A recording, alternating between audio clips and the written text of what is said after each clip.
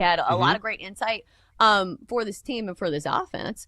But I will say this, like, here is a reason for pause for the Chiefs, because in years past, they have won their division. So the postseason, I'm not going to say it was a cakewalk, but they've always had first round buys. They've had home field advantage. Maybe this year will be different. And it won't be, you know, the easy like home games throughout the postseason that they are used to having. So some of this is relatively speaking to what the other teams in the AFC West do. So this is a big game tonight for the Chargers. We'll see if the Chargers continue to look like the best team in the AFC West. But again, it's September 15th. Plenty can happen. But on the flip side, like, the narrative for Philly has not changed. For me, they look like they're the best team in football until proven otherwise.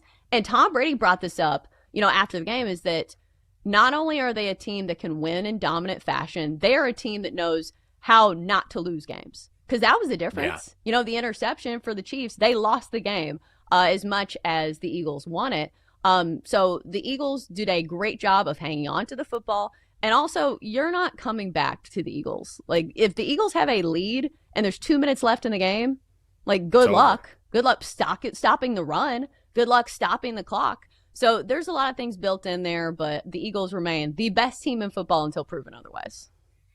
Yeah, and they just dominate on both lines of scrimmage. That's what makes the Eagles so good, is that, yeah, they have plenty of skill position stars, especially on offense, but at the line of scrimmage are just so tough. Like, that defense is just no joke. And I know maybe the one area where they have some issues this year is the secondary. It didn't look like it yesterday. I mean, they made big play after big play when they needed to. And when Patrick Mahomes Patrick had his moments, but certainly the Eagles as a whole, it just looks like business as usual. And sometimes when they win, it's not glamorous or exciting. They just wear you down. And by the end of the game, you're just done. Right. Like, and this was a rematch of the Super Bowl. So, like, we knew it was going to be a heavyweight fight. So, like, from my point of view, like, doesn't look like anything's wrong with the Eagles except for, like, maybe a Dory Jackson on the secondary. Yeah. You're like, all right, maybe he's their weakest link. But still, like, smooth sailing for the Eagles. And Jenks, I know as a Commanders fan, that's kind of tough to hear. But it does look like the NFC still goes through the Eagles. So let me ask you this. Do you think the Packers are in the same tier? Because we had this conversation the other day. I don't know if the odds have changed. I need to look. But after that Packers dominating win, they moved to the favorites in the NFC. And I don't know if that is especially warranted, especially now that the Eagles have another win under their belt against a team that they played in the Super Bowl. I mean, and I will say, I think the Packers are legit. It's that defense. And it's not just Micah. Micah just made them so much better. So when you see Detroit just get locked down and everyone's like, oh my God, they missed Ben Johnson. The Lions offense is going to be terrible this year. They don't have their OC. And then they get out from underneath the thumb of the Packers and they explode yesterday, drop a 50 burger on the Bears. It's like, oh, the Lions are still really good. It's just that Packers defense. And we saw it against the Commanders. They beat up the Commanders. Jaden Daniels couldn't do anything. Half the time, there was nobody open. Like, the Packers defense, and they have plenty of talent on offense, as we know. That's one of the most complete teams in the NFL. That's the one team in the NFC, which is why they're both tied at plus 350 to win the conference, that can give the Eagles a run legitimately. I think so as well, but I think that the tie goes to the team with more experience and the team that's won a Super Bowl.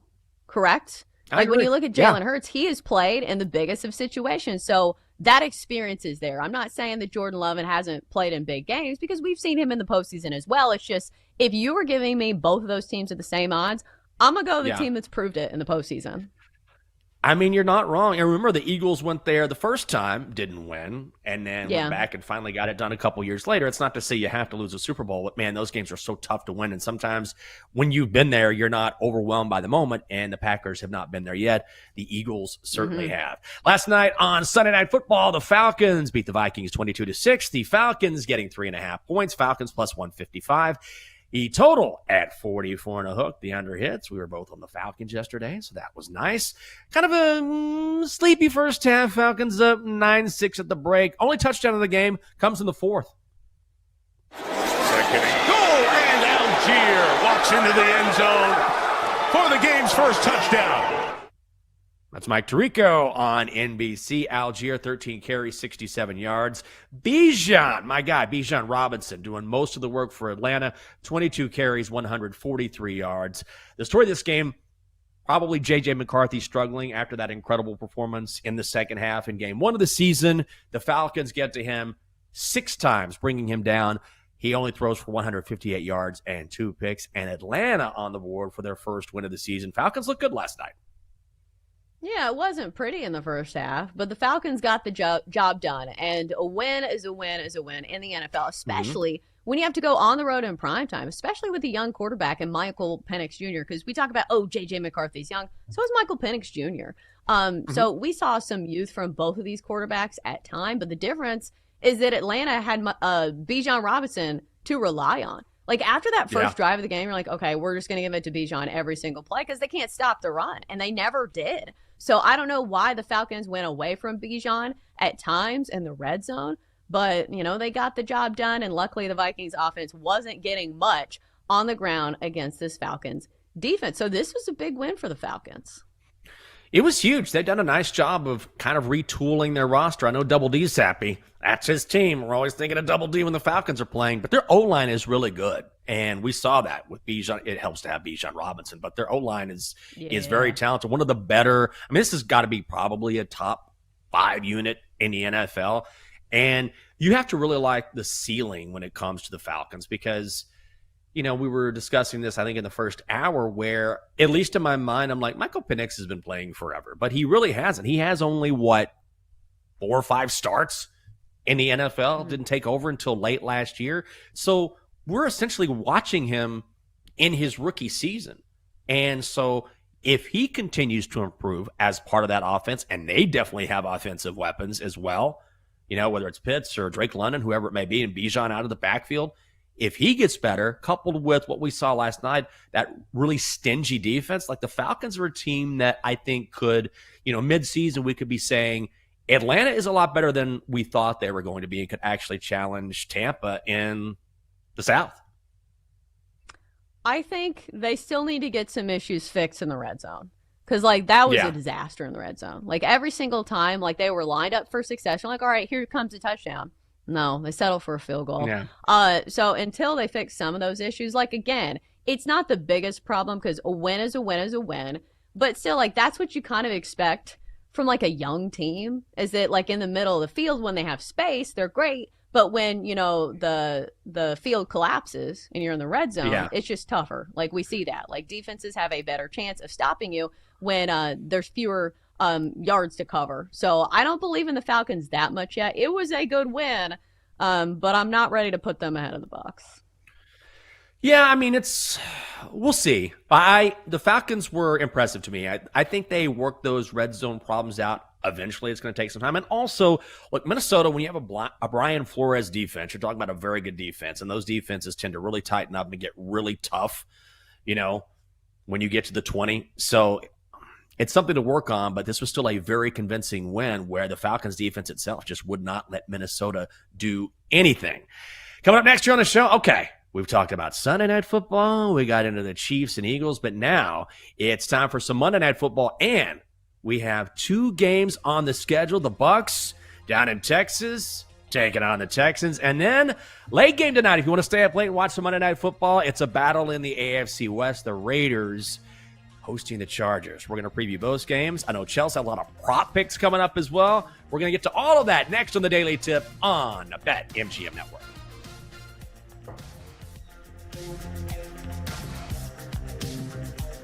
Chelsea and Jenks will be right back on the Daily Tip on the BetMGM Network. Make it legendary. Download the app today. Please gamble responsibly.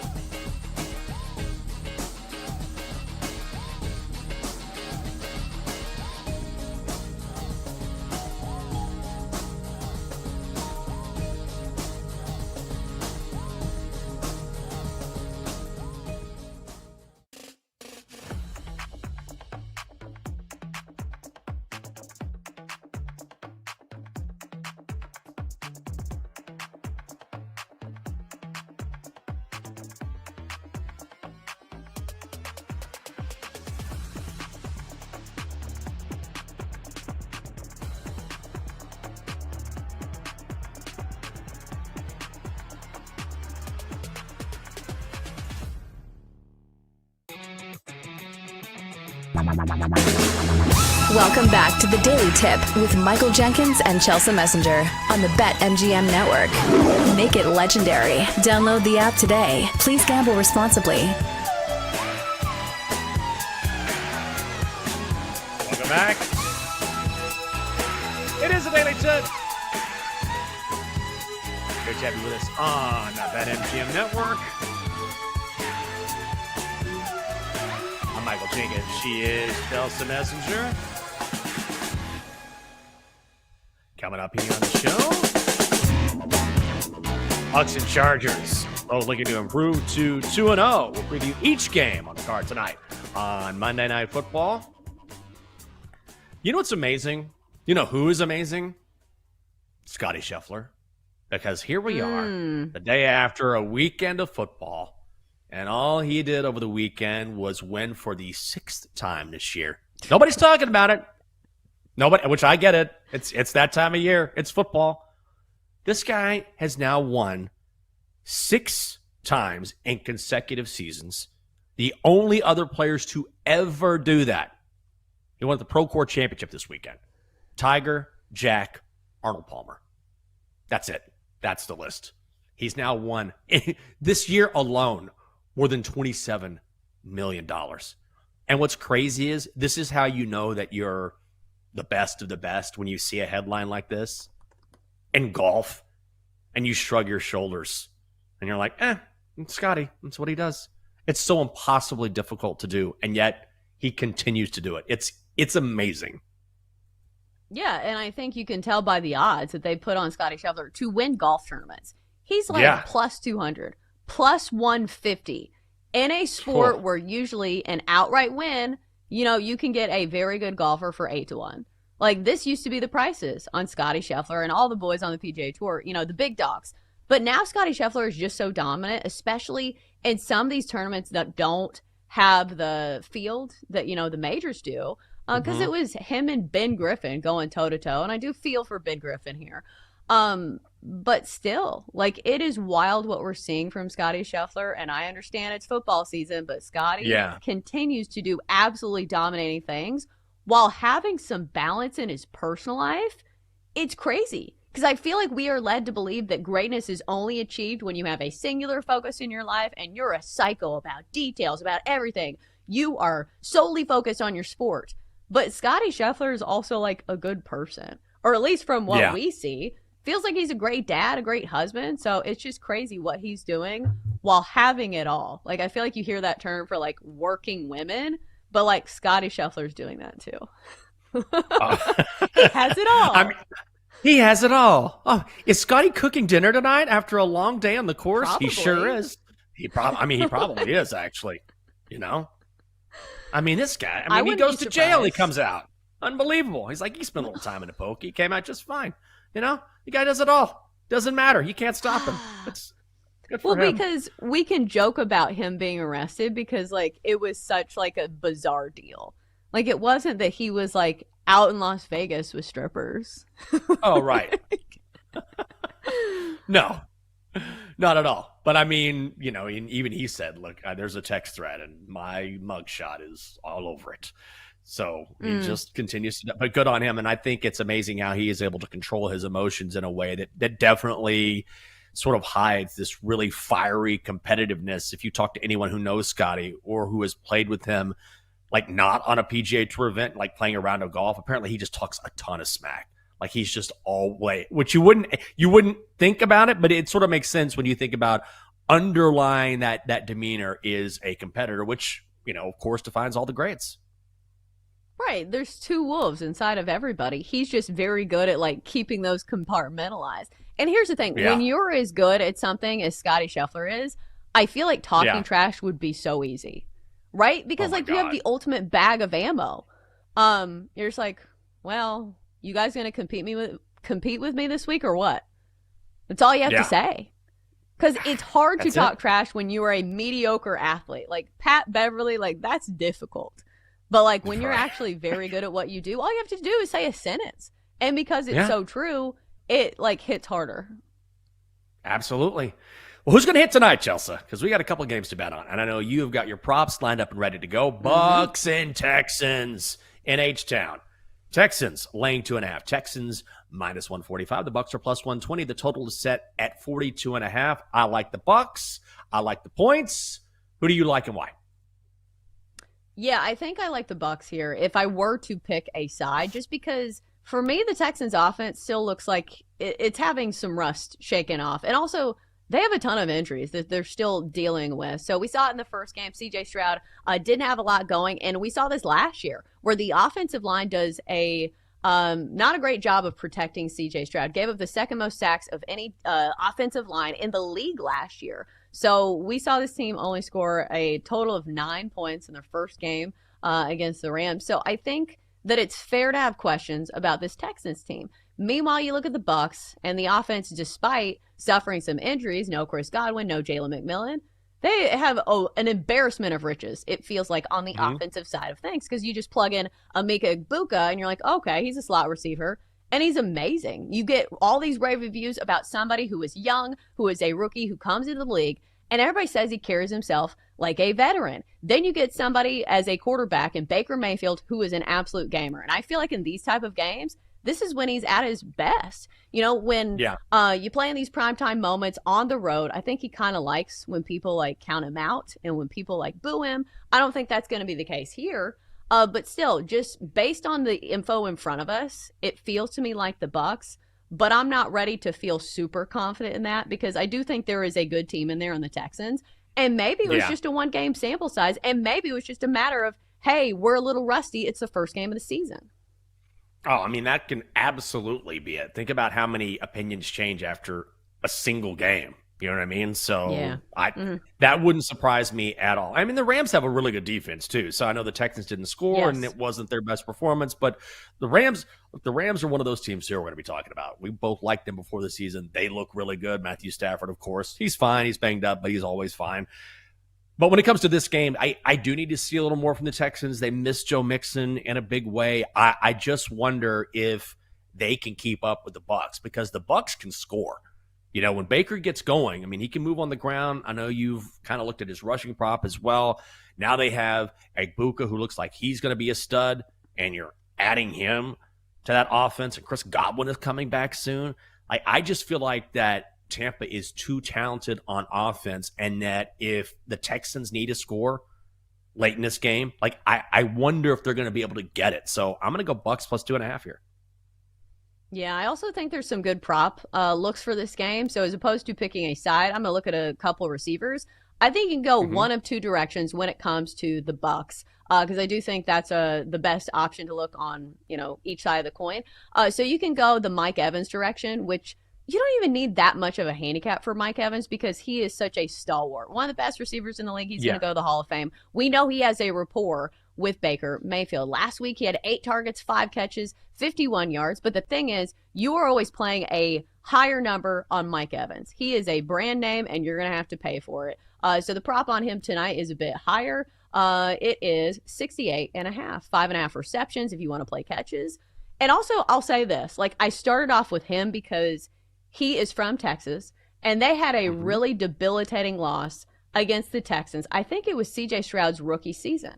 And they asked, the Texans about this game as well. And, they remembered it. They're like, oh, yeah, that's one of the best games, CJ's ever played in. But for the Bucs on the other side of the coin, Mike Evans remembers this game. And he was like, listen, it was a huge letdown. I had a bunch of my family there because he's from Texas. So I think the fact that this game is in Texas, Mike Evans is going to be super motivated. He's going to want to put on a show. And also, he's Mike Evans. So, again, I don't feel like you need much of a handicap there. But for me, I'm going to go with the player that has a lower number in this one. And I think he has just as high of an upside here. Emeka Egbuka, he's going to be operating out of the slot, or at least that's what we saw at Ohio State. That's what we saw in the first game of the season. And we saw this for the Texans. They just gave up a huge game to another slot receiver. His name is Puka Nacua, who, granted, is still a very, elite type of player, and he has Matt Stafford throwing him the ball. So maybe it's some of that built in there as well. But he torched this Texans defense for 130 yards, 10 catches on 11 targets. So if you're looking for a slot receiver that could do the same, maybe it's Emeka Egbuka, because you read all the articles on him, and it feels like they're talking about Puka Nacua. All these adjectives that they use to describe him running technician. Maybe he's not the biggest and fastest guy, but he is very good at footwork. He's good at reading defenses. Sounds like Puka Nacua. So if Puka Nacua can do it against this defense, I think Emeka Egbuka can as well, especially with Jalen McMillan and Chris Godwin out. So I'm going to take his receiving yards prop of 53.5, and we're hitting the over. I'm taking Mike Evans anytime touchdown at plus 150 here. Didn't get into the end zone last week because Egbuka got 2 touchdowns in his debut. But now because he's established himself so quickly and because of the reasons you mentioned, he's a different type of receiver. And, man, that offense, when they get Godwin back, is going to be unbelievable. But you're not going to keep Mike Evans out of the end zone for long. And now defenses can't just focus on Mike Evans with Godwin out because they have Egbuka to deal with. And also just the nature of the way that Mike Evans plays the game. Like, he's so big and strong that if they get close inside the red zone, you know the drill. Baker's just going to throw it up and let Mike Evans go get it. And plus, it's a plus money. So if you get Mike Evans anytime touchdown, plus 150, I know it's not a high total there, so maybe there is some hesitancy, but I feel like that's a really good price and one of the best receivers in the game. Yeah, I'm not going to talk you off of that. Like, just because Mike Evans is such a mismatch in the red zone, like we've seen it, he's going to go to the Hall of Fame. So especially at that price, I think that is a solid look. All right. Do you have any more plays in this one, or do you want to transition to Raiders and Chargers? I do like the rushing props for both quarterbacks, but they're not my favorite plays. Like, I don't know, quarterback rushing props are tough because remember they can kneel at the end of the game and that can cost you some yards. So let's go on to the Chargers and Raiders.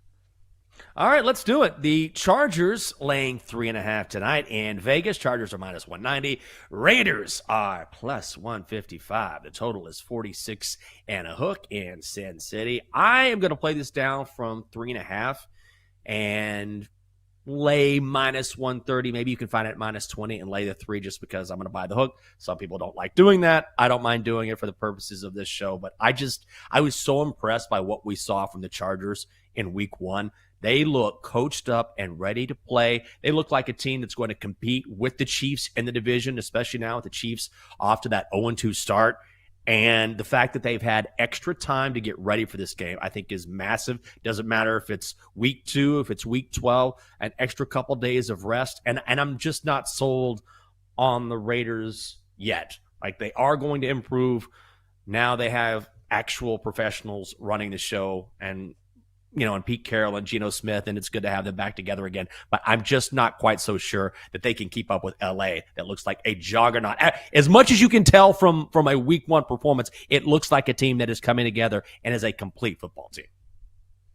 Yeah, on paper, it looks like the Chargers should be the play. And I think the key matchup is going to be the struggling Raider secondary against Justin Herbert, who looked amazing in the first game of the season. And we know the potential has always been there for Justin Herbert. I feel like the main knock on him is that he's had some terrible coaches at the helm, and it's been chargering in the second half. And maybe he doesn't have the best postseason numbers, but none of those things apply to this game. Also, the Chargers have the better defense on paper. I know the Raiders got after the quarterback pretty well in the first game of the season, but last year the Chargers had the number 1 scoring defense in the entire NFL. Like, if you remember, a lot of those games were super low scoring, so maybe like pace of play went into some of that, but still a very stout defense. So for me, that's what it boils down to. I think Justin Herbert has another good day through the air. I also think props are going to be a good play in this game as well. I'm going to go with Keenan Allen. So somebody who took a bit of a sabbatical from the Chargers, went to the Bears for a bit, but now he's back. He has that rapport with Keenan Allen, had a big game. First game of the season, 7 catches, 10 targets, 68 yards and a touchdown. And I'll say this a lot when it comes to props. I'm looking for targets. I'm looking with somebody who is getting the looks and the opportunities to have a repeatable performance in the stats category. Because if it's a guy that gets 2 targets and just had 1 big catch that kind of, skews the numbers, that's not somebody I want to bet on. I want to bet on somebody who has plenty of action. So Keenan Allen, I feel like, is the guy, and especially because you get a lower number on him. 53.5 is the number for him as well, as opposed to Ladd McConkey, who I think his number is in the 70s. I'm not saying he's not going to have a big game either, but we saw in the first game of the season, Justin Herbert airs it out enough to where everybody can eat in this offense. So I think Keenan Allen's going to be the guy for me. I mean, he just fits, with the Chargers. I mean, obviously Left came back, but he was great in week 1, and now with so much focus on those other guys, I don't mind that play at all. Also, a bit of breaking news for you. So, according to ESPN's Adam Schefter, Joe Burrow quarterback of the Bengals, will need surgery. We thought this might be the case. And so he will be out a minimum of 3 months for the Bengals. Suffered a turf toe injury yesterday against the Jags. Bengals won the game, but now it is Jake Browning's show. And, God, this is just worst fears realized for the Bengals. It just stinks for us as football fans, because how many years are we going to say, like, oh, maybe this is the year that Joe Burrow wins a Super Bowl, and another year it's probably not going to be the case. He's being wasted. God, he just so many injuries and a defense that is meh. Maybe he can come back just in time for the playoffs, but it's going to be dicey here from Cincy from here on out. Come on up next. Now they're like a fresh week to make you some money. We'll do that and talk with the Donkster next on the Daily Tip on the BetMGM Network. Coming up, Jenks and Chelsea give out their best bets here on the BetMGM Network. Make it legendary. Download the app today. Please gamble responsibly.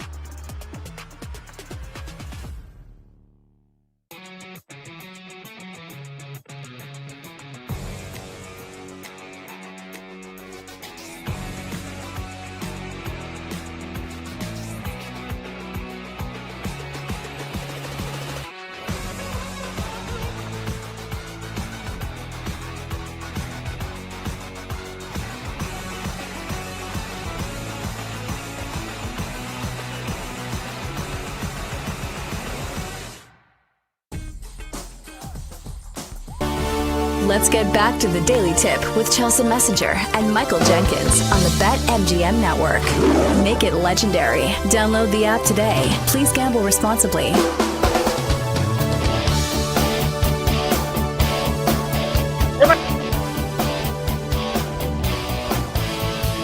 It is a Daily Tip on the BetMGM Network on a Monday. Getting ready for our best bet. Those are coming at you soon.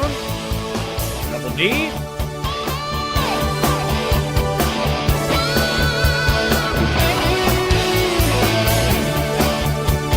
All right, straight to start the week with you. Monday Night Football tonight. 2 Monday Night Football games on the schedule. That's great.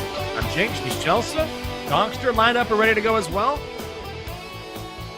So, Chelsea, you were telling me about the wedding you went to where everyone was watching Tennessee and Georgia. That was a hell of a game. But this was a Western-themed wedding. How was that? Yeah, it was awesome. So it was at a farm. So it felt like very low-key. We got to pet all the animals. They had like 25 horses, I think, on the ranch. They had donkeys. Oh, wow. They had goats.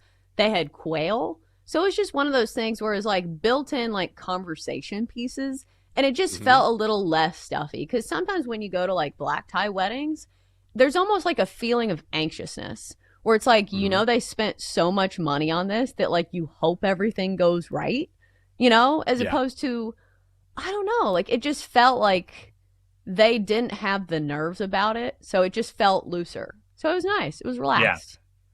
Yeah. Oh, that's good. We went to Renfest, Renaissance Festival.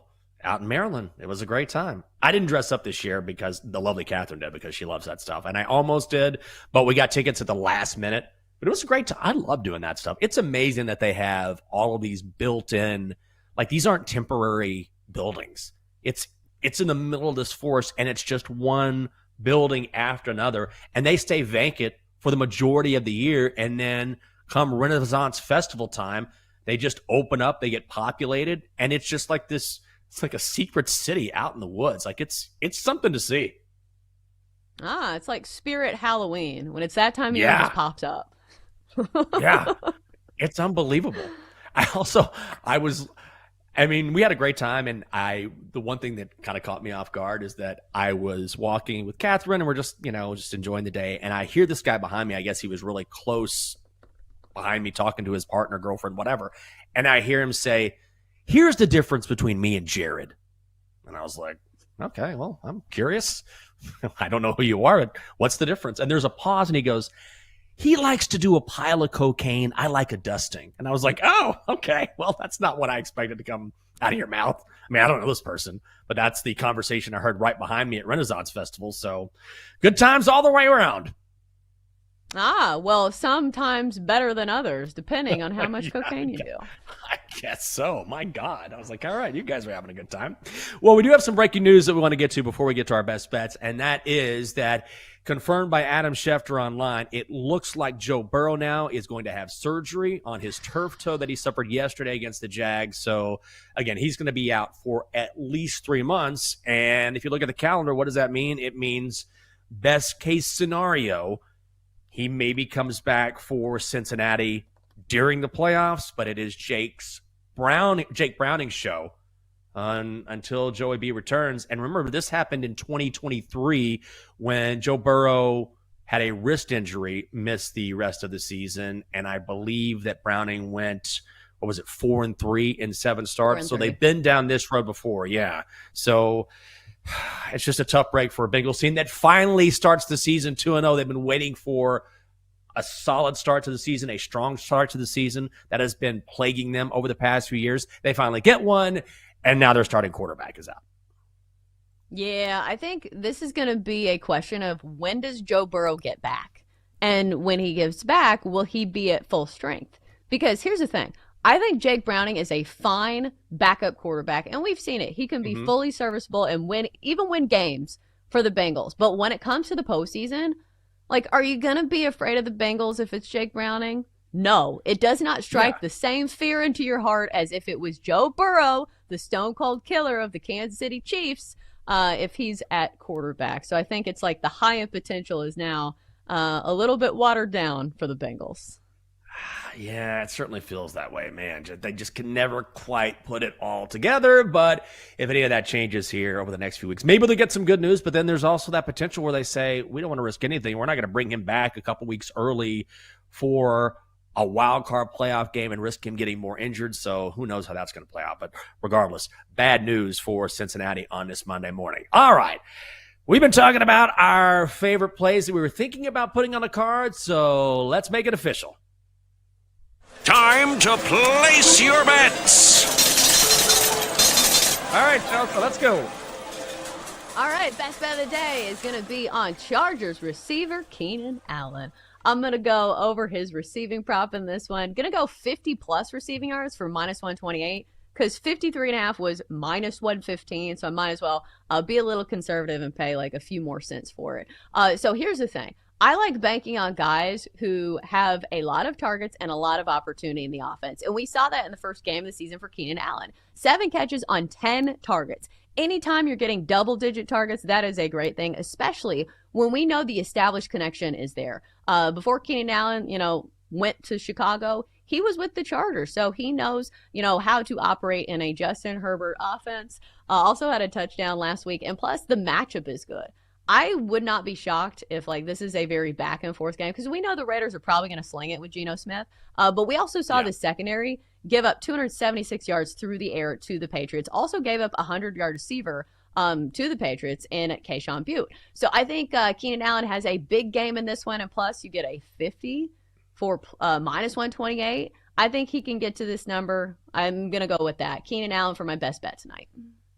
All right. I got a couple baseball plays, and then I'll do a football play as well. How about Cubs Pirates first 5 under 4.5? It's -125. Braxton Ashcraft going for the Buccos. Jamison Tyon going for Chicago. Ashcraft kind of been a hybrid reliever starter role for the Bucs. He won't go long in this game, but he's been really, really good.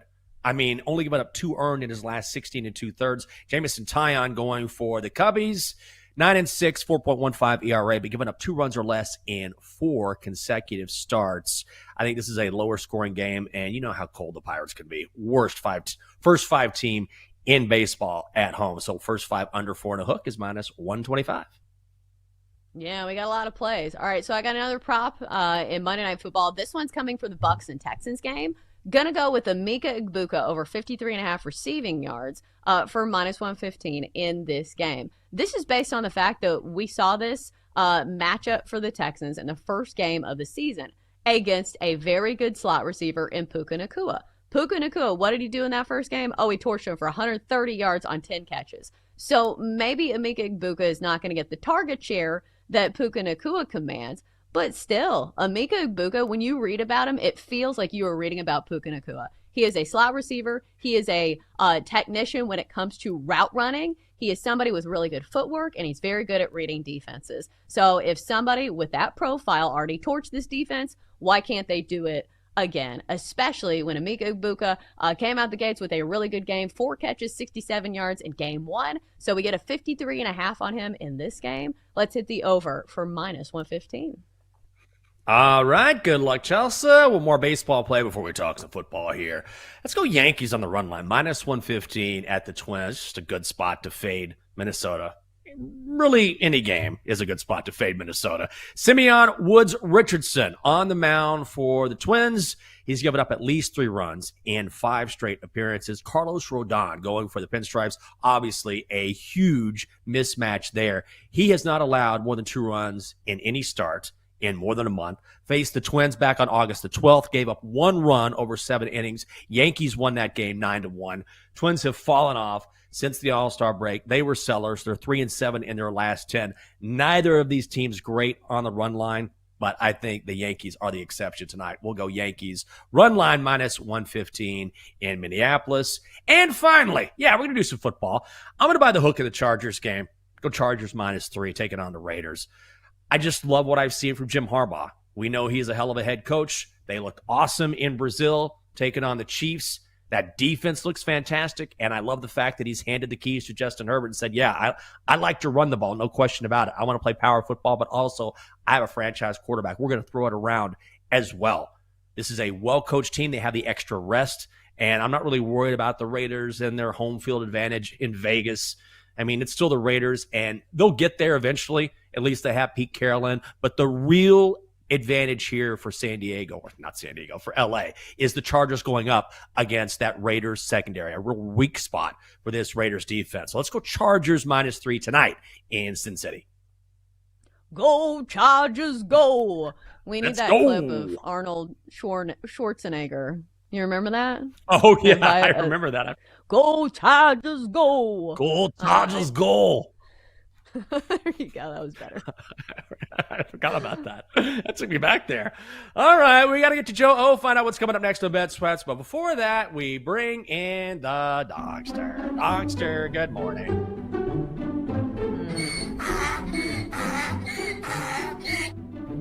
How you doing, buddy? That's your first question? We just did a 3-hour show and you're asking me how I'm doing? Well, yeah. You're micro. You're looking at this from the wrong perspective. What do you want? You want us to do a 5-hour show to keep you happy? Just checking in on you, man. That's it. Give me some respect instead of micro-analyzing every little thing. This is ridiculous. Okay. Oh, God. All right. Well, do you at least have a play for us? I do. Bucks plus 2.5 at the Texans. Okay, that's good. Joe O here, ready to go. Good morning, my friend. How are you? Yeah, great. Camera's not working. We're off to a great Monday morning. The area's in a shelter in place. I don't know anything about the NFL because Daniel Jones is great and Russell Wilson's great. Like, it's all very confusing. I know. But it's week 2 of the season. Like, I feel like there's always these like wild takes. Like, remember, I think, was it last year or it was the year before when like Justin Fields beat the Niners or something? Like, oh, the Bears are for real. How long does that ever last? The Bears are for real? Come on. Was it? Yeah, tell me about it. Was it last year? The Saints had a great start, and now they're God. Fell off. Yeah. Right. Yeah. Exactly. Yep. Joe O, good luck with the camera. Thanks for being with us on this Monday. It's a great way to start the week. That's it for us here on the Daily Tip on the BetMGM Network. For the entire crew at Chelsea, I'm Jinx. Hope you have a great Monday. We'll see you. You've been listening to the Daily Tip on the BetMGM Network. Make it legendary. Download the app today. Please gamble responsibly. If you missed any of the show, listen back anytime on the new and improved Odyssey app.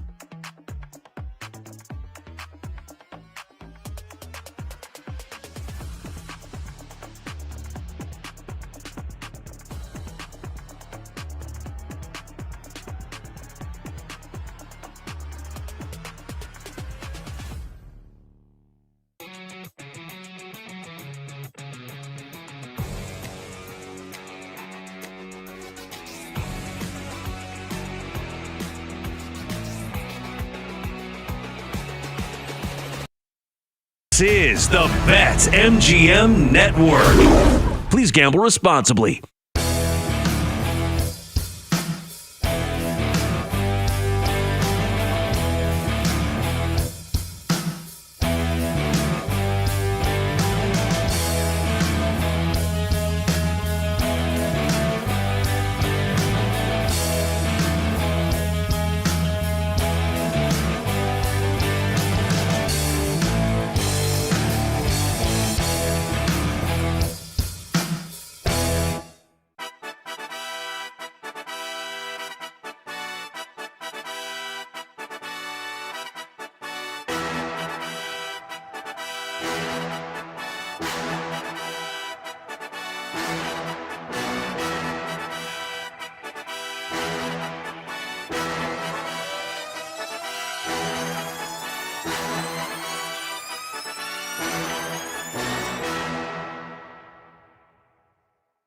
Get ready to experience the ultimate fusion of wagering and entertainment. This is the BetMGM Network. Kicking off your morning with the Daily Tip with Michael Jenkins and Chelsea Messenger. Over. It's a very simple way to look at it. It's the best way to look at it. Followed by the newly branded Bet Sweats with Joe O and Sammy P. When I stop talking, that's when you jump in usually. He said, ring that bell! He said, ring that bell!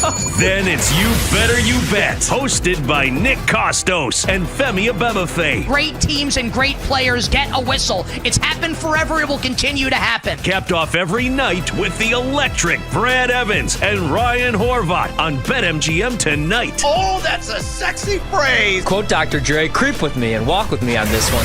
Welcome to a new era of Wagertainment. This is the BetMGM Network. Please gamble responsibly.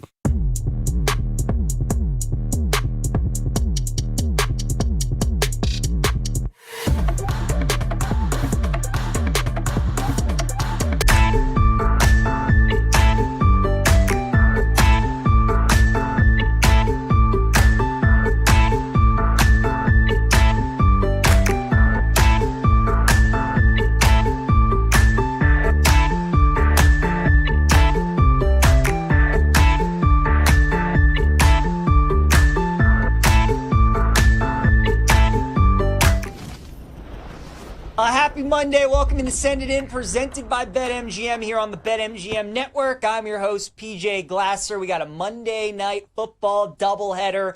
Bucks at Texans, Chargers at Raiders. We will dive into both of those games. Look at Bucks Texans. We got Sean Pendergast standing by to talk about that game. We'll also look at week 3 in the NFL, week 4 in college football. It's a Monday. We'll look at some lines that I already like, games that I have already bet. And then on Monday, like we always do, I'll talk about the top 10 teams in college football. And there is some movement with some of the games that we had over the weekend. We'll wrap everything up with our favorite plays of the day. As always, any questions, any comments, best bets that you guys have for us, let us know. Chime in at the BetMGM Network on Twitch, on YouTube, on X. We'll get to everything over the next 30 minutes, and if you guys miss any part of the show today, as always, you can check it out on the Send It In podcast, which is available wherever you get your podcast. Let's get rolling on a Monday. Glasses in session. We go to the Glasser guest line, check in with Sean Pendergast. Give Sean a follow on X, at Sean T. Pendergast, host of Payne and Pendergast on Sports Radio 610 in Houston, weekdays 6 to 10 a.m. Central.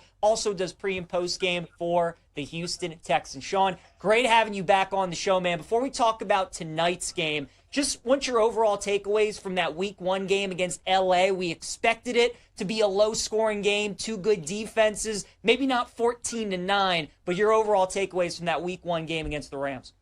I think, well, you start on the offensive side of the ball with the Texans, PJ, and we all knew it was going to be a work in progress with this team. A lot of new on that side of the ball. New offensive coordinator, new offensive line coach, 4 new offensive linemen. C.J. Stroud having control at the line of scrimmage, which he didn't have under Bobby Slowick. So C.J. is orchestrating things now. That's something new. Nick Chubb instead of Joe Mixon in the backfield. So a lot of new going on with this team on the offensive side of the ball. So I don't think we expected it to look perfect. I did expect them to score a touchdown in the game, though. I wasn't expecting just 3 field goals in the game.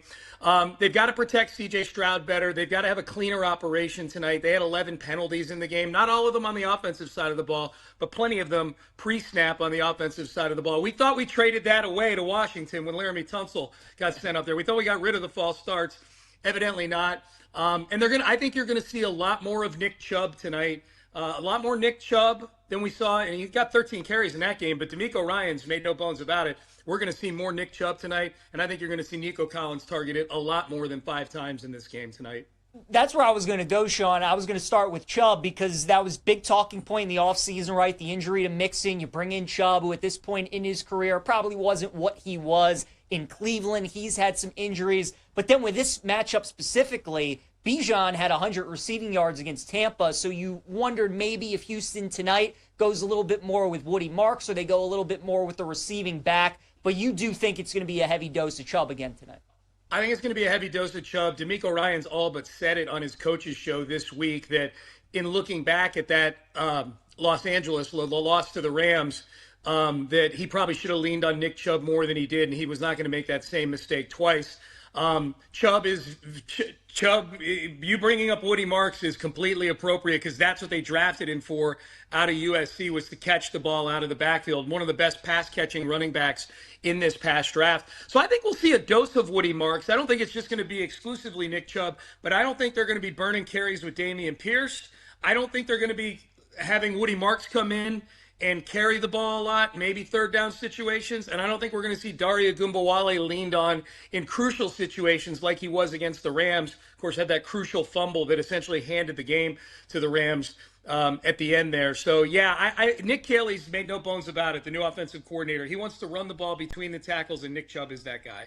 And then the receiving room, you mentioned you expect a heavy dose of Nico Collins tonight, Sean. Right now on BetMGM, his receiving prop is 76.5, which makes sense. You think he's going to have a good game, and they're going to target him often. After that, though, Dalton Schultz, 35.5, Jaden Higgins, 23.5. So down the board, there's some good value on some of these other receivers. Outside of Nico, if you would target a pass catcher in tonight's game, who would be the guy that you would look at?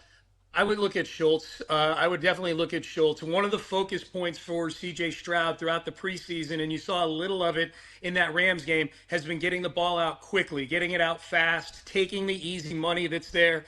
Sometimes he did that in that Rams game to the detriment of Nico Collins. Nico didn't get 5 targets because he wasn't open. He was open a bunch of times, but that pass rush was getting on C.J. quick, and he was doing a pretty good job of getting rid of the ball quickly. Cade Stover, the Texans tight end too, who actually played more snaps in that Rams game than Dalton Schultz did. He's out with a broken foot now for at least 4 weeks because they put him on IR. They called up Harrison Bryant from the practice squad. The tight end is going to be involved in this game. Nick Caley comes from a tight end background. He was a tight end coach before becoming an OC. So of the guys you named, I like Dalton Schultz. I think there's a trust factor there with Schultz as well that might not quite be there yet with the rookies, Jaden Higgins and Jalen Knoll. That they're just the precision's not quite there with those rookies yet, being exactly where CJ wants them to be. He's had 2 years and change now with Dalton Schultz, and that trust factor has always been there with him. Yeah, totally makes sense. We're talking with Sean Pendergast here on Send It In. Houston's and the Bucs tonight, Monday Night Football from Houston. Sean, defensively, we knew going into the season Houston was going to have one of the better defenses in the NFL. They were really good in Week 1 against the Rams. Is there an area of concern, though, on that side of the ball? I know Stingley was injured, came back into the game. He should be out there tonight. Any area of concern for the defense for you? We were a little concerned after that game about what it might look like for Stingley this week. He was not the same after he suffered that hip injury in the game against the Rams. He came back in, but Devontae Adams had some chain movers against Stingley in that game. Practiced all week, looked good at practice all week. I would say if there's an area of concern, I would say 2 things, PJ. I would say one would be Cade Otton, the tight end for the Tampa Bay Buccaneers. The Texans last year and this year too, they the backup tight end for the Rams scored a touchdown in that game. Davis, I think his last name is. Covering tight ends has been an issue for this team with Azeez Al-Shaair, Henry To'oTo'o. Christian Harris when he's in there. They're not a great cover group of linebackers, so that's number one. I think number two is Jalen Petrie, who is a big playmaker for the Texans. They use as sort of he's lined up as a slot corner, but he blitzes a lot. He's really more like a hybrid safety linebacker type. You saw on that 3rd and 8 that the Rams closed out the game. They got Puka Nacua singled up in the slot on Jalen Petrie. Jalen Petrie, for all the positives that he brings in making plays and big hits, is terrible in coverage. And that's something that good offensive coordinators have been able to do with the Texans, is find that Achilles heel, find Jalen Petrie in coverage, disguise a play, maybe looks like a run play, but it's a pass play, and you get Petrie playing overly aggressive. There aren't many weaknesses on that defense, as you point out. I mean, their pass rush is elite. Their corner play is elite. They've got very good safety play with Bullock and C.J. Gardner-Johnson. But I would say covering linebackers and Jalen Petrie's over-anxiousness and inability to cover are things that the Bucs should be looking for tonight in crucial situations.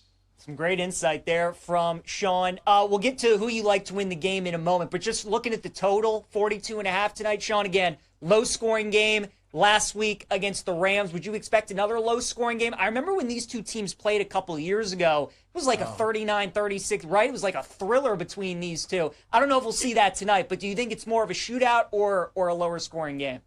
I think that total sounds about right, to be honest with you. I think that total is spot on. I probably wouldn't touch the total. I was all in on the under with the Rams game and the Texans. Between the two defensive lines alone going against those two offensive lines in that game, you just knew that as long as each team protected the football and didn't give up a lot of short fields, that was going to be a whole lot of punting back and forth, which it wound up being. I think this one sounds about right. I think the final score is going to be 24-20. I think the Texans are going to get in the end zone. It's 24-20 Texans. I think they're going to win and cover, but it's not.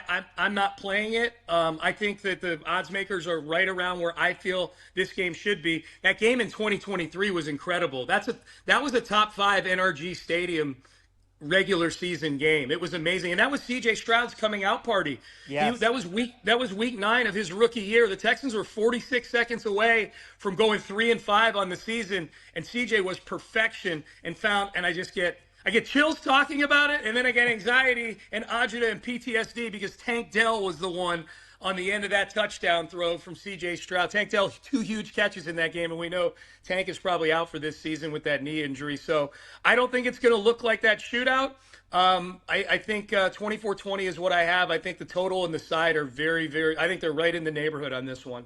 When I saw this was the matchup we were getting, Sean, I remembered that game, and I was like, that was a great, couple years ago. It's a great game coming right down. Back and forth. Awesome. That was the game. Now, if you could get a prop back in that game for Dare Ogunbowale kicking a field goal in that game, I don't know if you remember that, but Kaimi Fairbairn left at halftime with a hamstring injury, and it was 30-30, and Kaimi Fairbairn gave the Texans the lead with a 30-yard field goal in that game. Dare Ogunbowale, backup running back and special teamer, kicked a field goal in that game. That was one of the wildest games in the history of the stadium. So maybe we get some fireworks like that. The national television audience tonight would love that, I'm sure. Definitely would. Can't wait. Should be a fun one. Texans and Bucks. Great having Sean Pendergast on. Give him a follow on X at Sean T. Pendergast. And check out Payne and Pendergast on Sports Radio 610 in Houston's weekdays, 6 to 10 a.m. Central Time. Sean, enjoy the game tonight, my friend. Always good seeing you, and hope to talk again soon. Anytime, PJ. Always enjoy talking to you. Enjoy the game tonight.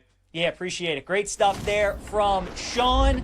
All right, guys, let's continue talking Texans and Bucks. We'll also dive into the Chargers and Raiders game later tonight as well. Of course, you guys who are listening to the show out there, if you have any thoughts on the game tonight, any prop bets that you're looking at, let us know. This is how we make bets. This is how we decide what we want to do. Great insight there from Sean talking about this game. As he told you guys, the Texans do struggle against tight ends, so maybe look at some Cade Otton props tonight. Also, D'Amico Ryans came out and said they're going to use Nick Chubb, so maybe look at his carries tonight, those kind of things. I might have to add that to my card. Some prop bets that I had, I'm staying away from the side and the total in this game. I agree with Sean that I think the total is about right at 42.5. That seems fair to me. Texans 2.5-point favorites in the game. I always get nervous when it feels like just about everybody that I'm seeing likes the Texans in this game. That always makes me nervous. And really the big handicap that I'm seeing from a lot of people is that the Bucs were the luckiest team in week 1. Of all the teams that won in week 1 that shouldn't, the Bucs were number 1. They were number 1 in all the luck rankings and all those sorts of things. But again, it does scare me with the Texans, like Sean was bringing up. There's a lot of new on that offense, right? A lot of new pieces on the O-line, new receivers, new running back, new offensive coordinator. C.J. Stroud now has all this control at the line of scrimmage. So even though I'm a big fan of Stroud and I'm a big fan of their head coach, DeMeco Ryans, everybody, it feels like, is on the Texans tonight, and yet all week this line has stayed at 2.5. So to me, it feels like a good game to just bet live. I would love it if Tampa goes up early in this game. We can get Texans at plus money to win the game, but I'm staying away side and total. Instead, I'm attacking the prop market in the game. I'm looking at Baker Mayfield over 17.5 rushing yards. Tampa's got some injuries up front on their offensive line, especially with Tristan Wirfs still not available. And with the Texans having one of the best pass rushes in the league and one of the best pass rushers in Will Anderson, I mean, there should be some lanes that open up for Baker Mayfield. It's a primetime game, longer week. I think he's willing to endure some more hits. So I think Baker could look to run tonight. I like his over 17.5 rushing yards. How about Emeka Egbuka of the Tampa Bay Buccaneers? Obviously got all this hype in the offseason from a lot of people in training camp, and then goes out in week 1 and has 2 touchdowns. Looks awesome. Well, now it feels like everybody that was benching Egbuka in week 1 now is starting him in their fantasy league. So we all know how this tend to goes, right? Rookie, you wait and see what he does week 1, pops off. Now everybody's rushing to plug him into their lineups, betting him in week 2. I'm going to go a little contrarian against a very good defense. I'll take his under 51.5 receiving yards. And then finally, this feels like a field goal kicker type of game to me, right? I'd look at Fairbairn of the Texans over 1.5 field goals. You do have to lay the juice at minus 140, but it definitely feels like, again, you got a great defensive team in Houston. They usually do kick a bunch of field goals. I think Fairbairn over 1.5 at minus 140 could be a good look for tonight's game. Moist Cupcakes, I got Nick Chubb over 13.5 carries at plus 104 already. After listening to Sean, Moist Cupcakes thinks that's a great bet. I think I'll be on that as well. Again, he had 13 last week, far and away their leading rusher. And listening to Sean and what DeMeco Ryans was saying this week, should be no reason why he doesn't get a bulk of the carries again. So I think that is a good look. As for Chargers and Raiders tonight, LA a 3.5-point favorite on the road. Total in the game is 46.5. You guys have listened to the show. You know I am big on the Raiders this season. Over win total. Think they're going to make the playoffs. And what a great opportunity for them tonight. How big is this game tonight for both of these teams? Chiefs are 0-2. Broncos lost yesterday. Winner of this game is going to be in first place in the division. The Chargers should be favored. But in a divisional game on the road, should they be giving us the 3.5 in this game?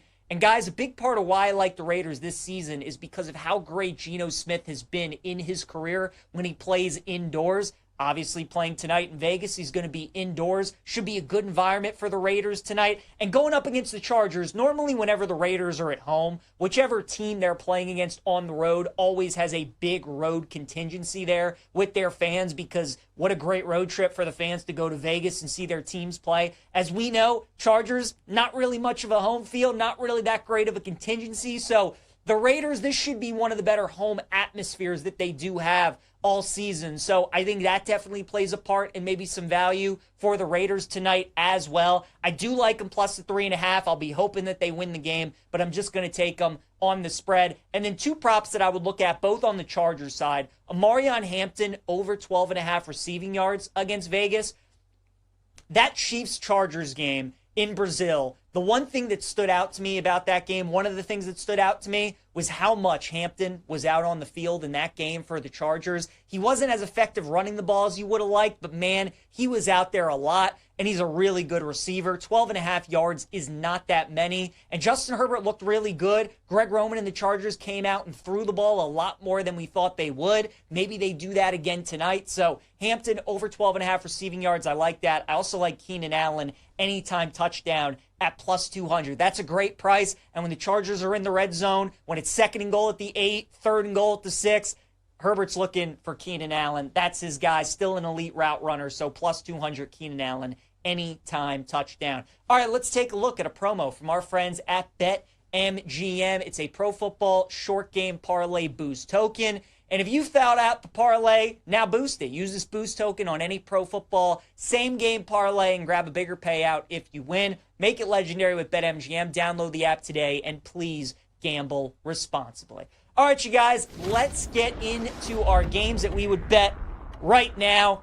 Not a best week in the PJ Pick 5. Went 1-4 in the NFL. Broncos money line, Dolphins money line. If A-Chain doesn't step out of bounds, if the Broncos don't have leverage, we win both of those bets. But as you guys know in the NFL, that's usually the difference between 3-2 and 1-4. It comes down to a couple plays, last-second field goals. We move on. Some new games that we like for week 3. Let's start with the Pittsburgh Steelers on the money line against the Patriots. One of my favorite plays was Seattle +3. Thought they'd win the game outright against the Steelers, and they did. I'd come right back with Pittsburgh this week against the Patriots. I'm going to continue to fade New England for the 3rd straight week. They were fortunate to win that game against Miami. If A-Chain doesn't step out of bounds, they probably lose that game. Drake May now 2-10 as a starting quarterback. So in these type games, I'm just not going to trust them. And again, Vrabel's a good coach, but Tomlin also an elite coach. And I think the Steelers, off of a bad home loss like that and 2 bad defensive performances in a row for Pittsburgh with the opponent scoring 30 points per game,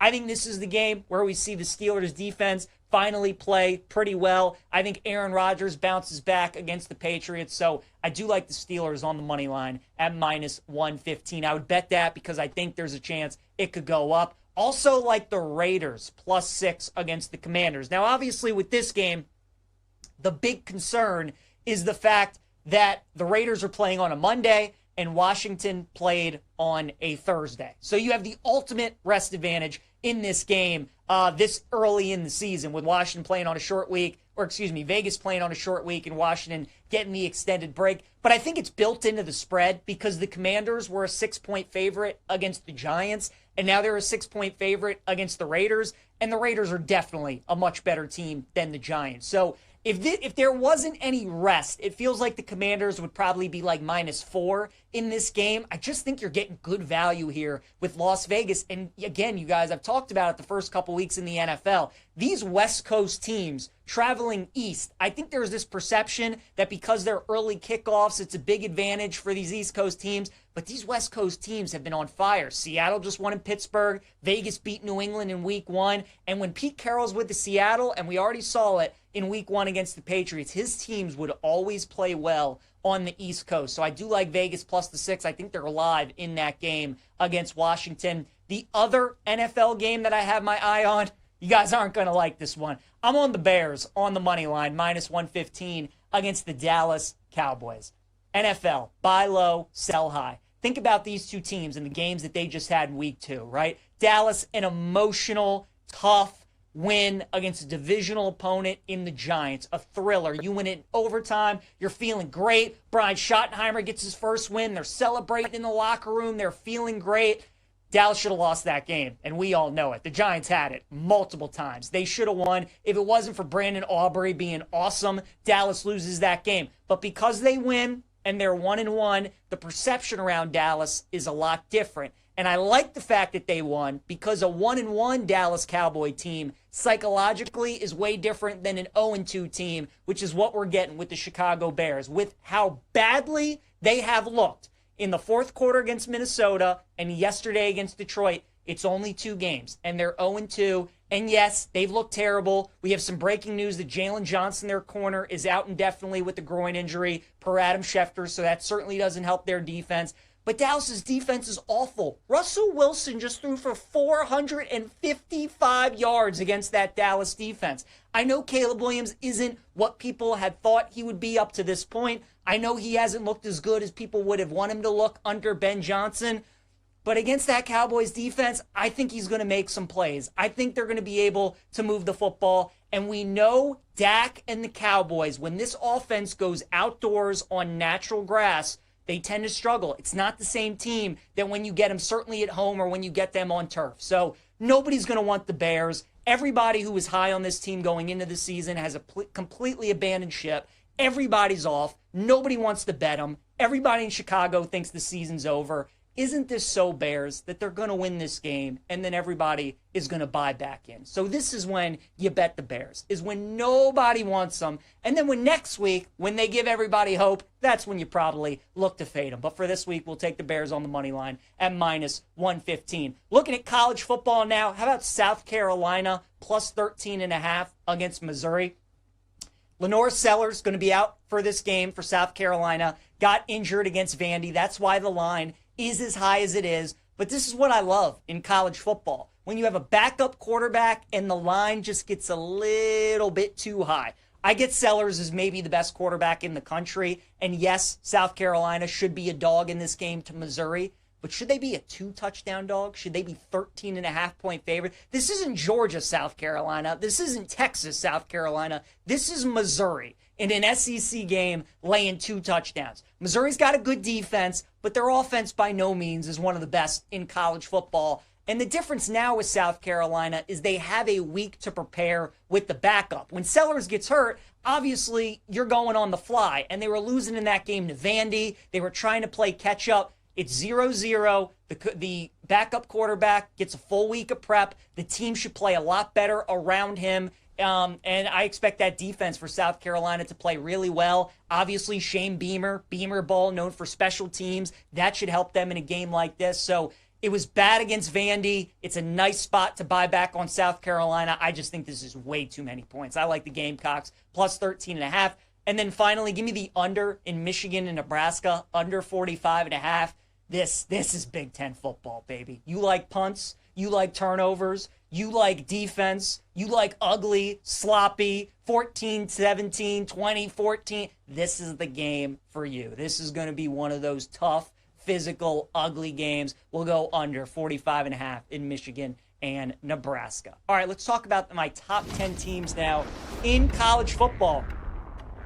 And we got some movement on these rankings. Ohio State still going to be the number 1 team in the country for me. They did struggle with Ohio, but that win over Texas, how good the defenses look. Julian Sayin has looked very good. I will still put them in the number 1 spot, and they are the favorites to win the national championship at BetMGM at plus 550. LSU right now has the best resume in college football with the road win at Clemson, home win against Florida. Their defenses looked fantastic. Offense isn't quite as great as I thought it would be up to this point, with how good their defenses looked and the 2 wins that they have. I'll put LSU at number 2. Folks, Miami's a top 3 team in college football. And if you just don't believe that, you're not watching the Canes closely enough. Both lines of scrimmage, they are elite. O-line, D-line, terrific. Carson Beck's look very good. Playmakers all over the field, man. Their running backs, wide receiver core is very, very good. I just worry about Mario Cristobal. It's why I would never bet Miami to win the national championship because of him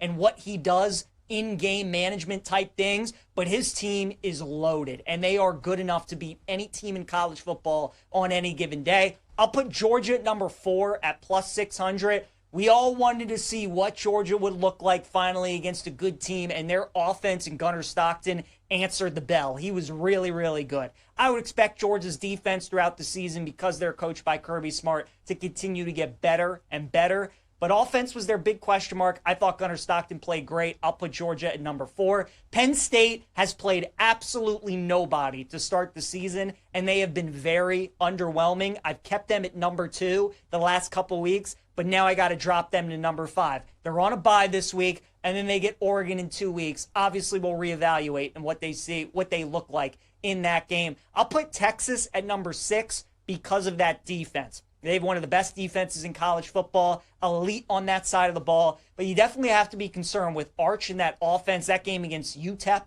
on Saturday was not pretty at all. And I'll put the Longhorns at number 6. Oregon, I'll put them at number 7. I think a lot of people would have Oregon a lot higher than this. I just don't think they've played anybody. Now, to their credit, the teams that they have had played, they have looked dominant in just about all 3 of those games. Northwestern game got a little funny at the end, but Oregon State this week and then that Penn State game in 2 weeks, and I'm still going to like Penn State in that game. I'll put Oregon at number 7. Oklahoma's number 8 for me. I don't think there are many teams in the country that have a better quarterback defense combo than Oklahoma. Mateer's right now the favorite to win the Heisman Trophy. He's awesome, and their defense is really, really good. The problem for Oklahoma is that right now, every opponent on their SEC schedule is ranked. So it is a brutal gauntlet upcoming for the Sooners, which starts on Saturday against Auburn. Tennessee, I'll put them at number 9. They should have won that game against Georgia. They had it. They were up 8,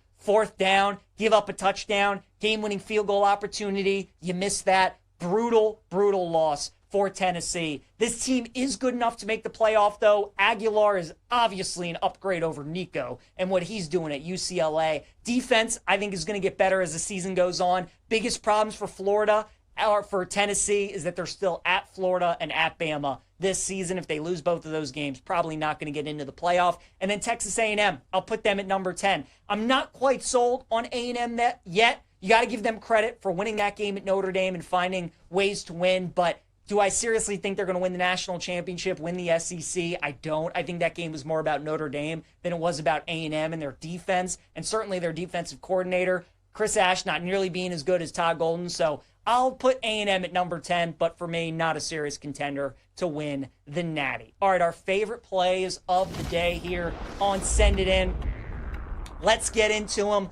Going streaking, we got Dodgers-Phillies tonight. I'm going to take Mookie Betts to get a base hit against Ranger Suarez. He is 4 for 9 against Ranger in his career. So we'll take Mookie Betts to get a base hit. Amarion Hampton over 12.5 receiving yards against the Raiders. I told you guys, I love the fact that Hampton was out there for like 95% of the snaps, it felt like, in that game against the Chiefs in Brazil. He's a good receiver, and Herbert, I think, looks for him a little bit more tonight in the receiving game. So I'll take Hampton over receiving yards. Raiders plus the points is going to be my dog of the day tonight against the Chargers. I just think giving us that hook is too much. I could see Chargers -3, maybe 2.5, but at 3.5, I got to take the Raiders plus the points. And then my best bet is going to be the Atlanta Falcons to win the NFC South at plus 240. Obviously, if Tampa loses tonight, which I kind of think they will, that will drop. And Atlanta's just got dudes on offense, man. Bijan is awesome. Pitts looks good. Drake London's a beast. And their defense, these young pass rushers that they got, are very, very good. That division stinks with Carolina and New Orleans, so it's really going to come down to Atlanta and Tampa, and I'll take my shot at the plus 240 with the Atlanta Falcons to win the division. Real quick, I see we got a Keenan Allen prop question. Moist Cupcakes also like over 4.5 receptions for Keenan. Seems to be Herbert's safety blanket. Vegas secondary isn't great. I think that's a good play, too. Obviously played as anytime touchdown, like the reception prop as well. So those are our plays for today, you guys. Appreciate you tuning in. Thanks again to Sean Pendergast for joining us. Enjoy the 2 Monday night games tonight. We'll see you guys tomorrow.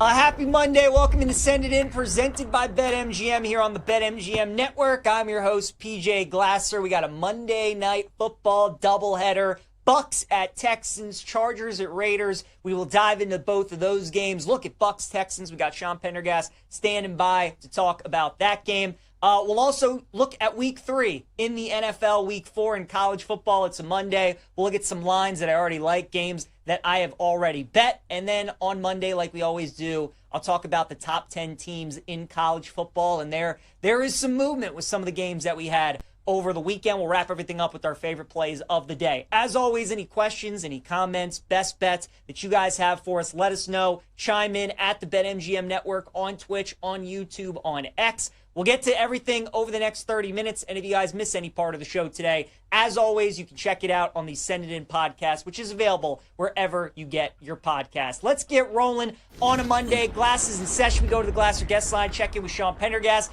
Give Sean a follow on X at Sean T. Pendergast, host of Payne and Pendergast on Sports Radio 610 in Houston. Weekdays, 6 to 10 a.m. Central. Also does pre- and post-game for the Houston Texans. Sean, great having you back on the show, man. Before we talk about tonight's game, just what's your overall takeaways from that Week 1 game against L.A.? We expected it to be a low-scoring game, two good defenses, maybe not 14-9, but your overall takeaways from that Week 1 game against the Rams. I think, well, you start on the offensive side of the ball with the Texans, PJ, and we all knew it was going to be a work in progress with this team. A lot of new on that side of the ball. New offensive coordinator, new offensive line coach, 4 new offensive linemen. C.J. Stroud having control at the line of scrimmage, which he didn't have under Bobby Slowick. So C.J. is orchestrating things now. That's something new. Nick Chubb instead of Joe Mixon in the backfield. So a lot of new going on with this team on the offensive side of the ball. So I don't think we expected it to look perfect. I did expect them to score a touchdown in the game, though. I wasn't expecting just 3 field goals in the game. They've got to protect C.J. Stroud better. They've got to have a cleaner operation tonight. They had 11 penalties in the game. Not all of them on the offensive side of the ball, but plenty of them pre-snap on the offensive side of the ball. We thought we traded that away to Washington when Laramie Tunsil got sent up there. We thought we got rid of the false starts. Evidently not. And I think you're gonna see a lot more of Nick Chubb tonight. A lot more Nick Chubb than we saw, and he got 13 carries in that game, but DeMeco Ryans made no bones about it. We're gonna see more Nick Chubb tonight, and I think you're gonna see Nico Collins targeted a lot more than 5 times in this game tonight. That's where I was going to go, Sean. I was going to start with Chubb because that was big talking point in the offseason, right? The injury to Mixon. You bring in Chubb, who at this point in his career probably wasn't what he was in Cleveland. He's had some injuries. But then with this matchup specifically, Bijan had 100 receiving yards against Tampa, so you wondered maybe if Houston tonight goes a little bit more with Woody Marks or they go a little bit more with the receiving back. But you do think it's going to be a heavy dose of Chubb again tonight. I think it's going to be a heavy dose of Chubb. DeMeco Ryans all but said it on his coach's show this week that in looking back at that Los Angeles, the loss to the Rams, that he probably should have leaned on Nick Chubb more than he did, and he was not going to make that same mistake twice. Chubb, you bringing up Woody Marks is completely appropriate because that's what they drafted him for out of USC, was to catch the ball out of the backfield. One of the best pass-catching running backs in this past draft. So I think we'll see a dose of Woody Marks. I don't think it's just going to be exclusively Nick Chubb, but I don't think they're going to be burning carries with Dameon Pierce. I don't think they're going to be having Woody Marks come in and carry the ball a lot, maybe third down situations. And I don't think we're going to see Daria Gumbawale leaned on in crucial situations like he was against the Rams. Of course, had that crucial fumble that essentially handed the game to the Rams at the end there. So, yeah, Nick Caley's made no bones about it, the new offensive coordinator. He wants to run the ball between the tackles, and Nick Chubb is that guy. And then the receiving room, you mentioned you expect a heavy dose of Nico Collins tonight, Sean. Right now on BetMGM, his receiving prop is 76.5, which makes sense. You think he's going to have a good game, and they're going to target him often. After that, though, Dalton Schultz, 35.5, Jaden Higgins, 23.5. So down the board, there's some good value on some of these other receivers. Outside of Nico, if you would target a pass catcher in tonight's game, who would be the guy that you would look at? I would look at Schultz. I would definitely look at Schultz. One of the focus points for C.J. Stroud throughout the preseason, and you saw a little of it in that Rams game, has been getting the ball out quickly, getting it out fast, taking the easy money that's there. Sometimes he did that in that Rams game to the detriment of Nico Collins. Nico didn't get 5 targets because he wasn't open. He was open a bunch of times, but that pass rush was getting on C.J. quick, and he was doing a pretty good job of getting rid of the ball quickly. Cade Stover, the Texans tight end too, who actually played more snaps in that Rams game than Dalton Schultz did. He's out with a broken foot now for at least 4 weeks because they put him on IR. They called up Harrison Bryant from the practice squad. The tight end is going to be involved in this game. Nick Caley comes from a tight end background. He was a tight end coach before becoming an OC. So of the guys you named, I like Dalton Schultz. I think there's a trust factor there with Schultz as well that might not quite be there yet with the rookies, Jaden Higgins and Jalen Knoll. That they're just the precision's not quite there with those rookies yet, being exactly where CJ wants them to be. He's had 2 years and change now with Dalton Schultz, and that trust factor has always been there with him. Yeah, totally makes sense. We're talking with Sean Pendergast here on Send It In. Houston's and the Bucs tonight, Monday Night Football, from Houston. Sean, defensively, we knew going into the season Houston was going to have one of the better defenses in the NFL. They were really good in week 1 against the Rams. Is there an area of concern, though, on that side of the ball? I know Stingley was injured, came back into the game. He should be out there tonight. Any area of concern for the defense for you? We were a little concerned after that game about what it might look like for Stingley this week. He was not the same after he suffered that hip injury in the game against the Rams. He came back in, but Devontae Adams had some chain movers against Stingley in that game. Practiced all week, looked good at practice all week. I would say if there's an area of concern, I would say 2 things, PJ. I would say one would be Cade Otton, the tight end for the Tampa Bay Buccaneers. The Texans last year and this year too, they, the backup tight end for the Rams scored a touchdown in that game. Davis, I think his last name is. Covering tight ends has been an issue for this team with Azeez Al-Shaair, Henry To'oTo'o, Christian Harris when he's in there. They're not a great cover group of linebackers, so that's number one.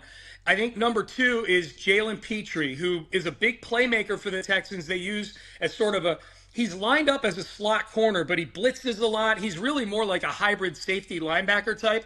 You saw on that 3rd and 8 that the Rams closed out the game. They got Puka Nacua singled up in the slot on Jalen Petrie.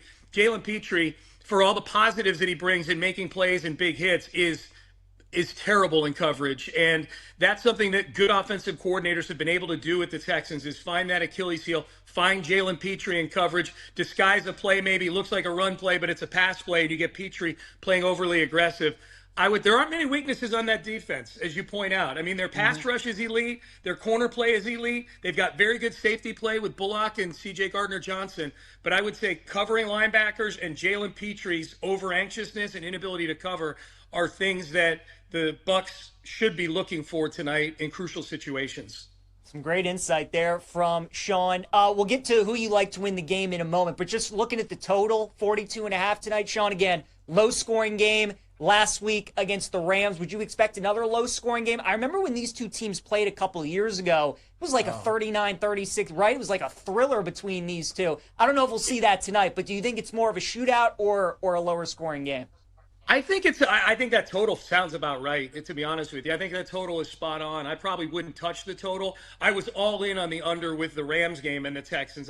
Between the two defensive lines alone going against those two offensive lines in that game, you just knew that as long as each team protected the football and didn't give up a lot of short fields, that was going to be a whole lot of punting back and forth, which it wound up being.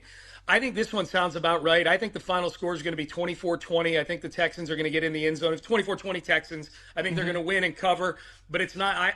I'm not playing it. I think that the odds makers are right around where I feel this game should be. That game in 2023 was incredible. That was a top 5 NRG Stadium regular season game. It was amazing, and that was C.J. Stroud's coming out party. Yes. That was week 9 of his rookie year. The Texans were 46 seconds away from going 3-5 on the season, and C.J. was perfection. And I get chills talking about it, and then I get anxiety and agita and PTSD because Tank Dell was the one on the end of that touchdown throw from C.J. Stroud. Tank Dell, 2 huge catches in that game, and we know Tank is probably out for this season with that knee injury. So I don't think it's going to look like that shootout.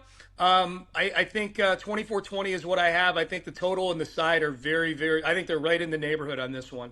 When I saw this was the matchup we were getting, Sean, I remembered that game, and I was like, that was a great, couple years ago. I remember that game coming right down. Back and forth. Awesome. That was the game. Now, if you could get a prop back in that game for Dare Ogunbowale kicking a field goal in that game, I don't know if you remember that, but Kaimi Fairbairn left at halftime with a hamstring injury, and it was 30-30, and Kaimi Fairbairn gave the Texans the lead with a 30-yard field goal in that game. Dare Ogunbowale, backup running back and special teamer, kicked a field goal in that game. That was one of the wildest games in the history of the stadium. So maybe we get some fireworks like that. The national television audience tonight would love that, I'm sure. Definitely would. Can't wait. Should be a fun one. Texans and Bucs. Great having Sean Pendergast on. Give him a follow on X at Sean T. Pendergast. And check out Payne and Pendergast on Sports Radio 610 in Houston's weekdays, 6 to 10 a.m. Central Time. Sean, enjoy the game tonight, my friend. Always good seeing you, and hope to talk again soon. Anytime, PJ. Always enjoy talking to you. Enjoy the game tonight. Yeah, appreciate it. Great stuff there from Sean. All right, guys, let's continue talking Texans and Bucs. We'll also dive into the Chargers and Raiders game later tonight. as well. Of course, you guys who are listening to the show out there, if you have any thoughts on the game tonight, any prop bets that you're looking at, let us know. This is how we make bets. This is how we decide what we want to do. Great insight there from Sean talking about this game. As he told you guys, the Texans do struggle against tight ends, so maybe look at some Cade Otton props tonight. Also, D'Amico Ryans came out and said they're going to use Nick Chubb, so maybe look at his carries tonight, those kind of things. I might have to add that to my card. Some prop bets that I had, I'm staying away from the side and the total in this game. I agree with Sean that I think the total is about right at 42.5. That seems fair to me. Texans 2.5-point favorites in the game. I always get nervous when it feels like just about everybody that I'm seeing likes the Texans in this game. That always makes me nervous. And really the big handicap that I'm seeing from a lot of people is that the Bucs were the luckiest team in week one. Of all the teams that won in week one that shouldn't, the Bucs were number one. They were number one in all the luck rankings and all those sorts of things. But again, it does scare me with the Texans, like Sean was bringing up. There's a lot of new on that offense, right? A lot of new pieces on the O-line, new receivers, new running back, new offensive coordinator. C.J. Stroud now has all this control at the line of scrimmage. So even though I'm a big fan of Stroud and I'm a big fan of their head coach, D'Amico Ryans, everybody, it feels like, is on the Texans tonight, and yet all week this line has stayed at 2.5. So to me, it feels like a good game to just bet live. I would love it if Tampa goes up early in this game. We can get Texans at plus money to win the game, but I'm staying away side and total. Instead, I'm attacking the prop market in the game. I'm looking at Baker Mayfield over 17.5 rushing yards. Tampa's got some injuries up front on their offensive line, especially with Tristan Wirfs still not available. And with the Texans having one of the best pass rushes in the league and one of the best pass rushers in Will Anderson, I mean, there should be some lanes that open up for Baker Mayfield. It's a primetime game, longer week. I think he's willing to endure some more hits. So I think Baker could look to run tonight. I like his over 17.5 rushing yards. How about Emeka Egbuka of the Tampa Bay Buccaneers? Obviously got all this hype in the offseason from a lot of people in training camp, and then goes out in week one and has 2 touchdowns. Looks awesome. Well, now it feels like everybody that was benching Egbuka in week one now is starting him in their fantasy league. So we all know how this tend to goes, right? Rookie, you wait and see what he does week one, pops off. Now everybody's rushing to plug him into their lineups, betting him in week two. I'm going to go a little contrarian against a very good defense. I'll take his under 51.5 receiving yards. And then finally, this feels like a field goal kicker type of game to me, right? I'd look at Fairbairn of the Texans over 1.5 field goals. You do have to lay the juice at minus 140, but it definitely feels like, again, you got a great defensive team in Houston. They usually do kick a bunch of field goals. I think Fairbairn over 1.5 at minus 140 could be a good look for tonight's game. Moist Cupcakes, I got Nick Chubb over 13.5 carries at plus 104 already. After listening to Sean, Moist Cupcakes thinks that's a great bet. I think I'll be on that as well. Again, he had 13 last week, far and away their leading rusher. And listening to Sean and what D'Amico Ryans was saying this week, should be no reason why he doesn't get a bulk of the carries again. So I think that is a good look. As for Chargers and Raiders tonight, LA a 3.5-point favorite on the road. Total in the game is 46.5. You guys have listened to the show. You know I am big on the Raiders this season. Over win total. Think they're going to make the playoffs. And what a great opportunity for them tonight. How big is this game tonight for both of these teams? Chiefs are 0-2. Broncos lost yesterday. Winner of this game is going to be in first place in the division. The Chargers should be favored. But in a divisional game on the road, should they be giving us the 3.5 in this game? And guys, a big part of why I like the Raiders this season is because of how great Geno Smith has been in his career when he plays indoors. Obviously playing tonight in Vegas, he's going to be indoors. Should be a good environment for the Raiders tonight. And going up against the Chargers, normally whenever the Raiders are at home, whichever team they're playing against on the road always has a big road contingency there with their fans, because what a great road trip for the fans to go to Vegas and see their teams play. As we know, Chargers, not really much of a home field, not really that great of a contingency. So the Raiders, this should be one of the better home atmospheres that they do have all season. So I think that definitely plays a part and maybe some value for the Raiders tonight as well. I do like them plus the 3.5. I'll be hoping that they win the game, but I'm just going to take them on the spread. And then 2 props that I would look at, both on the Chargers side. Amarion Hampton over 12.5 receiving yards against Vegas.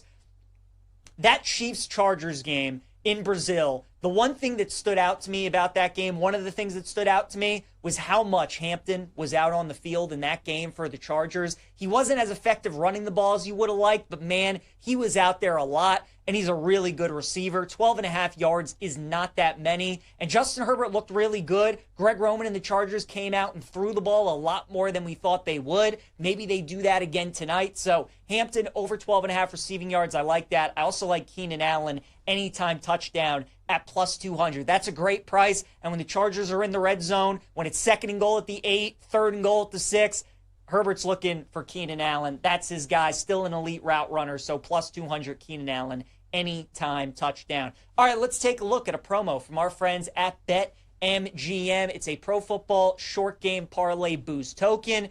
And if you fouled out the parlay, now boost it. Use this boost token on any pro football same game parlay and grab a bigger payout if you win. Make it legendary with BetMGM. Download the app today and please gamble responsibly.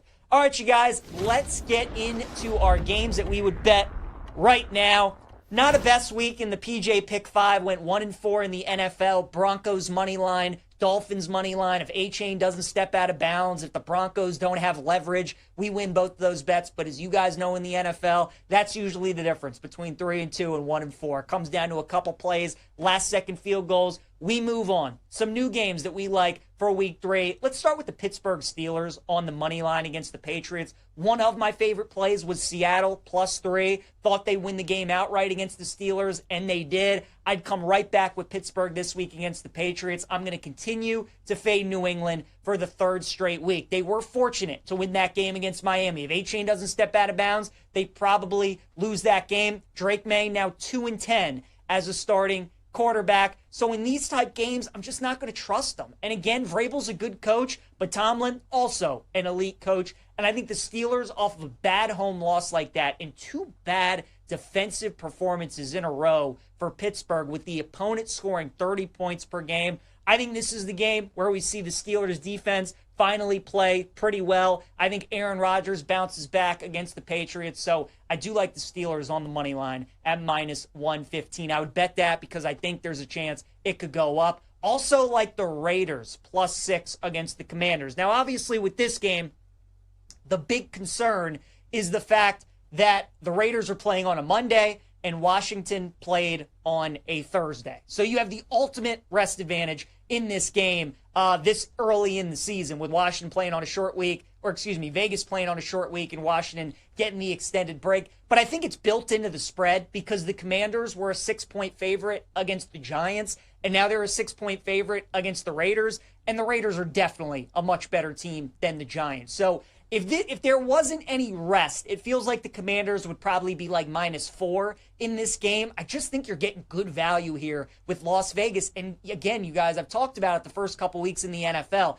These West Coast teams traveling east, I think there's this perception that because they're early kickoffs, it's a big advantage for these East Coast teams. But these West Coast teams have been on fire. Seattle just won in Pittsburgh. Vegas beat New England in week 1. And when Pete Carroll's with the Seattle, and we already saw it in week 1 against the Patriots, his teams would always play well on the East Coast. So I do like Vegas +6. I think they're alive in that game against Washington. The other NFL game that I have my eye on, you guys aren't going to like this one. I'm on the Bears on the money line, -115 against the Dallas Cowboys.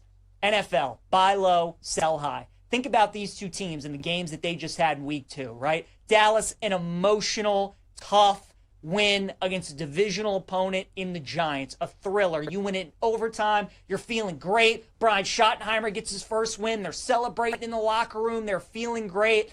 Dallas should have lost that game, and we all know it. The Giants had it multiple times. They should have won. If it wasn't for Brandon Aubrey being awesome, Dallas loses that game. But because they win and they're 1-1, the perception around Dallas is a lot different. And I like the fact that they won because a 1-1 Dallas Cowboy team psychologically is way different than an 0-2 team, which is what we're getting with the Chicago Bears, with how badly they have looked in the fourth quarter against Minnesota and yesterday against Detroit. It's only 2 games, and they're 0-2, And yes, they've looked terrible. We have some breaking news that Jalen Johnson, their corner, is out indefinitely with the groin injury per Adam Schefter, so that certainly doesn't help their defense.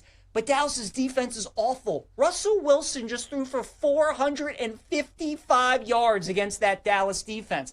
I know Caleb Williams isn't what people had thought he would be up to this point. I know he hasn't looked as good as people would have wanted him to look under Ben Johnson.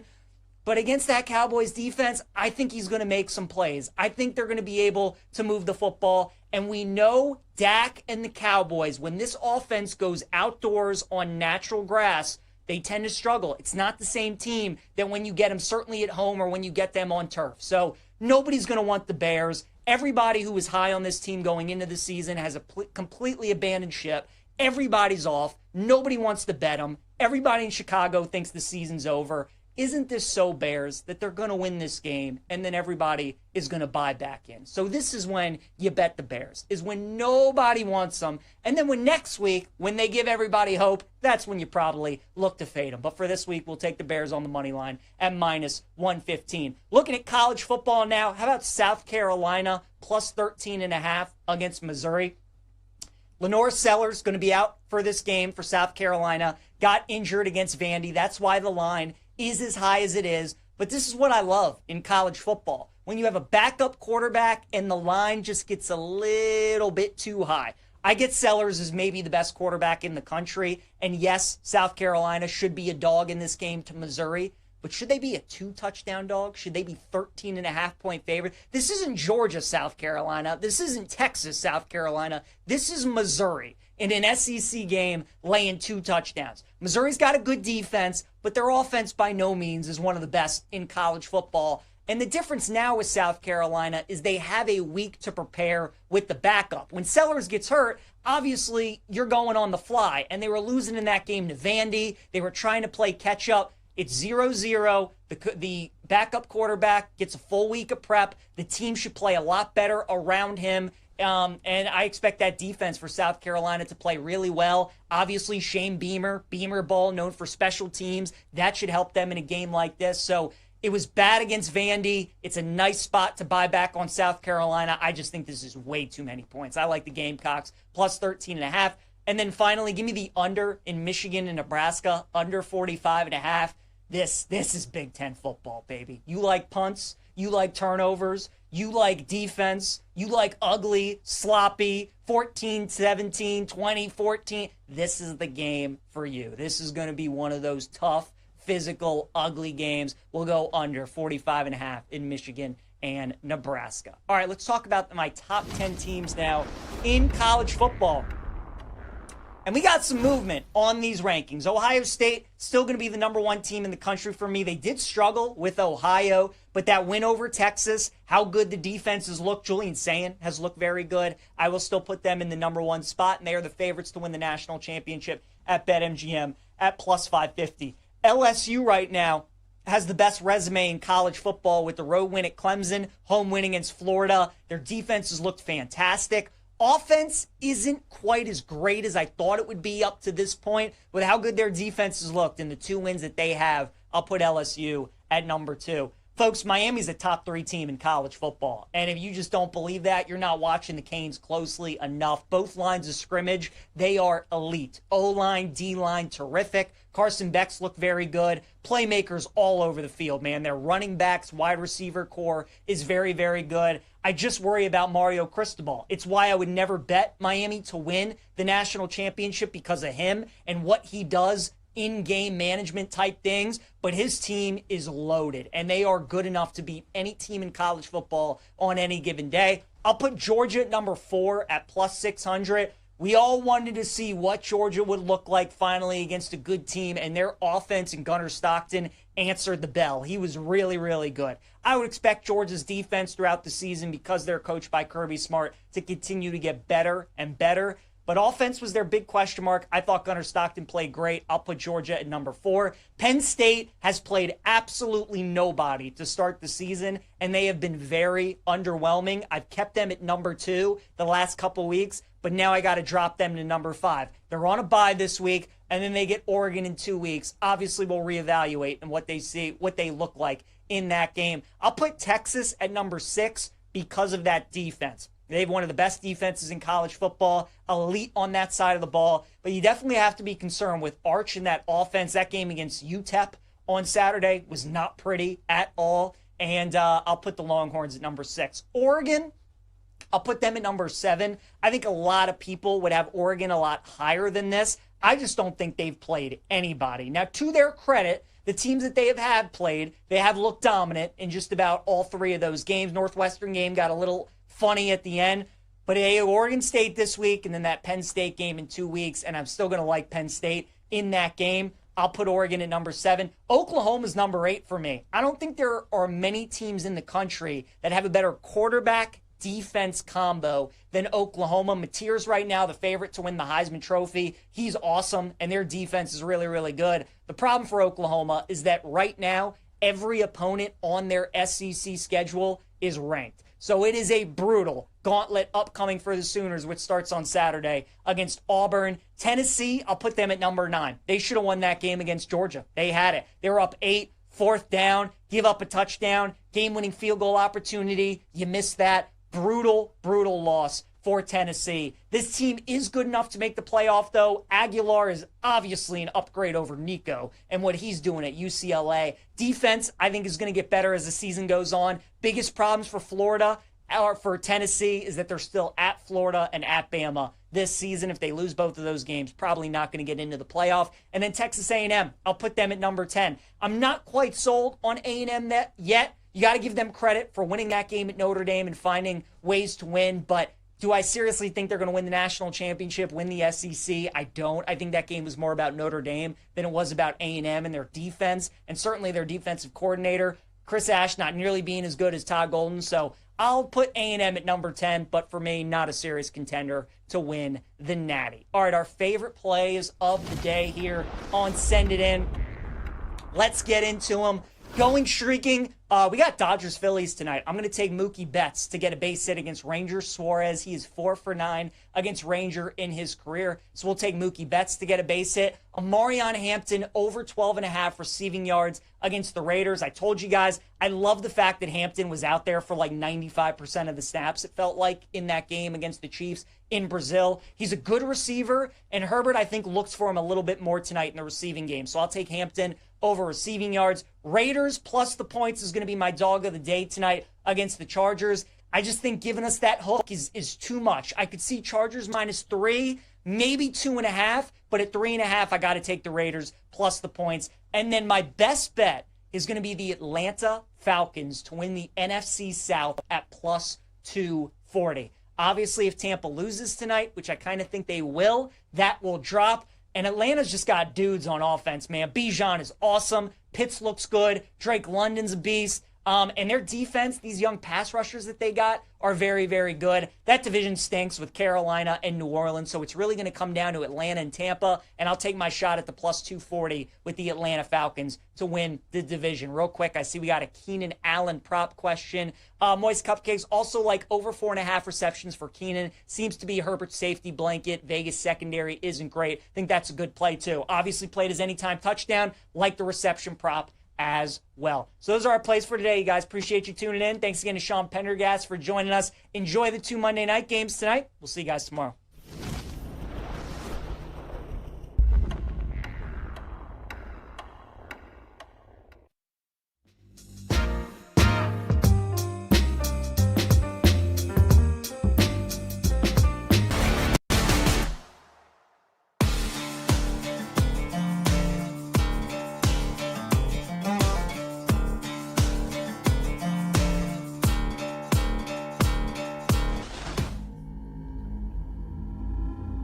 Look at him, he's heading for that small moon. That's no moon. We landed on the moon! It started with me telling Joe that I just blasted a game to the moon. You have an Aries sun and a Libra moon, so that means that the sun and moon are opposing each other. Fade them to the moon. Why some say the moon? It is juice to the moon. Can we talk about Gore Moon? We choose to go to the moon. Spacers, moon. We choose to go to the moon because that challenge is one that we're willing to accept. Monday Moons. Joe Ostrowski, Sam Panayotovich. This is Bet Sweats. Are you in a good mood now? After a couple hours, we get to do moons. I'm in a very good mood. I think I just changed from the weekend to the week. I think I just flipped during JFK talking about the moon. I think that finally did it for me. So good. So many great references in that open. We love it. All right. Time to be positive. If we're being honest, we've been a little negative the first couple hours of the show. And you can understand why. We all have Mondays like that. It's been a 2-hour version of Case of the Mondays. But Sam, we're going to hand out moons. Where do you want to start? Number one moon goes to the Miami Hurricanes. They absolutely railroaded South Florida, which was mentioned in the room. Public came out, wanted to bet South Florida. Miami absolutely dominated. And that was with a what? 2.5 hour rain delay, weather delay in South Beach. That was so annoying because I had Miami. That was my biggest position on Saturday. And other things are starting to happen. And then the delay keeps coming. And we're going to start it at 6 o'clock Eastern, 6:45 Eastern, 7:07 Eastern. They kept moving the delay time, but it didn't phase Carson Beck, did not phase that offensive line. That is a very, very good football team. Miami almost got to the total by itself. 49-12, a dominant performance. Miami's a very good football team. So they get a full moon from me. Also getting a full moon, the room in college football. They just keep doing it. They just keep doing it. Paul, can you pull up the updated record for the college football room? I believe it was another 1-4 Saturday. I think they did scratch one win. I don't remember what it was. Can you repeat the record from the weekend and the total weekend for the college football room? So I go off the Friday ones we get for the room because that's when we give them out on the show. I guess, so on this list, we have Florida +7. I guess by Saturday, LSU -7 made it to the list. So like if you're looking at what went out over the weekend on X, I guess LSU's in there. By our numbers, Oregon -28, Georgia -4, South Florida +17.5, Florida +7, Clemson -3. That's 0 for 5. That is 0-5. Damn. -5.5 units on the season. 2-18, -17.8 units. Wow. 2-18. That's incredible. Yeah. Incredible. That's a full moon. A lot does change. Right there. Yeah. A lot does change from Friday to Saturday or Friday to Sunday. For instance, yesterday I was looking at it when I was on the air during game day, and I couldn't believe what I was seeing. And the room was saying that the Bills were number one in tickets, most popular play, Bills -6. And the number one on money was Jets +6. What? Of the entire card, with the entire card available, most tickets on one side, most money on the other side, which I thought was crazy. So, yeah, I think we should definitely go by what happened, what we see on Friday. Did we have it on Friday for the NFL or no? Yes. So, room had a little bit of they had a winning weekend. They went 3-2. Eagles -1. All winning. Yeah. Bills -6.5. Cowboys -5.5 was a loser. Lions -6. Another favorite was a winner. Broncos -1.5 was a loser. So that is 3-2.8 units for the season. We are the room is 3-7, -4.7 units. So full moon to Miami, full moon to the college football room, and the fade that it's become 2-18 to Paul's point, 2-18. Say less. Quickly, 2 half moons. One of the Falcons defense, 6 sacks, 2 picks. They forced 3 fumbles. McCarthy had a passer rating of like 38, and Minnesota could not move the ball. It's a half moon there and a half moon to Drake May. Look, I'm very easy to bash the Patriots. I'm very willing to do so when things are bad. Drake May outplayed Tua in the fourth quarter. And that throw he made, down 5, big throw, big play. Drake May grew up a little bit yesterday in my eyes. So I'll give him a half moon. And then the Chicago Bears, Ben Johnson, Ryan Poles, Caleb Williams get no moons. No moons. Yep. To your point about the Falcons defense, all rookies, big moments, interceptions, sacks. They drafted almost all defensive guys. I think they did definitely in the first 4 rounds at least. They were all coming through. So maybe they found some gems there on the defensive side. That would be big for them. They were not supposed to win that game, and then they pull off the upset. All right, let's go Crescent Moon. You got to listen. LSU head coach Brian Kelly after his 10-point win over Florida. Stop. Really? Is that the first question? We won the game 20-10. Try another question. What do you want me to tell you? I just laid it out for you. We played the game to win the game. We played the game to win the game. All right. How about third down then? What is going on with third down? It's one game. Last game, we were great on third down. You're looking at this from the wrong perspective. LSU won the football game. Won the game. I don't know what you want from me. What do you want? You want us to win 70-0 against Florida to keep you happy? No, I think people want to know why you can't run the ball, quite honestly. We can run the ball. Did you see the last play of the game? That's all you need. You just need one. There's a ridiculous questions. And I'm getting tired of it. That football team just worked their tail off to get an SEC win, and you want to know what's wrong. You know what? You're spoiled. You're spoiled. This team is 17-1 at night. 17-1. Give them some respect. How about that? Give them some respect instead of micro-analyzing every little thing. This is ridiculous. For a group of seasoned reporters, that kind of question is so out of line. God, he has such small pecker energy, man. It's so bad. It's unbelievable. I don't mind it. I'm probably going to be on the only one here. Like, you're 3-0. You weren't supposed to go to Clemson. You won. People are betting Florida. Okay, they're going to get things together. They're going to right the ship, whatever. And that number's down to 7. You win and cover, and you win an SEC game. And now they got Southeast Louisiana. So they're going to be 4-0. And, like, what's wrong with the run game? Why aren't you doing that? What? We just beat Florida. Like, I thought that was terrible line of questioning, especially for it to be the first question. I agree with Kelly there. Saying a question's out of line, strong disagree there. So that's why you only get to Crescent Moon. I didn't like that. You don't tell a reporter, you don't rate their questions, you don't tell them what to ask and all that. But hey, he asked a question, gave an answer. He gave an honest answer. He told you that's a BS question, and that was his response. And honestly, I agree with him. They're 3-0. What are you complaining about? They won and covered. I don't get it, man. I didn't understand that at all. And I'll tell you, I'm looking at this future schedule.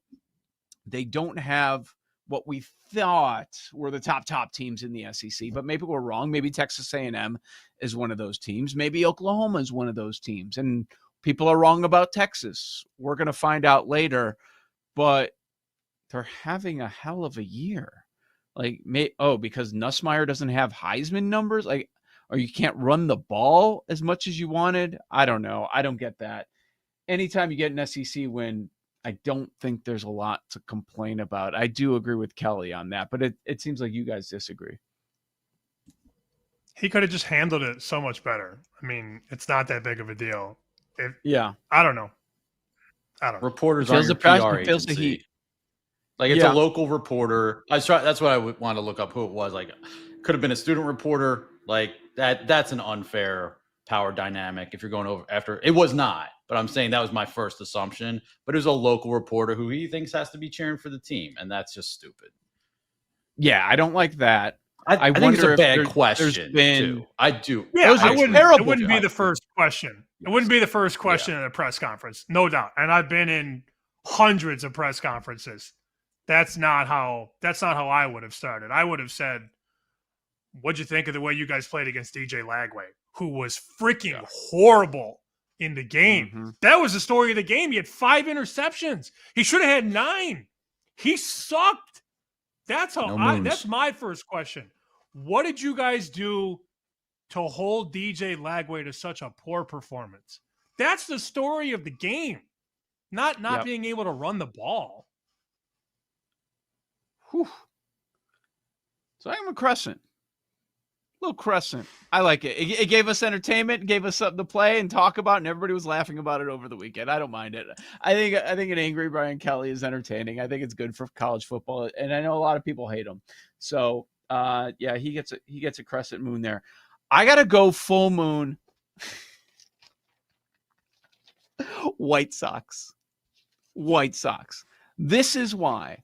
So thankfully, my baseball survivor pool is coming to a close. We're entering the final week. 2 people made it to the final week. 4 were eliminated. 5 had the White Sox. They lost. The White Sox start off the week taking 2 of 3 from Tampa.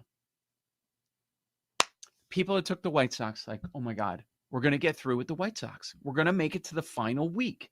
We're going to make so much more money than I thought I was going to have to, because I thought I was going to lose with the White Sox, because I just need to win 1 game. 1 game against Cleveland. That's all we need. Can you win 1? The White Sox scored 3 runs in 3 games, and they get swept. They couldn't win 1 game for the people. I think they're all White Sox fans too, because when they were emailing me their info, they're like, yeah, I'm a diehard Sox fan too. I hate this team so much. They couldn't win 1, so full moon to the White Sox. Good job out of you, per usual. Paul, what do you have? Got 2 college football moons. So I don't know if you guys could see this one on Saturday night through all the smoke coming from all the burning couches in Morgantown. But West Virginia, the man in the moon was wearing a raccoon hat on Saturday night. Half moon, I guess, because I couldn't get there on the money line, man. But that West Virginia stinks. It's a terrible football team with the backyard brawl at home. Rich Rod's back. That number going through 7 was always pretty crazy. So West Virginia wins outright. I guess I don't give it a full moon because I couldn't get there on the money line. That's on me. But covering the 7.5, winning against Pitt. So that is a half moon. And then a team that I did get there on the money line with that just destroyed Virginia Tech. The Monarchs, Old Dominion, Kings for a night against Virginia Tech. They sent Brent Pry packing. He gets canned. That dude was canceling recruit visits before the game. The vibes were really bad in Blacksburg. And Old Dominion was in control the whole way. So Old Dominion, full moon. Jake, what you got? Mine will be NFL, full moon, Bills. That was my 10 toes down, the alts on the Bills. So that was really awesome the entire way. Yes. That was, I mean, obviously you get lucky with the Fields injury, but that was my full moon. No moon to the man doing the best Cam Newton impression at the bar yesterday with his fedora and his open-toed shoes. Go away forever. Why? No moons for him. Wow. Did Gertch have any? I forgot. Does Gertch have any or no? I don't think he's a moons guy. Sure. No, he's a toes guy. Okay. Gertch is toes only. Toes only. 3/4 moon. I almost forgot. We got to go Brandon Aubrey, right? That guy was unbelievable yesterday. And the story behind it wasn't even a kicker. Played soccer at Notre Dame, I forgot how it was said on the broadcast, but he's like, yeah, they were watching a game and a kicker just missed it by 1 million. And his wife turned to him and said, you could miss by that much. And so then he started working. He went to work and then he made the NFL. And look at him. He's the best special teams weapon out there. He had more fantasy points yesterday. I saw this. I wanted to bring this up at some point today. He had more fantasy points than Jaden Daniels, CeeDee Lamb, A.J. Brown, Jahmyr Gibbs, Jalen Hurts, Justin Jefferson, Saquon Barkley, Derrick Henry, Alvin Kamara, Aaron Rodgers, Travis Kelce, DK Metcalf. That's Brandon Aubrey, the kicker. Incredible. Wow. And the kicker that the Falcons brought up this week, they finally get rid of Koo. Thank you very much. He hit, I think 5 field goals last night. 5 for 5. Yeah, just joined the team, comes through. Sunday Night Football, 5 field goals. So kickers getting some love on the show. Joe O, Sammy P. Let's go back to Monday Night Football. We're going to have guests for each matchup. The first game And then the nightcap, Joe O, Sammy P, Bet Sweats, the BetMGM Network.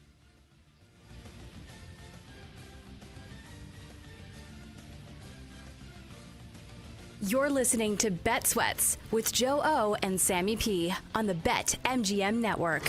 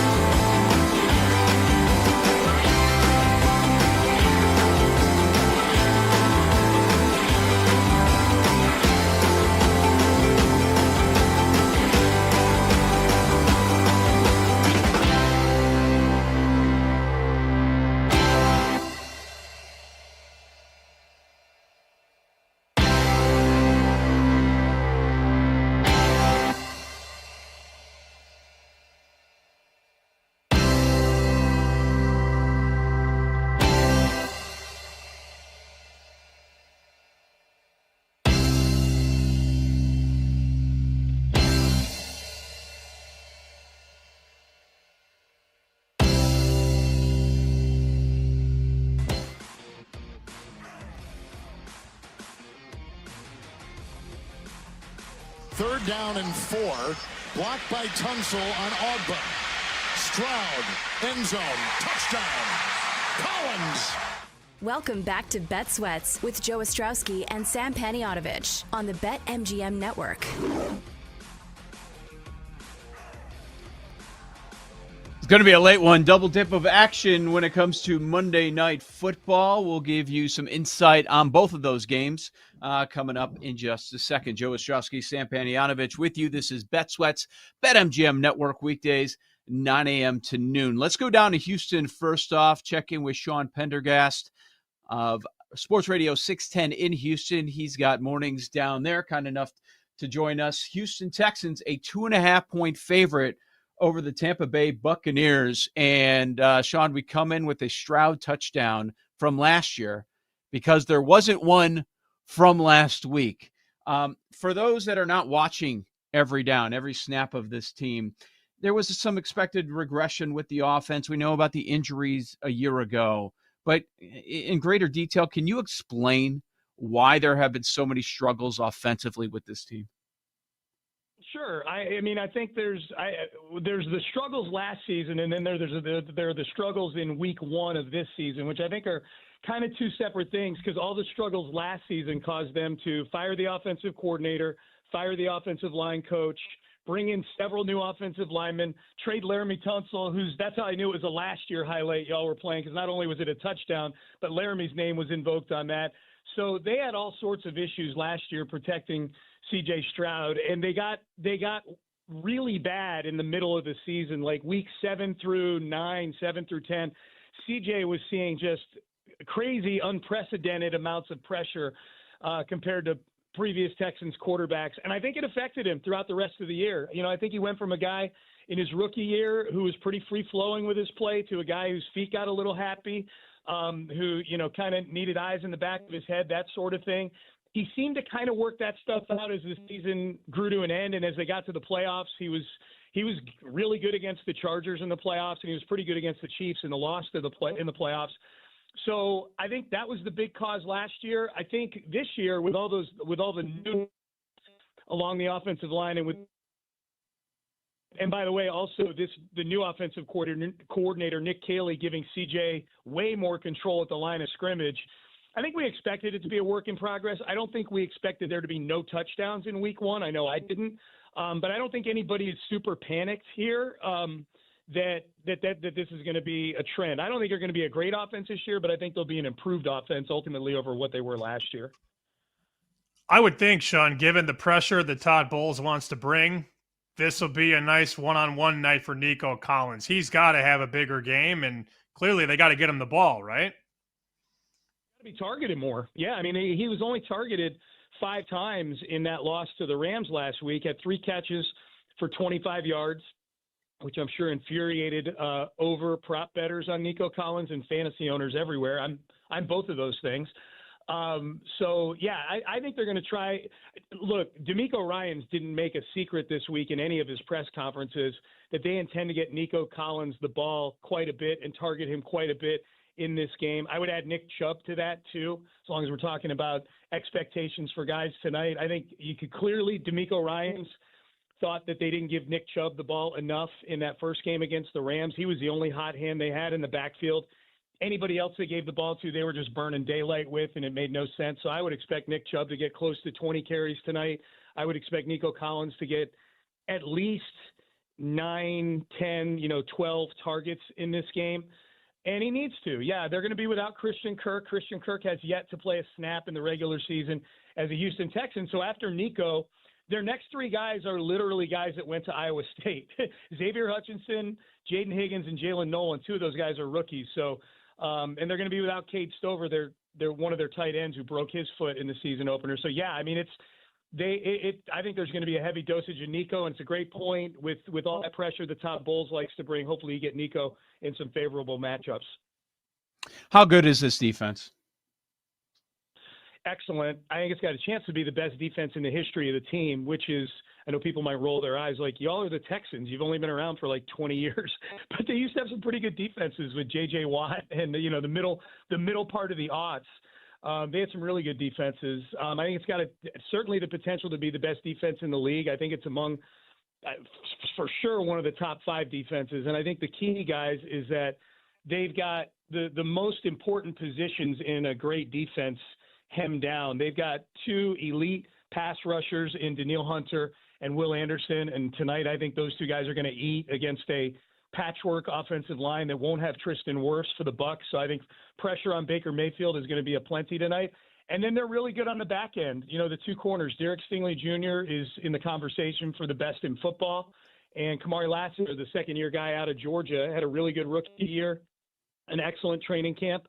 And he was pretty good last week against the Rams. So they've got 2 high-level to elite corners. They've got 2 elite edge rushers. And then the rest of the guys aren't chopped liver or anything. You know, Kalen Bullock is a rising young safety. C.J. Gardner-Johnson they picked up in the offseason. And their linebackers are exactly what DeMeco Ryans looks for in linebackers, which is to just plug gaps in the run game. So they're an excellent defense. They're a defense that should, just independent of to play, you should win at least 7 or 8 games just based on defense alone.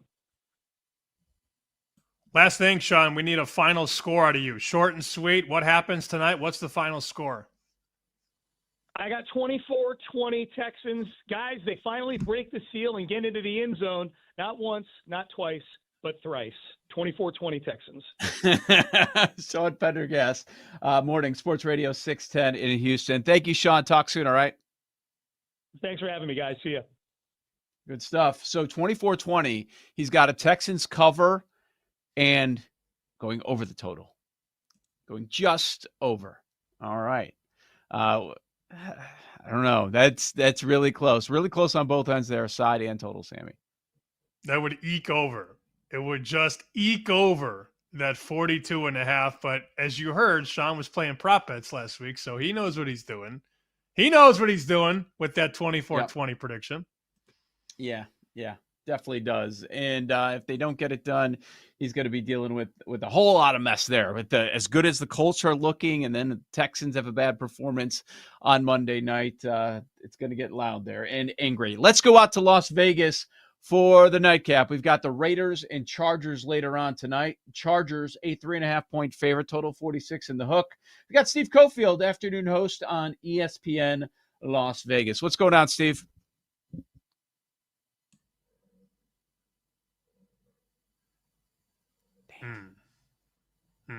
Maybe they said Steve good.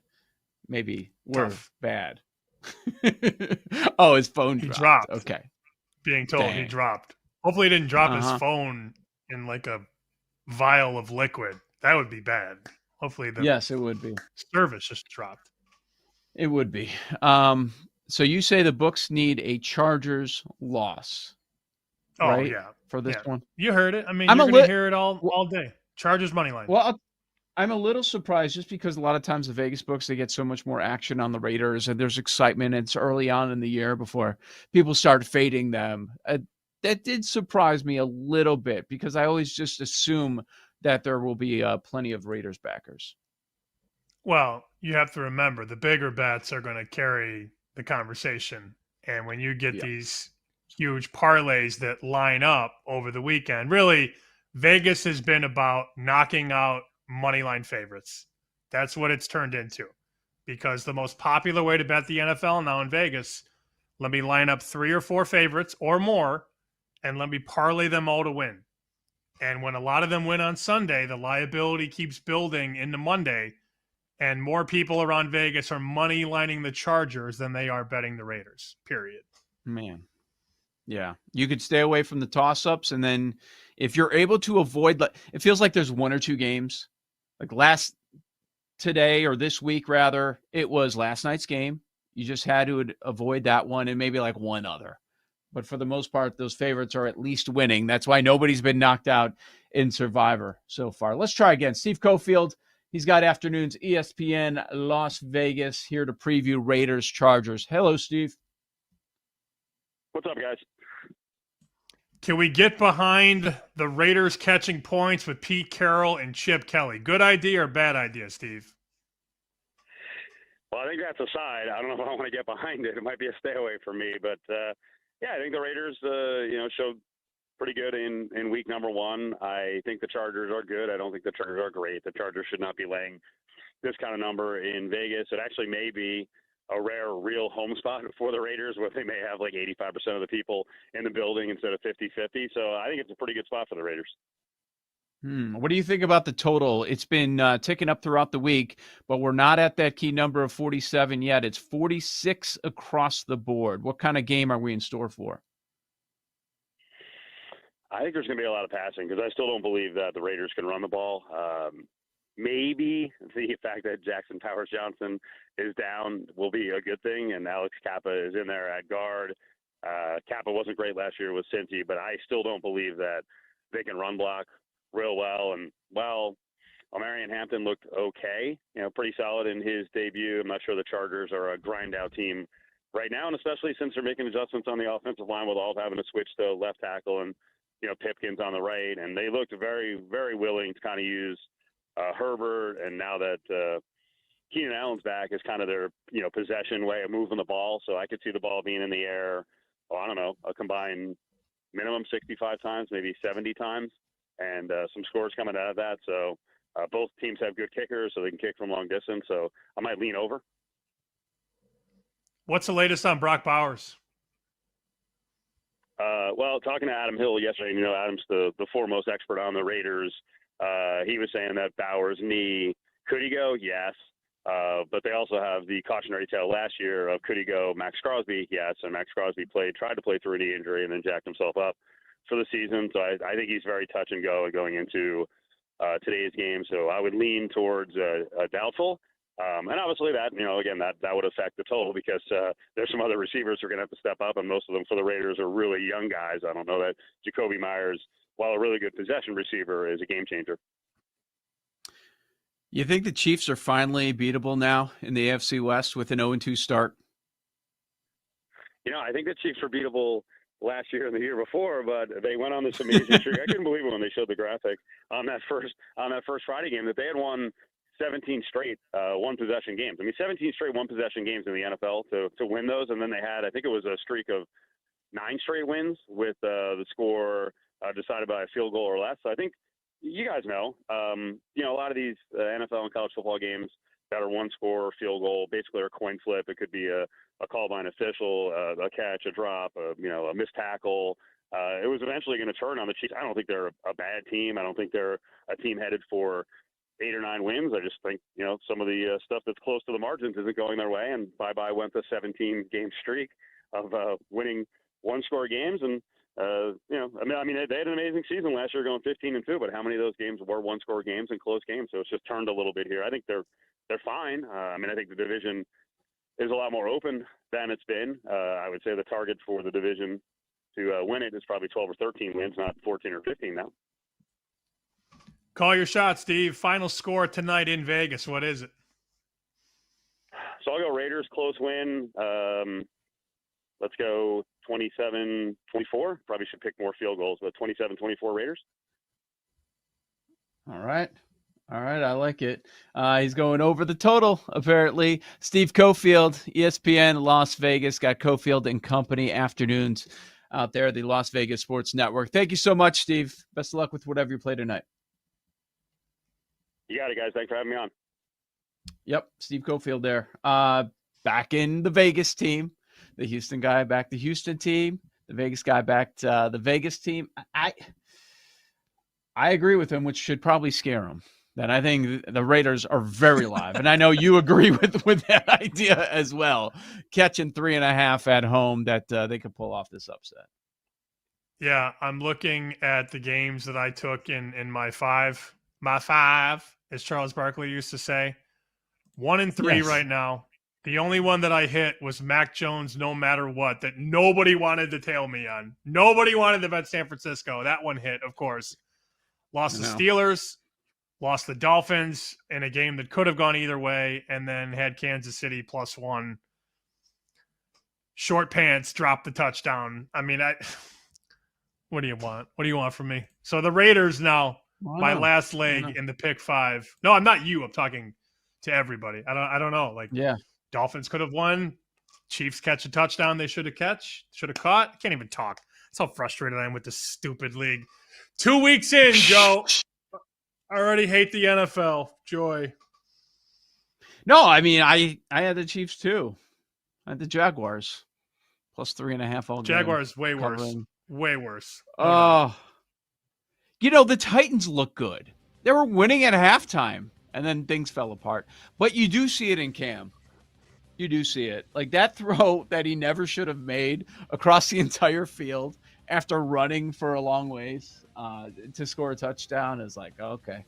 Yep, he's going to be all right. I love Dayball forcing in Dart, too. That was funny yesterday. Anyways, lightning bets on the other side. This is the BetMGM Network.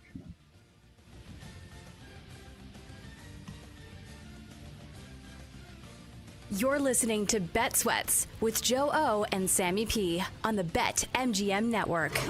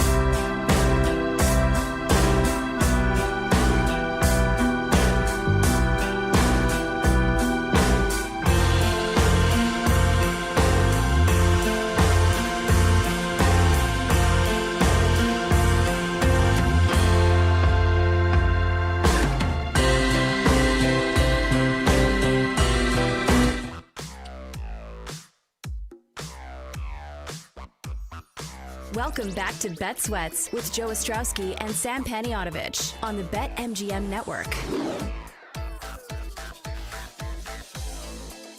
Lightning bets in a moment. Not a lot to report so far in Survivor. We've had a lot of fun sweats. If you were in on the Cardinals yesterday, if you were in on the Cowboys, it got very sweaty. But everybody's getting through. Almost everybody. So in my two pools, the top 5 for each pool got through. Ravens, Cardinals, Cowboys, Rams, Lions. Probably the same teams picked in every pool. Those are the highest point spreads of the day, right? 9 of the top 10 teams picked all get through in both of mine. So I want to say everybody's still alive, but the reality, Sam, that's not the case. Like I was looking at a lot of the pools I'm in, and on average, 10% are out after 2 weeks. Favorites can't lose. The ones that are losing are around a point spread of 2.5, 3, 3.5.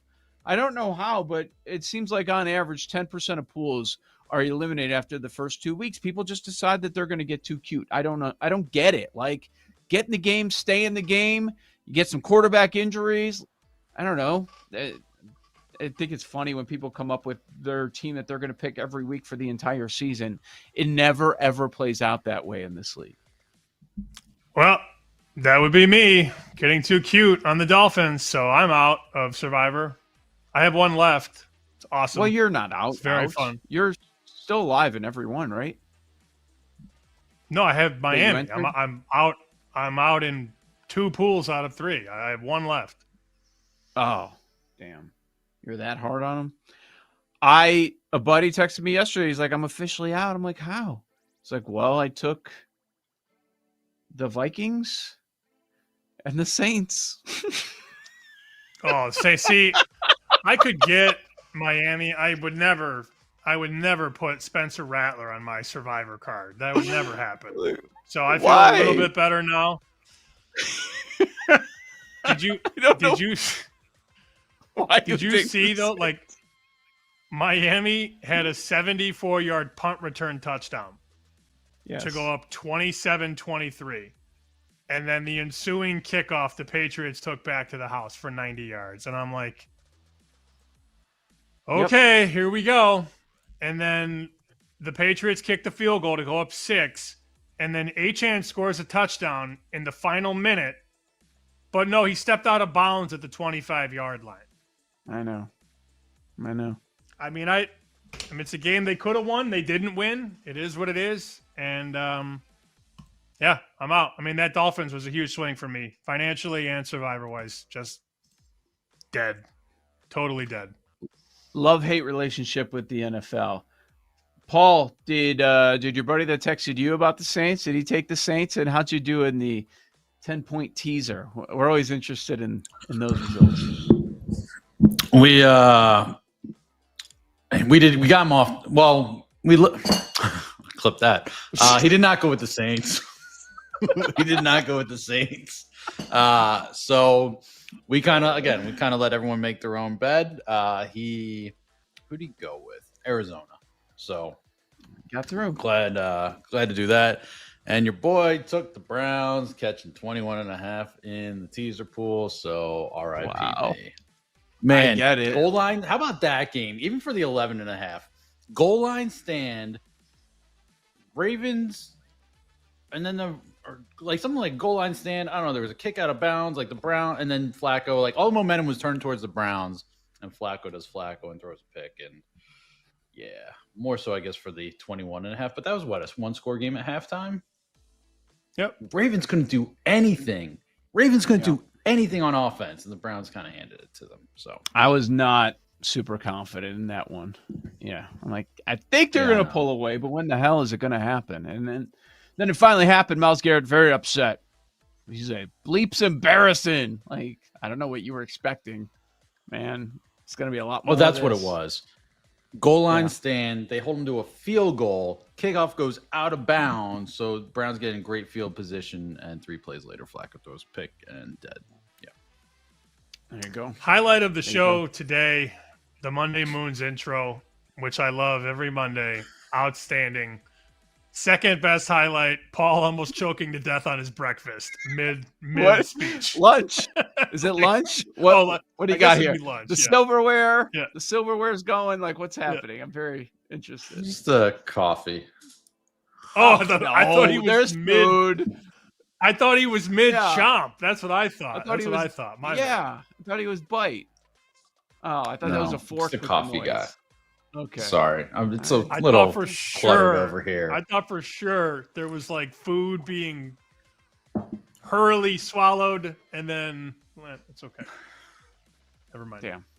I thought I was mixing the milk into the coffee. So that's the okay. That yeah. Gotcha. Very good. You know, as bad as this weekend was, it wasn't as bad as the moment that I went through yesterday. Paul, you remember, I don't remember how many years back it was, when I got LASIK surgery? I feel like I was not here yet. You weren't here yet? Okay. No, I was not. So it was a little further back Still than the I Eli thought. days, maybe. Those are the Eli days. That's why I try to forget them. I don't want anything He tried to do to with make them. himself blind, literally. Yeah, so I had that surgery, and then I've noticed over the last year, the stage in your life, like, I can't read. Once in a while, we'll go to a restaurant. I'm like, it's dark in here. Oh no, Let me pull up, you're that pull up guy. the camera, and I got to pull up the camera. I got to do that. I'm like, what the hell's going on? Is this not working? The LASIK surgery? Like, what is this? Or is it the age? And we were making fun of my wife. She had a pair of readers on. And then I'm like, here, give me those. Threw them on. It's like, I can read ingredients again. Like, I can see small print. Like, I'm so old. I need readers.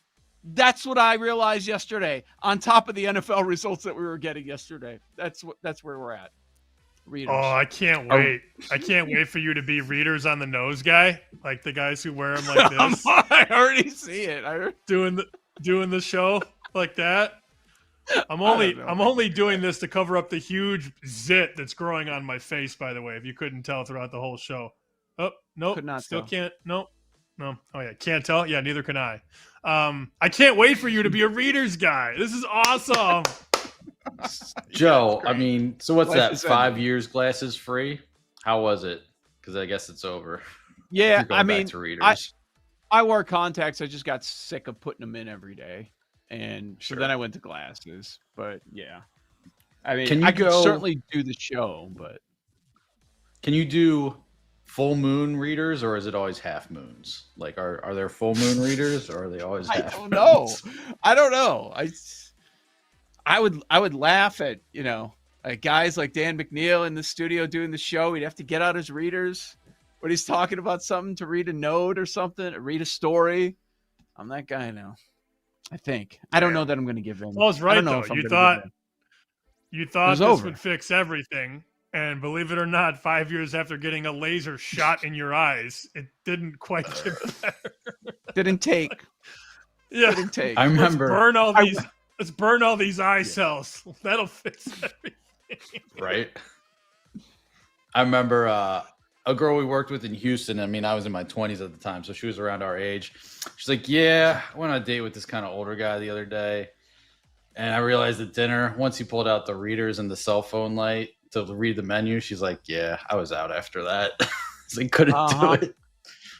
It's embarrassing, man. I'm like, are we really here? Like, what's going on? Can we get the light? There are some places where it's extremely dark and you can't read. But yeah, that's not the issue. I don't think. You're not alone, because we went out for wings last Wednesday in New York, and Schwartz, the menu comes out, and the place is very well lit. And Schwartz is like this on the menu. I'm like, dude. It's so embarrassing. He's like, he's got the light out Yeah. like this, and he's like, I can't see. I'm like, you're 38. What do you mean you can't see the menu? It's tough. It's going to happen. It's going to happen to you, man. All right. Tell the people what you're doing for lightning bets. Do I have to? Give me the Raiders. Plus 3.5. You're aligned. It's already done. You're aligned with It's your been boy. done.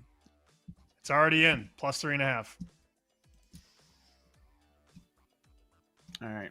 I'm going second game. I'm also on that game. I'm going over.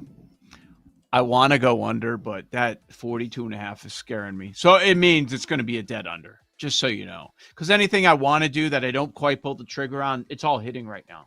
In addition to the ones that I'm pulling the trigger on that are losing. The ones I almost get there, they're winning. So that means this is going to go way under.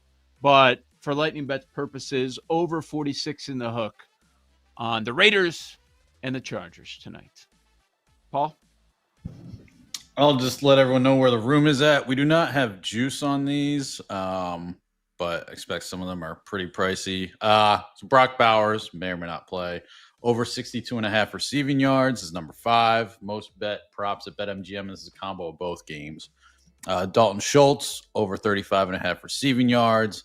Justin Herbert, over 14.5 rushing yards. Nico Collins, over 75.5 receiving yards. And Omarion Hampton, over 53.5 rushing yards. From the Here room. we go. All right. Maybe worth a play there. Are you betting either game tonight or anything else? No, sir. No, thank you. Okay. I am in the spot where I'm get it. starting to wonder if booby prizes and circa are the angle. So, like, maybe that's a conversation tomorrow. Because when you're there, does that mean you go against your actual picks? Or do you handicap it as always? Like, okay, it's just not my year. I'm going to lose on these. Like, I don't know. I don't know what you end up doing. Jay Kassan, You start what you got? fading yourself and then start winning. Yeah. And then you're like, wait a minute. Yes. I was trying to lose. Now I'm winning. Huh? Yeah. Yes. I'll go down with the ship with Sam. I'll be on the Raiders. Also, Mr. Hassan, huge phone light at the restaurant guy. Readers and your phone dad. light. Oh, Not he's a you. big phone light guy. It infuriates my sister. It's hilarious. Has he been told to wear readers and he doesn't, or what? No, he does. He does the combo. He does the combo readers and the He's phone got both. light. Oh, he, man. He does the combo. Does it detach in the center? Does it dangle No. from He's got Joey's got a thing on his keys that they fold up and they go into a little compartment on his keys. It's a whole thing. Oh, wow. What a scene. What a scene. He's invested. That's Jake for Paul as well. And Sam, I'm Joe. Be back here tomorrow morning. Bet Sweats, 9 a.m. Eastern, BetMGM Network. Thanks for listening to Bet Sweats. If you missed anything on today's show, make sure to listen back on the Odyssey app or wherever you get your podcasts on the BetMGM Network. Make it legendary.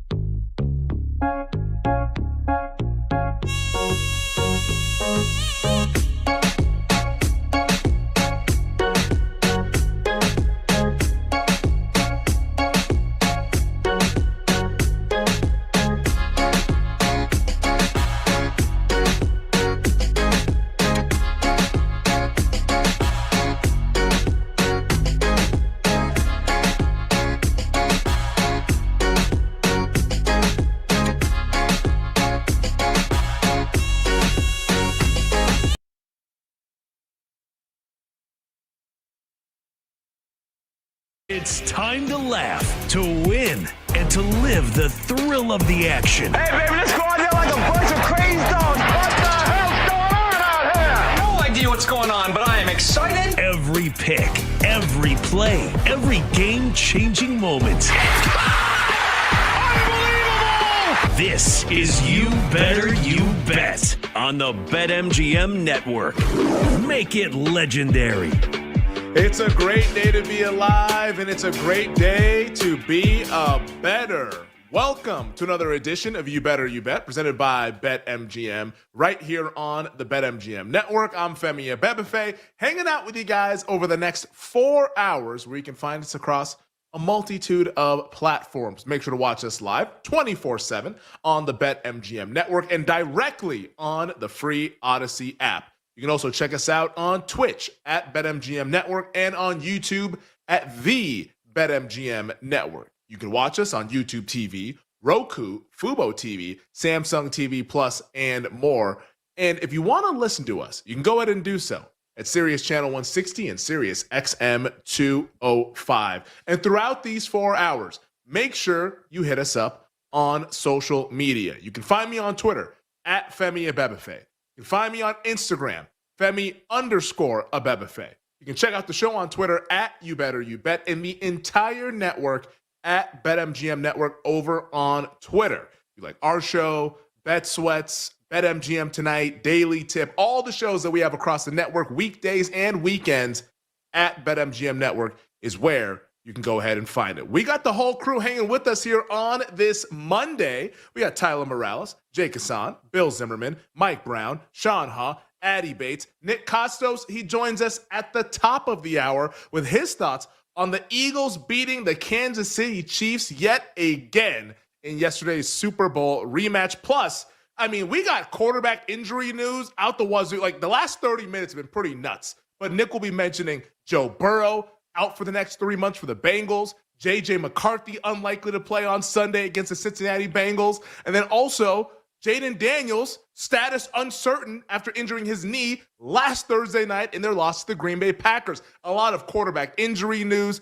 and last night's games all throughout the weekend. Nick will give us some of that coming up at 4 o'clock Eastern time. But as always, if you miss anything, make sure you check us out in podcast form. Just search You Better You Bet wherever you get your podcasts. And because we're so kind and putting it on there for you guys to consume in on-demand fashion, the least that you could do is to subscribe, rate, and review wherever you get your podcasts. We have one guest who will be joining us throughout these 4 hours, starting at 5:20 Eastern time. Our BetMGM Network teammate, co-host of Bet Sweats with Joe Ostrowski, Sam Panayotovich, returns to us here on You Better You Bet. Sammy P does an awesome job with Nick on You Better You Bet's Countdown to Kickoff every Sunday, 11 to 1 Eastern time. Does great work for Fox Sports Digital, Bear Bets Podcast, Chicken Dinner Podcast. He's going to give us the betting recap from week 2 in the NFL. As week 2, wasn't so kind to yours truly.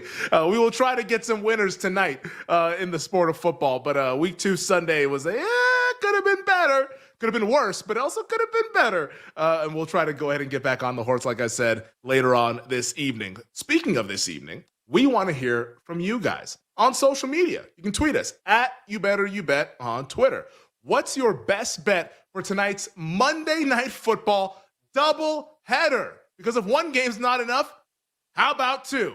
We got a doubleheader tonight in Monday Night Football. Bucks at the Texans, Chargers at the Raiders. It could be a side, total, prop, whatever you like. Maybe you got a money line parlay with tonight's games. Whatever you like for tonight, let us know by tweeting us at You Better You Bet. And you better include that rationale. Otherwise, we're not going to give you a shout out. You must include the rationale, and we'll give you a shout out later on in the program at 5:40 Eastern time. But best bets for tonight's Monday Night Football doubleheader. You can give us 2 best bets if you want. If you got one in each game or just one in general, but let us know what you like and why, and we will tip the cap to the real ones out there listening and watching on this fine Monday. But let's go ahead and get into the Super Bowl rematch that we saw yesterday afternoon at Arrowhead Stadium. We'll get into all the quarterback injury news in the next segment. I just need a chance to just catch my breath on that stuff. Like, Burrow, that's been out for a while. But this McCarthy and Daniels news, we will get into that coming up at 3:20. But let's start the show, though, with the Super Bowl rematch. Eagles win yet again. They beat the Chiefs 20-17. Not as lopsided as it was this past February in the Super Bowl in New Orleans. But the Eagles win the game nonetheless. They improve to 2-0. And the big headliner out of yesterday's game is that the 3-time defending AFC champion Kansas City Chiefs are now 0-2. First 0-2 start for the Chiefs in the Patrick Mahomes era. Last time they started the year 0-2, 2014. That was Andy Reid's second season as Chiefs head coach, as he loses to his old team yesterday at Arrowhead Stadium. And for me, my biggest takeaway from this game, and I don't know how many people are saying this or what's been going on. I really haven't been paying too much attention to what else is out there. But from watching the game yesterday, the whole time I'm thinking to myself, Kansas City is going to be all right. They're going to be all fine. I am not panicking one bit when it comes to the Kansas City Chiefs. They will be okay. The whole handicap for me going into yesterday's game, as someone who bet the under, one of the few bets that we won yesterday in the NFL, I bet under 47, and it was a dead under. One of the big handicaps towards that under was that the Chiefs don't have their dynamic pass catchers. Like, the guys that you saw out there for Kansas City, it was very pedestrian.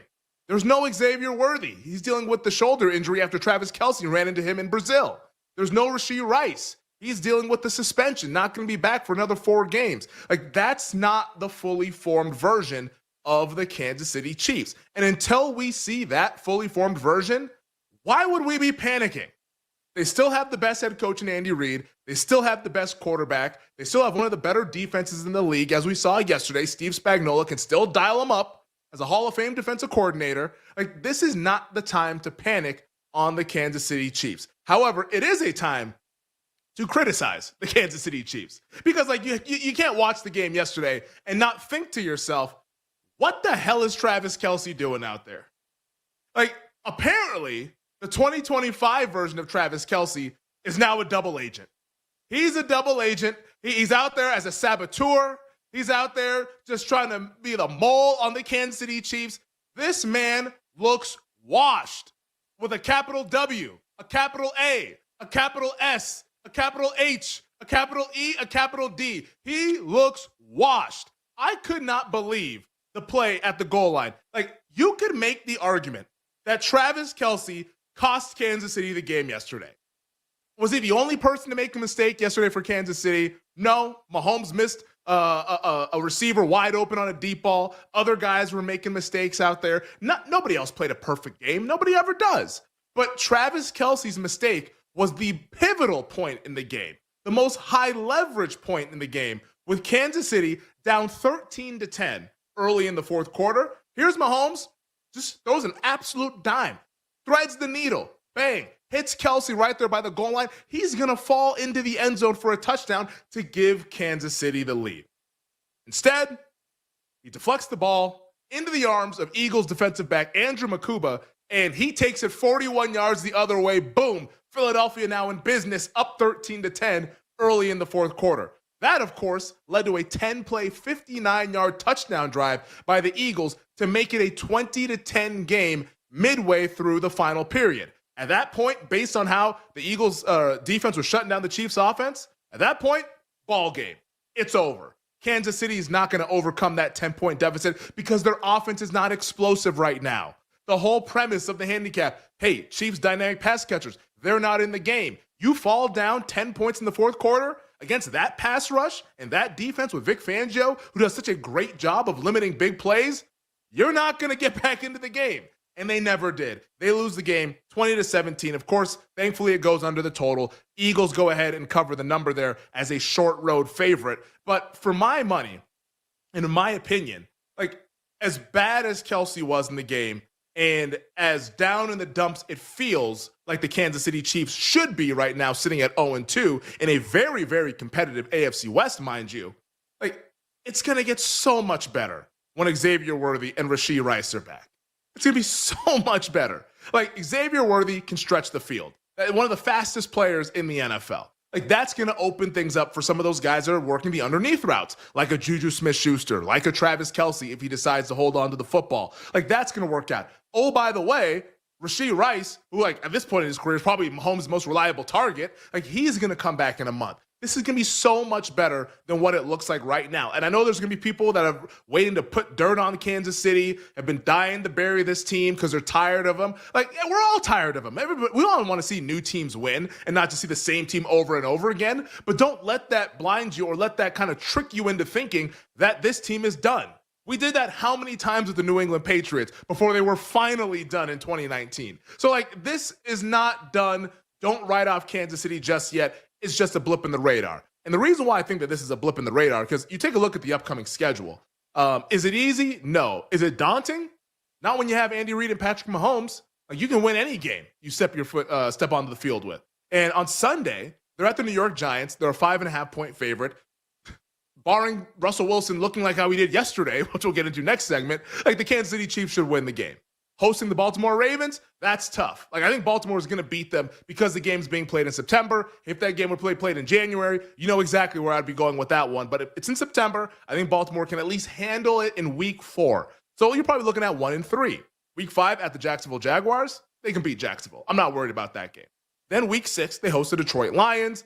Detroit's won in Arrowhead before. So, like, that's not an easy game, but probably a coin flip range. I think Kansas City can win it. Like, there's a good chance that after week 6, we might be talking about the 3-3 Kansas City Chiefs, as opposed to, oh my goodness, the sky is falling. And that's when Rashee Rice gets back for week 7. So I don't think you need to be panicking whatsoever. And when you take a look at the betting markets for Kansas City, like, this tells you that you don't need to panic at all. Kansas City right now, they're still plus 650 to win the AFC. If it was panic time, do you think it'd be plus 650? Not a chance. To win the AFC West, plus 225? Like, depending on what happens tonight in this Raiders-Chargers game, if you like Las Vegas, kind of like how I do, like, plus 225, I think you should probably bet some of that before tonight's game. And if the Chiefs somehow fall 2 games behind and the Chargers win again tonight, like, I'll bet a little bit more tomorrow. But I think you want to grab some plus 225 on Kansas City to win the division. Because if the Raiders win tonight, yeah, Las Vegas is 2-0. That's not a daunting a team to run down. Like the Chargers at 1-1, Denver at 1-1, they're still very much in it. It's just week 2, folks. Let's pump the brakes. So I think when you look at the totality of what happened yesterday for Kansas City, to me, it just felt like a team that was missing those dynamic guys. And even the box score, like if you're just watching the game, the box score also suggests this as well. Like Kansas City outgained Philadelphia, folks, 294 to 216. Chiefs had 5.2 yards per play, Eagles at 3.7. Like, doubt Mahomes and Reed at your own risk, but I'm not going to be the one that does that. I think they'll be A-okay. Before we wrap up this segment, though, I do want to hit on the Philadelphia Eagles, who did win the football game, by the way. They're 2-0 now. But through 2 weeks, and it feels like it's deja vu, I have not been impressed by Philadelphia through 2 weeks. And we did this dance back in 2023, a couple of years ago. Eagles getting off to that 10-1 start, never really looked the part. A lot of fortunate bounces went their way until they got to December and the wheels completely fell off. I don't think that's going to happen to this team, but you cannot watch the Eagles through those first couple of games and think to yourself, oh man, this looks like the Super Bowl team that we saw last year. It doesn't. There's no way it's the Super Bowl team that we saw last year. This offense is completely disjointed. Jalen Hurts yesterday, in the victory, mind you. Got to give him credit for the win, but here were the numbers for Jalen Hurts through the air. 15 of 22, 101 yards. This is a passing game that has A.J. Brown and Devontae Smith, and they could only accumulate 101 yards through the air. Sure, they must have ran the football really, really well, right? Yeah, it was okay. Saquon Barkley, 88 yards on 22 carries, kind of a mediocre Barkley game. Like, this Kevin Patullo offense has not been good whatsoever. And, like, you look at how the Giants went through that Cowboys defense, hot knife through butter, and now you compare that to what the Eagles did on opening night a couple of weeks ago. Like, we're starting to look at this Philly offense and say, okay, guys, what's the problem here? What's actually going on? Why is this not working the way it should be working? Until they fix that stuff, until we see them be a little bit more in rhythm, a little bit more in sync, I don't know how you could have a whole lot of faith in Philadelphia just marching right back to the Super Bowl. Oh, Eagles, they should be co-favorites with Green Bay. No, actually they shouldn't. The Packers are better through 2 weeks. I feel confident in saying that. Like, the Green Bay should be the clear NFC favorite. Man, yeah, if you want to put Philly after that, Detroit after that, that's fine. But there should not be a co-favorite situation. This is not a 1A, 1B in my mind. It's a 1 a clear 1 in Green Bay, and it's a clear 2 at best for the Philadelphia Eagles. I mean, I've even entertained Detroit being better than Philadelphia at this point right now based on how that offense has been looking. So overall for me, it sounds a little bit crazy. I actually have more concerns about the 2-0 team than I do the 0-2 team. Like, that is where I sit right now because Philadelphia has real issues, and we did this dance a couple of years ago, and they never fixed them, as opposed to Kansas City, who I trust once they get their guys back will look like the Kansas City that has been tormenting the rest of the AFC over the last 6 years. All right, we're just getting started here on You Better You Bet on a Monday. I mentioned it at the top. A lot of injury news with signal callers all across the NFL. Joe Burrow out for the next 3 months. J.J. McCarthy out 2 to 4 weeks, according to Adam Schefter. And Jaden Daniels' status uncertain for Sunday. We break it down next here on You Better You Bet. We'll be right back with You Better You Bet on the BetMGM Network. Make it legendary.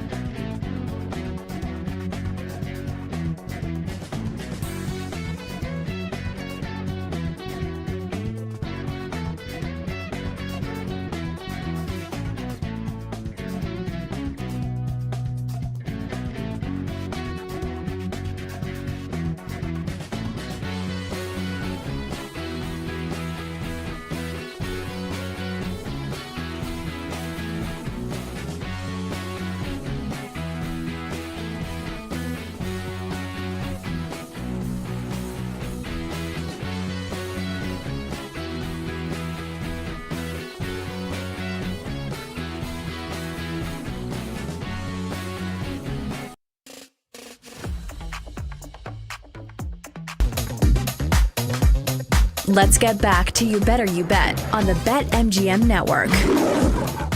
Welcome back. This is You Better You Bet, presented by BetMGM on the BetMGM Network. Femi Abebefe hanging out with you guys here on this Overreaction Monday, the Monday following Week 2 NFL Sunday. And what a Sunday it was. And as we're learning over the last hour, a lot of ramifications from throughout the weekend with some of this quarterback injuries. 40 minutes from now, we'll get Nick's thoughts on the QB injuries, as well as the Eagles winning again over the Kansas City Chiefs. That's coming up to begin the 4 o'clock hour. 20 minutes from now, NFL quick hits. We'll get to some of the other games from across the National Football League yesterday that I'll give my thoughts on. A couple of quick hitting takes and my opinions coming out of it, whether betting opinions or sports opinions. We'll go ahead and tackle it coming up in 20 minutes, as well as setting the table for tonight's Monday Night Football doubleheader. How about that one for you guys out there on the East Coast? 10 o'clock Eastern kick between the Chargers and the Raiders. Good luck staying up for that bad boy. But joining us right now, like he does each and every weekday at 3:20 Eastern, is our executive producer, Bill Zimmerman. Bill, what an afternoon, man. A lot's happening, man. How we doing? I did. Femi, I'm busy. That's how I'm doing. It's been a wild 24 hours here.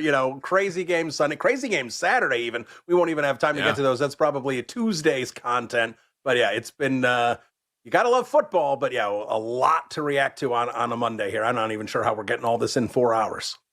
Yeah, I still haven't forgiven the holder for Notre Dame, by the way. Maybe we'll talk about that tomorrow in that game between A&M and Notre Dame. I mean, just successfully put the ball down, buddy. Like, what are we doing? Looking like Tony Romo in that wild card game against the Seahawks. Let's not open up old wounds here. But let's get to the top stories that we have on this Monday. Bill, what's the number one thing we need to know this afternoon? Femi, we've got injuries, so let's jump in here. We're going to start with the Joe Burrow injury news. It's grade 3 turf toe for the Cincinnati Bengals signal caller. He is going to need surgery, and he will be out for a minimum of 3 months.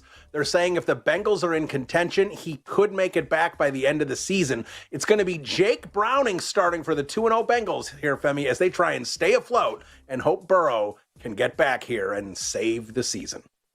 Yeah, I mean, how about this for the trade-off for the Cincinnati Bengals? All offseason, all training camp, all anyone could talk about was, can this team start fast? Can they win in week 1? Can they win in week 2? Well, this year they did it, and they no longer have their quarterback for the next 3 months. Like, I wonder if you gave Zach Taylor truth serum and you asked, hey, would you rather be 0-2 with Burrow healthy or 2-0 with Burrow out for 3 months? What would you take?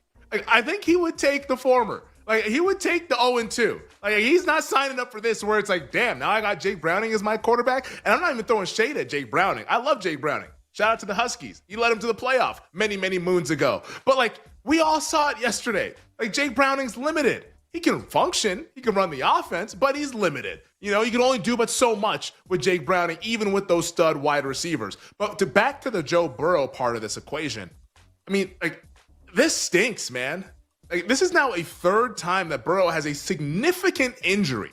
Rookie year, tore his ACL, had the wrist injury a couple of years ago that had him out, and now this turf toe injury where he's out for 3 months. Like, I don't know if it's just bad luck or what's going on, but he just cannot stay healthy for a Bengals team where you look at their core, they should be contending for AFC championships and for Super Bowls. I mean, think about how this whole thing began back in 2021. They make the miracle run all the way to the Super Bowl, only to lose to the Rams. And then the next year, they go to the AFC title game and lose a nail-biter to the Chiefs. Like, that should be what's going on every year. And instead, it's Burrow injuries, it's a bad defense. And in the 1 year where they actually get off to a good start, Burrow now is going to be out for the foreseeable future. Like, I don't know how you can have any faith in this Bengals team going forward, because what they needed to be successful was to be like the best offense or one of the 3 best offenses in the league. That's just not going to be the case with Jake Browning. They could be solid. They could be like okay, but they're not going to be one of the best offenses in the league. And that's going to expose the hell out of that defense, which still is rotten. That defense is still bad. We saw them getting gashed against the Jacksonville Jaguars just yesterday. I bet Cincinnati. I laid 3. When Burrow got hurt, I'm thankfully my ticket was digital. Otherwise, if it was a physical ticket, I'd have ripped that bad boy up and chalked it up as a loser. Somehow, some way, shout out to the Jaguars and Trevor Lawrence and Brian Thomas Jr. and whatever the hell they have going on over there. Shout out to them for just not being able to win games. Otherwise, there's no way I had a reason to cover that number, laying 3 with Cincinnati. And even if you laid 3.5, you won with the Bengals winning by 4. But like, this is just such a damper on this Bengals season. A season that should have been optimistic, a season where it's like, hey, like, we need to find out if Zach Taylor is our coach. I don't know how this doesn't end with the Bengals missing the playoffs yet again. And this time, I think it might end with Zach Taylor losing his job at the end of the season. I think that's how drastic this injury is. And I know a lot of people, like, from an award standpoint, like, Burrow was the most bet player to win MVP. You can rip those tickets up. Like, Jamar Chase might win Offensive Player of the Year. You can forget about that one. Like, Trey Hendrickson, maybe DPOI. What if he leads the league in sacks? I mean, get real. Like, it's so many ramifications to where I think now if you're from an awards bettor, you want no Cincinnati Bengals. That goes without saying. But also for futures bettors in that AFC North, I mean, the Baltimore Ravens, they're waltzing to the title once again, aren't they? Pittsburgh lost yesterday. Cleveland looks like a disaster. Baltimore just destroyed them. And now it's Jake Browning for the next 3 months. How did the Ravens not win this division by multiple games? Massive, massive coup for the Baltimore Ravens. And for the Cincinnati Bengals, once again, a bummer that this is how it ends. And for Jacksonville, final thoughts on the Jaguars before we get to the next story. They need to figure something out between this Trevor Lawrence, Brian Thomas Jr. connection. I don't know what was going on. And I'll also say this about Liam Cohen. Like, going for it on that 4th and 5 when they were up by 3. Usually I like to be aggressive. Usually I like going for it. But against the backup quarterback, I would much rather make him drive the length of the field to score the touchdown. I know he did, and a lot of people say, well, he did it. That's why it was justified to go for it. It's different when in the back of your mind, you know that a field goal gets you to overtime, as opposed to saying, I need to score the touchdown. Psychologically, it's way different as opposed to being down by 3. So I would have kicked the field goal and said, you know what, drive the length of the field, I dare you, as opposed to going for it there and only having a 3-point lead, which then you went ahead and lost the game because of that 3-point lead. So wild game, unfortunate ending, though, with Joe Burrow now out for the next 3 months. Bill, hit me with the next one. All right, Femi, we got 2 more quarterback injuries to discuss. Next one here, not as serious as the Joe Burrow injury. Yeah, just 2 more. Not as serious as the Joe Burrow injury, but still significant. J.J. McCarthy suffered a high ankle sprain last night on Sunday Night Football in the Vikings' 22-6 loss to the Falcons. Now, McCarthy, despite being NFC Player of the Week in Week 1, he has struggled in 7 of the 8 quarters of football, but now the second-year QB is going to be on the shelf. According to Adam Schefter, the Vikings are expecting it to be a 2 to 4 week injury, which means the Vikings turn to Carson Wentz, who will square off against the Bengals and Jake Browning in a battle of the QB2s in Week 3. I mean, NFC Player of the Week, J.J. McCarthy. Like, it was ridiculous back then, and it's aging like milk. Because what we saw last night was brutal. It was brutal. And I don't want to crush him too much because I know it's just his second start in his NFL career. But, man, he did not look like he was just, like, there. Like, it was disjointed. He looked lost. Looked like his head was spinning, was never comfortable. And I'd be curious to know when this injury took place. Like, if it was like in the second quarter or the third quarter or whatever, because like it just did not look comfortable at all. And this is against a Falcons defense where, yeah, they invested a lot of young talent into those pass rushers, and they went ahead and shore up the defense on the back end as well. But like, this is not the 85 Bears. This is not like the Eagles this year or some of these other defenses that you kind of have to be fearful of. It's the Falcons at home, indoors, friendly confines. How can you not be able to string drives together? They couldn't do anything the minute they sniffed the red zone. McCarthy, like, he was dying to turn the ball over last night, as he had 3 of them, by the way. Like, it was horrendous. And honestly, right now, here on September 15th, like, I'm not sure who's better, Carson Wentz or J.J. McCarthy. Like, you can make an argument, and I would definitely hear it out, that Carson Wentz, as of this moment, is actually better than J.J. McCarthy. That's how bad he was yesterday. And I'm looking at the betting market right now because this has kind of gone many different ways once this news came out. Like, the Cincinnati Bengals are only catching 2.5 now on the road. Mind you, Jake Browning is their starting quarterback. We just got done talking about Joe Burrow. So it's Carson Wentz against Jake Browning, and Carson Wentz is laying 2.5. Like, if I had to bet the game, and I don't know, I'm probably going to talk myself in and out of this game all throughout the course of the week, but my first inclination would be to bet Minnesota.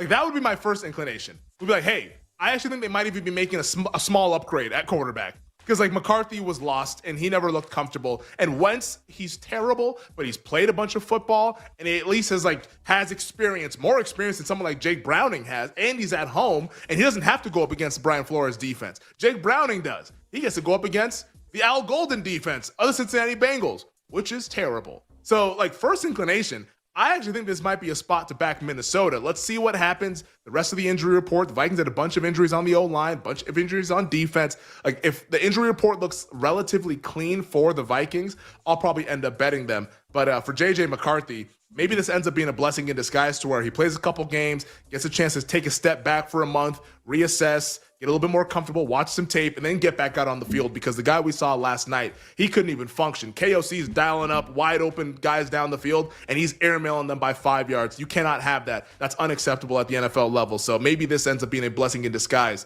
for young J.J. McCarthy. Bill, hit me with the next one. All right, another quarterback injury here, Femi. Following the Commanders' loss to the Green Bay Packers on Thursday night, reportedly, Jaden Daniels underwent an MRI, and he has been diagnosed with a sprained knee.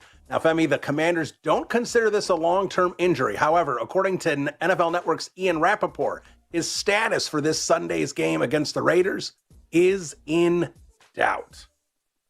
Whew, man, I mean, this one came out of nowhere, obviously. like the McCarthy one came out of nowhere. The Daniels one has come out of nowhere. Let's find out later on in the week what this looks like. We're going to get the first practice report on Wednesday, then we'll get one on Thursday, and then one on Friday. But, man, if there's no Jaden Daniels for this game, I mean, what a coup this is for the Las Vegas Raiders, right?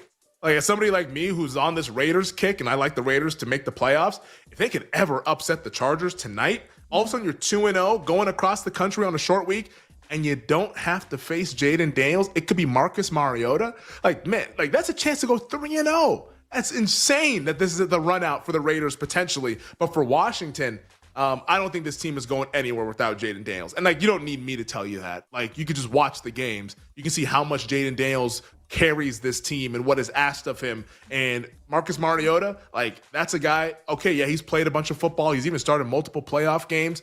Okay, but he's also, like, one hit away from being injured. Like, you want to talk about someone who's a little bit more fragile? That's Marcus Mariota. And I wouldn't trust him out there, even against a softer Raiders defense at home. To me, it'd be a little bit of a lean to the over, just because that number's come down with this Daniels news. Now we're sitting at 44.5 pretty much across the board. There's even a 43.5, by the way. So, like, let's kind of, like, get more confirmation that it's going to be Mariota. But if it is Mariota, I might actually play, like, a little bit of a contrarian over with this game, just because I don't know if I trust this Raiders defense on the road. And I do think that the Raiders offense could find success. Now, this is obviously sight unseen. Let's make sure those Raiders guys get through tonight's game healthy. But if they do, and if they're looking good, I think it's a nice setup for the Raiders, and also a nice setup for the over come Sunday in our nation's capital. Bill, hit me with the next one.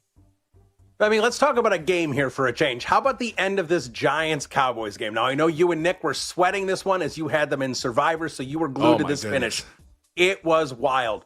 41 fourth-quarter points, 5 fourth-quarter lead changes. Brandon Aubrey ties this thing as time expires with a 64-yard field goal. That's the third longest in NFL history, but only Aubrey's second career long. And then Aubrey wins it as time expires in overtime.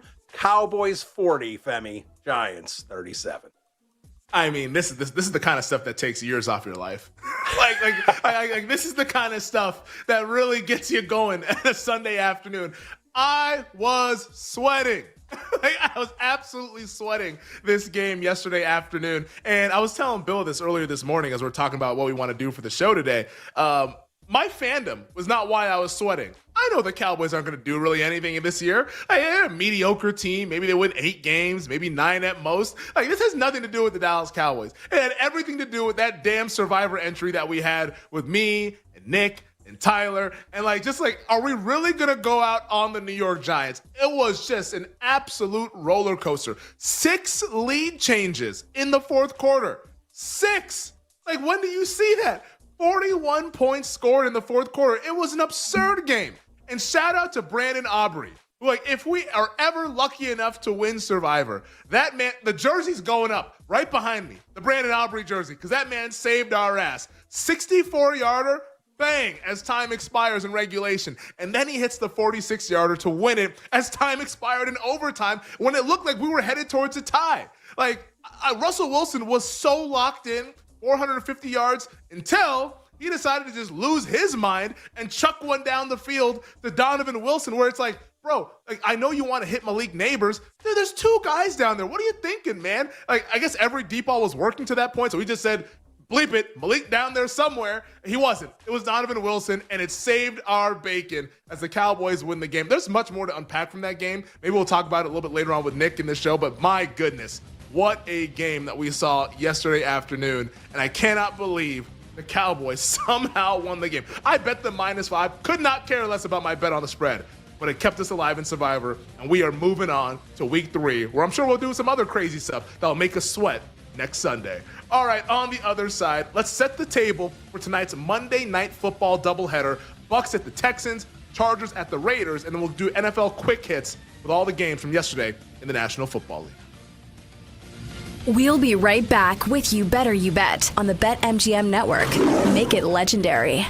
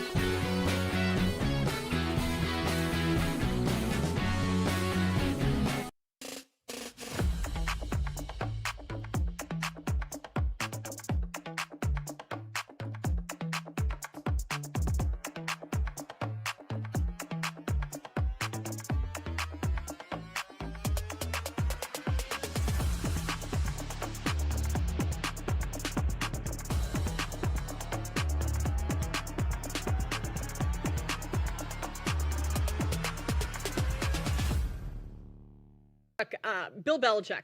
Going back, I'm switching gears here. Going back to college football, Bill Belichick starts next week. TCU, UNC. You're very close with him. How do you think things are going to go for him? And just we're short on time, so just a couple minutes. I think it's going to be great.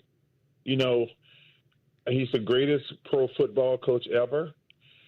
I think he's going to be able to win with less, because I don't know how many, 5 stars and blue chips guys they got on their roster.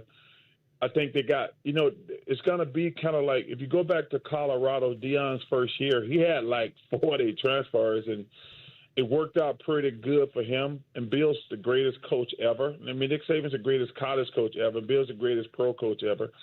I'll be shocked if he doesn't have success. I mean, totally shocked. And obviously, I'm biased. He's a great friend of mine. He's been a great friend of mine going back when he was coaching the Browns. That's how long we've been together. And I'll be shocked if he's not successful. I mean that. And like I say, you know what? 8, 9 wins, because I don't think the schedule is daunting. That conference is not. That's not the SEC or the Big Ten. Mm-hmm. And he gonna win games by coaching. He doesn't have to have the best players. He's gonna have, like I say, he don't have to have the best players.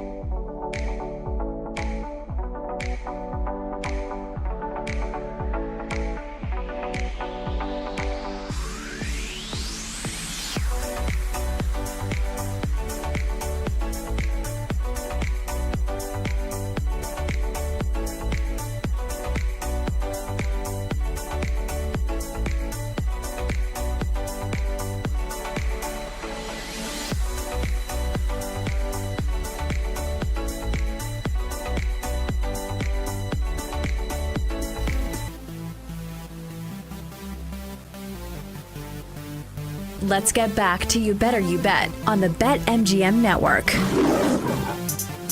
Let's get back to it here on a Monday on You Better You Bet, presented by BetMGM on the BetMGM Network. I'm Femi and Beppe. This is You Better You Bet, like I just mentioned. 15 minutes from now, or rather 18 minutes from now, we'll be joined by Nick Costos with his thoughts on yesterday's Eagles victory over the Kansas City Chiefs, as well as the plethora of quarterback injuries that we have across the National Football League. Joe Burrow out for 3 months with a toe injury. J.J. McCarthy expected to miss the next 2 to 4 weeks, according to ESPN's Adam Schefter, with a high ankle sprain. And now you have this Jaden Daniels injury in our nation's capital, where he's dealing with this knee sprain that he suffered against the Green Bay Packers last Thursday night. His status is uncertain for Sunday's game against the Las Vegas Raiders. So a lot to unpack, a lot to get to, and we're going to try our damnedest here on these next 4 hours to do it so you guys can get everything you need to know coming off of the weekend that was in the National Football League. But we're going to put the weekend that was off to the side here briefly, but I do want to set the table right now for tonight's Monday Night Football doubleheader. Because while it feels like at this moment we're drinking out of the fire hose and it feels like there's so much going on, we still have 2 more games tonight, baby. A game at 7 o'clock Eastern and a game at 10 o'clock Eastern. The first one, though, in Houston between the Buccaneers and the Texans right now over at BetMGM. Houston, a 2.5-point favorite. That total sitting at 42.5. And from an injury standpoint, there's actually a lot with this game. Chris Godwin, he's been ruled out. Tristan Wirfs also ruled out for Tampa Bay. Those guys are not expected back for at least another couple of weeks. But for Tampa on the offensive line, their other offensive tackle, Luke Gadecki or Gadecki, I don't know which. I hear it pronounced both ways. We need like the Bijan Robinson thing from last night for our guy Luke tonight.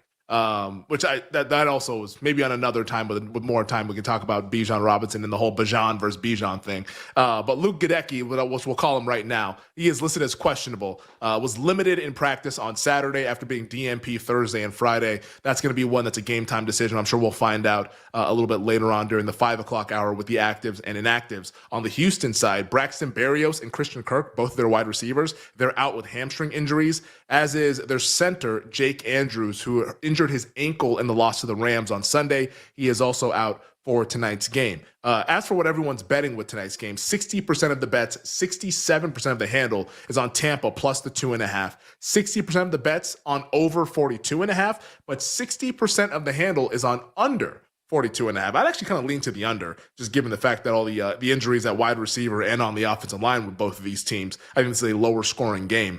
As for the money line, 80% of the bets and 78% of the handle is on the Buccaneers plus 120. So the betting public liking Tampa in tonight's game. It's a small lean to the Bucs for me, but that's only at 3. Like at 3, I'd bet Tampa. At the current prices, I'm just going to pass the game. I have obviously Femi's Island. We'll have some first TD scorer bets with tonight's game. For the most popular anytime touchdown scorer bet, though, Mike Evans. Plus 150, Mr. 1,000 yards. Mike Evans of the Tampa Bay Buccaneers for the anytime TD score. That's the most popular one over at BetMGM, where people try to make it legendary, as I've once heard a time or two. For tonight's game, though, in Las Vegas, the nightcap on the West Coast, you have the Chargers at the Raiders. Los Angeles, a 3.5-point favorite. This one's kind of been bouncing back between like 3.5 even money, 3.5 minus 105, and we're minus 105 right now over at BetMGM. The total is 46.5. If I had to guess where that total is going to go, it would be to the over, as this game is being played indoors, and we've all seen the Raiders' defense throughout the preseason, and even against the Patriots, where there were some opportunities to make some big plays. Patriots just didn't do it. You can see why folks might like the over with this one. From an injury standpoint, though, the big one tonight, of course, is Raiders tight end Brock Bowers. He is expected to play. Now, as I was telling Bill this morning, like Pete Carroll says he's expected to play. Pete Carroll said he looks great over the weekend. Pete Carroll also makes me look like Negative Nancy. Like that is like the eternal optimist. That man, there's no more, it's positive Pete. All right. So you got to take it with a grain of salt with Pete Carroll when it comes to an injury standpoint. There could be a guy that just tore his ACL. Pete Carroll said maybe we get him back in a couple of weeks. Like that's how he rolls with this injury news. So I'm pretty sure Brock Bowers will play.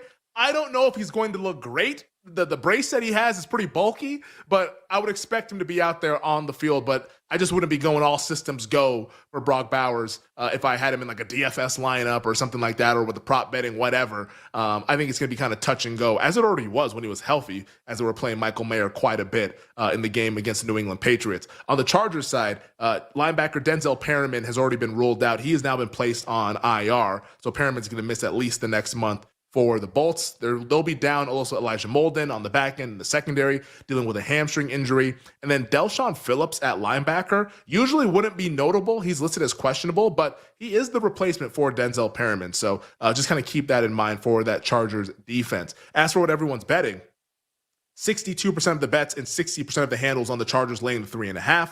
65% of the bets, 80% of the handle is on over 46.5. And then you have 54% of the bets and 67% of the handle on Chargers money line. So Chargers in the over. That's what people like in tonight's game. You guys know where I sit with tonight's game. I like the Raiders plus 3.5. I also like the Raiders on the money line at plus 155. I think the Raiders pull off the upset tonight here in Las Vegas. But let's go ahead and get back to Sunday's game with our NFL Week 2 quick hits to wrap up the hour here on a Monday on You Better You Bet. And we'll have to start with what happened in the Motor City. The Detroit Lions destroying the Chicago Bears 52-21. How about that one with your old buddy Ben Johnson in town? Here's a 50 piece, as everyone was wondering, hey, can the Lions function without Ben Johnson? Jared Goff only wins with Ben Johnson and Sean McVay. Well, I guess now we got to add John Morton to the list, right? 52 points for the Detroit Lions against this Bears defense. Unfortunate news for Chicago's defense, and this one's going to be a biggie the rest of the way. Their Pro Bowl cornerback, Jalen Johnson, dealing with a groin injury, suffered it in the game yesterday after coming back after missing the opener. He is now expected to need surgery and reportedly miss the rest of the season. So this Bears defense that's already been struggling is now going to be without their best cornerback for the foreseeable future, for the rest of the season, mind you, the remaining 52 or 15 games for the Chicago Bears. So that's a bummer for Chicago, and also explains why the Bears game against the Dallas Cowboys on Sunday has been getting bet to the over, as if folks cannot get enough. Like, this bad boy is already up to like 50.5 at some places, and it might keep climbing throughout the course of the week here with the injury report, but that's a bummer for Chicago. So that's a big loss for them. For Detroit, I think they're fine. I think their week 1 game was more about Green Bay. Like, it just shows how good Green Bay is. Like, they're going to be A-okay. They're going to make the playoffs. Like, we talked about it last week on the show. Adjusted win totals over 9.5 was plus 120. This is a 10-win team. There's too many good players for the Detroit Lions. As for the Chicago Bears, they're glad that game was in that 1 o'clock Eastern window and not on prime time, because, boy, we'd be talking more about Caleb Williams and what that offense looks like with Ben Johnson and that defense being horrendous. Like, for Chicago, man, it looked brutal. Let's see if maybe this weekend with the old slump busters, the get-rights, the Dallas Cowboys defense coming into town, maybe Caleb Williams can have a breakout game in America's Game of the Week with a lot of folks watching. But, boy, it looked pretty bad again against the Detroit Lions. Let's get over to Indianapolis, though. A really, really entertaining game in the late window. We thought the best game was going to be Chiefs-Eagles. No, it was actually the one that was taking place between the Broncos and the Colts. Indianapolis wins it 29-28 as Shane Steichen and Indiana Jones and the rest of the Colts are now 2-0. And I must give them credit. Like, I'll put my hand up and say, like, at this point at least, I have been wrong about the Daniel Jones experience with Indianapolis. I was way out on this team all throughout this offseason, and it's just 2 weeks. I mean, we all remember last year, the Saints were 2-0, and then they fell off a cliff. Like, we don't want to overreact to like the first month of the season. As most NFL experts will tell you, it's pretty much an extended preseason, but Indianapolis looks really good, especially on offense, where they became the first team in the Super Bowl era to not punt in their first 2 games. That's how good the Colts have been. And yesterday, against the Denver Broncos defense, that you talk to anybody who covers football, anyone who looked at it, oh man, the Broncos defense, going to be elite. They were the best defense in the league last year. Look at what they can do. They're going to be this awesome defense. Yeah, they got barbecue chicken. It was lit on fire. 473 yards, 7 yards per play by Indianapolis. Like, what happened to the vaunted Broncos defense? I don't know. But the Colts, full credit to them as they get the job done. And like, very, very insane game management from Shane Steichen at the end. He got bailed out with the leverage penalty, but to settle for a 60-yard field goal, like, that is atrocious. I don't know what that man was thinking. Luckily, they got bailed out and they get the shorter field goal and they're able to make it and walk it off and win the game. But the Colts, Better sometimes to be lucky than good, as they were a little bit fortunate at the end there with the win over the Denver Broncos. The Seattle Seahawks, they looked impressive against the Pittsburgh Steelers yesterday afternoon. And as someone who bet Pittsburgh, and this is like one of those frustrating games, you lay 2.5 and the game closes 4 in some places. You got to feel good, don't you? And then you start watching the game and you realize, I might be on the wrong side. Clint Kubiak, I thought his offense was good, and I've been very critical of Clint Kubiak. I'm not a fan, but in this game, he was really, really strong. And maybe this says a lot about this Pittsburgh defense that through 2 weeks, they look old. TJ Watt doesn't look like how he usually does. Cam Hayward doesn't look like how he does. Jalen Ramsey's getting beat deep. Like, they look really, really old. And you start to wonder, maybe they're just a little bit long in the tooth. And if this defense is not going to be what we all expected it to be, I don't know if the Steelers can go over 500 like they've done in every other Mike Tomlin season. But last thing with that game for me, what was Caleb Johnson thinking? What do we not know the rules? Like what's happening with that? It's 17-14. Steelers about to get the football back. Okay, maybe they can, have a drive and go down the field and let's take the lead again, or at least tie the game. This man, lets the ball go by him as if it's not bro. There's a reason why onside kicks get recovered. This was a long side kick, I guess we should call it. Dude, you have to get the football. You can't just watch it trickle out the back of the end zone and then Seattle recovers. Just ridiculous. Would not expect a Mike Tomlin-led coach team to do stuff like that, but they did it nonetheless. The rest of the quick hitters, Rams over Titans. Biggest bet regret for me was not betting the Rams. I ended up betting the under. The Rams by themselves were just taking care of business as they were expected to do. I wish I bet the Rams when I watched that game. I was like, damn, I really should have bet Los Angeles. That was the big bet regret for me.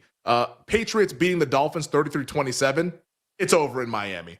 And I'm honestly wondering if they get blown out on Thursday night, does Mike McDaniel survive the short bye week? That's a legitimate concern for me. It's so over for that team. Shout out to New England getting it done.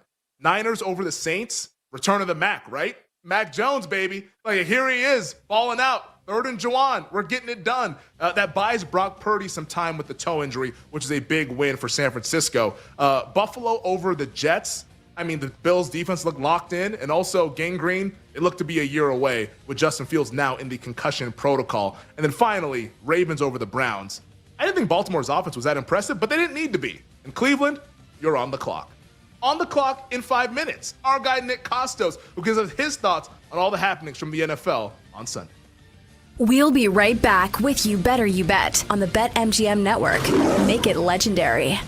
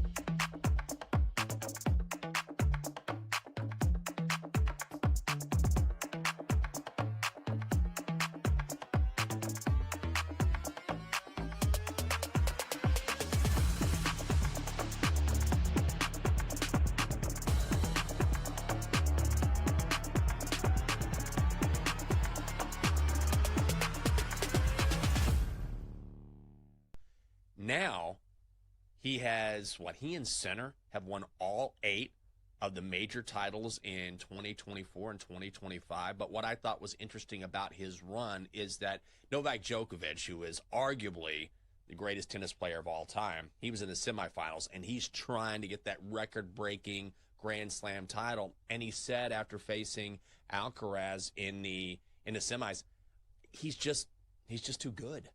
Like, if I face him, I don't know if I can beat him. And it's so interesting to hear arguably the greatest player of all time, certainly not in his prime, saying, I'm trying for this title. I want this title. But these young kids who are dominating the sport right now, I just don't know if I can do it. And you rarely hear that from these high-end athletes. But to hear that vulnerability, I appreciate it. But it just goes to show how there is a sea change in tennis. Well, also, I think that people say they want honesty from athletes. Yeah. But sometimes they really don't. Like, it almost feels weird when you hear the opponent kind of acknowledge their competition and say, like, hey, I'm the man to beat. It's me. I'm him.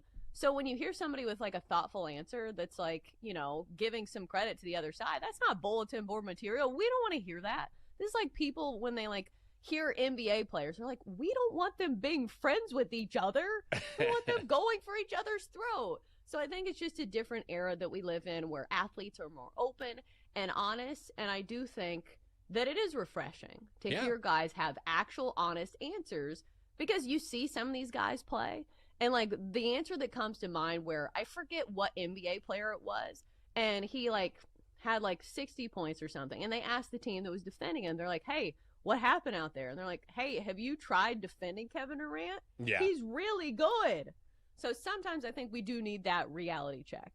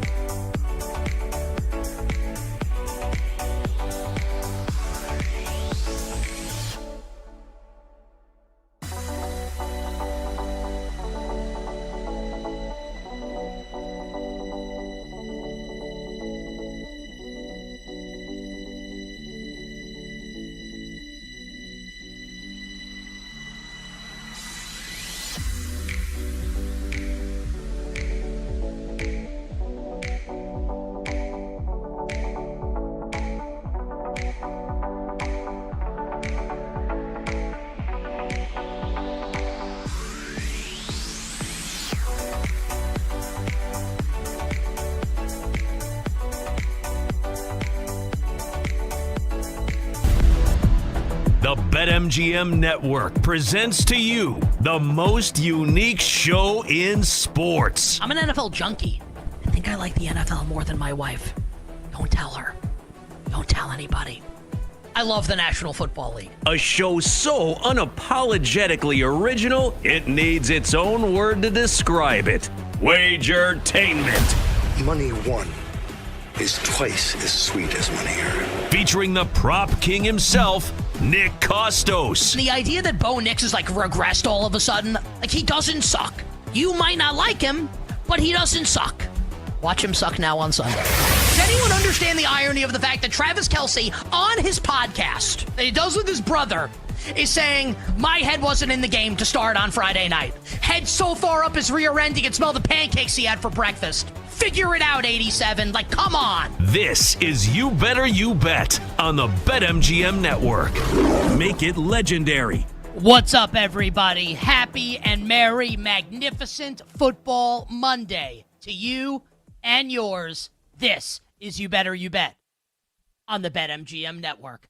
Nick Costos, Femi Abebefe, our crew, and you here on the Odyssey app, on SiriusXM, on YouTube, on Twitch, on radio stations nationwide, in your hearts and in your minds, as we bring you the fastest show in all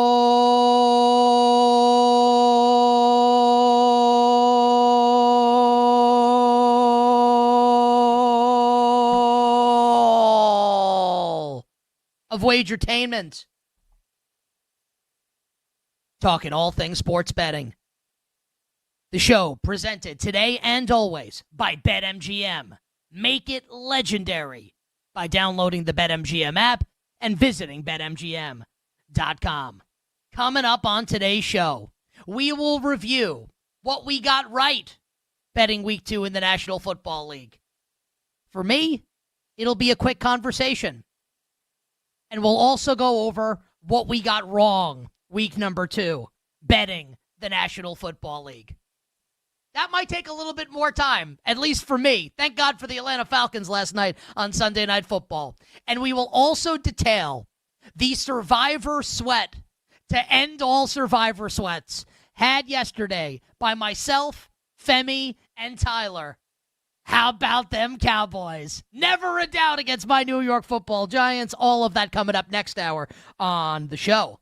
We will also give you our first glance at week 3 in the National Football League. I have a couple bets that I think will age pretty well. Femi's got a couple bets as well. We'll do that coming up in the final hour of the show. And also in the final hour, in the power hour, all our bets for tonight's Monday Night Football doubleheader. You gotta love it. If you live on the East Coast, especially if you are the dad of a young child like me, yeah, 10 o'clock Eastern kickoff. Love it. No sleep. Like, you know the Beastie Boys song, No Sleep Till Brooklyn? This is no sleep until the Chargers and Raiders end. I don't know if that's as catchy as No Sleep Till Brooklyn. Let's see. No sleep till dun dun dun dun dun dun dun dun. Chargers, Raiders. Oh, yeah. Yeah, I'm going to be locked into the game. And I'm going to be exhausted tomorrow morning when my daughter wakes up. All our bets, side, total, and props for the Texans and the Bucs in Houston. Current side and total market in that game. The Texans holding as 2.5-point home favorites. We may go to 3. We will see. Total sitting 42.5. And the Chargers, 3.5-point road favorites in Vegas. That is juiced towards the Raiders. Total 46.5. We are watching a couple pieces of injury news in both games. For Tampa, left tackle with Tristan Wirfs out. Luke Goedeke, we don't know if he's going to play. We think he will. Practice Saturday in a limited fashion. We'll find out more, obviously, around 5:30 Eastern when the injury report comes out. For the Raiders, we want to make sure Brock Bowers is going to play. We think he's going to play based on Pete Carroll's comments, but that's not 100% sure. And the LA Chargers adding stud linebacker Diane Henley to their injury report about an hour ago with an illness. Henley listed as questionable. He is an absolute monster in coverage at the linebacker position. And if he doesn't go, and Bowers does, and Myers is obviously going to play, the middle of the field could potentially be open. And even if Bowers doesn't play, you could have Michael Mayer, who was the second-round tight end before the Raiders drafted Bowers in the first round. Both won Mackey Awards in college as the best tight end in college football, where that middle of the field could be open for Geno Smith, Chip Kelly, and the Raiders offense. So all our bets, side total and props, all the latest injury information for Houston and Tampa, the Chargers and the Raiders, coming up to end today's show. Now, we got about 19 pieces of injury news, like an hour ago, hour and a half ago, that candidly, and I always like to pull back the curtain and tell you, our listeners and viewers, kind of like how you put a show together, our rundown got completely blown up. So J.J. McCarthy's going to be out 2 to 4 weeks with a high ankle sprain. We have the Joe Burrow injury confirmation. Jaden Daniels probably not going to play on Sunday. We'll see about that. His status is in doubt. The Panthers lose some offensive linemen. The Bears lose Jalen Johnson probably for the season. Justin Fields is in concussion protocol. I'm trying to think, am I missing any? I just rattled off like 6 really important pieces of injury news. We will get to all of it this hour on this Monday. But before we get to it, we have to start with the super rematch yesterday in Arrowhead from Super Bowl 59 this past February. And let's call a spade a spade. The game itself was far from super, unless you had the Eagles and the under. I had a bet on the over of the game that was probably dead pretty early in the contest. So if you bet the Chiefs and you bet the over, it was definitely not super. Maybe if you like the Eagles in the game, it was a super Sunday for you. The Eagles beat the Kansas City Chiefs 20-17. Now 18-1 in their last 19 games, including postseason. They boa constricted this game in the fourth quarter, just wrapped themselves around the Kansas City Chiefs and squeezed the life out of Patrick Mahomes, Andy Reid, and company in very impressive fashion. The Eagles, now 2-0 in their defense of a Super Bowl championship, and the Kansas City Chiefs, my Kansas City Chiefs, 0-2.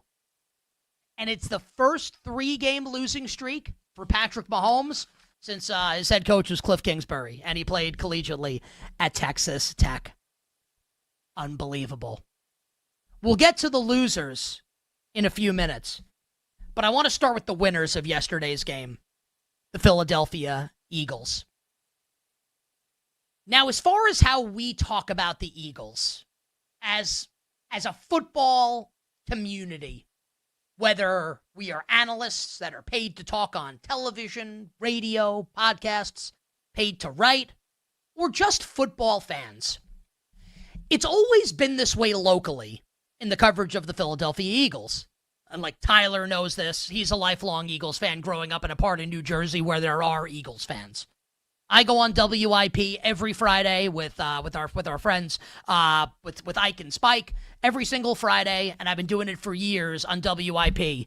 So I know how the Eagles media and I know how Eagles fans treat their team. But now we are starting to see the national media treat them this way as well. And this is how you know the Philadelphia Eagles have truly entered that rarefied air where even if you win, you still get criticized. Even if you win games, we still find way to poke holes in everything you do. Kind of like the Kansas City Chiefs last year, who couldn't stop winning in the regular season, and people couldn't stop bitching about the way it happened. It's like soccer, and how ridiculous this is in soccer, where some coaches inside, we're going to get off of soccer in a second, but just listen to the point I'm going to make. Where in soccer, you've got some coaches and some fans who believe that you have to play the beautiful game. And that you'd rather, there are like great soccer players and coaches who are on record saying this, that they would rather lose an entertaining game 4-3 than win a boring game 1-0. Yet another reason why the United States is superior to Europe. The Philadelphia Eagles are getting the soccer treatment because they win the game yesterday. They're the reigning defending Super Bowl champions, 18-1 in their last 19 games, and all anyone wants to talk about is this offense broken? Can Jalen Hurts get the ball down the field? And perhaps the most pressing question, is Kevin Patullo just Italian Brian Johnson? Remember the 2023 Eagles, everybody? Started 5-0, got to 10-1, and then lost 6 of 7, including that wild card stinker on the road in Tampa, where Jalen Hurts looked like he had never seen a blitz before. The offense completely fell apart, and they crashed out early in the postseason. I received multiple text messages yesterday from Eagles fans, from NFL fans, all saying this Eagles offense looks just like it did in 2023 under Brian Johnson. So are the Eagles up against it moving forward this season if this is what the offense is going to look like? What I would say, I don't want to push the panic button on this offense yet. I'm not willing to do that. The Eagles are 2-0. They beat at what worst is a game Cowboys team this year. I think a Cowboys team that will be frisky this season. And they just went on the road and beat Patrick Mahomes and the Chiefs. I know everyone wants to throw dirt on the Chiefs because they're 0-2. It's still Patrick Mahomes. It's still Arrowhead. They went in there and they got a win. And if you ask me right now, at this moment, best team in the NFC, who represents the NFC in Super Bowl 60, I'm still going to take the Philadelphia Eagles. And the Eagles' first couple games last year were not exactly world beaters. I don't want to blow this out of proportion, what we've seen from the Eagles' offense thus far. But I will say this because it's important to note and important for us to think about things in these terms, right? We don't want to overreact and say, this is 2023, this is Brian Johnson part 2, and the season's going to go that way. But it is worth noting. Think about what Russell Wilson did yesterday for the Giants against this Dallas Cowboys defense. Russell Wilson. Like, not Josh Allen, not Lamar Jackson, Russell Wilson. 450 passing yards, 3 touchdowns. And I know Deron Bland didn't play, but and Deron Bland's a nice player. Like, Deron Bland is not Deion Sanders in his prime or Darrelle Revis. Like, that's not what this is. That's not the reason. The Eagles couldn't do anything passing the ball against the Cowboys in week 1. Justin Herbert, Friday night in Brazil, week 1, ripped up the Kansas City Chiefs secondary. Ripped them up. 300-plus passing yards in that game and 3 passing touchdowns. Jalen Hurts has 101 passing yards yesterday. And didn't have a long pass down the field until the drive where they scored the touchdown to go up 20-10, when Hurts did identify the blitz and tossed it up to Devontae Smith, and Devontae Smith comes back to the ball and makes a great play because he's a great player, and that's what great players do. So yes, the Eagles are 2-0. And that's the most important stat. Wins. But I do think there's some cause for concern on both sides of the ball, offense and defense. I don't want to get into the mode, like I said, where this is because what happened last year with the Chiefs was ridiculous. Because after every win, everyone's bitching and moaning about how it's happening. What matters is that it happened. And what matters for the Eagles is that they're 2-0. I do think that this is something to monitor moving forward, though. What's this offense going to look like here? With Kevin Patullo coordinating? Can they get the explosives down the field? Nick Sirianni is saying that things will change once they start hitting those explosives. Perhaps it'll start this weekend. Or maybe it won't. Because coming up this Sunday is a rematch of that epic divisional round playoff game from January in the snow as the Philadelphia Eagles host Matthew Stafford, Sean McVay, Puka Nacua, Devontae Adams, and Eagle hater Jared Verse. You want to know if Jared Verse hates the Eagles? Just put a microphone in his face. He'd love to tell you. And the 2-0 Los Angeles Rams. That spread opened last night in the 4.5 range with the Eagles favored. The initial move in the betting market towards the underdog Rams. We're now sitting Philly at BetMGM, a 3.5-point home favorite. We'll finalize our bets, obviously, as the week moves along. What I will say is this. The Rams' defensive front got after Cam Ward's ass yesterday. The Rams' defensive front got after C.J. Stroud's ass in week 1. Might be a different story going up against the Eagles' offensive line this Sunday in Philadelphia. On the other side, we will talk about the 0-2 Chiefs, if they can make the playoffs, and who I blame exclusively for their 0-2 start here on a Monday. We'll be right back with You Better You Bet on the BetMGM Network. Make it legendary.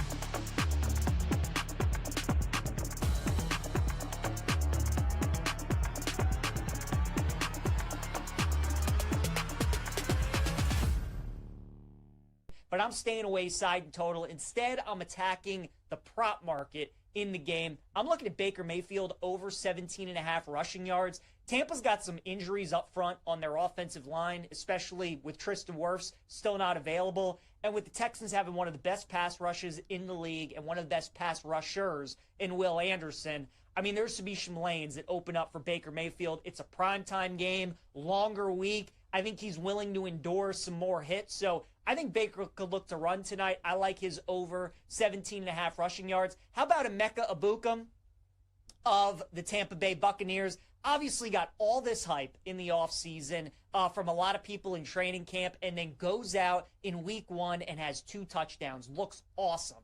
Well, now it feels like everybody that was benching Egbuka in week 1 now is starting him in their fantasy league. So we all know how this tend to goes, right? Rookie, you wait and see what he does week 1, pops off. Now everybody's rushing to plug him into their lineups, betting him in week 2. I'm going to go a little contrarian against a very good defense. I'll take his under 51.5 receiving yards. And then finally, this feels like a field goal kicker type of game to me, right? I'd look at Fairbairn of the Texans over 1.5 field goals. You do have to lay the juice at -140. But it definitely feels like, again, you got a great defensive team in Houston. They usually do kick a bunch of field goals. I think Fairbairn over 1.5 at -140 could be a good look for tonight's game. Moist Cupcakes, I got Nick Chubb over 13.5 carries at +104 already. After listening to Sean, Moist Cupcakes thinks that's a great bet. I think I'll be on that as well. Again, he had 13 last week, far and away their leading rusher. And listening to Sean and what D'Amico Ryans was saying this week, should be no reason why he doesn't get a bulk of the carries again. So I think that is a good look.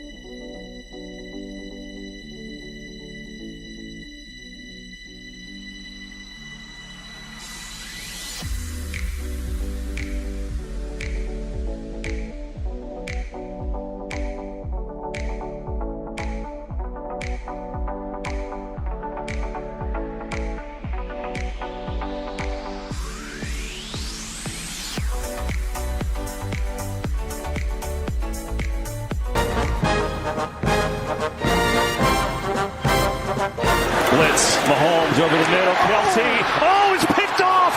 It's Makuba who's got it, and room to run, one man to beat, and he's taken out! Andrew Makuba, the rookie from Texas, on the bounce off of Kelsey, and a huge play for the Eagles. You're tuned in to You Better You Bet with Nick Costos and the crew on the BetMGM network. Make it legendary. Kevin Burkhardt and Tom Brady with the call yesterday on Fox. I don't want to hear this music. I'm not in a good mood. Bring it down. That music is reserved for when, like, we're happy, we're celebrating football. I got a lot I'm upset about as a result of this Chiefs-Eagles game yesterday. And I want to start with something that actually, like, does have something to do with the result of the game, but also doesn't. It just goes to show how ludicrous and asinine all of you idiots sounded like last year when, after every Chiefs game, especially, and this is not like a defense of the Kansas City Chiefs, it's a defense of intelligence, especially after the divisional round game against the Texans, where you would have thought like the Kansas City Chiefs were like a team of terrorists with the way that game went. They win the game, and all you hear anyone say afterwards, oh my God, roughing the passer calls on Mahomes. Like, Mahomes is begging for calls. The Chiefs get all the calls. Everyone's biased towards the Chiefs. People hate the Chiefs more than they hated the Patriots and the Belichick-Brady. It's like, it's insane to me. It's crazy. And I said it at the time. The Chiefs get all the calls. Think about it. Did you, the listener? Did you, the viewer? Did you think that last year? It seemed like everybody did. Chiefs get all the calls. They're actually bad. Wait. Hear me out. Patrick Mahomes is actually bad. Andy Reid's actually bad. And this team that makes the conference championship game at least every year, and when they lose, it's in overtime, they're actually bad. They get bailed out by the commissioner's office. And it's this huge conspiracy against the rest of the league in favor of this big market team in Kansas City. God, that was stupid. Wasn't it? And you know how you know it was stupid?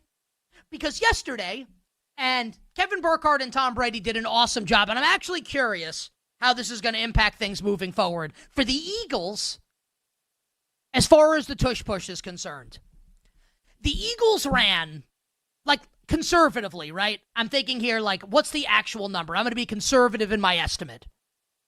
64 tush-pushes yesterday? Am I too low? Was it like 80 tush-pushes that they ran in the game yesterday? So the Eagles are jumping offside on these tush-pushes, right? And they got the slow-motion replay proving it beyond a shadow of a doubt. And Burkhardt and Tom Brady are like, oh, can't believe they didn't make the call. Like, look at this. Look at what's happening here. So for all the people that are going nuts last year, that the refs are in the NFL's in the bag for the Chiefs, not like the Yankees or the Lakers or Duke, the Chiefs. What'd you think yesterday? When the Chiefs are getting jobbed, clearly, and I don't care. I just call a spade a spade. When the Chiefs are getting jobbed by obvious missed calls by the officials, obvious.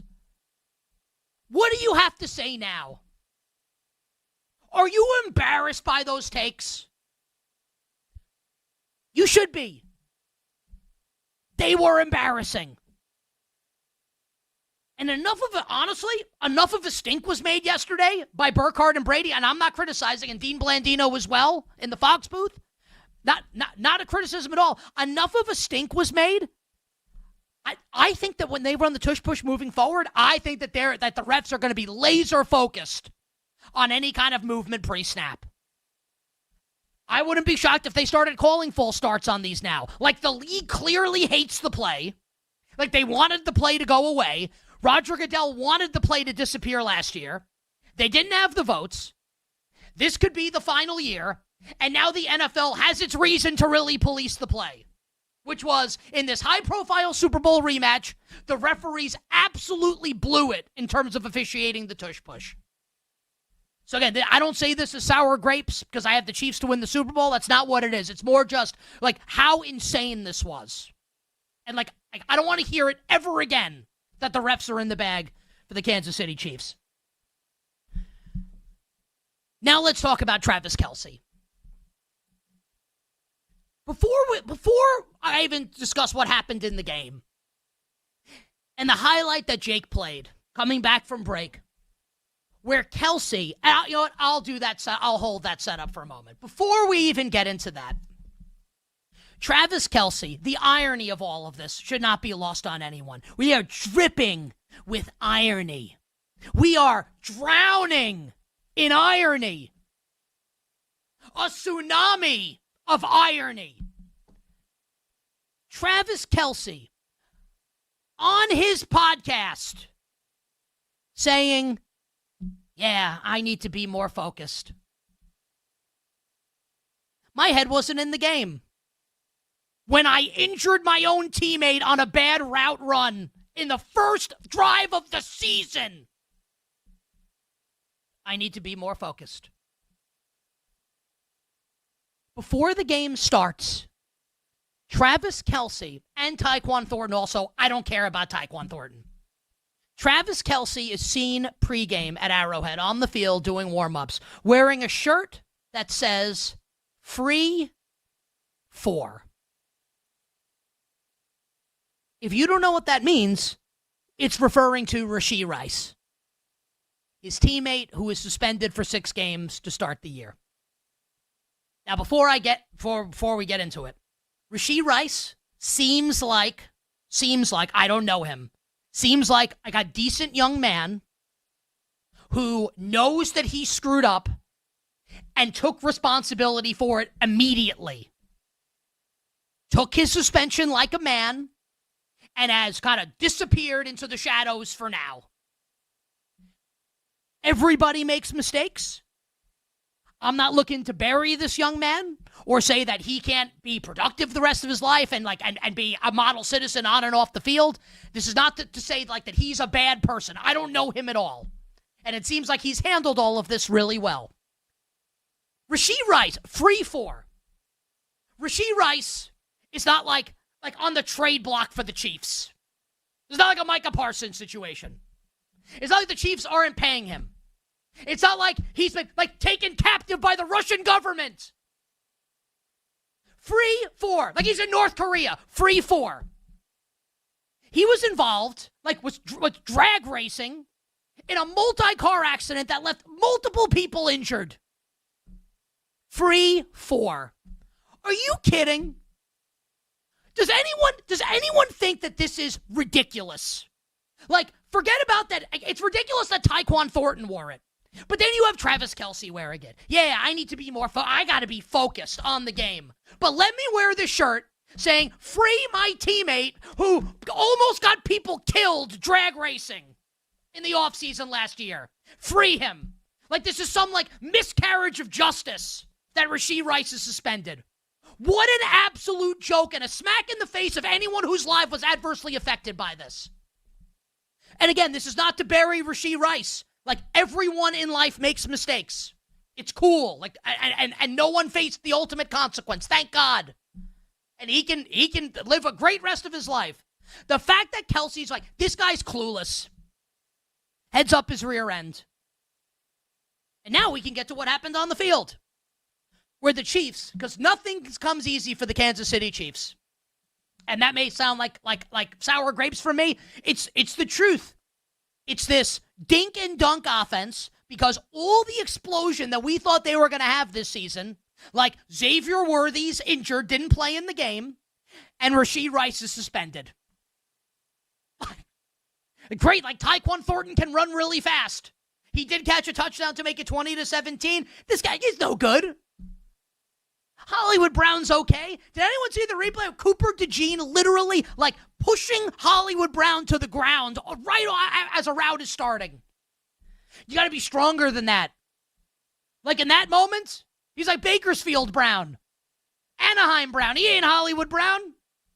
Sacramento Brown, please. So the Chiefs have this long-ass drive that's freaking painful to watch. 14 plays, 74 yards, down 13-10. Second and goal from the 6. Man coverage. Mahomes knows it. And in the Mahomes-Kelce era, we've all been watching them for years. What happens in that spot? Man coverage down by the goal line. Touchdown, Travis Kelce. Mahomes sees it. Delivers the ball to Kelce. Says he needs to be more focused. Should have been more focused on catching the ball. He bobbles it right into the hands of Eagles stud safety. #Howie did it again. Andrew Makuba, who almost takes it 100-plus yards or 99 yards for a touchdown the other way, if not for an insanely athletic play and catch from behind by left tackle rookie Josh Simmons. And I know Jay Croucher came on the show and said he bet Josh Simmons Offensive Rookie of the Year. Honestly, they should give him Offensive Rookie of the Year for that play. Looking like prime Larry Allen chasing down a defensive player. Unbelievable by Josh Simmons to save that touchdown. Kelce catches that ball. 17-13 Chiefs. I'm not saying the Chiefs definitely win the game. you'd feel better about their chances, right? 17-13 up or 13-10 down. And the defense finally breaks. Hurts hits Devontae Smith on that shot. Smith makes a great play. And the Eagles score, and it's 20-10, and the game's effectively over. Because the Eagles are going to just wrap themselves around you because they've got more talent, they've got better players, and they're going to boa constrictor the bleep out of you and choke the game out. And that's what happened. And Travis Kelce, you bet on this Monday on the BetMGM network. I forgot to reset in my fury here. Travis Kelce, let's call a spade, is the reason the Kansas City Chiefs are 0-2. Game 1, injure Xavier Worthy running the wrong route. Do the Chiefs win if Xavier Worthy plays? Maybe, maybe not. Would have loved to have found out. Game 2, Worthy doesn't play.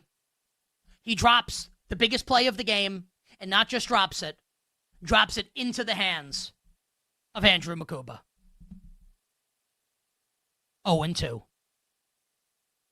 Now, the good news for the Kansas City Chiefs and for Travis Kelce is this. Coming up on Sunday,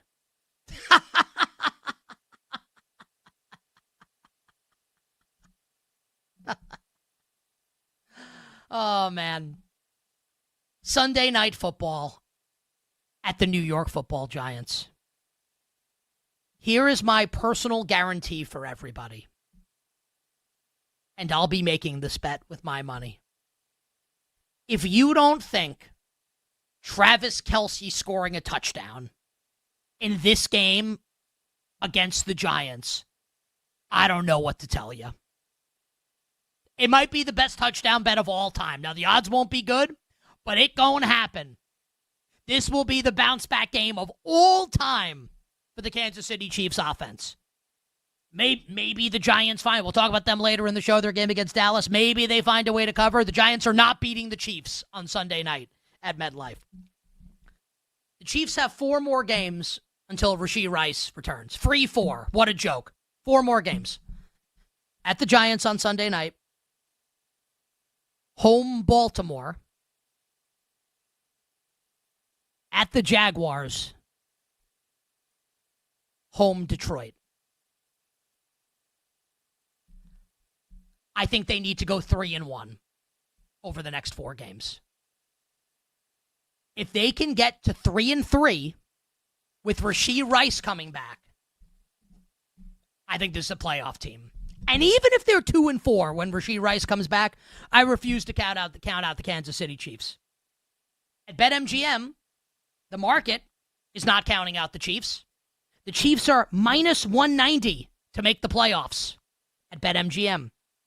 And if you think that this is the year and the Chiefs get got and the Chiefs don't make it, you got a nice little plus money price staring you in the face at BetMGM for Kansas City to miss the playoffs. And maybe this is the year that it happens. Maybe things catch up to them and the injuries are too much and some years of substandard drafting and replenishing talent lost finally bites them in the rear end. The way I see it, as long as number 15's out there, I will never count this team out. Never. The Chiefs are going to win Sunday night at the Giants, and they'll be on their way to righting the ship. This is still a playoff team this year in the AFC. On the other side, we will talk about Joe Burrow's injury and the Cincinnati Bengals moving forward. We'll be right back with You Better You Bet on the BetMGM network. Make it legendary.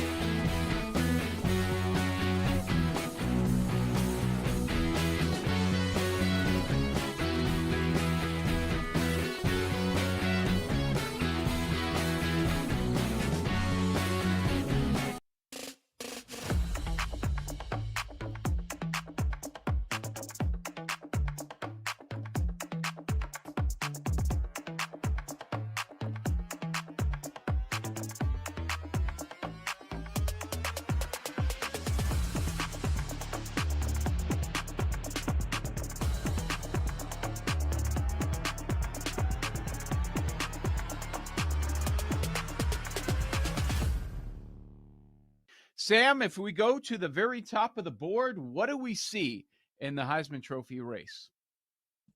We see a Bet Sweats party is what we see. According to BetMGM, Carson Beck, John Mateer have the two best chances to win the Heisman Trophy. Hey now. Whew. Let's go. That's it, man. Looking good. It's very, very early, right? But I like where we sit.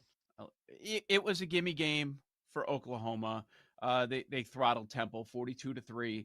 Mateer had a good game. And part of my case for double dipping, which I did this past week, was, look, Auburn's coming up. I think they can beat Auburn. They're at home for that game. Oklahoma is. And then you've got a gimme in Kent State, one of the worst teams in the country. So now we're talking about sitting 5-0, and we're getting hype going into the game against Texas. And, dude, Arch doesn't look good. He stinks. I mean, this guy was, speaking of the Heisman favorite. He all offseason looks awful. They win over UTEP 27-10. That's not supposed to happen with a Texas team that has the next coming at quarterback. He's going to be the number one pick moving forward. Every draft he enters, he's going to be the number one pick. No. Okay, you bounce back in San Jose State, but maybe not to the level some were hoping. UTEP 27-10, Manning 114 passing yards.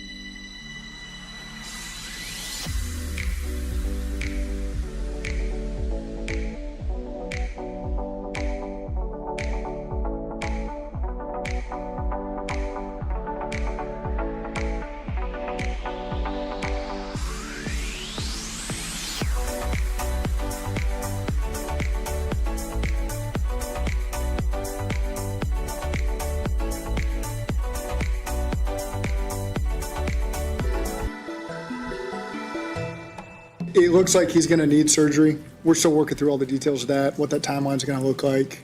We're 2-0, and we've got a lot of good energy right now. There's a lot of things that we can clean up with our football team to be better going forward. We have not put our best foot forward yet, and so that's what's exciting is that we found a way to be 2-0 right now, and we still haven't even played our best football collectively. So the goal this week is find a way to go on the road and be 3-0, and I know our guys are jumping at the bit for that opportunity. This is You Better You Bet with Nick Costos, Femi Abebefe, and the crew on the BetMGM Network. Make it legendary. The voice of Cincinnati Bengals head coach, Zach Taylor. You know how, it's really young people use this phrase? I'm I don't know. I'm still kind of, I guess I'm not, I'm 42.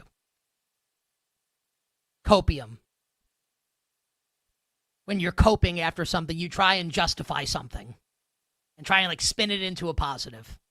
You're coping. You're inhaling copium. That was if you've ever, and that's the first time I've heard that audio today. If you've ever seen the movie Scarface, this is like when Al Pacino as Tony Montana puts his face into a pile of cocaine that looks like it could be like dusting the North Pole, and just puts his whole face in it. That's Zach Taylor with the copium, with that quote. Joe Burrow's out for the season. Also, we're 2-0. And we're really excited for next week with Jake Browning. I mean, I don't know. What's he supposed to say? Like, yeah, like it's over? Like, I understand where he's coming from. I mean, wow. Like the copium there. The fourth best quarterback or the fifth best quarterback in the league. Yeah, he's done until maybe Christmas, possibly later. But hey, we just beat the Jaguars. So all's well. Boy. Joe Burrow, based on everything that I'm reading, like he ain't coming back this year. All the Twitter doctors say, out for the year for whatever that's worth. And the language that all the insiders are using is out minimum of 3 months with this turf toe. I love how this is turf toe has now become like COVID-19. Like Brock Purdy's got one variant. Like Burrow's got another variant. We had like the Megatron variant and the Optimus Prime variant and whatever the hell variant's coming next. We got, you know what? Like, I don't know what's happening. Can RFK get on this?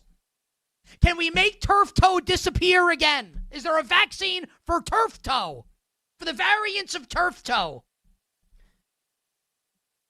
It's going to be Joe Burrow's third season-ending injury likely in the last 5 years.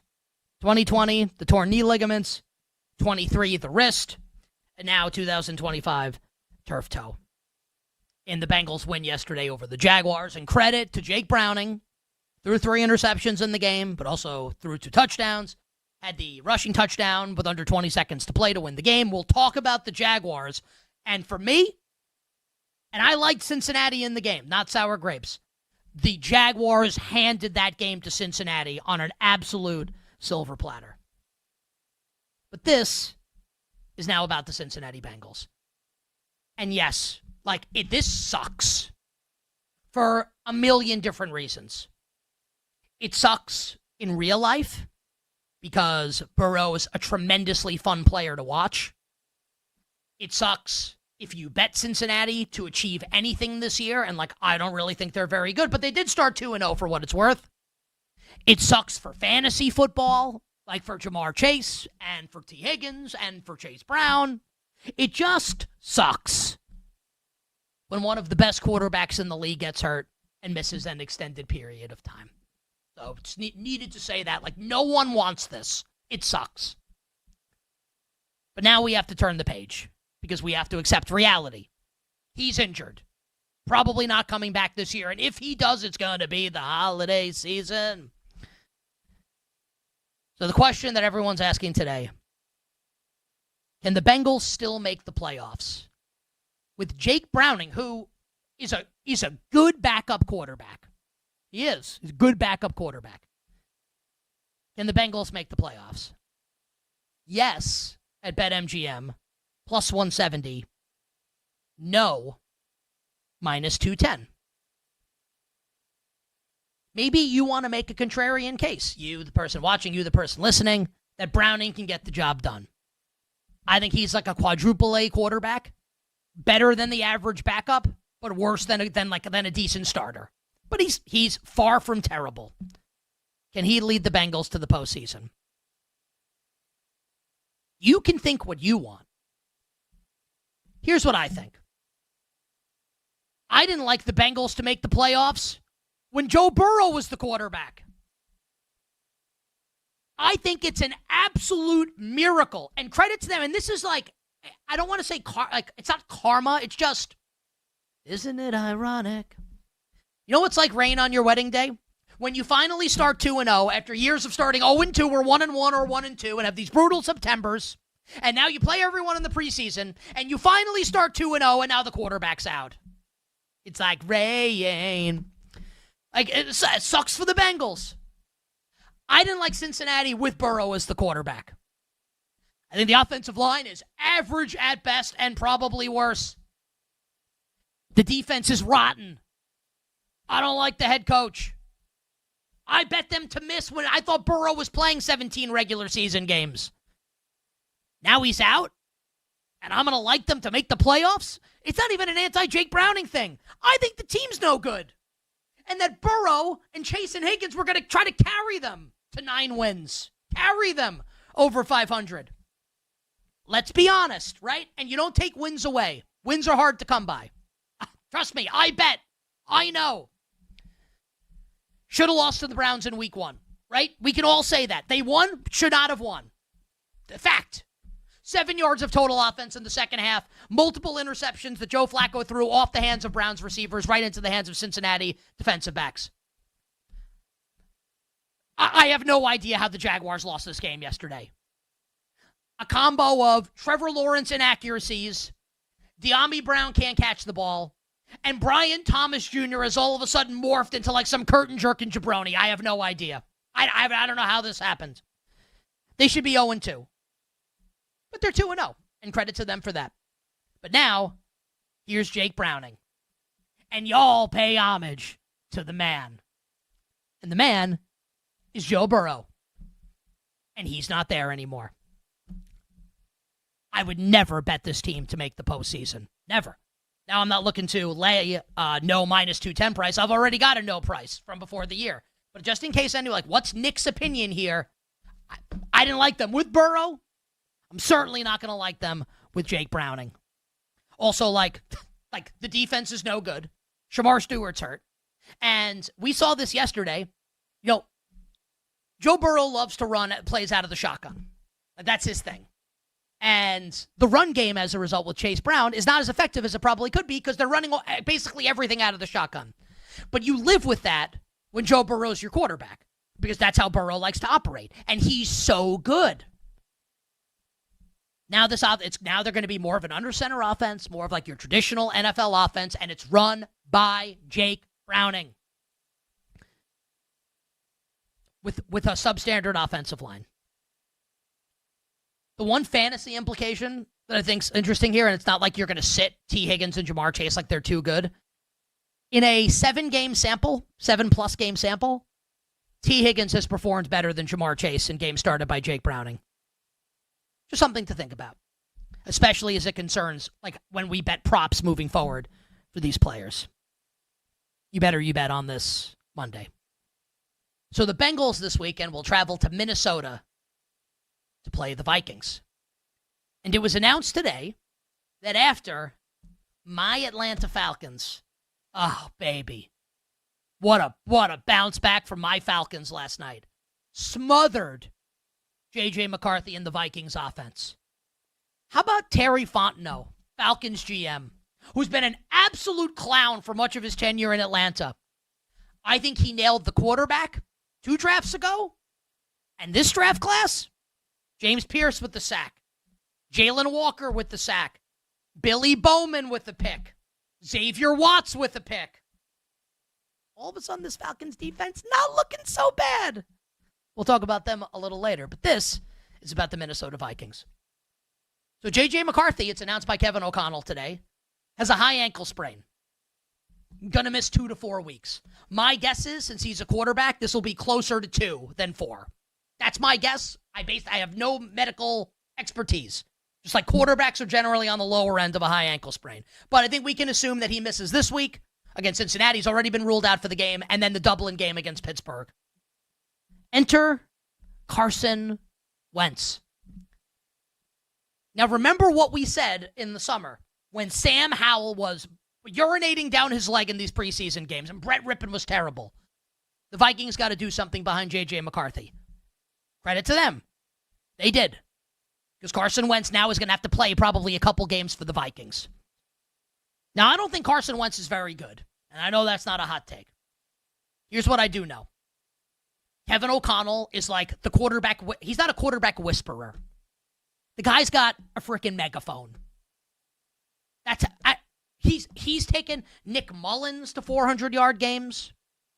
Josh Dobbs off the street to big games. He one of the best quarterback coaches in the modern era, it feels like. Is that an exaggeration? It's 14 wins with Sam Darnold last year. You don't think that Carson Wentz, with Kevin O'Connell coaching him, with Justin Jefferson against the Bengals defense, can score some points? And on the flip side, because I'm a sicko, I remember a couple years ago when Joe Burrow was out with the wrist injury, Jake Browning started a game, I believe it was on a Saturday, against the Vikings. Year 1 of Brian Flores' defense. Jake Browning in that game, 29 of 42 for 324 yards, and the Bengals beat the Vikings in that game, 27-24. Now, it's year 3 of Flores in that defense, and everyone's got like a master's degree now, and they've got different players. And the Vikings defense better now than it was then. Browning's seen this before, and he has found success. This total has come down now, and I'm going to do a quick little refresh here on my BetMGM screen. The total for Bengals-Vikings is 41.5 and headed down. I love the over. Love the over. Hour 1 done, hour 2 for you coming up on the other side. And hour 2 we'll get to more injury news, including Jaden Daniels in Washington. But we'll start with a review of our bets in Survivor from the weekend. We'll be right back with You Better You Bet on the BetMGM Network. Make it legendary.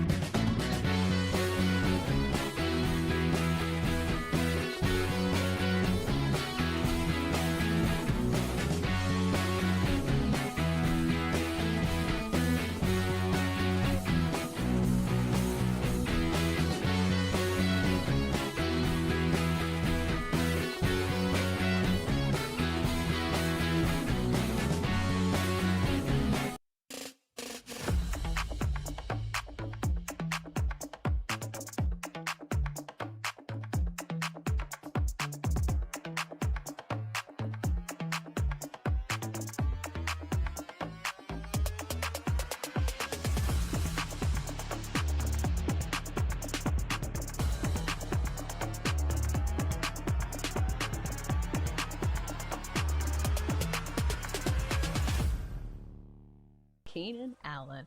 I'm going to go over his receiving prop in this one. Going to go 50-plus receiving yards for -128 because 53.5 was -115, so I might as well be a little conservative and pay like a few more cents for it. So here's the thing. I like banking on guys who have a lot of targets and a lot of opportunity in the offense. And we saw that in the first game of the season for Keenan Allen. 7 catches on 10 targets. Anytime you're getting double-digit targets, that is a great thing, especially when we know the established connection is there. Before Keenan Allen, went to Chicago, he was with the Chargers, so he knows, how to operate in a Justin Herbert offense. Also had a touchdown last week, and plus the matchup is good. I would not be shocked if this is a very back and forth game because we know the Raiders are probably going to sling it with Geno Smith. But we also saw the secondary give up 276 yards through the air to the Patriots. Also gave up a 100-yard receiver to the Patriots in Keyshawn Butte. So I think Keenan Allen has a big game in this one, and plus you get a 50 for -128. I think he can get to this number. I'm going to go with that. Keenan Allen for my best bet tonight. All right. I got a couple baseball plays, and then I'll do a football play as well. How about Cubs Pirates first 5?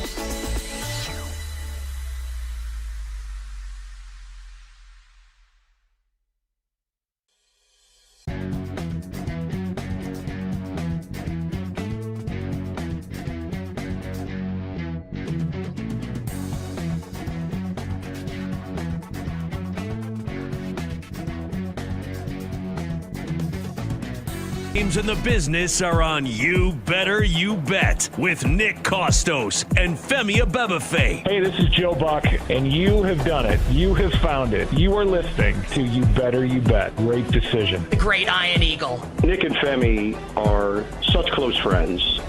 I would even consider getting divorced, even though I'm very happily married, just to get remarried, to have them as groomsmen. That's how much they mean to me. Hi, this is Kevin Harlan of CBS, Westwood One, and TNT, and I'm listening, as you do every day, to You Better You Bet with the most handsome single man in the radio business. A man who, if I was not married for 38 years, I might consider myself the kind of guy that can electrify a listening audience and a crowd of bystanders watching him do what he does so well each and every day. Continue to listen right here on You Better You Bet. This is You Better You Bet on the BetMGM Network. Make it legendary. The magnificent Football Monday edition of You Better You Bet rolls on. Nick Costos, Femi Abebefe, our crew, and you here on the BetMGM Network. Coming up 20 minutes from now, Sam Paniotovich, our teammate on the BetMGM Network, will join us. Betting recap of the weekend. We'll talk some college football with Sammy after a pretty epic Saturday. The Notre Dame ending kind of really pissed me off on Saturday night against Texas A&M. We'll get into college football and everything that's happened in the National Football League with Sammy P coming up in 20 minutes. We'll continue to recap Week 2 NFL Sunday. We got to get into the Indianapolis Colts and the insanity of that ending against the Denver Broncos, the Cowboys and the Giants, the Chicago Bears disaster in Detroit, and why I'm not that worried about the Jacksonville Jaguars. That's all still to come. And our bets for Monday Night Football will close the show, the doubleheader with the Texans and the Bucs, the Chargers and the Raiders. And just to reset everybody on where we're at in terms of side and total in both games at BetMGM, Houston still a 2.5-point favorite over Tampa, total 42.5. Final injury report should come out, actives and inactives, in a half an hour. We'll find out if Luke Goedeke is in or not for Tampa, their left tackle. Normally the right tackle, but playing left tackle while Tristan Wirfs is out. And the Chargers, 3.5-point road favorites in Vegas. Total there, 46.5. We'll find out, obviously, once we're off the air about Brock Bowers and about Diane Henley for the Los Angeles Chargers, who was added to the injury report today with an illness. So a lot still to do here on this Monday edition of the show. But as promised, we are a betting show. We'll talk about the bets from yesterday. We're not trying to ignore it. Just like, got to talk football also. So, I'm about to bitch and moan. I've got grapes. Those sons of bitches are sour. All of my grapes, 100% of them. The purple ones, the green ones, the room temperature ones, the ones in the freezer. They are all sour. Let me ask all of you a question. And I know it's fun when people lose. You get to be like, oh, what a loser. I understand. I feel that way sometimes. We're all human beings, right? Let me ask you a serious question. And before I ask the question, I'll preface it by introducing a series of facts to all of you. Here are some facts. The first 2 weeks in the National Football League, Nick Costos, have been on the Ravens week 1 against the Bills. I believe that was the one in 277-1. Lost that bet. I was on the over Thursday Night Football. Eagles and Cowboys. That was the 2 in 177-2, or one of the 2 in 177-2. Yesterday, I was on the Arizona Cardinals, laying 6.5 against Bryce Young. I don't even feel the need to say the team. It doesn't matter. I'm laying 6.5 against Bryce Young. And I'm watching this game in the second half, and I'm thinking, it's over. I won this bet. It's a wrap. James Conner runs a touchdown in from 2 yards in the third quarter. It's 27-3 against maybe the worst quarterback in the league in Bryce Young. Final score, 27-22. A 4th and 16 converted. Bryce Young morphs into like gunslinging Jake Delhomme. Jonathan Calamity Gannon standing on the sidelines with a stupefied glare on his face. Not saying a word. I wonder what's going on in this moron's headset. Are all the coaches screaming in the headset at each other? What's happening here? You wouldn't know because Jonathan Gannon's stone-faced. His head's in a faraway place. Femi just put this into the chat. Oh, can't wait to read this. Rare beat. Since week 14 of 2022, teams that, this is great. Teams that trailed by 24 points or more were 0-111 against the spread. The Panthers ended that streak on Sunday.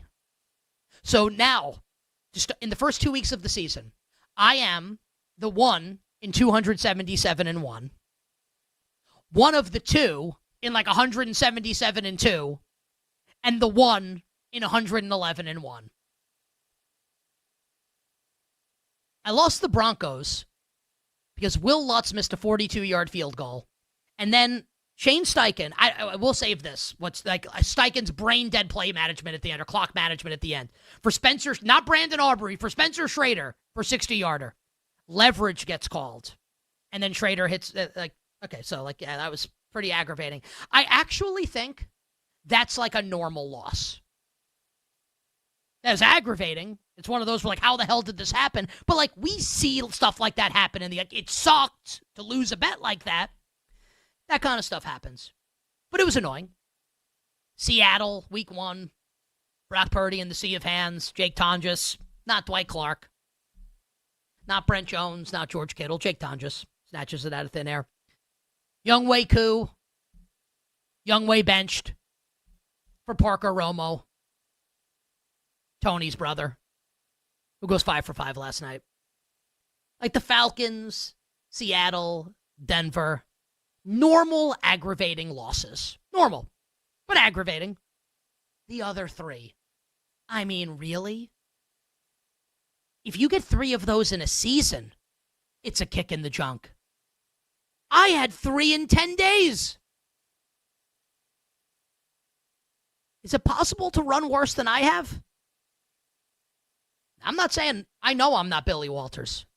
I'm not saying I'm the best sports bettor. I know I'm not. I'm very honest about that on this show. I'm a talk show host who bets. I'm not a pro bettor who hosts a talk show. I understand all of this. But I've been betting for 20 years. I think I know what I'm doing. Can I get a freaking bone here? And I'm not even talking about the leverage call. Can the Cardinals not fully collapse up 27-3? Can I get the over in the Eagles-Cowboys game? If the Falcons had not covered last night against Minnesota, I don't know what would have happened. Thank God I got that. So it's not all bad, but just I'd like to run a little better as the season moves along. Last note before we bring Femi on, we'll get Femi's betting stuff from the weekend. You bet on this Monday. I have a confession to make to everybody. I behaved yesterday in an extremely inappropriate manner. I was a baby. I was annoying. And can I use the word that rhymes with witch to describe myself, or is that a little too hard, the hard B word? Can I use that word? I use it a lot, just in a different context. Do you think I can say that? Well, I was that word yesterday. I'll say it. I acted like a bitch. Big time. Because we took the Cowboys in Survivor at Femi's behest. And as the Giants take an early lead, and you just know that this is going to be a nip and tuck affair, I am melting. Like the witch and Wizard of Oz. I'm melting. like Arnold Schwarzenegger in Terminator 2 when he lowers himself down into the liquid hot magma. I'm melting. I'm blaming Femi. Both to his face on text and also separately to Tyler. How did we let this happen? Why didn't we take Arizona? Of course, it's a wild roller coaster ride that somehow ends with the Cowboys winning. Well, not so, but the Giants are losers, and we'll talk about them later. The Cowboys win 40-37. We survive, and we advance. So, Femi Abebefe, I have not said this to you off air yet. I wanted to save it for on the air. I apologize for my conduct during yesterday's game. I never should have doubted you and your survivor acumen. Great call with the Dallas Cowboys, even if it was a wild ride to get there at the end of the game. Apology accepted. And boy, was it a roller coaster to finally get to that finish with the Cowboys winning the game. But I mean, like, I'd be lying if in the fourth quarter I wasn't thinking the same thing of like, damn, I'm really about to get put out by Russell Wilson and the New York Giants. Matt Eberflus and this defense is about to put us out in Survivor. But Dallas got it done. Thank goodness for Brandon Aubrey, maybe the greatest kicker we've ever seen in the history of the NFL. That dude might be able to hit from 70 yards, be clutch, and do that. Right? With the He's going to at some point. It is absurd. And I know like they have like the new K balls, which we've talked about as well at the start of the season. Like someone's hitting from 70 this year. I mean, he's definitely the odds-on favorite to do it, but like someone's doing it. Just the way that these kickers are just drilling stuff from like 55 plus now. It's pretty remarkable that we see this. And then some teams like Denver's guy can't make the field goal and like whatever. We don't have to rehash all of it, but yeah, like yesterday was an incredible sweat. And I texted you and Tyler after the Cowboys won. Like I have another entry on the Cincinnati Bengals. That 90-minute stretch there, wow. Burrow's hurt. So I already chalked that up as an L when Burrow got hurt. I was like, I'm out on that one. Please, Dallas Cowboys, don't let me down. Cowboys you got to send Brian Thomas Jr. like a fruit basket for how that game went yesterday. BTJ, the official that called pass interference on Travis Hunter's also getting something. To be fair, I actually thought it was pass interference on Travis Hunter. To be fair, I love Travis Hunter. A little ticky-tack, just like, it's like, if it didn't get called, nobody would have been like, oh my God, what an egregious no call. I guess we'll just put it that way. But like that official's getting something. Jake Browning, even though he did his damnness to try to throw the game away, he's getting something as well for leading that final drive. It was an incredible 90-minute stretch. The bets, which we can get into here as well, those didn't go well yesterday. But the fact that the Cowboys and the Bengals won actually made my day. And like I felt like I got drilled. I was on Minnesota laying the 3. It was bad. But like the survivor entries made it through, and they made and what's funny about it too, to kind of put a bow on Survivor, like my wife was on the Arizona Cardinals. She's chilling. They're up 27-3. She's like, oh, I'm going to go upstairs and take a shower. I'll come back, sit down, and start cooking dinner. She comes back down. It's 27-15. I was like, okay, I think they're good. The only thing that's in danger is do they cover or not? 27-22, recover the onside kick, and now she's freaking out. Like after like having like the no sweat Survivor entry on Arizona, she's now freaking out. And luckily, Calais Campbell shuts the door, and the Cardinals win. But yeah, it was a very, very chalky Survivor, but a sweaty Survivor nonetheless. What happened yesterday, insane, and I can't wait to do it next week. Like I'm already looking into like next week and like what we should be doing. But it was a lot of fun yesterday, and thank God the Cowboys got it done. So I want to ask you a question because like you've been betting for a long time. Like I've been betting for it's my 21st year betting on sports. I started in 2004. Mm-hmm. Like I want to say it'll turn. Because we talk about the NFL knife edge. We've talked about it on the show for years. Where look, like this stuff, this is why I'm saying like the Denver thing, like it's really aggravating. But to me, that's kind of just like that stuff happens when you bet the NFL. Yeah. Like it is what it's it another is. Sunday. It is. Like it's crazy to say that, but like ridiculous that that's how, but like it happens. Mm-hmm. I really think, am I being a baby? But you can say yes when I say that I think I've run really poorly to start the season. Like, do I need to grow? It's okay. If you say yes, if that's really what you think, like, I accept that. I didn't believe it until the Arizona one. Like, it's been off to a tough start or whatever for the season. But once the Arizona game, like, and they almost lose, I'm like, okay, like, this guy was up 27-3, laying 6.5. The game closes 7. Like, you're supposed to just cover that and not have to worry. Go collect your money after the game. All is good. the fact that Carolina did just enough to get inside the number, but then also because at that point, I mean, I guess you have futures, so you're still rooting for Correct. Arizona. That was the conundrum that I was in, right? Because you want them to lose, because screw that, and also knock everybody out of Survivor. Exactly. But I have them to win the division. And I have them over the win total. Yeah. I needed them to win. It's you can't lose to Carolina and expect to fulfill all those expectations. But usually, if I were in your spot, I'd have been all right, Carolina, get it done, and get these losers off my TV. But they still win the game. But yeah, that was pretty bad, man. And the David Purdom stat that you read earlier, it's it just puts the cherry on top of the sundae. That's running pretty poor. Bill got wrote tonight this to get in it the back, chat. right? Well, of course, and every day.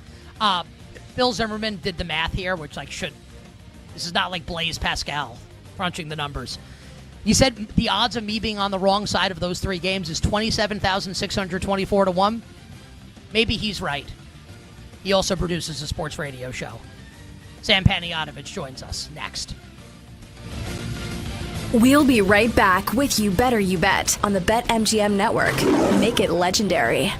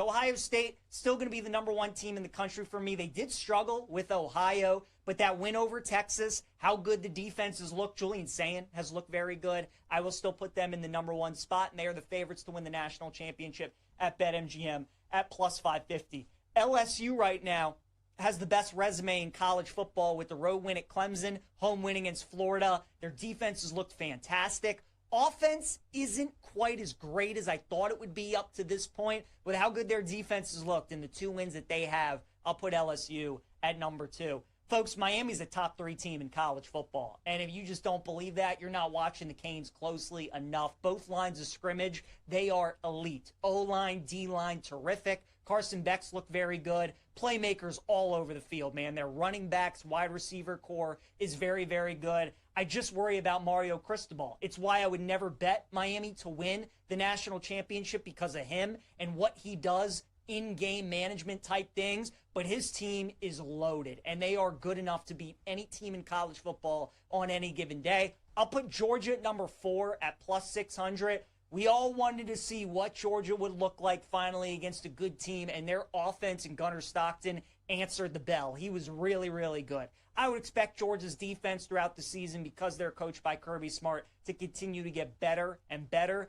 But offense was their big question mark. I thought Gunnar Stockton played great. I'll put Georgia at number 4. Penn State has played absolutely nobody to start the season, and they have been very underwhelming. I've kept them at number 2 the last couple weeks, but now I got to drop them to number 5. They're on a bye this week, and then they get Oregon in 2 weeks. Obviously, we'll reevaluate and what they see, what they look like in that game.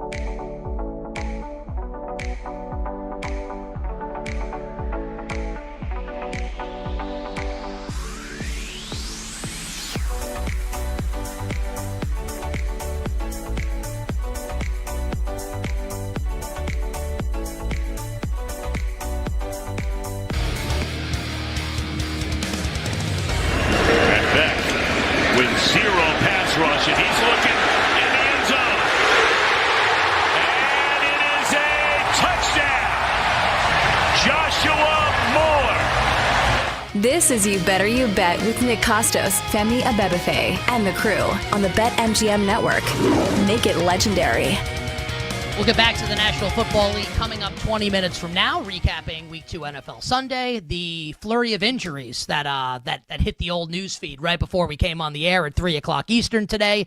But right now on the show, and the voice you heard coming back from break, and look, I have a show I do from 8 to 9 Eastern, then I'm on from 11 to 1.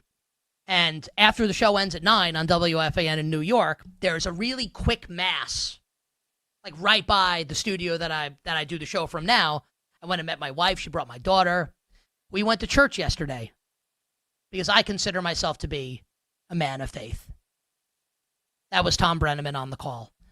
As Miami throttled South Florida this weekend behind quarterback Carson Beck, who dominated South Florida and now finds himself atop the odds board to win the Heisman Trophy. Joining us right now to talk about the betting weekend in sports and spinning things forward, we love having him on the show every Monday. Our BetMGM Network teammate, the great Sam Panayotovich, a.k.a. Sammy P, a.k.a. SB Shoot on social media, Bet Sweats, Chicken Dinner, Fox Sports, the Bear Bets podcast. My friend, welcome back. Happy Monday. How's it going? And there's a fly ball to left field by Castellanos. You got it, man. And Sam, of course, and I do Countdown to Kickoff every Sunday morning, 11 a.m. to 1 p.m. Eastern. And Sam makes me laugh out loud like 4 or 5 times every single Sunday.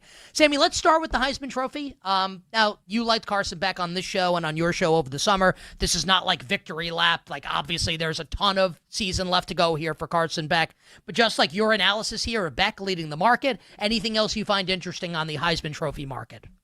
Well, the first thing is that Arch Manning has gone from 5 to 1 to 30 to 1. And if his last name was Martin, he should be 100 to 1, but they're never going to push it to that point because there's so much liability in the market already on Arch. I mean, I remember when BetMGM opened up the Heisman market in the summer, 9 to 1 plus 850, and then wrote it all the way down to like 550, 6 to 1. People are going to bet it just because they've been told to bet it for an entire offseason. So you can't really push it that much farther. I think the true price is honestly 80, 90, 100 to 1, but they'll never get there. And then how about Cade Klubnik? This is a lesson. Whatever people say in the summer, just run the other way, because the two can't miss NFL prospects at quarterback were Arch Manning and Cade Klubnik. And look at their prices now. There's a reason the summer favorite hasn't done this in over 10 years with Mariota. A couple risers we should talk about, though. How about Marcel Reed at 15 to 1? I don't even remember his number in the summer, and I should, but I don't. I mean, he was in triple digits for sure. That's the A&M quarterback who just went into Notre Dame and put up crazy numbers. Their schedule is tough, but there's opportunity there for a guy to put up big numbers. I mean, who would have thought after 2 weeks, 3 weeks, it'd be Carson Beck, John Mateer, Dante Moore, your top 3? Nobody, because we were all fed Manning and Klubnik and Aller and, whoever, not even there anymore. So those are the notables that I really think we should pay attention to. And then, you got a guy like Dampier at 20 to 1. Utah's so good. Utah might go 12-0, 11-1, guys. I still think that's a guy that we should look out for. Even at 20 to 1, I don't think that's a bad idea. Yeah, I think a lot of these guys that were kind of unheralded are being like the real true blue Heisman contenders, as opposed to what Sam said, some of the household names from over the summer. What results stood out to you the most from week 3 in college football? We had a bunch of really awesome games. A&M, Notre Dame, like you mentioned, Georgia, Tennessee on Rocky Top. Which results stood out to you the most, and which one are you kind of taking in the back pocket going forward here from a betting standpoint? Well, I think Clemson just getting dominated on the ground was a big deal. Now, that game was closer than I think it should have been because Clemson did crawl back in that game. But Georgia Tech and that power football, their identity is so real. And Clemson's is so very not right now. I mean, their identity forever was we're going to just own the line of scrimmage on both ends of the field. And that's not the case anymore. I mean, Clemson can't even run the ball. But to see a market open at 6, 6.5, take steady one-way action, and then even get through 3 on that game. Because you finally, in the other game, in the Georgia game, Tennessee game, you had the resistance on the favorite. They came back and they laid the 3, 3.5, and 4. That resistance never showed on Clemson. So it proves 2 points. Number one, they stink. And number two, the market was way off on them. I mean, to have Clemson, go back and look at some of these preseason rankings and read some of these preseason magazines. Clemson's the second best team in the country. Clemson's a top 4 team in power ratings. Nope, never was. Never was. We get fed the bill of goods in so many ways. And I think the lesson is, whether it be the Heisman market or the national championship market or these win total markets, so much based on last year or on what our coaches and our media members feed us. And in college football, there are so many things that change now with NIL and the transfer portal. Things that used to be are no longer the case. And Clemson is a perfect example of that. Yeah, I think if I had to take a drink for every time I heard about Clemson's returning players and returning production, I think I'd be dead right now over the summer. Like, everyone was just ad nauseam. I don't know. Oh my God! I've seen you drink, Femi, and like you can handle your liquor. Maybe you'd still be standing. Yeah, I mean, maybe, but we'd be stumbling around pretty good on the Las Vegas Strip. Sam, in your opinion, who's the best team in the country right now through 3 weeks? It's a very good question. We talked about that this morning. I think it's also important. Are we talking the best team, the number 1 team in the power ratings, or the team you'd bet to win the title? I think I could give you an answer for all 3. What's the question? Which one do you want me to handle? Give me the best team in your opinion. I know what the power ratings probably say one thing. Like, if there's a difference, give me who you think is actually the best team. Well, they're going to tell you the number 1 power rated team is either Penn State or Ohio State, but I don't think those are the most complete teams. Let's use that word. I'll hang on the word complete. I would love to see a Miami-Oregon national championship. I think those 2 teams on both sides of the ball have a lot to like. And that said, if you look at the market for national championship, all right, there's Ohio State, Georgia, Penn State, Texas at top. There's Miami at 20-1 to win the title. That number doesn't feel right, does it? I mean, they have NFL offensive and defensive lines with the current favorite to win the Heisman, talent on the back end. They got 4 new guys in the secondary. You got NFL receivers. What's the issue? Oh, it's Mario Cristobal, right, because they blew a game against Georgia Tech 2 years ago. Right, that's what we should be paying attention to. Oh, they also blew a game against Stanford 6 years ago. We got to get past this as a union. We got to just move past this Mario Cristobal thing. I think for the price, the bet is Miami. From a power rating standpoint, Ohio State, Penn State. The best team, man, it's hard to look away from Oregon and Miami in terms of checking boxes, offense, defense, special teams. Those 2 teams are criminally underrated compared to the Ohio States, the Georgias, and the Penn States of the world.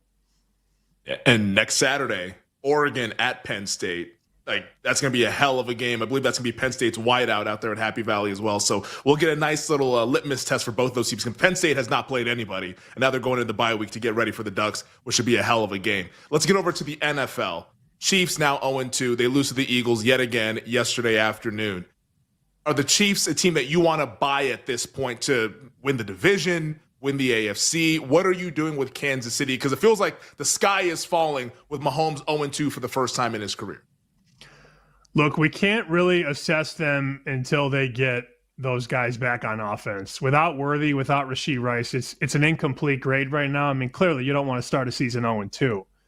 That said, I was hoping to get a 9 or a 10-1. It's very fascinating, Femi. You look at the teams in the AFC Championship market and look at all the other teams that are 0-2.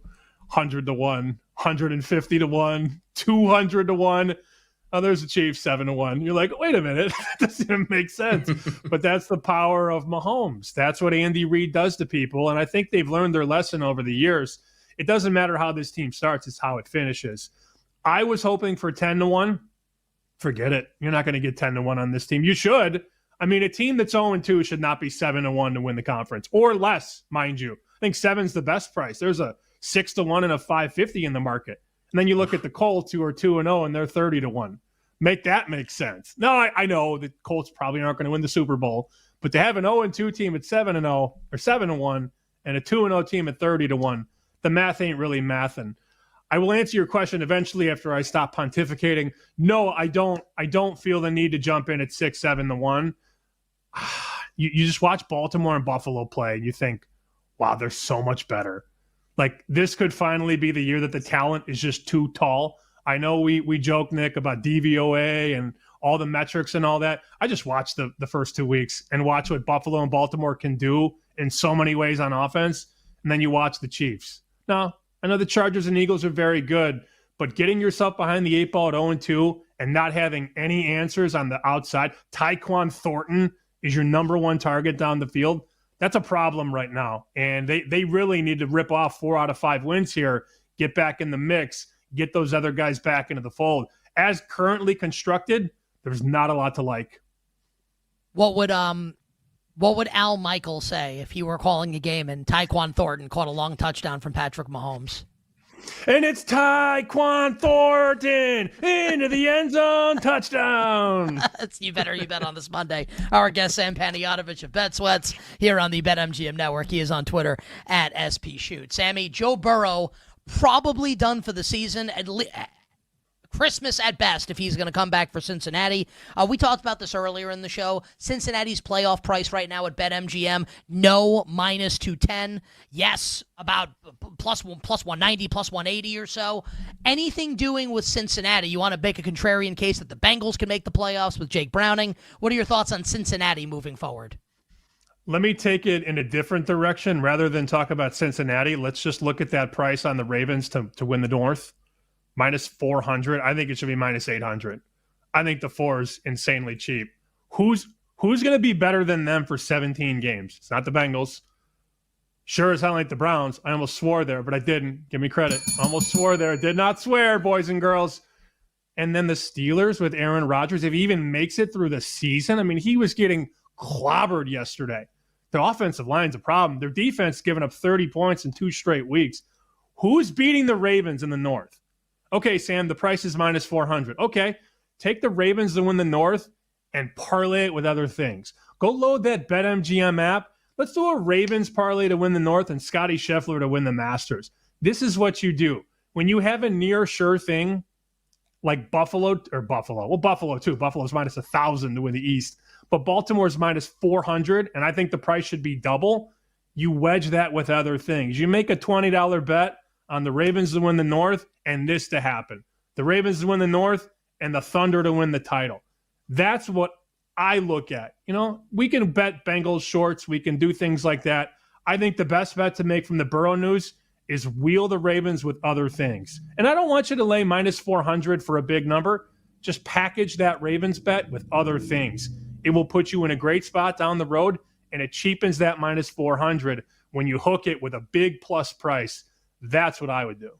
Yeah, we love that. We love the Ravens before the year to win the division, and now it looks like way more likely, obviously, with the Joe Burrow injury now for Cincinnati. Sammy, anything else coming out of Week 2 NFL Sunday, could be injury-related or otherwise, that you find noteworthy as we get set to bet Week 3 and beyond? Well, I don't know that this helps you in Week 3, but good grief. Ryan Poles has still not drafted a Pro Bowler in Chicago. It's very wild. I'm sure this has been discussed in pre-show meetings with Bill Zimmerman, who was all over it yesterday in his Bears coverage. Every year, it's the same insanity cocktail that they consume in Chicago. Oh, won the draft. Oh, won the summer. Oh, now they got the coach. Yeah, that's it. It's the same thing, guys. Every year, it's the same thing. And I don't know what they're going to do now. Jalen Johnson, that's a big injury for them. They rushed him back to have him potentially be out for the season with a groin injury now. That team is such a mess. And I think there are some adjusted win totals you can look at there. They're obviously going to miss the playoffs. And that's a defense that just doesn't have any hope. So I think until the books figure this out, I mean, this Cowboy Bear total, I know it's big at 49.5, now 50 not big at enough, BetMGM. right? Who's getting stops in that game? I agree. We got Matt Eberflus. Oh, Matt Eberflus will fix the Cowboy defense, yes, because he couldn't fix the Chicago defense, and he got hired after the Colts defense fell apart. This game is going to be so fun to watch. If you're a fantasy player, like if you're a daily fantasy player, just go stack Bears receivers and stack Cowboys receivers. The Bears are so bad, and it's so funny because everybody thought they were fixed. Everybody thought they had the answer. And, of course, they never have the answers in Chicago. And I feel pretty seen here. I do like Ben Johnson still, but not It's not great. you, Nick. It's all the Bears group threads that I'm in. I'm in 6 Bears group threads, and they all can fix the team, and they can all coach the team every Sunday, but they were all excited for the fixes that were made. It's the same thing every year there. Those poor fans. But insanity is the definition of believing the same thing over and over again. That is true. Who do you like to win that game on Sunday, Cowboys or Bears? 5 seconds. Who cares? Kill me. The Cowboys might win by 10. Sammy, great job. Bet Sweats, weekdays 9 a.m. to noon Eastern with our friend Joe Ostrowski. You're the best. Twitter, SP Shoot. Stay well, and we'll catch up with you soon. See ya. Our friend Sam Panayotovich joining us here on You Better You Bet. If you want his Monday Night Football bets, check out Bet Sweats. You can find it wherever you find your podcasts. On the other side, more review of what we saw Week 2 NFL Sunday. We'll touch on the Bears, the Giants, and more. We'll be right back with You Better You Bet on the BetMGM Network. Make it legendary.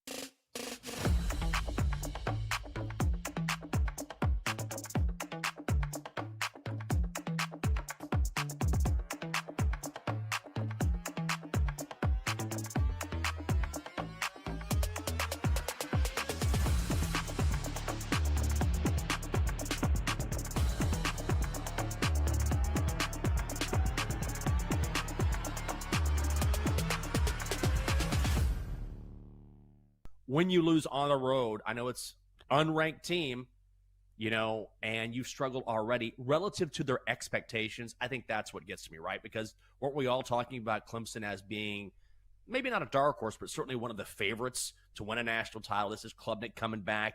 Great, on both lines, particularly on the defensive line. Dabo finally using the portal. And so there was so much Clemson talk before the season, and now it just looks like a team that isn't nearly what we thought it was going to be.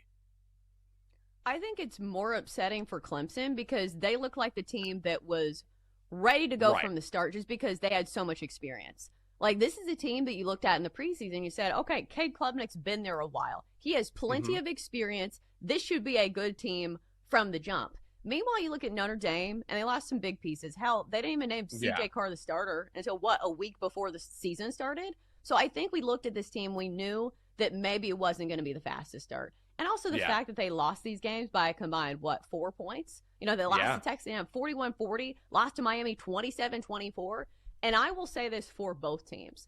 I think in college football, if you're going to lose games, do it at the first of the year. Because we've seen this every year. When the college football committee, if they want a team in, it's very easy to look at the start of the season and be like, oh, well, that was months ago. Seems way better now. And here's the thing with Notre Dame, is that I feel like they will get the gentle nudge from the committee, if it's neck and neck between Notre Dame and another team that also has to play in a conference championship game, which Notre Dame does not. But on the flip side for Clemson, they are only 0-1 in conference play. Like, the ACC is far from being decided. So, there's still plenty of time for Clemson to rebound and still possibly win the ACC. Because if they win the ACC championship, they're in. So I don't think the season is over for either of these teams. Because, again, the College Football Playoff Committee can spin things a lot of ways, and it is still September.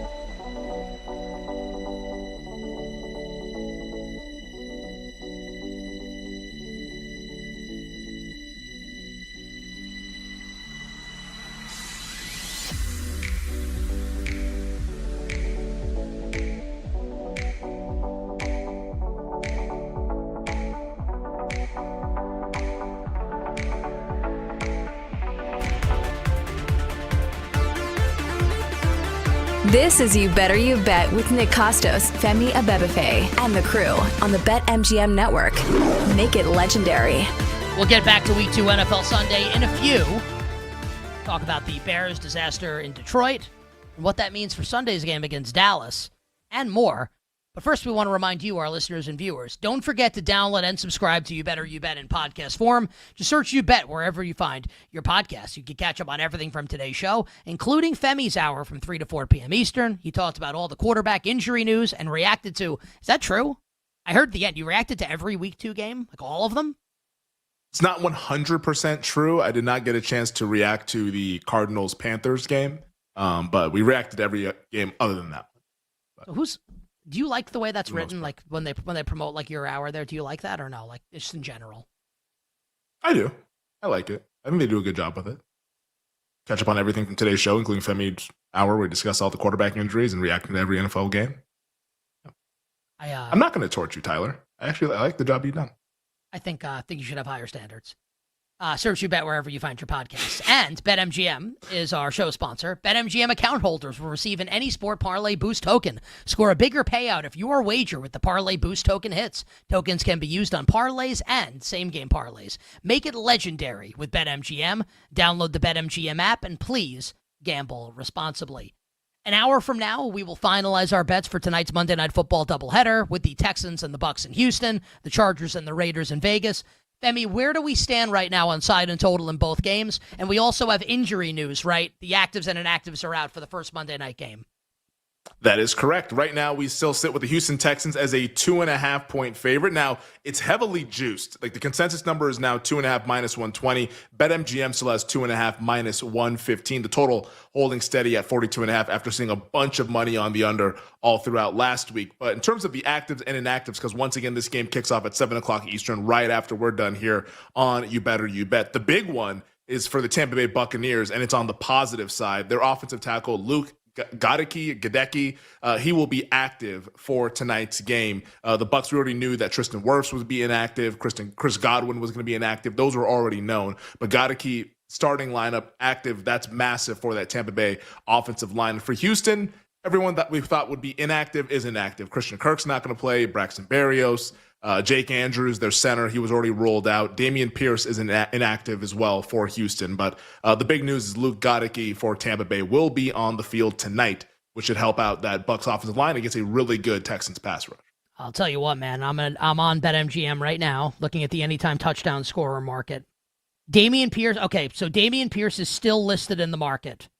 Your guy, Femi, Dario Gunwabale, who cost you money last week in the Texans-Rams game. Yeah, he's plus 800. Woody Marks is 10-1. And Pierce is listed. He's not playing in the game. He's inactive. So for everybody right now, like what I would do, I would put like a small bet on Ogunwabale and a bet on Woody Marks to score a touchdown in the game tonight. Pierce is occupying too much. He's not playing in the game. Pierce's price is, where is he? He's plus 750. He's out. So he's literally not playing, yeah.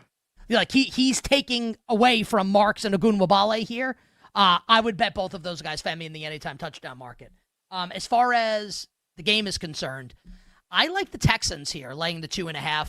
And I haven't decided what I want to do with the Chargers and the Raiders. Something to do with scoring, whether it's Chargers team total over or just the over in the game. Give us your thoughts here on side and total quickly, and we'll finalize everything at the end of the show.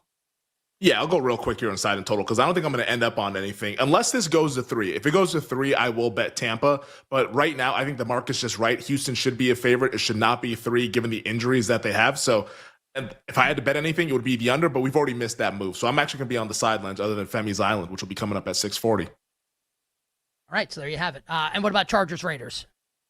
Oh, baby, I love the Raiders. Yeah, I know you do. I love the Raiders. Yeah, 3.5, baby. Money line, also on the silver and black. Now, the injury concern with this game, which we're not going to know until into the night. Obviously, Brock Bowers expected to play, but still listed as questionable. Just want to make sure you clear that hurdle before you go too crazy with this one. But I do think at home, it feels like a coin flip game, like a field goal game either way. And if you're going to give me the hook, I'll take Geno Smith indoors against what could be a banged up Los Angeles Chargers defense. I know you've been talking about this earlier in the show. Deion Henley, Chargers linebacker stud. He's questionable with an illness.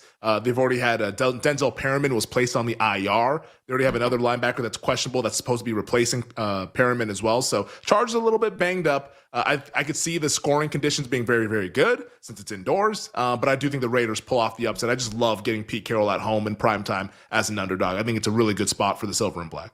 We tweeted earlier from @TheCostos, my Twitter account, @YouBetterYouBet. You can follow us there. You can follow Femi at Femi Abebefe. You can follow me on Instagram @TheCostos, TheKostos. We tweeted, what is our listener and viewers, your best bet for Monday Night Football tonight? Side total or a prop from either of the two games. Our executive producer, Bill Zimmerman, is here to read some of the best answers. Bill, what do we got here, social-wise, for best bets from the listeners and viewers, from the real ones? All right, let me just get through these really quick, Nick. I know you got a lot to do. How about this one from @RaiderS? He wants to do a 6.5-point teaser. Tampa Bay, Houston under 49. Las Vegas +10. He says neither Tampa Bay nor Houston are impressing me on offense, and the two best squads will be the defenses. How about Mr. McBags? He likes the Bucs and Raiders moneyline parlay, says the dogs are barking. Woof, woof. And Chris Hall, 560. He is a big Baker guy. He says Bucs money line in Baker, we believe. So there's a little quick sample from the real ones. Can you reread the Mr. McBags one, but do it as Brad Evans? As Brad Evans. All right, here we go. Raiders money line, Bucs money line parlay. The dogs are barking. Woof, woof. I'm out. Bill's been doing a great job. Brad Evans will join us next hour on the show. Thank you to all the real ones. Yes, it's just dogs be barking, baby. Let's go. Should Bill Zimmerman be the new host of BetMGM tonight? People are asking. If he shaves his head. Bill, would you become a bald freak or no? No, because there's already problems going up here, and if I shave this, it may not come back. We're not risking anything. Who's closer to bald freak status, you or Femi? I think it's me. I think Femi exaggerates his issues. I mean, I'll see the back of my head. It's not good. I don't know, folks. It's not good. It's whenever Femi lowers his head, I feel like we're gonna have yes, we're all gonna be blinded with the light coming off that shiny dome. Listen, I got that moonroof, baby. We got it. Listen, I have physical. I'm not exactly here, like Brad Pitt here physically, but I do have a nice head of hair. All right. Femi will join us next hour. We'll do look-aheads at week number 3, some early bets, and, of course, we'll finalize all our bets for tonight. But you bet on this Monday. Want to hit a couple other things that we saw yesterday, week 2, NFL Sunday. Let's start with the Chicago Bears. I actually think there's a universe, and I'll bring an old Bill Parcells line back. Bill will actually appreciate this. So when the Giants in 1985 lost to the Bears in the playoffs, they lost 21-0 to Chicago. That Parcells said after that game, in the lead up to the Giants' 86 championship season, that 9 out of 10 times the Bears would have smashed the Giants in that game. But that was one of the 10, like the 1 out of the 10, where the Giants could have feasibly won that game, even though they lost 21-0. So it's windy in Chicago. Sean Landeta, who's a great punter for the Giants, won 2 Super Bowls in 86 and 90. The ball gets snapped to him, and he misses it. Misses the punt in his own end zone, and Sean Gale recovers it. And, the game is just basically, it's you can't win against the 85 Bears when you do that. And Parcells' quote was, look, there's basically a universe where we could have potentially won. That didn't happen, but it could have happened. I kind of feel that way a little bit. Not that the Bears would have won, but I feel like the final score yesterday, 52-21 against the Lions, was a little bit unfair to Chicago. Now, the explosives for Detroit on offense were insane.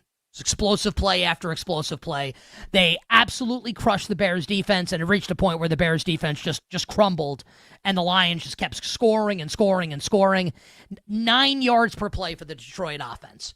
And at the end of the game, obviously, the Lions on a 4th and goal, they could have kicked the field goal. They could have kneeled on it. They went for the touchdown. They scored a touchdown to Amon-Ra St. Brown. Ben Johnson's asked about it after the game, and he goes, what do you want Dan Campbell to do? The right answer from Ben Johnson. In the first half of this game, Now, the Bears turned it over a couple times, and they also went for it and didn't get it on a couple fourth downs. Not that they would have won. And I'm not even making the case that the Bears should have covered, because I bet the Bears yesterday, and they lose by 30. It's not a great bet. I do think that they got a little unlucky in the game. I don't know if they are as bad as the final score indicates. Now, we got the news today that Jalen Johnson, who there's a play in the game where Johnson is blitzing, and he basically, stops. You're like, what the hell happened? He was hurt, is the answer. He aggravated his groin injury. He's probably out the rest of the season. He's Chicago's best boundary corner. And we haven't seen Kyler Gordon yet this season. And it's bad right now for the Chicago Bears. And think about what Minnesota's offense looked like against Atlanta last night. 3 fourth-quarter touchdowns for McCarthy and the Vikings offense against the Bears defense. And then 52 points yesterday against the Detroit Lions. And that sets up Sunday's game against the Dallas Cowboys. And I actually think that Femi and I, that we blew it last week. Because we said, coming out of Cowboys-Eagles, the Cowboys are going to be, they're this year's Bengals. Every total needs to start with the 5. The total yesterday was 44.5 or 45. And we should have loved the over. Russell Wilson threw for 450 yards. The Cowboys defense is not good. The Bears defense is in a world of trouble, and some of their best players are not healthy. Here comes Dak Prescott. And on the flip side, you wanted the tonic to cure Caleb Williams' ails? You think Caleb wants to take out some aggression and some anger on Matt Eberflus? The total of this game earlier today at BetMGM, even like a half hour ago, was 49.5. I think we're now at 50 across the board. So look, the total starts with a 5, and it's a Cowboys game, and that's correct.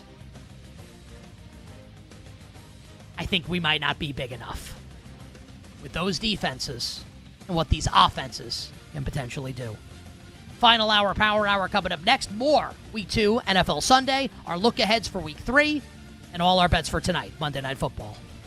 We'll be right back with You Better You Bet on the BetMGM Network. Make it legendary.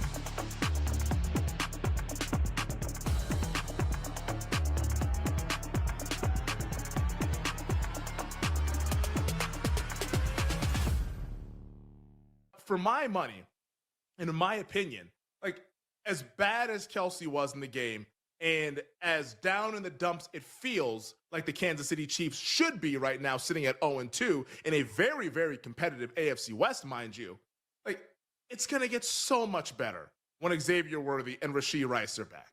It's going to be so much better. Like, Xavier Worthy can stretch the field. One of the fastest players in the NFL. Like, that's going to open things up for some of those guys that are working the underneath routes, like a Juju Smith-Schuster, like a Travis Kelce if he decides to hold on to the football. Like, that's going to work out. Oh, by the way, Rashee Rice, who, like, at this point in his career is probably Mahomes' most reliable target, like, he's going to come back in a month. This is going to be so much better than what it looks like right now. And I know there's going to be people that are waiting to put dirt on Kansas City, have been dying to bury this team because they're tired of them. Like, yeah, we're all tired of them. We all want to see new teams win and not just see the same team over and over again. But don't let that blind you or let that kind of trick you into thinking that this team is done.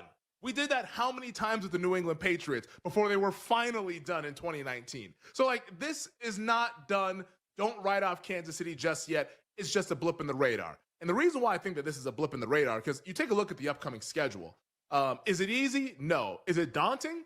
Not when you have Andy Reid and Patrick Mahomes. Like, you can win any game you step onto the field with. And on Sunday, they're at the New York Giants. They're a 5.5-point favorite.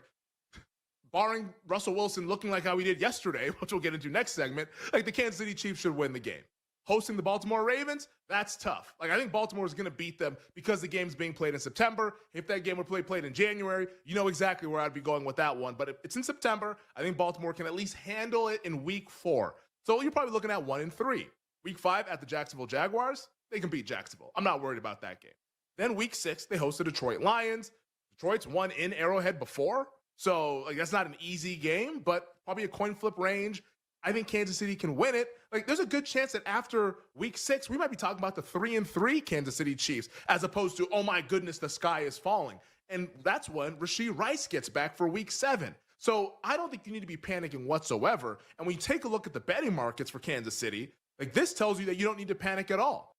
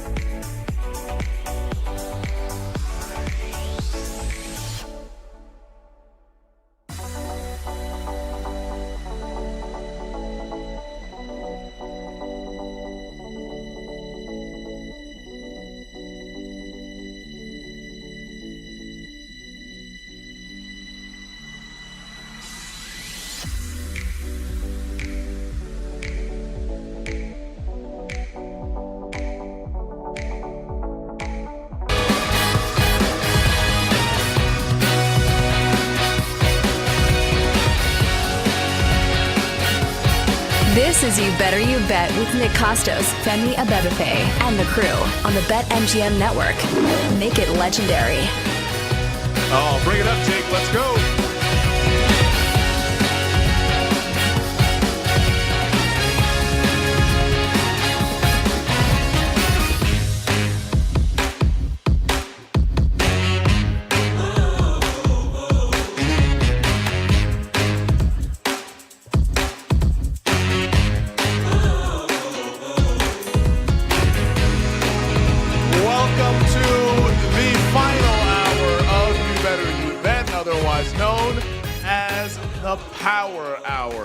I'm Femi Abebefe, hanging with you guys here on this Monday. Nick Costos will be back with us here shortly, breaking things down on the final hour of the program. We've had a fun 3 hours. We got a fun 60 minutes on deck for you guys as well, because we have not one, but 2 Monday night football games to wrap up week 2 of the NFL regular season. And to help us do that, 20 minutes from now, our BetMGM Network teammate, Brad Evans, the big noise, the bald freak. He will be joining us from a prop and fantasy perspective for tonight's 2 Monday Night Football games. 40 minutes from now, all of our best bets, Prop King, Femi's Island. We will go to the island where we have not cashed a first TD scorer bet yet, but we got a few options tonight. and got some big juicy prices, and we will look to cash tonight between the Chargers and the Raiders, and of course the Buccaneers and the Texans, which kicks off 60 minutes from right now. 7 o'clock at the top of the hour, we will have an NFL game on our screen. We absolutely love it. And just to update folks on where the betting market sits here right now before we get into some more of Sunday's action in the National Football League. But right now, over at BetMGM, 60 minutes to go until kickoff. Houston is a 2.5-point favorite, total sitting at 42.5. A little bit of money coming in on the over. I know a lot of the tickets, when you look at the BetMGM insights, were on the over. The big money bets were on the under. So a little bit of interest on the over as we get closer and closer to kickoff. Obviously, the big news for Tampa, Luke Goedeke, their offensive tackle, will be active tonight. So the offensive line will be a little bit better than what it could have been against that ferocious Texans pass rush. And right now we're hanging out at 2.5. But if we ever get to 3, and I think we might get to 3 at a couple of places, as I'm seeing right now at a pretty sharp sports book in Las Vegas, a 3 minus 105. At that price, I am interested in the Tampa Bay Buccaneers. But we will finalize our betting card for tonight's Monday Night Football games coming up later on this hour in about 40 minutes. And oh, by the way, the Chargers still 3.5-point favorites against the Raiders on the road in the AFC West clash. A little bit of a nightcap for those of you out there on the East Coast, 10 o'clock Eastern kickoff. But I want to wrap up with a game that I did not mention earlier during the 3 o'clock hour, which we encourage everyone to check out in podcast form. Just search You Better You Bet wherever you get your podcast, rolling through all the quarterback injury news as well as the quick hits from all the games from Sunday's action. But one game that I left on the cutting room floor, and we talked about it briefly a little bit in the last hour at 5 o'clock, but the Arizona Cardinals, they beat the Carolina Panthers 27-22 yesterday afternoon. And through about 3 quarters, very, very impressive by Arizona. And not impressive in the light of like, oh, wow, like this team is going to be really, really good because they beat the Panthers, but more so just a professional performance, a buttoned-up performance, a performance you would expect for a playoff contending team against one of the teams that's likely going to be picking in the top 3 of next spring's NFL draft. But it was an uneven performance at the end of the day because we all saw Arizona pretty much collapse in the fourth quarter without fully collapsing, letting the Carolina Panthers get back into the game. Carolina covered the number, but it had me thinking about this Arizona Cardinals team. How good are they really? Because this is a team that going into the season, I felt was pretty average. They were mediocre. Maybe if the ball bounces their way, they could have like a 10-win season. But more often than not, it's going to be 8-9, 9-8, kind of in that range. And if you're the Arizona Cardinals, a couple things go your way. Mac Jones is now the quarterback for the 49ers. With Brock Purdy getting hurt, that's their opponent on Sunday. So like things are looking to where maybe Arizona can take advantage of what is a pretty easy schedule to start the season. But here's my problem with the Cardinals.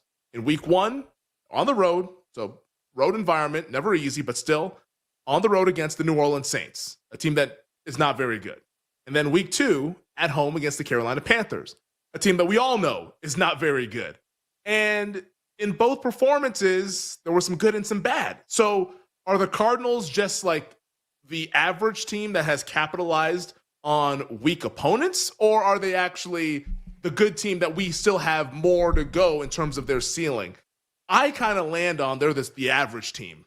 The team that I thought we would all see back in June and July heading into training camp. The average team that's just kind of maybe going to be able to take advantage of this easy schedule to start. But once we get into the second half of the NFL season, when that schedule starts to crank up more division games, better opponents, I think we might see that November, December swoon that we've typically seen from these Kyler Murray Arizona Cardinal teams. So Arizona still under investigation. Great that you're 2-0, but it's 2-0 against the sellers of the NFC South.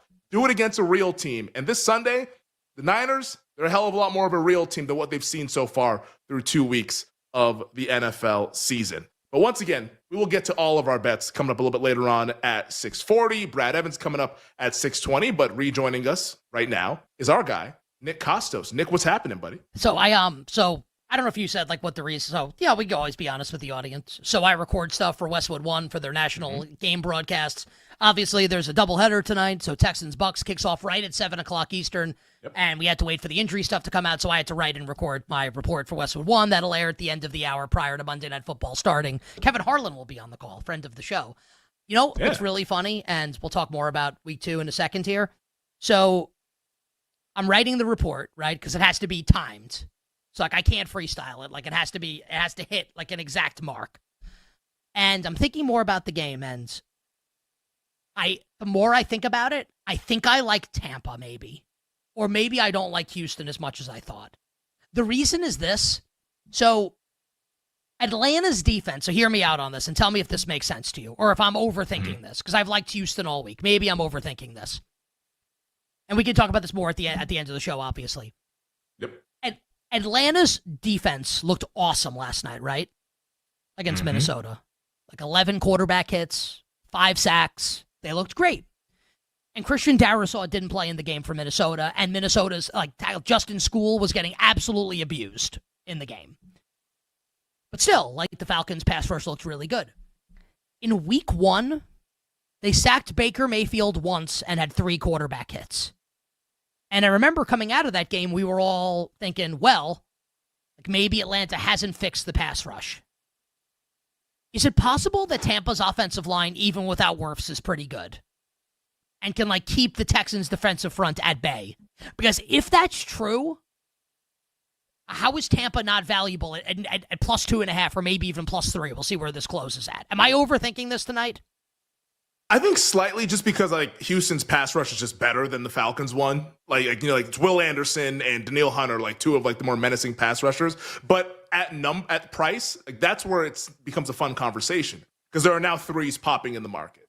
And I am the biggest Will Anderson fan. You know me. Before the season, Defensive Player of the Year, we talked about that. I love that dude. He's awesome.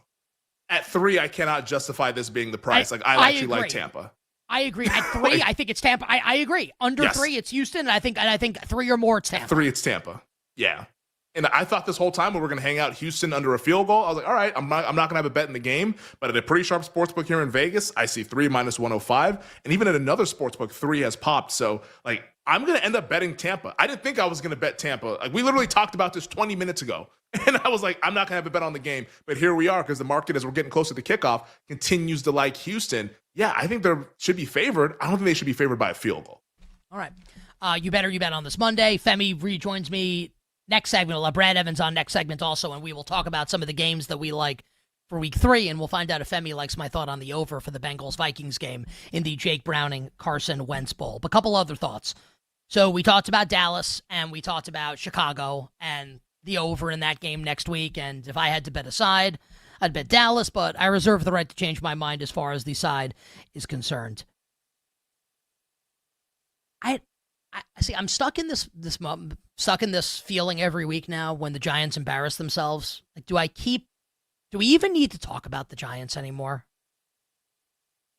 Is it even worth it? I've been saying the same thing for years. I'm proven right basically every single game. Could they cover on Sunday night? The number's 6 at home against the Chiefs. Sure, they could cover. Kansas City's not explosive on offense. They could cover. They're not going to win. Although, the one thing that is worth saying, so James Hudson starts the game for the Giants at left tackle and has one of the most memorable drives that an offensive lineman can ever have in the history of the league. Penalty after penalty after penalty after penalty after penalty after penalty, to the point where you don't need to be a lip reader to see that Brian Dable on the sidelines is mouthing to one of his assistants, get him out of there. And Hudson flips out when he's pulled from the game. Freaks out. Marcus Bowe, who you may remember that Russell Wilson targeted for a touchdown in week 1, just like you can't make this stuff up. Marcus Bowe is a rookie offensive tackle. He actually was good when he came in for James Hudson, who got benched. The Giants might have something in Marcus Bowe, and his name is spelled M-B-O-W, pronounced Bowe. They might have a keeper in Marcus Bowe, seriously. So if Andrew Thomas doesn't play this week against the Chiefs, I mean, Bowe's not as good as Thomas, but he's way better than James Hudson, and he's already better than Evan Neal, already. So I actually think the Giants might have something here, and it might not be as hopeless for the Giants if Andrew Thomas is not ready to play on Sunday night against the Kansas City Chiefs. Out of the rest of the topics that we can talk about from yesterday in the NFL, I think the one that interests me the most, actually, is the Jacksonville Jaguars. So Jacksonville loses yesterday to the Bengals, 27-24, and it's a pretty unforgivable loss, given that Joe Burrow didn't play the second half of the game, was hurt in the first half, and Jake Browning comes in and threw 3 interceptions, and they lost. And there's a variety of factors at play here for why Jacksonville lost the game. You had the defense collapsing at the very end, of course, on the final drive. You had Trevor Lawrence, who we correctly identified last week as, despite the margin of victory in Week 1, 26-10 against the Panthers, Trevor Lawrence did not play great in that game. And Lawrence did miss some throws yesterday, on Sunday, in the loss to Cincinnati.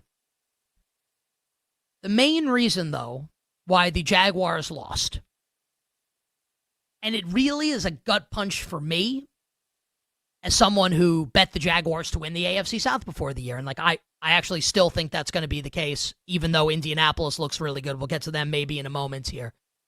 The reason why I like Jacksonville and why I thought the Jaguars had this upside was the receiving core, specifically Brian Thomas Jr. and Travis Hunter. Hunter has been underwhelming, to say the least, to start his NFL career, both as a receiver and a corner. Had a huge defensive pass interference penalty called against him on what was ultimately the game-winning drive for Cincy, and has yet to break anything resembling a big play. He's like Wan'Dale Robinson almost, like 6 for 33. He hasn't done anything yet. And Brian Thomas and De'Ami Brown dropped a touchdown, like right in his hands. Brian Thomas Jr. is the bigger problem. Brian Thomas Jr. might be like the worst receiver in the NFL through 2 weeks. Now, Liam Cohen said earlier today at a press conference that Thomas has a wrist injury. I don't know if I buy it. I think he may be trying to cover for his young receiver, who is short-arming passes because he doesn't want to get hit. Just like watch the replays. So on the Jordan Battle interception yesterday, where if you're just looking at the box score, you think, well, Trevor sucked. Probably threw a bad pass. No.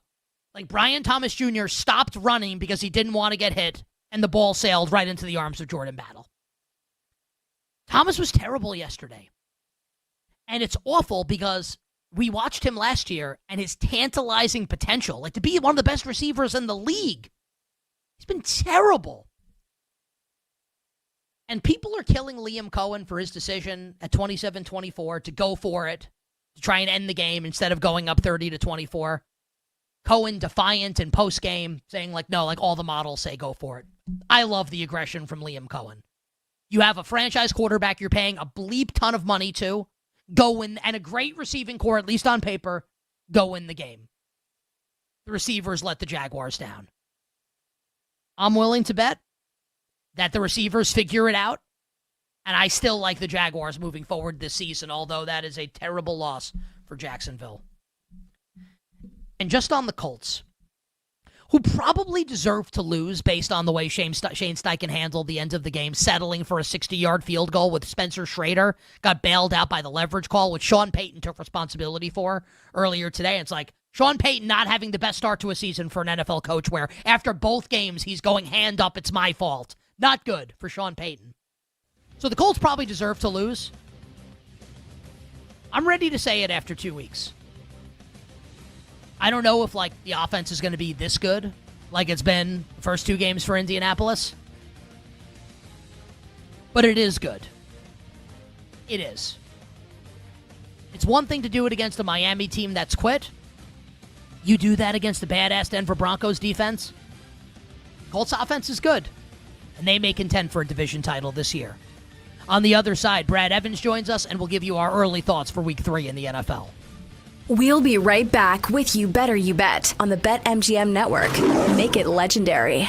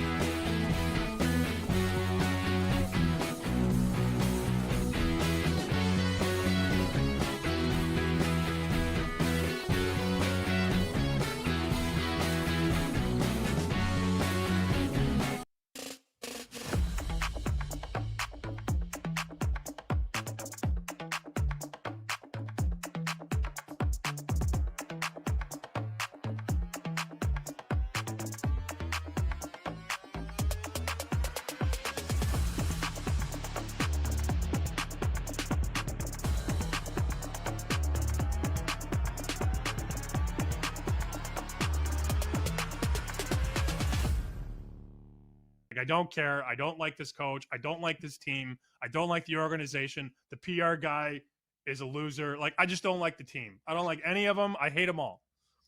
But I still, every Sunday when the Bears are losing, I got a group thread with 12 people in it, and they're all general managers, and they can all fix the Bears. And I just I'm so tired of it. And it's the same thing year after year after year. These group threads, built up Trubisky, turned on him. Built up Fields, turned on him.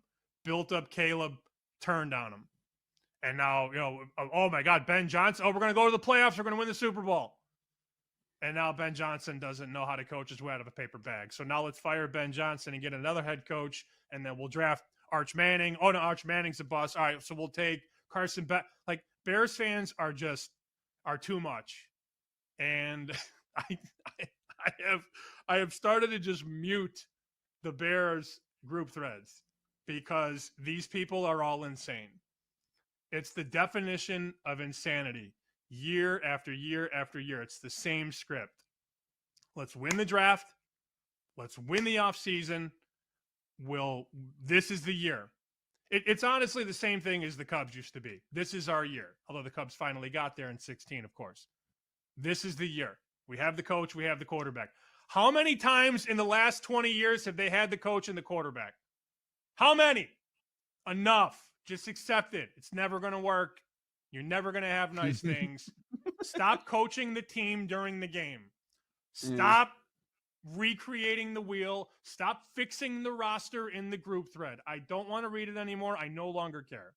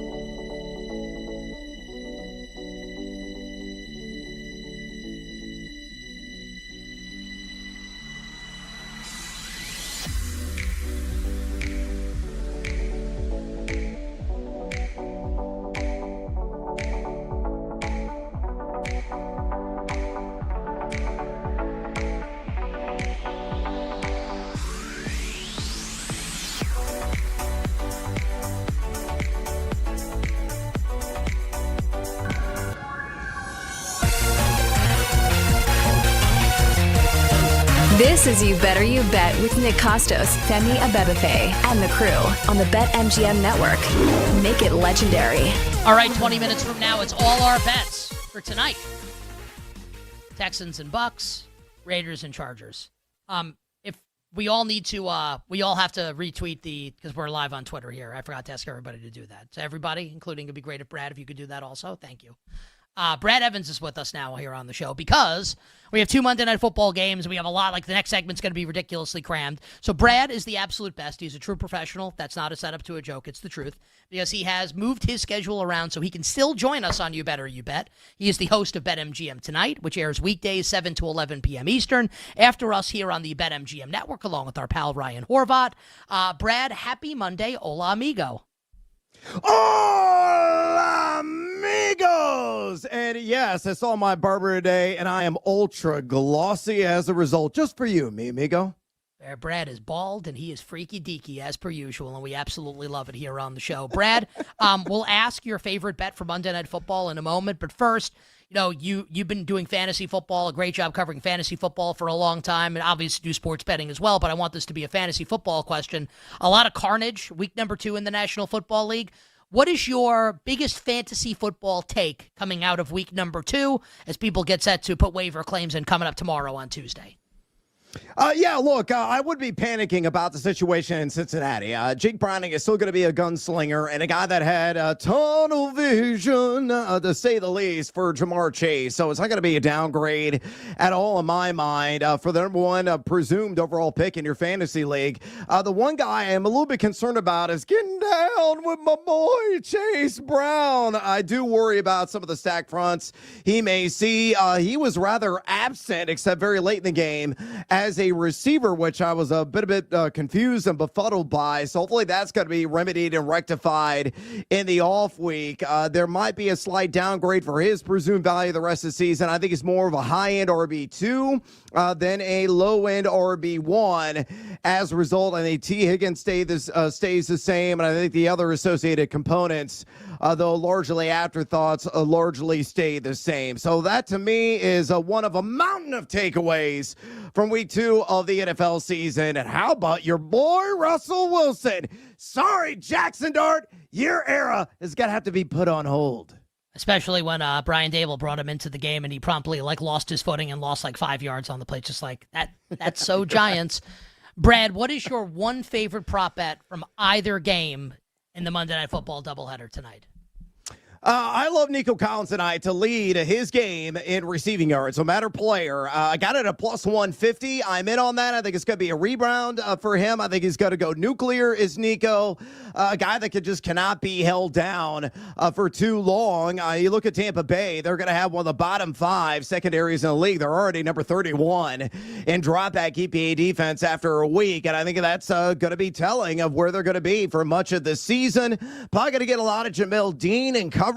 A guy that just ranked number 56 in pass coverage grade according to Pro Football Focus there in week 1. So I think Nico Collins going to be plutonium-packed tonight.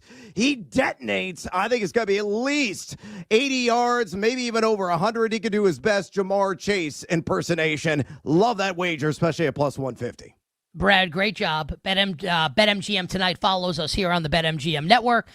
We will talk to you tomorrow, where we have something special planned for your spot on You Better You Bet. So we look forward to that. Good luck with the bets, and we'll catch up with you then. Justin Herbert over 14.5 rush yards. I'm out. The great Brad. I would ask Bill Zimmerman to do his. We have a lot to do. The great Brad Evans joining us on the show on Twitter at Noisy Huevos. Femi, you know what we have planned for Brad tomorrow, and it is good stuff. Our listeners and viewers have a lot to look forward to. I think everyone's going to enjoy that one. I'm just sad that there's no WNBA tonight, so we don't get a WNBA play for him. But we will get one, I'm sure, tomorrow night with the playoffs already underway. I love our guy, Brad. Did the Valkyries play yet or no? They got destroyed in game 1. Yeah. Oh. Yeah, the Lynx beat them by 30 yesterday.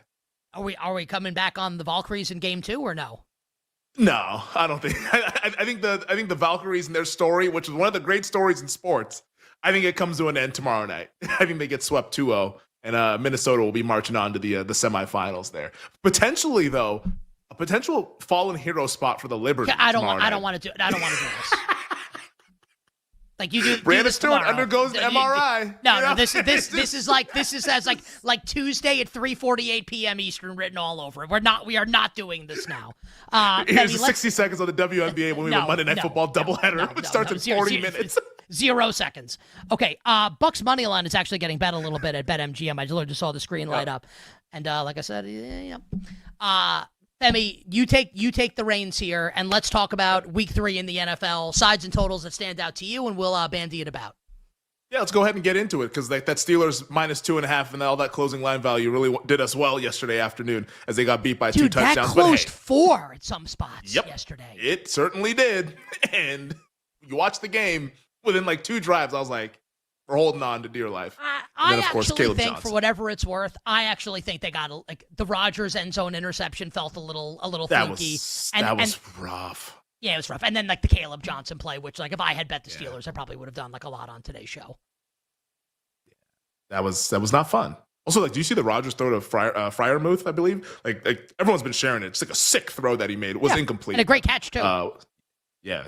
It's a really nice pass. All right, let's talk about Week 3, though. I'll start off with a total, because this game is going to be really fun, and I think a lot of people are going to be excited about it because it's a playoff rematch between the Rams and the Eagles from the divisional round this past January. That market number right now for the side, a lot of Rams money's been showing up today, but it's down to 3.5, like even money. Total's at 44.5. I still think there's some room on the total. I like the under. I bet 45.5 earlier this afternoon. Even at 44.5, I'd still bet it. I think these two defensive lines are just like the absolute strengths of these teams. Like we saw the Eagles defense with Jalen Carter back. They're so much different than they are without that guy. Like he makes that much of a difference for them up front. And also too for the Rams, that defensive line's really good. And they are going up against that Eagles O-line, which is special. But the Eagles passing game and the Eagles offense is not in a good place right now. I think we see a lower scoring game. Could be like a duke it out kind of game. A little bit similar to what we saw just yesterday between the Chiefs and the Eagles. So I like under 45.5 as my first look here. Rams and the Eagles. I think Eagles win it, but I don't want to lay the 3 in the hook, so I'll just bet the under. I'll say I don't have a strong take on the total. I think what you said makes a ton of sense. I think that the one thing that will differentiate this game from like last year's Rams-Eagles games would be like the Rams have Devontae Adams instead of Cooper Kupp now. And Devontae's good. And there's no snow. And Cooper Kupp's absolutely washed. I think that people may talk themselves into the Rams this week being the side, and maybe they'll be right about that. The Eagles are just, like, they have the best players. And, I mean, let's see where this money line price is as we get towards kickoff on Sunday. I think my opinion is just that the Eagles are going to win the game. I have no real thought on the side at 3.5. No real thought on the total, but you've got some conviction in the under. What else you got? Mm-hmm. I have a game in the late window. It's not one of the marquee games. It is a bet on the side. And plug your nose. Might not make you feel good. I texted it to everybody in our YBYB group chat last night. I don't like this one. Well, hey, I bet it anyways. And that's the Saints plus 8.5 on the road against the Seattle Seahawks. Now, this is down to 7.5 pretty much everywhere. There's even a 7 minus 122. So we got some immediate closing line value, or at least immediate value for that matter. I just think the number's too big. Parading closing line value on Monday for a game to be played 6 days later is great stuff.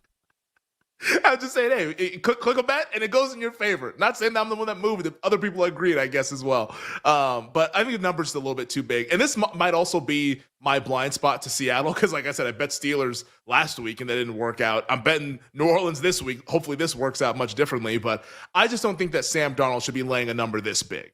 And I know the Seahawks defense is awesome. But like Spencer Rattler, the defense he's gone up against through 2 weeks, they're not like the Dallas Cowboys and the Chicago Bears. Like the Cardinals defense, people talk about them with high regard. The Niners defense, they got a defensive player of the year with Nick Bosa. That defensive line is no joke. And like Rattler's actually like done pretty well for himself. He's been pretty solid, like surpassed my expectations. And I'm like a Rattler fan here on this show. So I think Rattler can go into Seattle and just keep the game close. I think Seattle's going to win, but this number, that expectation with the total that low, nah. I'm going to bet New Orleans as I did. I took 8.5. I'd still take 7.5. I think anything over a touchdown is good on the Saints.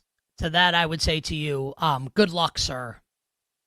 The Seahawks defense, I think the Saints are going to have some. We'll see what the injury report has to hold. I don't know that I want to lay Seattle. I definitely don't want to take points with the New Orleans Saints. Not yet.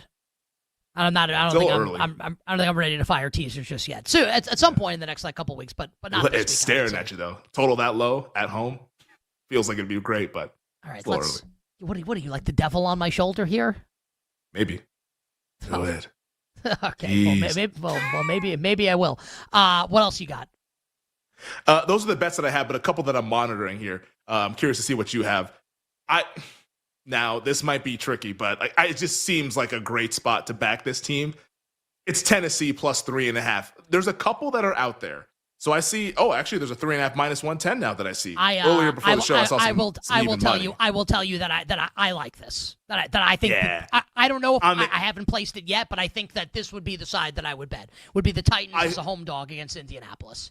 I think we're going to get to 3.5 across the board. It looks like all the threes that are out there are heavily juiced, like minus 120, minus 125. Bottom line, though, is that like off of that high that the Indianapolis Colts had, 29-28 over Denver, everyone's now like, oh my God, Indiana Jones and Shane Steichen, the Colts, look at them. Good nickname. And it's a great nickname. And nobody wants anything to do with Tennessee. Because they look pretty bad against Denver, and they look bad against the Los Angeles Rams yesterday. I think Cam Ward, like, the stats don't show it, but he's getting better and better, and I think he's going to actually be really good in the game. Like, the Titans' offensive line, let's hope that J.C. Latham can play, because, like, Colts can actually rush the passer. But if Latham plays, I'm going to like Tennessee at home, division dog. It just screams like one of those gotcha kind of games where maybe Indianapolis wins, but they win by a field goal. But I'm going to like Tennessee more than a field goal at home. It's a couple other notes on this game, and I'm with you here on liking that side. Haven't placed the bet yet. Latham is a good shout. We also want T'Vondre Sweat to play if we're going to bet the Titans. Yes. And for the Colts, Javarius Ward, their number one corner, he missed this game with a concussion, and Leatu Latu did not play for Indianapolis as well. So we'll find out more as the week moves along. And look, Cam Ward had that sick, like crossbody throw to Iamanair, who's a stud, by the way, Iamanair. I think one of the best throws I've seen. So I'm going to like the Titans also, even though I think Brian Callahan might be the worst. It's so funny that you bring up Iamanair because, like, he ate Travis Hunter's lunch a couple of years ago in the Stanford-Colorado game. I'm not, like, in the draft Nick streets anymore. I used to be in those streets, like, 15 years ago. But, like, I was surprised that he lasted so long as he did in the NFL draft. I was like, this dude's a baller. And, like, I don't know, maybe he ran slow. I don't know. I didn't keep track of his 40 time, but he's a really good player. It doesn't surprise me one bit that he's beasting in the NFL. Let me give you a couple thoughts on a couple games here. All right, so we talked about on Friday after the Packers beat the Commanders that the look ahead for Green Bay at Cleveland was 7, and just like it has to be higher than that. Yep. And like I placed a small bet on it, and it is higher. Then whatever, like the Browns could cover. My guess is, I think the Browns are going to draw some interest this week. Now, they lost 41-10 yesterday to the Ravens. If you just look at the final score, it's like, wow, they got their asses kicked. Like, and 41-17, the Browns scored late to make it 41-7. Dylan Gabriel threw a touchdown. If you look at the box score, yards per play, Baltimore 4.6, Cleveland 4.5. The Browns ran 19 more plays, 72-53. The Ravens, like I won the turnover battle 2-0. The Browns had 3 more first downs. The Browns had 80 more total yards than the Ravens did in the game. And they had equal number of penalties. Like, you could have looked at this box score and not known who won and thought maybe Cleveland won this game. I think that the Browns may draw some interest off of that, and also, obviously, probably should have beaten the Bengals in week 1. So that's my guess, is that a case is going to be made for the Browns to cover against Green Bay. I hope that's what happens, and the Browns get bet. If we get down to 7 again, I am smashing Green Bay.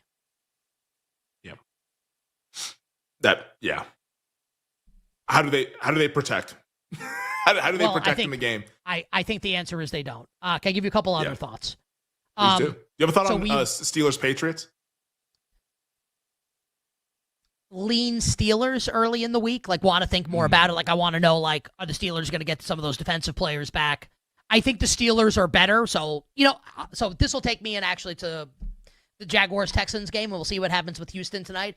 This is where I'm probably going to take a couple of my preseason opinions to market here, like little piggies.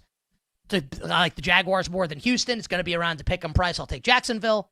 I like the Steelers more than the Patriots, and it's a pick 'em price on the road. I'll probably end up betting Pittsburgh, but I've not placed those bets yet. Just opinions that I have early in the week. The other one that I want to talk about, and this got blasted earlier today, the Panthers put guard Robert Hunt, who might be their best offensive lineman, and center Austin Corbett on IR. Both are out for at least 4 games. They host the Falcons on Sunday. Atlanta's defense looked pretty damn good last night against the Minnesota Vikings, and I love me some Michael Penix Jr. The number's 5, Atlanta favored on the road. It feels like a big number. I'm going to have a hard time not laying the Falcons. Yeah, Carolina's worse not laying the Atlanta Falcons. All right, take a quick break, and on the other side, all our bets for Monday Night Football's doubleheader. The Texans and the Bucs, the Chargers and the Raiders, side total and props. We'll be right back with You Better You Bet on the BetMGM Network. Make it legendary.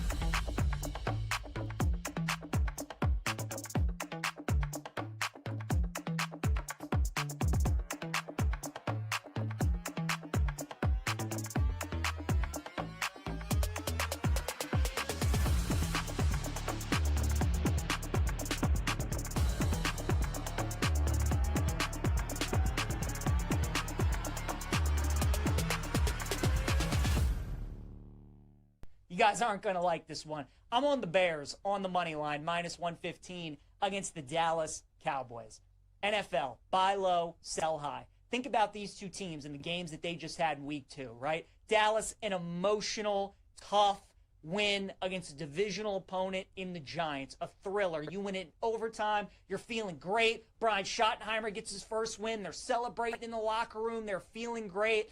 Dallas should have lost that game, and we all know it. The Giants had it multiple times. They should have won. If it wasn't for Brandon Aubrey being awesome, Dallas loses that game. But because they win and they're 1-1, the perception around Dallas is a lot different. And I like the fact that they won because a 1-1 Dallas Cowboy team psychologically is way different than an 0-2 team, which is what we're getting with the Chicago Bears, with how badly they have looked in the fourth quarter against Minnesota and yesterday against Detroit. It's only 2 games, and they're 0-2. And yes, they've looked terrible. We have some breaking news that Jalen Johnson, their corner, is out indefinitely with a groin injury per Adam Schefter, so that certainly doesn't help their defense. But Dallas's defense is awful. Russell Wilson just threw for 455 yards against that Dallas defense. I know Caleb Williams isn't what people had thought he would be up to this point. I know he hasn't looked as good as people would have wanted him to look under Ben Johnson.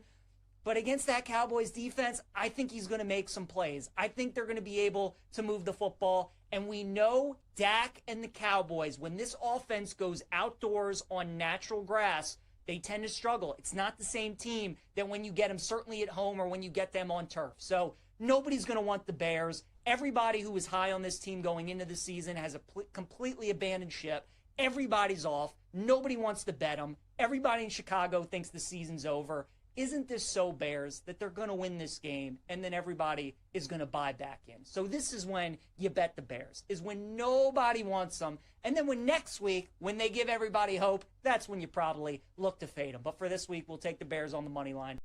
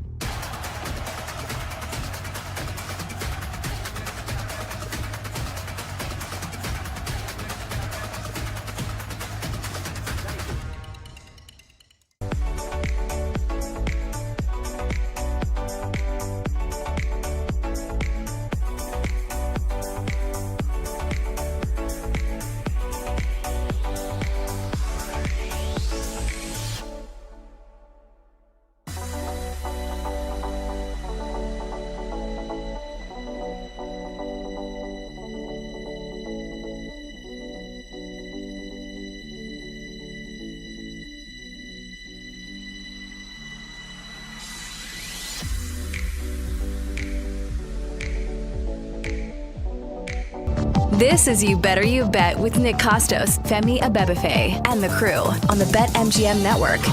Make it legendary. All right, have some thank yous to dole out before we wrap up the magnificent Football Monday edition of You Better You Bet with all our bets for tonight's games. The Bucs and the Texans, the Chargers, and the Raiders. Thank you to our one wonderful guest on today's show, the great Sam Panayotovich. Sam was awesome, as always. And our crew is the best in the business here on You Better You Bet. Our executive producer is Bill Zimmerman. Our technical director, Tyler Morales. Our engineer, Jake the Snake Hassan. Our associate producer, the great Addie Bates. And our video producer, God's Perfect Creation, downtown, Mike Brown. BetMGM Tonight follows us, a 4-hour live betting extravaganza with Brad Evans, who you heard on the show 20 minutes ago, and our friend Ryan Horvath. Don't forget, our listeners and viewers, to download and subscribe to You Better You Bet in podcast form. Just search You Bet wherever you find your podcasts. You can catch up on everything from today's show, including Femi's Hour, where he had all the quarterback news around the NFL. Femi and I just broke down our thoughts on Week 3 in the NFL. Everything that you heard and listened to or missed over the last 4 hours, all the Wagertainment. Search You Bet wherever you find your podcasts. Subscribe and leave a 5-star review to You Better You Bet. Our show sponsor is BetMGM, and BetMGM account holders will receive an Any Sport Parlay Boost token. You can score a bigger payout if your wager with the Parlay Boost token hits. Tokens can be used on parlays and same-game parlays, so make it legendary with BetMGM. Download the BetMGM app, and please gamble responsibly. All right, it's time. All our bets for Monday Night Football doubleheader. Jake the Snake, please drop the dope-ass beat. All right, Femi, where do we stand right now, both at BetMGM and elsewhere? Just asking basically if anywhere's at 3, with the Texans and the Bucs kickoff of this game in less than 20 minutes. So at BetMGM, we're 2.5 minus 115 in favor of the Houston Texans, total 42.5. But there are places that have gone to 3. Like there's a very sharp sportsbook in Las Vegas, 3 minus 105. So shop around as always. If you like Tampa, I don't know, make some phone calls or do whatever you got to do to get the 3. But like there are 3s that are out there, but 2.5 is still the consensus number. Got about 20 minutes until kickoff. Maybe another place goes to 3, but that's where we stand right now as we're getting pretty close up to it. Okay, how are you betting this game, side and total, Houston and Tampa? Luckily, I live in Las Vegas. I have bet the Tampa Bay Buccaneers +3. I also bet a little bit of money line at +135. This, to me, just feels like a coin flip game. I always felt that Houston should be favored, and they were. And for much of the week, the number just made a lot of sense. So there was no betting interest. But now that we've hit the key number of 3, there is a lot of interest on my side. So I like Tampa. I really struggle with how Houston's going to consistently move the football in this game. Like, Jake Andrews not being in the game, they're already a shaky offensive line to begin with. Now you're down your center, who now the backup center is going to have to go up against one of the great run-defending defensive linemen in like the last 15 years in Vita Vea. I don't think Texans are going to be able to run the football, and if it's all drop-back pass and C.J. Stroud, good luck behind that offensive line. Conversely, Tampa, yeah, their O-line is a little bit banged up without Tristan Wirfs, but Luke Gadecki is playing. I think that at least helps them somewhat against a very fierce Houston pass rush. I like the Bucs upside from a passing game standpoint much better than Houston's, so I like the Bucs +3, and I also think the Bucs just win the game. The more I said this to start the hour, the more I think about it, the more I think you might be right on Tampa, especially at 3, with how well the Falcons pass rush looked last night against Minnesota. I know Darisaw didn't play, and how Tampa basically shut down the Atlanta pass rush, even without Tristan Wirfs. Like Gadecki's a really good offensive lineman. At 3, I think Femi's right. I think the look is on Tampa. My bet's in on Houston -2.5. I'll roll with it. I don't know how much I like it. I'm being sincere with the audience. The more I've thought about this game. All right, side and total for the Chargers and Raiders in the nightcap. Femi, where do we stand right now, and what's your opinion?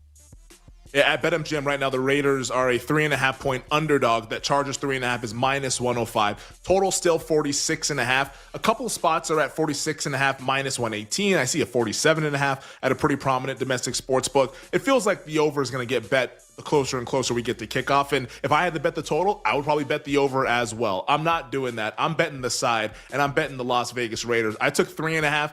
It's widely available at every sports book. If you want 3.5, you can go ahead and bet it. I also like the money line as well. I just like this setup for Las Vegas. Home opener at a very good, sneaky good home field advantage. I've literally been to this game. I went to this game back in 2021. The old, if they tied, both teams would make it. It's a very, very good home field advantage in prime time, coming off a Chargers win where everyone's crowning them after beating Kansas City. I like Pete Carroll at home. I love the Raiders tonight. I think the Raiders start 2-0, and the Raiders to the playoffs, we're going there, baby. We're going there after 2 weeks. I love the Raiders tonight. Do you remember Ken Barkley, our old friend on You Better You Bet? His one of his angles early in season was Monday Night Football home dogs first half. That's right, yeah. I do like the Chargers team total over. It's 24.5. I do like that. I do think the Chargers will score. Any interest in Raiders first half? I mean, you don't have to twist my arm to get me interested in betting the Las Vegas Raiders. I know you love the Raiders. I'm looking at what it is at MGM. All right, so it's 2.5 at MGM, and I'm looking at it offshore also, and the number's 2.5. I'll have a small bet on the Raiders first half, and I like I like the over in the game a little bit. Chargers as well. Mm-hmm. We still have to wait to see that Brock Bowers is definitely playing. Is Henley going to play? There's still some injury stuff to figure out in this game. So just to recap here, if Henley doesn't go, I think and Bowers does, the total has to be 47. I'll probably have a small bet on the over. If Bowers doesn't play, you look at Michael Mayer props. So still some stuff to figure out. We're going to be off the air. We can't do it for you, dear listener and dear viewer. All right. That's our thoughts on side and total for Monday Night Football. Now let's get to the prop bets. And first, we take a trip to the island.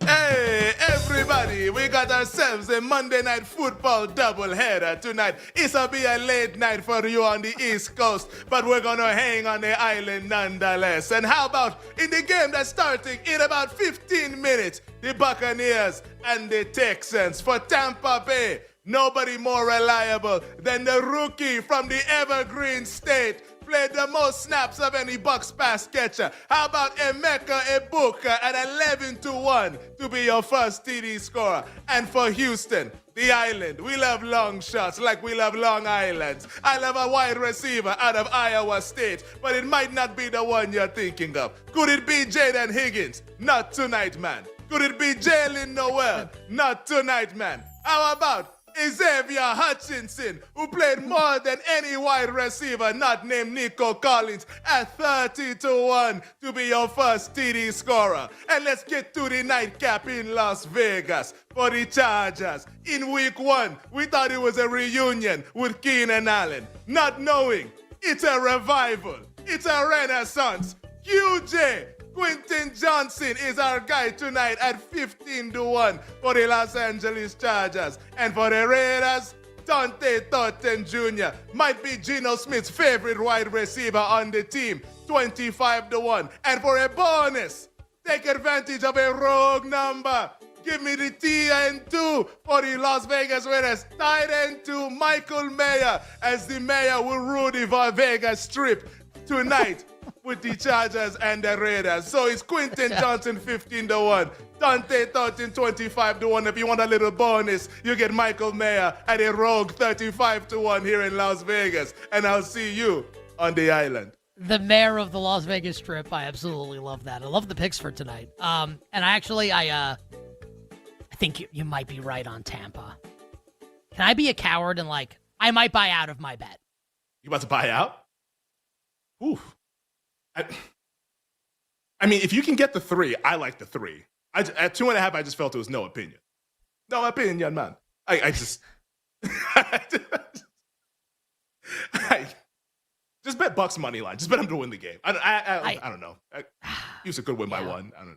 All right. Listen, the props were pretty good yesterday. Davis Allen anytime touchdown. We'll try to keep it rolling here. The prop king descends down from thy royal throne, traipses across thy royal purple velvety carpet, to gaze over to thy royal balcony, to gaze down upon you, the clowns, to issue winning prop bets for Monday Night Football doubleheader in week number 2.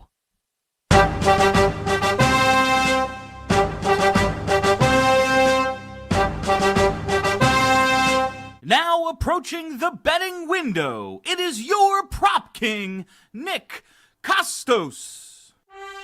All hail King Costos.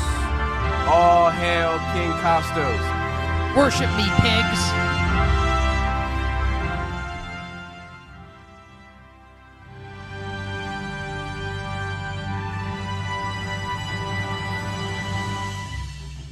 Pigs might have been a little much. All right. All right. The prop bets for today. I want to do it in Femi's voice. Because this is just like he's talking about this guy. All right. So for the Texans. Last week. Xavier Hutchinson. He did play a lot. Jaden Higgins is way better than Xavier Hutchinson. And flashed some of his ability, right, last week. Higgins' number is 22.5. I think he goes over that tonight because the Texans are going to need someone opposite Nico Collins. I think it will be Jaden Higgins. Jaden Higgins over 22.5 receiving yards. For the Chargers and the Raiders, Landon Roberts is out for the Raiders, one of their run-stuffing, middle linebackers. Omarion Hampton, dun, dun, dun, dun, dun, touch. He's got an icebox where his heart used to be. So cold, so cold, so cold. Everyone's down on Omarion Hampton because he couldn't run against the Chiefs' run defense that shut down Saquon Barkley for large portions of yesterday's game. Now here's the Raiders' defense. What do you think's going to happen? 56.5 is the number for Omarion Hampton. Over Omari and Hampton, 56.5 rushing yards. 2 anytime touchdowns for tonight. For the Chargers, we will go with KLS, Keandre Lambert-Smith, on a deep ball from Justin Herbert against a terrible Raiders secondary. And for Bucs-Texans with Damian Pierce inactive, let's take a look, and I'm seeing the new market because I'm guessing Pierce is out. He is. Ogunwabale is 8. Woody Marks is 10. We'll play the longest price. Is there like a Toy Story joke I could tell here for Woody or no? To infinity and beyond? That's Buzz Lightyear, right? That's Buzz. Yeah, that's Buzz's thing. Woody was like that. You got a friend in me, right? Wasn't that his jam? Like you got a friend in me. Yeah, what a loser. Or was that not it? Eddie says I'm wrong. Piss off, Woody. Woody Marks, anytime touchdown for the Houston Texans. That does it for the Magnificent Football Monday edition of the show. We'll catch you tomorrow on a terrific Football Tuesday. And until then, I'm Nick Costos wishing you, dear listener and dear viewer, minimal sweats, winning bets, the absolute very best of luck. Thanks for listening to You Better You Bet. Up next, it's BetMGM Tonight on the BetMGM Network.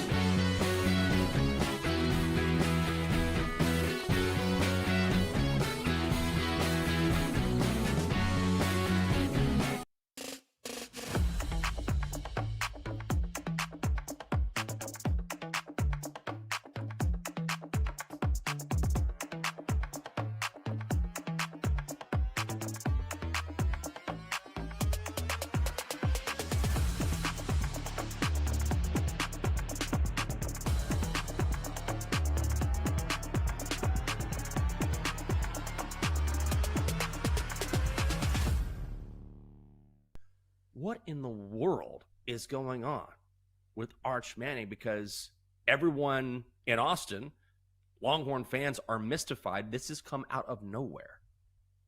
Yeah, it feels like it's like a version of Freaky Friday where like somebody has switched his body or something because he doesn't look like the same quarterback. The quarterback that we were led to believe, was a quarterback that was so good the NFL teams would be tanking for him.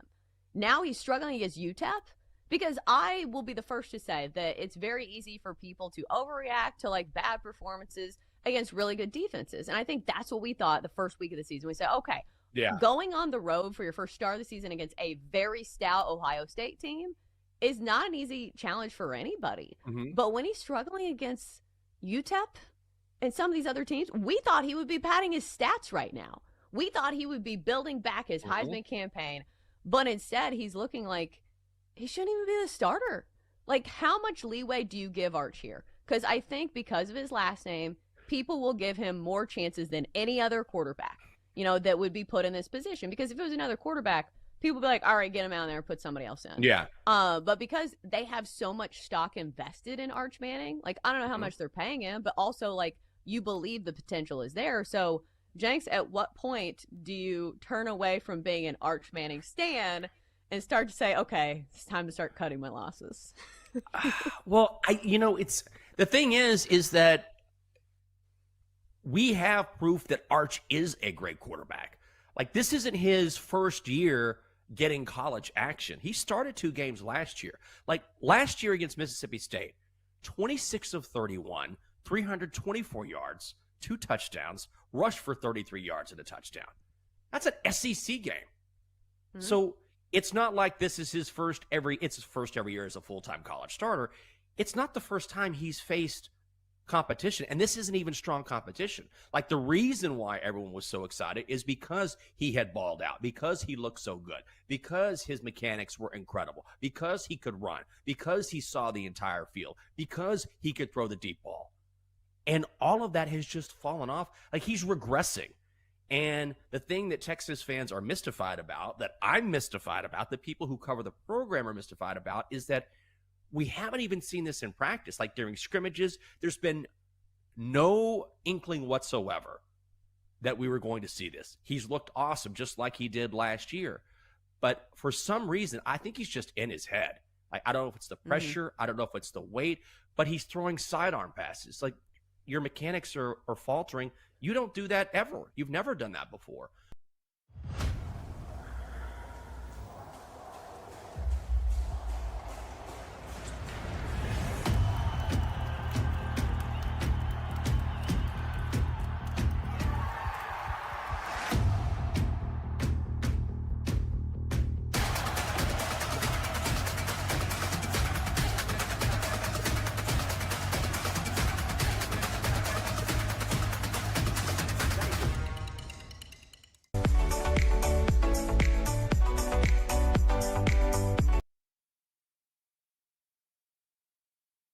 It's time to bet and sweat. The sweat is on.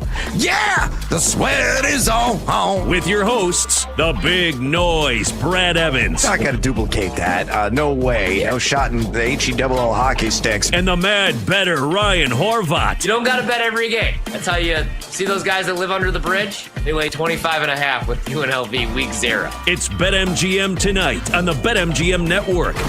Make it legendary. Hola, amigos! It's time to bring the noise here. Another booming edition of BetMGM tonight. I'm Brad the Big Noise Evans, joined by my guy, my dude, my home slice, the one, the only, the outstanding Ryan Horvat. And we got a Monday Night Football double dip. And the first game is about to kick off. We're going to get to some of those selections on the card here momentarily. We're also going to have Parlay Pete strutting over and get his pick of the night. A little two-legger parlay across both of the games. So you're going to have to do a live dive on the front end, but you can always bookend it on the back end, and hopefully that sucker's going to come through. We're going to say hello to our little friend, the Sledgehammer Special. We're going to roll the shoulders at plus money and get seduced by the juice, and working some bonus time wagers as well. Then we're going to rapidly react to week numero dos of the NFL season. What does it mean that Joe Burrow is going to be out for 3 months? What kind of ripple effects does that have for fantasy football and for sports betting? What were some of the other big takeaways from the weekend's action, whether on the college gridiron or in the National Football League? We're going to discuss that in Seg 3. Then Jared Smith, our bud, is going to be stopping by, giving us his selections in game number 2 of the Monday Night Football doubleheader. We'll also spin things forward for college football and talk some additional action in the NFL as well, followed by trade wins. Looking at some of those players that maybe you should be buying or possibly selling, or you're just saying, nah, man, I'm going to take a chill pill and hold out. So a little buy, sell, hold, market movers. And we're going to measure some of those trade wins coming up in Seg 5 for fantasy football, followed by hawking the waiver wire, trying to find some of those guys that are largely available right now in various fantasy leagues that could give you an ultimate boost here this season. And then fade or follow college football week numero cuatro, our first 4-pack of games that we haven't in time. We'll squeeze in a game on not so distant future in the NFL in week 3. And then Adam Hill is stopping in, and he is going to preview Viva Las Vegas, the Raiders, as they're welcoming the LA Chargers in their home opener. Again, game numero dos on the late night tip, so better have that coffee brewing, especially East Coast dads out there with that 10 o'clock Eastern time kickoff. And we want to talk to you, the 2.02 average listeners and viewers of this fine program. If you have any fantasy football questions for us, you want to talk sports betting action in the Monday Night Football Double Dip, easy way to contact Tori and I. Just pick up the phone and dial us, fools, at 833-732-3875. 833-732-3875. You can also hit us up on the X or the Twitter at BetMGM tonight. We're a pole dancing poll question of the day. And your boy didn't realize this game was kicking off so damn early. I'm going to go ahead and shut it down. We're going to give the results. First time ever giving you the pole dancing poll question day results in seg one of the show. The question was asking you this. Among the following QB rush props, which one cashes the over tonight in the Monday Night Football Double Dip? Odds are pulled from BetMGM. Your options were Justin Herbert, 14.5 at a -135. Baker Mayfield at 17.5 at -115. CJ Stroud at 10.5, also at -115. Or Geno Smith at 7.5 at a -125. Officially, we had 159 votes cast. Horvath, welcome to the show. Who led the way? I heard a lot of love today for Baker Mayfield. I'll go with Baker Mayfield. No, Justin Herbert, believe it or not, on the over 14.5 at a heavier juice on -135, 44.7% of the vote. Baker was number 2 at 23.9%, followed by Stroud at 14.5%. Oh, excuse me, Geno at 17%, then Stroud bringing up the rear at 14.5%. We had one comment from Jimbo. Jimbo said all 4 are going over. So he didn't give a damn. You should parlay all those. Hopefully you did. Yeah. That would be a handsome payout if that indeed comes through. All right, so there you go. The pole dancing poll question of the day. The results are already out. We appreciate everybody that participated. But right now we got to choose your own adventure. Horvey, here are your topics. Topic number 1, Joe Burrow is expected to miss the next 3 months with that turf toe injury. Are the Bengals cooked with Jake Browning? Option number 2, J.J. McCarthy is out for the next 2 to 4 weeks with an ankle injury. Carson Wentz, a revival against the Bengals. Also question mark there. Jane Daniels, officially day-to-day, is also in question due to a knee injury. Commander Sosa Raiders, you see in action later tonight in week 3. And Aaron Jones, his status very much in doubt. Doesn't look like he's going to be able to go with a hamstring setback. Jordan Mason about to be a winning workhorse against the Cincinnati Bengals. So Burrow, McCarthy, Jaden Daniels, Aaron Jones, choose your own adventure. Man, all these injuries equally suck, right? Like the Vikings, you worry about them on the offensive side of the ball. I feel pretty good about my Jordan Mason touchdown bets, but we got to go to Cincinnati, right? Because every single year that Joe Burrow, Jamar Chase, T. Higgins, Trey Hendrickson entered the season healthy, people love the Bengals, man. And this is why I never trust them. Not only the defensive side of the ball, they really struggled to stop the run, to get stops just in general, but also Joe Burrow. There's been 3 seasons now, right, that have been cut short by injury. I do think they could survive, right, because of the weaponry that they have on the offensive side of the ball with T. Higgins, Jamar Chase. I mean, they won that game yesterday and covered against Jacksonville. I think that says more about Jacksonville. But Chase Brown, I like the weapons. It's just crazy, right, because, it's just like every year with Burrow, and this is why I can't do it with the Bengals. So, obviously, you have some worry there, especially if you're a fantasy owner. Maybe you pick up Jake Browning, but they're, obviously if you had Super Bowl expectations or anything higher for the Bengals, you're a little worried right now. Yeah, certainly indeed. I will say that I am a Joe Burrow enthusiast. I have a lot of shares in him in fantasy football. Thankfully, I have some decent backups to plug and play, even in some super flex formats. But man, does it royally suck that he is going to be out for 3 months. Maybe you get him back during the fantasy playoffs. He is expected to be back in uniform sometime in mid-December as Nick Rub-a-Dub-Dub Chubb, the Chubb Club, are in the bottle service there behind the velvet rope on a reception of all things. 27-yard gain as the Houston Texans right now in business in the enemy territory, marching way down the field right now, setting up shop about the 30-yard line, just inside of it right now. All the Tampa Bay Buccaneers on the opening drive of the first game on Monday Night Football. And the one other takeaway I do want to discuss is J.J. McCarthy real quick. Again, going to be out for 2 to 4 weeks with that ankle injury. Do you think Carson Wentz has got anything left in the tank? I mean, he is going to be throwing to Justin Jefferson. Oh, baby!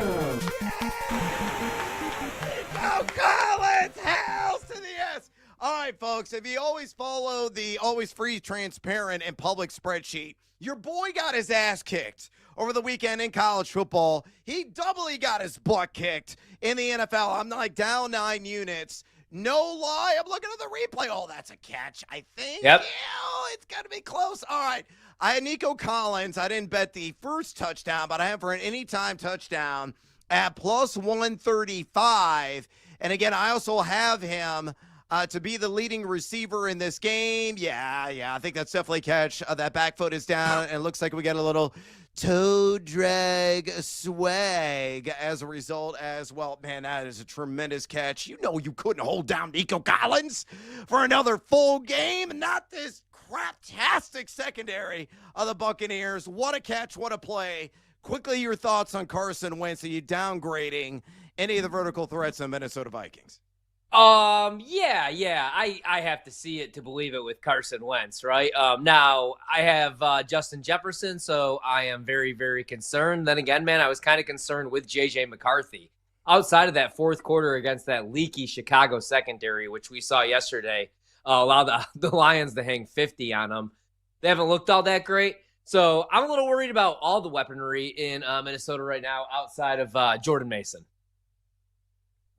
Yeah, look, again, it's a slight downgrade for Justin Jefferson, but it's not like J.J. McCarthy was really lighting the world on fire, except in the fourth quarter against the Chicago Bears. Outside of that, no bueno, mi amigo. So it could be a slight upgrade, if anything, as he was swarmed under and just looked lost out there. Looked like a true rookie, and that's essentially what he is. Again, we're going to keep tabs on all this stuff. We'll keep tabs on live action as well, but we got to get after it with our cards right now. And again, this game is already kicked off, so these are all live dice for us. Numero uno on your card tonight. What do you got, me amigo? I'm going to do a live dive actually right now. I kind of like Tampa. I was waiting to see if it would move to 3. The only 3s that I saw I couldn't get, and they were juiced. So I did play it at 2.5. I look like a dummy now because it is going to be 6-0 after that Nico Collins touchdown. But right now you could get 6.5 minus 114. The reason I was going to play against Houston, I didn't trust the offensive side of the ball. Obviously, new play caller, beat up offensive line. They scored 9 points. CJ Stroud doesn't throw a touchdown pass week 1 against the Rams, does get picked off. He was pissed after the game. Nick Chubb in the year 2025 is their starting running back. I don't necessarily love Tampa this year, but even though they were outgained by almost 150 yards by Atlanta week 1, they found a way to win that game, right? Baker is a top 10 quarterback in the league. And even without Wirfs, I trust their offensive line a little bit more. But now, they are down 6-0, but we could get a 6.5 with Tampa. I do like them to at least keep this game close. So give me the Bucks plus 6.5 live.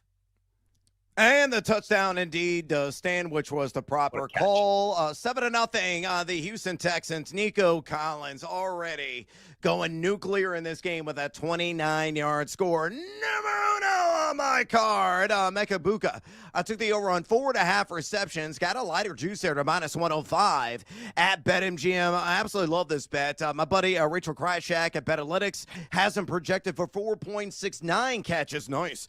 In this game, a guy that played 94.7% of the snaps in week 1. 6 targets, 4 grabs for 67 yards, and a pair of scores against the ATL were very impressive last night defensively. He had a 148.3 passer rating when targeted. And Houston, they're a top 15 pass defense to begin the year, number 13 in pass EPAD, but he may see a lot of Derek Stingley in coverage, who had the 3rd lowest pass coverage grade in week 1, giving up 71.4%. in terms of catch rate. So, numero uno on my card tonight, Emeka Buka, the pride of the Ohio State, giving the over 4.5 receptions at a -105. Numero dos on your card. Please share. All right, I'm going to go K. Dotton, under 2.5 receptions, +135. I loved him, played a lot of overs last year, but without Liam Cohen, wasn't really involved in the offense week one. Now, maybe that changes tonight, but this is a tough matchup against this Texans defense, who has been pretty solid limiting tight ends. If you go back to the start of last season, third best team coverage grade over at PFF. And Otten only, what did he have? He did not have a catch, actually. Only 2 targets, so he saw a target on 6.3% of his routes. You have Ibuka, who you just talked about. I think he's going to get some targets tonight. Mike Evans is still going to see 8 to 10 targets in this game, so under 2.5 receptions on K. Dotton, +135. I like that price quite a bit.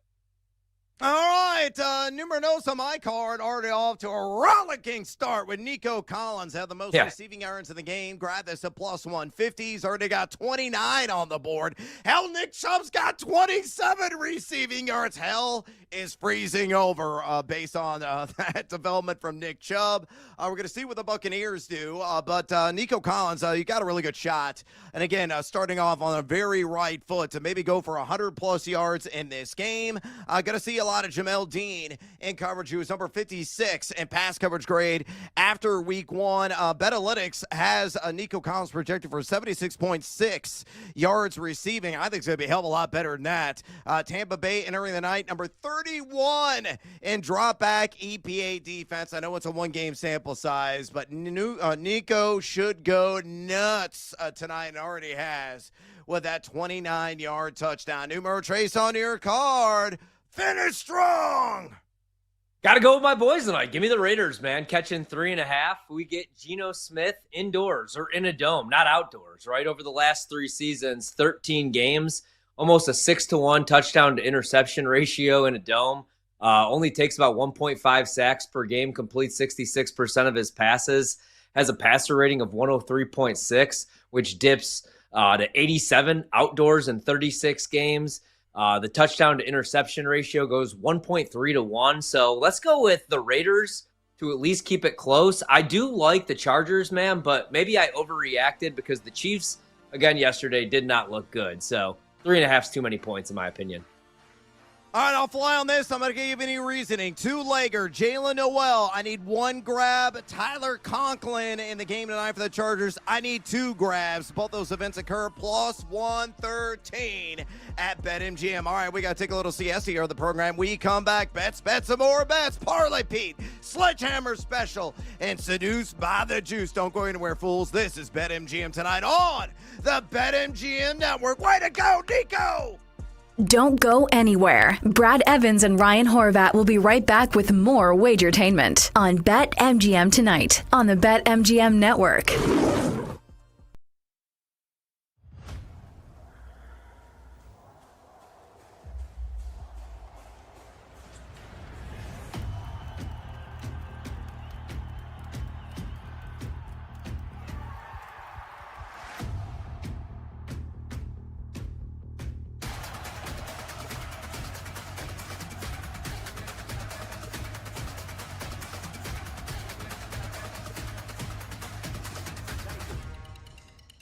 How did the Jaguars not cover that game?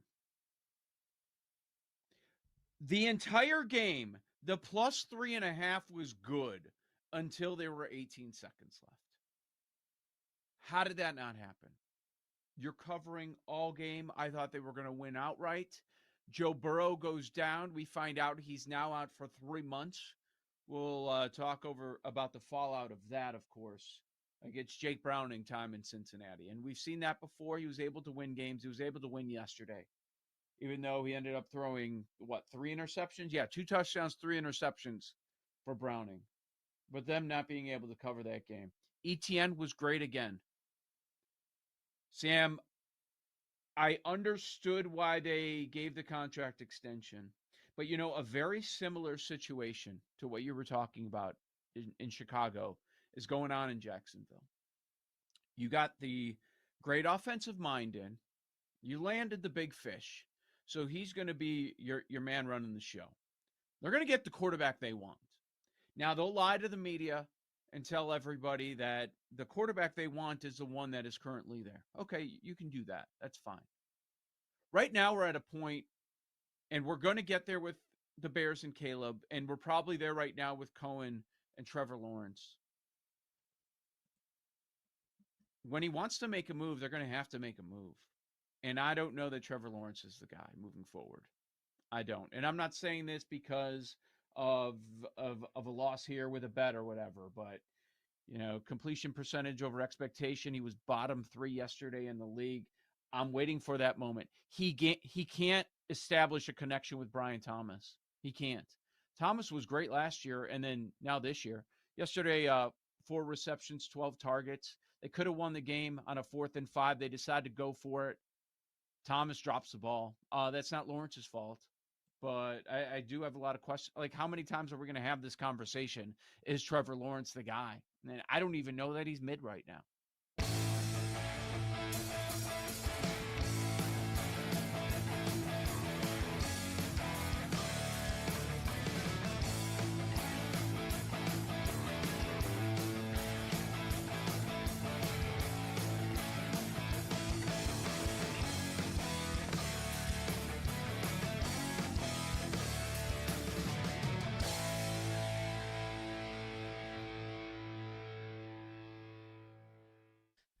Travis Kelce, let's call a spade, is the reason the Kansas City Chiefs are 0-2.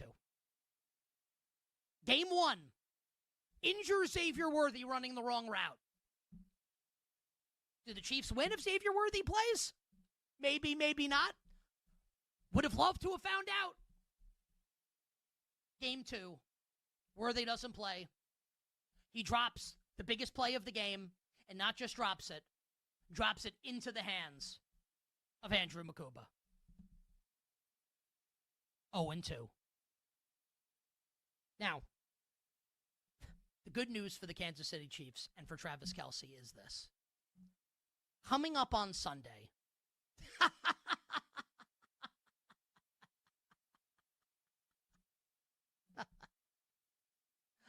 oh, man. Sunday Night Football at the New York Football Giants. Here is my personal guarantee for everybody. And I'll be making this bet with my money.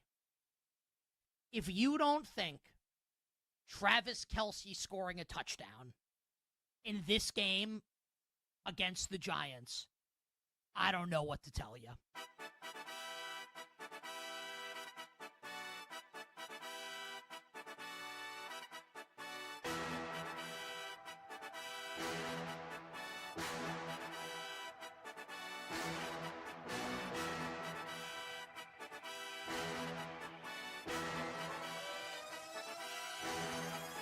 Gotta get it now. 47 It's time to place your bets. This is BetMGM Tonight on the BetMGM Network. Go! We got a touchdown! All right, perfect timing. That was Miller. Ryan Miller with a 20-yard receiving touchdown off the hand of Baker Mayfield. Folks, we might have a high-scoring affair in order right now in H-Town. Somebody knocking the boots. And yeah, you certainly are if you are an over-better because you're feeling damn good with these first stellar drives of the game from each franchise. Of course, Houston marched down the field, 29-yard touchdown strike.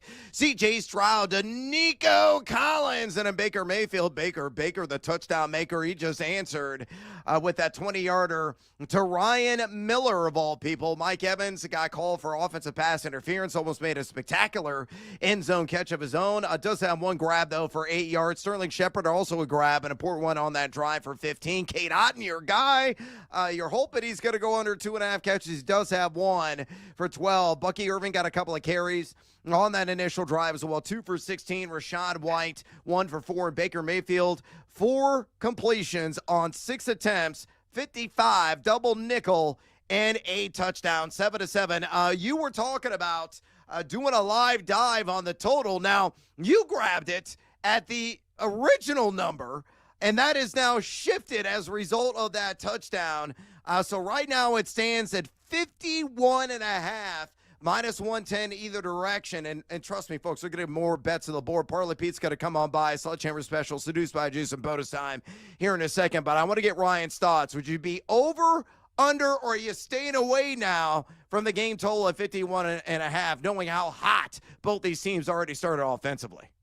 Yeah, during the break after Houston got in the end zone, I said, man, if Tampa's going to get pushed in this game, I want to live bet the over, right? Because now if Tampa were to take the lead in this game, I like the run game. I like Bucky Irving, and they could kind of take their foot off the gas.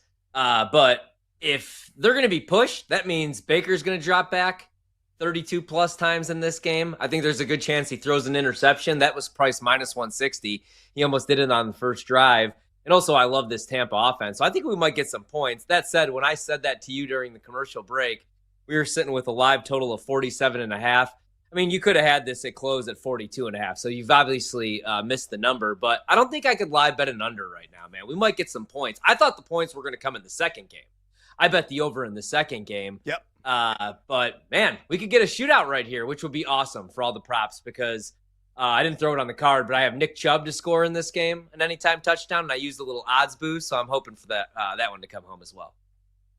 By the way, I've already bet on the over 99.5 milligrams of caffeine consumed so I can stay awake through the second game tonight. Got the cold brew. With the 10 p.m. Eastern kickoff, and I'm really looking forward to that one tremendously. I also did a live dive. I took the over. I got it 47.5 at BetMGM before that touchdown strike to Miller.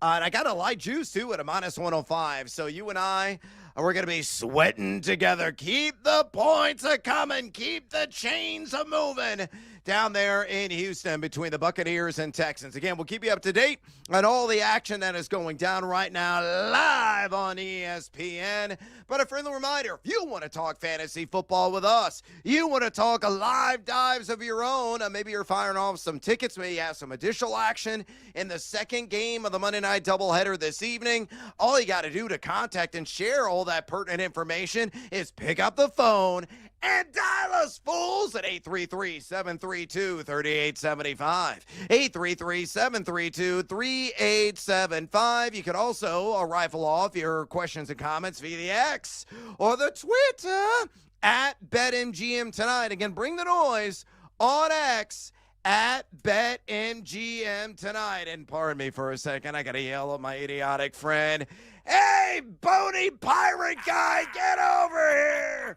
Yeah, shiver me timbers, I'm here to make some booty. Yeah, Parlay P is looking to get some action on a little two-legger involved with both of these Monday night games. So one is going to be a live dive.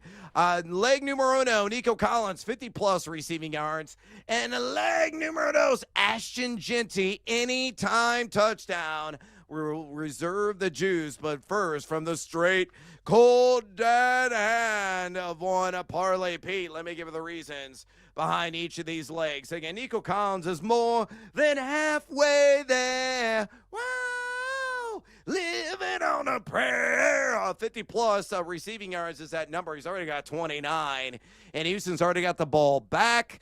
I believe, and so does Parlay Pete, he's hopefully going to get there after he was definitely on the schneid there in the first game. Only 5 targets, 3 catches, 25 yards. In game numero uno this season, only had a 7.0 ADOT, and he's already blown that out of the water so far in this game. You look at Nico Collins in the matchup here against Tampa Bay, number 31 in dropback EPAD after a week. And again, getting a lot of Jamel Dean in coverage, who is number 54 in pass coverage grade, as tracked at PFF. Meanwhile, leg numero dos, Ashton Genty, anytime touchdown.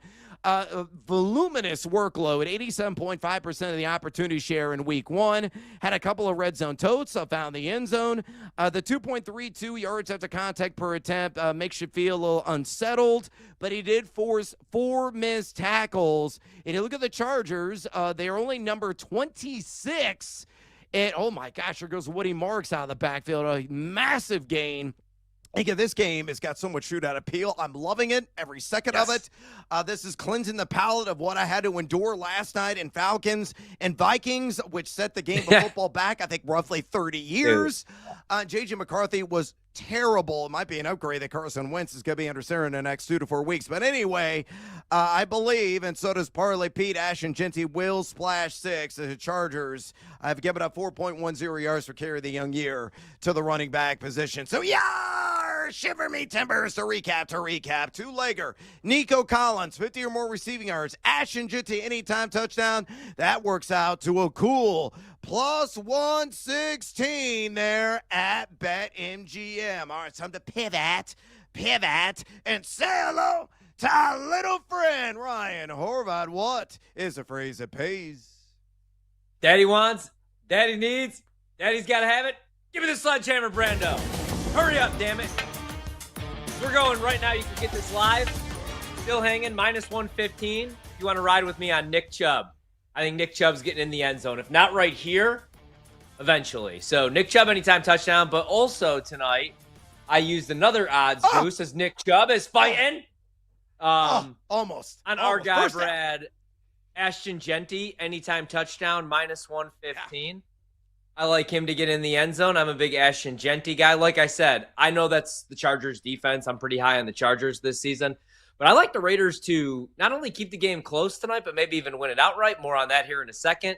And I'm a big Ashton Genty guy. So I love this price, minus 115. Last night, I was on Atlanta, so I felt great about that. But I lost some money because, damn it, I had big-time bets on anytime touchdowns for both running backs. On our guy, Jordan Mason, doesn't come home. Yeah, me too. And on Bijan. Yep. And Tyler Algier. Bijan does all the work, and Tyler Algier gets in the end zone. So I'm pissed. So I'm betting both Chubb and Genty to get in the end zone tonight and just praying at least one of them do. But I do like Genty later on tonight. Yeah, no, that Chubb carry for 8 yards is wiped out by a holding call. So right now, second and 12, Stroud drops back in coverage, short gain. I believe that's Justin Watson. About a 2 or 3 yard gain. That is it. So setting up a 3rd and 9 again for the Houston Texans inside the Tampa Bay red zone at the current moment. All right, I got a sledgehammer special, and it's in both of these games. And one of these got to be a live die, but so be it. Daddy want, daddy need, daddy gotta have it. Let's go, Brando! Oh, yeah. All right, leg numero uno, again, tied to this game. I don't even know what the live number is, but 12-plus rush attempts for one Nick Chubb as Stroud just missed Watson in the back of the end zone. So it's 4th and 9. They're going to have to go for a field goal. But, you saw that D'Amico Ryans, or maybe you didn't, earlier today said, hey, we got to get Nick Chubb the ball more. He's already got 27-yard reception, which is outlandish because he hardly ever catches the ball. He's never really featured in the pass game, though he is an adept receiver. But yet, so far has 3 carries. As long as Houston doesn't get their asses kicked in this game, he is going to get to the 12 rush attempts needed. And I think I'm going to cash in on leg numero uno. Leg numero uno's tied to the 11th hour capper tonight between the Chargers and the Raiders. I'm going to go with Keenan Allen, 4+ receptions, a guy that should be able to get there. Again, in week 1, 10 targets, 7 grabs for 68 yards and a touchdown. That was a 29.4% team target share. Respectable, number 26 in catchable pass rate. Thank you, Justin Herbert. Getting a lot of Stokes in coverage, who gave up a 71.4% catch rate in week 1. It was number 77 in pass coverage grade, according to Pro Football Focus. So to recap my sledgehammer special tonight, Nick Chubb, 12+ rush attempts. Keenan Allen, 4+ receptions. That works out to a cool plus 102 there at BetMGM. All right, it's time to roll the shoulders, my man, and get seduced by the juice. Oh, thank you, bartender, for the handsome pour. Let's sit down and throw back some shots, catch a buzz, and hopefully count our winnings come night's end. What do you like at plus money this evening, my man? All right, I got to apologize to our guy that runs the video, Mike Montgomery, Monty, because I'm actually going to call an audible in English, so we don't need the graphic. I originally was going to play Geno pass attempts because of everything that I talked about, Brad, and 33.5 pass attempts was even money. I could see him finishing with 32 to 33 or maybe even 28 because I think they're going to run the rock because I think the Chargers are going to show a lot of light boxes tonight, and I think they're going to feed Ashton Genty. So rather than that, this number just popped. 16.5 rushing attempts is minus 102. Oh. I just found 18.5 for plus 120. Oh. I think Gentry gets a minimum of 20 carries in this game, and it's plus money. So I'll go over 18.5. I like this one a little bit more than the Geno pass attempts. I think they feed him early and often in this game. I love Gentry tonight. Oh, twist my arm, mi amigo. You want me to make another bet at plus money? I'm in. You convinced me. That's an outstanding number. I'm going to tell you on that, and maybe I convince you to tell me on this. Speaking of rush attempts, how about the other rookie in this game, Omarion Hampton? 15-plus rush attempts. It's a plus 110. I grabbed that earlier today, and I feel very confident about it. You look at Vegas, yes, they're number 4 in rush EPAD entering the night. Gave a 3.46 yards per carry to New England backs in week 1. But Hampton, much like Gentry, saw over 80% of the team's opportunity share. He was number 14 in total yak, 3 missed tackles he forced in the entire game. So he was top 15 in that category, number 22 in yards created per touch as well. I think Omarion Hampton is going to be worked early and often. Might have to sweat this out in the end. Hopefully the Raiders aren't going to blow out LAC. As long as they're competitive, Hampton gets to the 15 rush attempt mark in back-to-back weeks, and I cash in at plus 110. All right, bonus time. Whether in the Monday Night Football double dip, maybe a live dive or some other action in game numero dos, anything else that you have on your mind as well. Maybe looking ahead. Maybe you're even looking ahead in the futures market at college or the National Football League. I don't care where it comes from. Just give me another bet, Horvey. Give it to me. I will play the total in the second game tonight. I will go over 46.5, which I never do in standalone primetime games. We saw those scoring pick up. And I do think that the Raiders, especially with Geno indoors tonight, man, I think that he's going to throw for at least 250 yards. I think they're going to get the ground game going with Gentry. I'm a big fan of the Chargers and that defense, but I don't think they're going to completely shut down the Raiders. In fact, I think the Raiders are alive in this game, which is why I took them with the points here. And I was really impressed with the Chargers week 1. The jury's kind of out right now on Kansas City. Maybe the people that were betting them to miss the playoffs, maybe they weren't hot take artists. But I think Justin Herbert's going to have an MVP-like campaign. I was even impressed with Quentin Johnson. And like you said, I do think they're going to get the ground game humming as well tonight. And I do not trust the Raiders on the defensive side of the ball. So we're getting points tonight over 46.5. All right, you're expecting another shootout, and I'm completely here for that. Just going and inject it in my veins along with this prop. Justin Herbert, give me the over on those rush yards. That number's staying at 14.5. It's heavier juice. Why? Because BetMGM has the best line in the business, and I'm willing to pay for it at minus 135. I even think in the alt market at like 20+ in play. You look at Las Vegas, again, top 5 in rush EPAD. Drake May had 4 carries against him in week 1, only went for 11 yards. But our buddy Rachel Krychek at BetAlytics has him projected for 19.2 rush yards. Again, well north of the 15 that is needed. Remember in week 1, Justin Herbert was thinking he was Lamar Jackson. 7 carries for 32 yards. And you look at Viva Las Vegas, number 13 in pocket pressure rate area in the week at 18.9%. So whether on designed or opportunistic scrambles, I believe Justin Herbert rushes for at least 15 yards.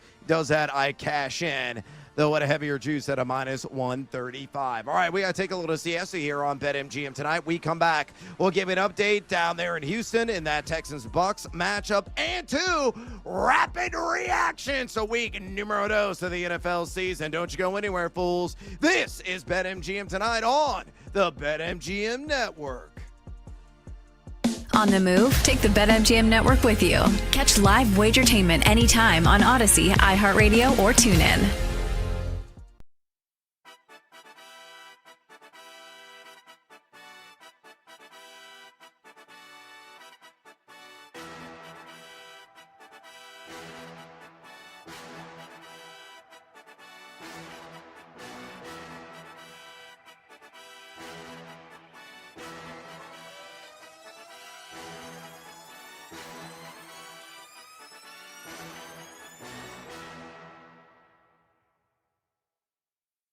You guys aren't going to like this one. I'm on the Bears on the money line, -115 against the Dallas Cowboys. NFL, buy low, sell high. Think about these two teams and the games that they just had in week 2, right? Dallas, an emotional, tough win against a divisional opponent in the Giants, a thriller. You win in overtime, you're feeling great. Brian Schottenheimer gets his first win. They're celebrating in the locker room. They're feeling great. Dallas should have lost that game, and we all know it. The Giants had it multiple times. They should have won. If it wasn't for Brandon Aubrey being awesome, Dallas loses that game. But because they win and they're 1-1, the perception around Dallas is a lot different. And I like the fact that they won because a 1-1 Dallas Cowboy team psychologically is way different than an 0-2 team, which is what we're getting with the Chicago Bears, with how badly they have looked in the fourth quarter against Minnesota and yesterday against Detroit. It's only 2 games, and they're 0-2. And yes, they've looked terrible. We have some breaking news that Jalen Johnson, their corner, is out indefinitely with a groin injury per Adam Schefter, so that certainly doesn't help their defense. But Dallas's defense is awful. Russell Wilson just threw for 455 yards against that Dallas defense. I know Caleb Williams isn't what people had thought he would be up to this point. I know he hasn't looked as good as people would have wanted him to look under Ben Johnson. But against that Cowboys defense, I think he's going to make some plays. I think they're going to be able to move the football. And we know Dak and the Cowboys, when this offense goes outdoors on natural grass, they tend to struggle. It's not the same team that when you get them certainly at home or when you get them on turf. So nobody's going to want the Bears. Everybody who was high on this team going into the season has completely abandoned ship. Everybody's off. Nobody wants to bet them. Everybody in Chicago thinks the season's over. Isn't this so Bears that they're going to win this game and then everybody is going to buy back in? So this is when you bet the Bears, is when nobody wants them. And then when next week, when they give everybody hope, that's when you probably look to fade them. But for this week, we'll take the Bears on the money line at -115.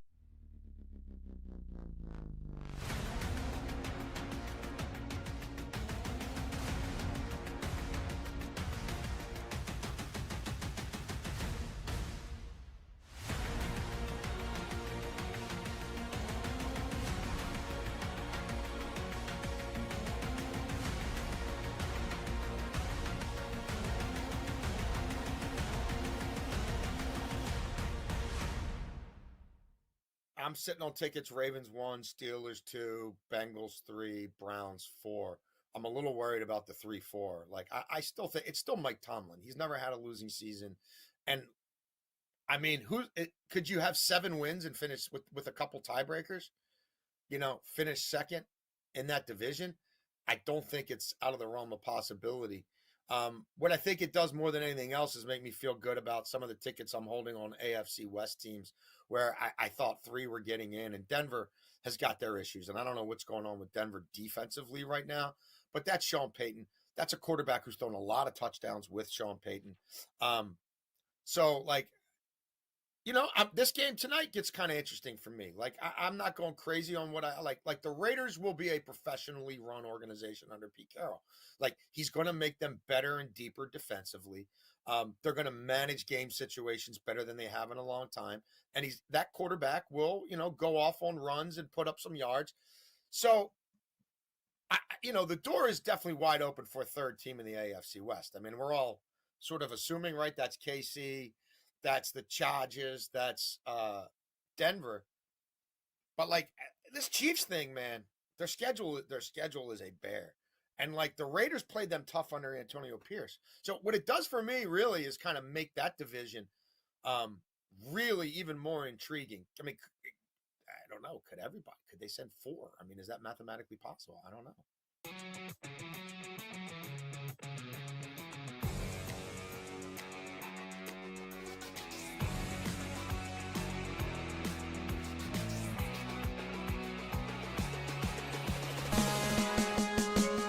It's time to place your bets. This is BetMGM Tonight on the BetMGM Network. From the Dallas 48, Wilson protected, heaving one, wants Neighbors, Malik Neighbors, touchdown Giants! He dropped it in the bucket from 48. absolutely bananas game between the Dallas Cowboys and New York Giants. Well, how about them Cowboys? Thanks to Brandon Aubrey with his epic boots in that game. Chances are you got sunk by him if you face him in your fantasy league. Yeah, I know kickers are people too, and I know a lot of people have eliminated kickers in leagues. I'm an advocate of that. But Brandon Aubrey is a true blue weapon, just an absolute assassin, splitting the uprights in that contest. Though, Dallas, of course, getting the victory there in the end in the bonus session. Welcome back to BetMGM tonight. I'm Brian the Big Noise Evans, joined by Ryan Horvath. I've got my eyes peeled. Bucky Irving is running wild, very close to a first down right now, about the 30-yard line of the Houston Texans. And again, this game has got a lot of shootout appeal. Already 10-7 right now. Houston, Nico Collins, a 29-yard reception. Ryan Miller, a 20-yard TD reception. Those are your two big scores. Cami Fairbairn with the field goal. Split the uprights. Nick Chubb getting it done through the air. I was looking at a couple of targets, also as a grab as well for 27 yards. Only 3 carries, though, for 7. Meanwhile, you look at the Buccaneers. Again, Bucky Irving is the man getting it done and really moving the chains on this drive. 6 carries, 37 yards in total. Also has a reception, actually 2 receptions for 6. And Baker Mayfield getting the dive and the first down with the run, as he gets a yard, as they were just short on that last measurement. He is 8-10 as Baker Mayfield through the air for 75 yards and that end zone strike to Miller. And Sterling Shepard a catch for 15. Mike Evans 2 for 14. Kate Otten 1 for 12. That's important for our guy, Ryan Horvath. Emeka Egbuka also on the board, 1 catch for 3 yards. Again, 1st and 10 at the 30-yard line of Houston for the Tampa Bay Buccaneers. If you hear our Tecmo Bowl sounder, you will know that a touchdown has indeed been scored. So, again, we're going to keep you abreast of all that information. Hey, have you thought out that parlay? Now boost it. Use the boost token on any pro football same-game parlay and grab a bigger payout if you win. Only at BetMGM. So opt in right now on that pro football same game parlay boost token and make the action all the more exciting tonight. Hopefully you've already used that, maybe on game number 1 of the Monday night doubleheader, or possibly on the late night tip. And Raiders and Chargers are going to be kicking off right around 10 p.m. Eastern time there on ESPN. All right, in this segment, we're going to do some rapid reactions, our concrete takeaways, whether NFL related or I will also allow on the college football gridiron. So, Ryan, you're up first, and you're going to start with a guy that we just heard, Russell Wilson, maybe getting an extended lease on life. We saw Jackson Dart really come in and botch the football. But Wilson might be extending that leash, right? Is that your biggest takeaway of the weekend? Yeah, I mean, because the Giants aren't going to win many games this season, obviously, even with a good defense, right? Maybe Brian Daboll knows that he gets one more year to develop Jackson Dart. And I like what they're doing, right? Kind of, I guess. I mean, it doesn't really make a whole lot of sense. They were like rotating Russ and Jackson Dart, but Jackson Dart didn't throw a pass. They used him as a runner. He lost 3 yards. Wasn't too creative, right? But I do like that you have a young quarterback that you're not going to throw into the fire, because right now, man, this is a tough schedule. Minus the Cowboys, he's going to see some tough defenses, right? So Russ is a little bit of a kook and a little bit of a weirdo, right? But he's also a Super Bowl winning quarterback. He is top 5 in rushing yards all time. He still throws a pretty deep ball, as we saw yesterday, and he knows how to prepare and lead a little bit. So I think this is a good thing for Jackson Dart, right? Let him learn how to prepare for a Sunday, lead a locker room, lead a huddle, and give your team the best opportunity to win. And while people in New York might not want to hear this right now, Russ Wilson, as you saw yesterday, granted he didn't win the game, it wasn't because of him, right? It was because he lost in the shootout. He gives you the best opportunity right now to win and stay competitive. So I think a couple more weeks at least, but they are going to find ways to get Jackson Dart on the field. It's just, so far, it hasn't been very creative. He hasn't really done the most with his opportunities. First down, Emeka Egbuka on that play there. Ook. So the Tampa Bay Buccaneers are getting ever so closer to possibly getting in the end zone and grabbing a lead. That was a little pop pass. So already 2 receptions for Emeka. Love to see that. I'd have the over on 4.5 grabs there at a -105. Only 2 for 7 so far. But, hey, that's why I'm in the receptions market and not in yards. I will say that. Again, 1st and 10 right now. I'll go ahead and give you this play live. They are at the 19-yard line. The snap is off. The throw is out and is batted away. It was intended for Mike Evans, so it could be 2nd and 10. One of my biggest takeaways of the weekend, especially from a fantasy football perspective, Patty Mahomes is trying to one-up Lamar Jackson. A guy is running like an absolute madman, and he did so yet again. This time against the Philadelphia Eagles. Over the first 2 games, 6 carries, 57 yards, and a touchdown. Then followed up for 7 carries for 66 yards, and yet another rushing touchdown. That's 44.5% of his fantasy production so far has come with the legs and not via the arm. You look at the next 3 matchups for Kansas City at the New York Giants, number 31 in rush EPAD so far this season, and the Ravens, who are number 23 in rush EPAD, and then you follow with a road matchup at Jacksonville, number 18 in rush EPAD. Again, Mahomes really pulling out all the tricks in the bag.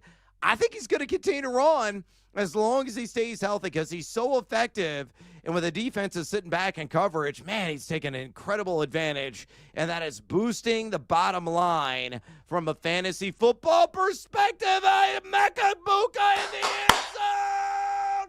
Touchdown, Tampa Bay. Rookie sensation from Ohio State getting it done yet again. Chris Godwin, who? I'm going to be really curious to see how they utilize Godwin with him and Egbuka on the field together when Godwin does come back, which is going to be sometime in October. Egbuka already's got 3 grabs in this game for 22 yards, which is leading the team, and that touchdown. Again, if you grabbed them in the middle rounds of your fantasy draft, of course, you had to pay a premium because the ADP kept climbing and climbing and climbing throughout August. But he has been worth every penny. 2 touchdowns in week 1, follows up with another score in week 2. Horvat, what is another rapid reaction week 2 of the NFL for you? Yeah, yesterday, man, I laid it all on the line with the Indianapolis Colts, and what a sweat. Now, luckily, I had the 2.5, so regardless, I know a lot of people think the officials screwed over the Broncos and their survivor pools and their money line bets. I didn't care regardless, but it was awesome seeing Danny Dimes, Daniel Jones win that game. I was on WFAN yesterday with our guy Moose, and he said, I can't imagine what's going to happen if here in New York, if the Giants start 0-2 and Danny Dimes, or as I like to call him now, Dimes, starts 2-0. The people are going to be like, we just can't have nice things. But I wrote this down yesterday. I always take notes, and I placed this wager this morning. This is for the social team. I love Jonathan Taylor. I love this bet. I think there's really good value right now. 22-1 is the best price I'm seeing. Offensive player of the year. Let's say the Colts are for real, and I'm down on the Texans, and it turns out Brando might be right, and I'm down on the Jags, man. Trevor Lawrence yesterday waving off Liam Cohen. Like, who the hell are you, man? Maybe he is just a bum, but you know who's not? Jonathan Taylor. Guy's an absolute stud. Yesterday we saw what he could do. So far this season, 43 carries, 236 yards. He's averaging 5.5 yards per pop. No rushing touchdowns yet, but he did get in the end zone yesterday on a receiving touchdown. 5 grabs for 77 yards. I like this Colts offense. They run more RPOs right now than any team in the league. I think Jonathan Taylor at 22-1 is great value, and I think the Colts are for real in the South, man. Dimes looks good. The defense looks all right under Lou Anarumo. Maybe we were all sleeping on the Colts. Could be, man. Look, I have Daniel Jones got for $2 in my Superflex League. Oh, he's paying a massive instant dividend because I lost Joe Burrow, so the crutch that I sorely and desperately needed. So I'm glad he is showing up and showing out. I'm going to jump down because we're getting kind of crunch on time here. You're speaking of the Giants. Tyrone Tracy, the starter, may be gone in a New York minute as Cam Scatterbo had a breakout game, and that occurred against the Dallas Cowboys. Look at the snap share. Cam Scatterbo outsnapped him 35-24 in that game. And again, getting those crucial goal line looks as well. 2.77 yards after contact per attempt. That's number 22 so far on the young year for Scattaboo. Tyrone Tracy at number 33 in that category. Scattaboo also showing the hands. Again, he's a versatile dude. We saw it at Arizona State.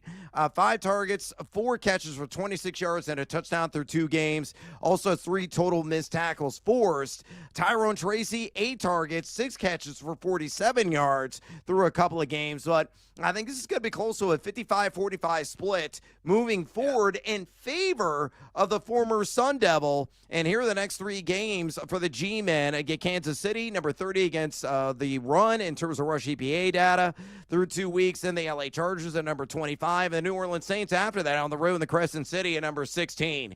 Cam Scattaboo, I think, is going to be here to stay at least as somebody to consider as a flexi, sexy option. Ooh la la. In 12-team and deeper leagues. I was wrong about Tracy. I thought this was going to take longer. Cam Scattaboo has ascended and rather quickly. Ryan, what else do you have a takeaway NFL Week 2?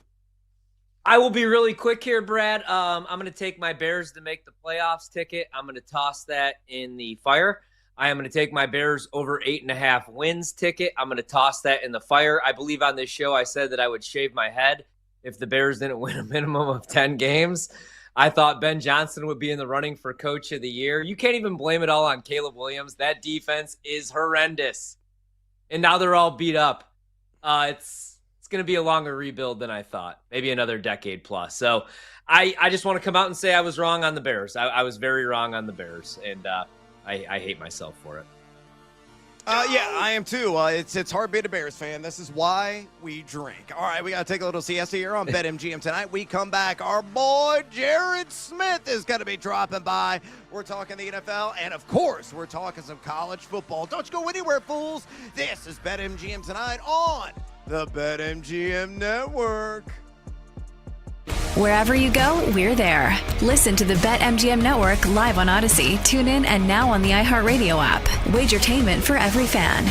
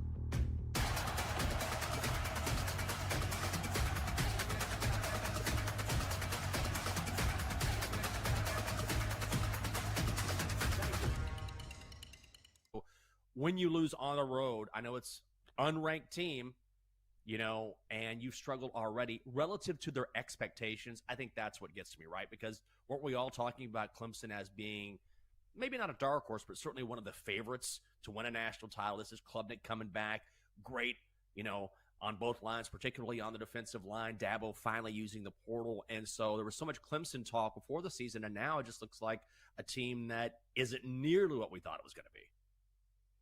I think it's more upsetting for Clemson because they look like the team that was ready to go from the start just because they had so much experience. Like, this is a team that you looked at in the preseason. You said, okay, Cade Klubnik's been there a while. He has plenty of experience. This should be a good team from the jump. Meanwhile, you look at Notre Dame, and they lost some big pieces. Hell, they didn't even name C.J. Carr the starter until, a week before the season started? So I think we looked at this team. We knew that maybe it wasn't going to be the fastest start. And also the fact that they lost these games by a combined, 4 points? They lost to Texas A&M 41-40, lost to Miami 27-24. And I will say this for both teams. I think in college football, if you're going to lose games, do it at the first of the year. Because we've seen this every year. When the college football committee, if they want a team in, it's very easy to look at the start of the season and be like, oh, well, that was months ago. Seems way better now. And here's the thing with Notre Dame, is that I feel like they will get the gentle nudge from the committee, if it's neck and neck between Notre Dame and another team that also has to play in a conference championship game. which Notre Dame does not. But on the flip side for Clemson, they are only 0-1 in conference play. Like, the ACC is far from being decided. So, I mean, there's still plenty of time for Clemson to rebound and still possibly win the ACC. Because if they win the ACC championship, they're in. So I don't think the season is over for either of these teams. Because, again, the College Football Playoff Committee can spin things a lot of ways, and it is still September.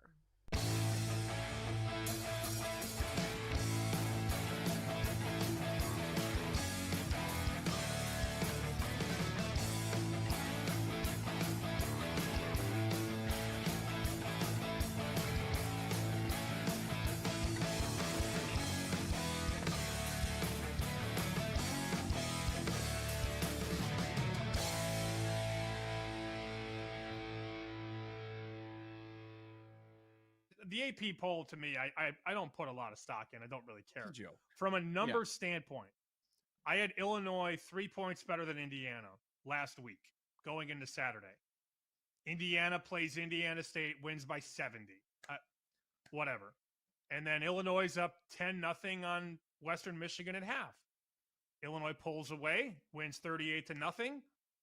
But I mean, if I had Illinois 3 points better last week, you don't really move either of those teams. So how do we get from Illinois 3 on a neutral to Indiana 5 at home? I don't understand it. And you've seen the money come in on Illinois. Again, they took 5, took 4.5, and took 4. Another team that they're betting this week is Duke.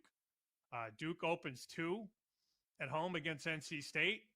And now Duke is laying 3.5. Duke has taken money in 2 straight weeks and gotten destroyed. If you bet them, at least, because I bet them against Illinois, because again, I believed in the numbers and believed in the market, and the market was way wrong on Duke. So then Duke goes to Tulane on Saturday with the old Tulane quarterback playing for Duke, and Tulane wins. So, like, Duke has taken money week 2, week 3, loss, and here they are taking money again from 2 to 3, 3.5. The market keeps betting Duke. Duke keeps underperforming.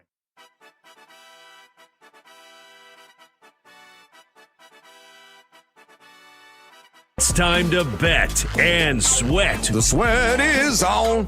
Yeah, the sweat is on. With your hosts, the big noise, Brad Evans. I got to duplicate that. No way. No shot in the HE-double-L hockey sticks. And the mad better, Ryan Horvat. You don't got to bet every game. That's how you see those guys that live under the bridge? They lay 25.5 with UNLV week 0. It's BetMGM tonight on the BetMGM Network. Make it legendary. Welcome back to BetMGM tonight. Brad the Big Noise Evans with Ryan Horvat in the house on this Manic Monday. We're going to talk to our guy, the tightest beard in the sports betting game. That is from Jared Smith.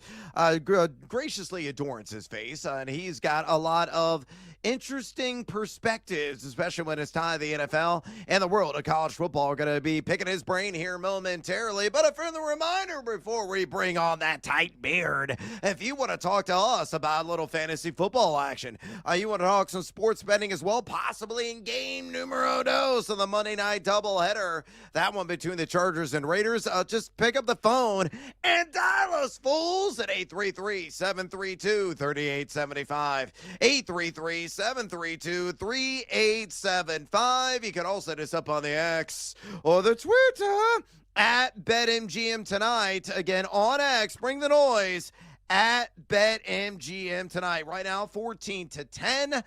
Tampa up on the Houston Texans just over 6 minutes ago in the first half. Tampa has the ball right now at the Houston 25. Flags down on the field. Interesting little tidbit here on this drive. Getting a lot of Rachaad White, who interestingly has 4 carries in total in this game. Already a couple on this drive for 23. Bucky Irving still leading the way, 7 for 41. Bucky also has a couple of receptions for 11 yards. So I found that muy interesante. They're kind of working in on a series-by-series basis. A little bit of Bucky and a little smattering here and there, sprinkling, if you will, of one Rachaad White. We'll keep you abreast of all the action going down there. deep in the heart of Texas. But right now, let's go to Viva Las Vegas and talk to our guy, Jared Smith. That's where the Raiders is going to be hosting the LA Chargers a little bit later on tonight. He is a host there on Fox Sports Radio. He is a host as well. You can hear right here on the BetMGM Network, and make sure you follow him on X, where he's always giving it to you there at Jared Smith Bets. Again, on X, at Jared Smith Bets. He's got an adorable pup and jackpot as well. More pictures, please. Let's bring on our guy, Jared Smith, right now. Again, the tightest, most handsome beard in the entire sports betting game. Jared, welcome back to BetMGM tonight. Let's talk about this game. Let's do a live dive right now. I want to get your reaction to what you've seen so far, what your expectations really are rest of the season for the Texans and Buccaneers. Currently at BetMGM, the Buccaneers are laying 2.5 at a -130 juice. It's even money if you like the Texans covering the spread. Now it's jumped to +3.5, and that line is gone. Now at -110. So that temporary juice has evaporated. But the Texans on the money line +165 live. Tampa at -210. The over-under sitting at 50.5. -115 either direction there at BetMGM. So any thoughts on a live dive in this first game of the Monday night doubleheader? And what are your general views on Texans and Tampa this year? Gentlemen, great to be back as always. Yeah, I mean, I think Texans plus the 3 at home feels like, if you can find that pop up, I mean, that feels like this is kind of a nip and tuck back and forth game. I like what I've seen from Baker so far. The MO on this Texans defense is they play fast, they play downhill. They play, they like to have a little zone in the back and then blitz you up front. So how do you beat that? Well, you run a lot of screens. You run a lot of draws. You get the ball out to Emeka Egbuka in space on a little wide receiver screen, and all of a sudden he's in the end zone. Same thing with Bucky Irving, able to kind of utilize his ability to break tackles. It's been a very balanced attack so far for the Bucs. Baker's got a high completion percentage. Again, not very deep. They're not pushing the ball down the field, only 6.5 yards per attempt, but 11 out of 14. So they're taking advantage of the fact that the Texans play a very aggressive style of defense. You invite that blitz, and then you get some short stuff behind it, and it's been good so far. On the other side with C.J. Stroud, they're a little bit more aggressive, right? 11.5 yards per attempt. They're trying to push the ball down the field. I did see one of the Bucs defensive linemen. I can never pronounce his last name. Kajuj, I am not even going to try. But that's a big loss for them because you do see this Bucs defense is still struggling a little bit to defend in the back. So you got to get pressure on Stroud. Overall for these teams, I think Houston is still the best team in the South, but only by name value only. Jacksonville's coming on strong, but they can't finish games, right? The Jags unable to finish games right now. They're still learning how to win. And I think that's why Houston probably still wins the South. But it's a coin flip right now. And I think Indy's right there, but I'm not fully sold yet on Daniel Jones. We'll see if he can stand up for the long haul. But obviously the Colts have the early lead in this division. We'll see what happens when Houston plays Indy, whenever that game is. The Bucs are still legit. You got to avoid the injuries, of course. Now both starting tackles are out. So we'll see if the offensive line can hold up. But Baker's a gamer, man. 8th OC in 8 years, and he just continues to sling the rock and play with no fear. So I think the Bucs are a legit playoff team, legit divisional contender. I think the Texans, again, are, still really good roster, good defense, but I need to see them start to put some of these positions together because right now it looks like their defense is kind of getting shredded a little bit. Yeah, Jared, second game that we get tonight, we got right now, best price on the Raiders is the dogs, 3.5 still at home. The total in the game, 46.5 right now. Both teams 1-0. Any looks for you tonight in Chargers-Raiders? Yeah, I took 3.5 with the Raiders. I mean, obviously, as we get closer to game time, we'll see if those hooks evaporate. You can still get it at BetMGM right now, laying $1.15. I think that's still a decent bet. Geno Smith's a very different quarterback inside of a dome. And he threw for 360 last week. And you go back and you look at what New England did last week, and I thought the Raiders defense held up okay against the Patriots offense that looked pretty decent yesterday against Miami. And you want to say Miami's out of it, that's fair. I can listen to that argument. But I think the question for me going into the year with the Raiders was, is Geno going to be able to hold up in the big moments? And is the defense going to be able to overachieve? Because there were some question marks, especially in the back. I love Chip Kelly. I don't think Genti's going to be this rock star for them. I think it's more about Bowers and Myers and Mayer and kind of what they can do with the synergy on offense and how Chip Kelly utilizes them. I thought Jack Beck looked great last week too. So a lot of weapons on offense for the Raiders. I think with the Chargers, listen, that Chiefs offense moved it against this Chargers defense last week. And if Herbert doesn't have that crazy scramble on 3rd and long, I think the Chiefs probably win that game last week because the Chargers D was gassed. So there will be an environment in this Allegiant Stadium tonight. Usually when a road team comes into Allegiant, especially if it's like the Steelers or the Packers or a team that travels really well, the home field advantage kind of evaporates for the Raiders. I don't think that will be the case tonight. First of all, I've never met a Chargers fan, so I don't even know if they exist. Second of all, there's buzz around this team, right? Big road win last week. I think there's a lot of excitement in Vegas about this team, and I think it's going to be a really fun atmosphere at Allegiant tonight. Plus 3.5 with the Raiders feels like the way to play it. Yeah, love that bet as well. We're on the same side there. College football, I want to get your opinion on the ACC, man, because Clemson was a huge favorite. I think everybody else was 3-1 or lower. You know, starting with Miami, they were Clemson being plus 110. They lose to Georgia Tech. Are you out on Clemson for the remainder of the season? And who are you buying? You know, Georgia Tech with the big win, obviously at home against Clemson. Miami's looked pretty dang good. And you have Florida State, you know, with the outright win week 1 against Alabama. Who do you like now in the ACC, and how have things changed in your opinion? I'm not sold on Florida State, guys. I'm not.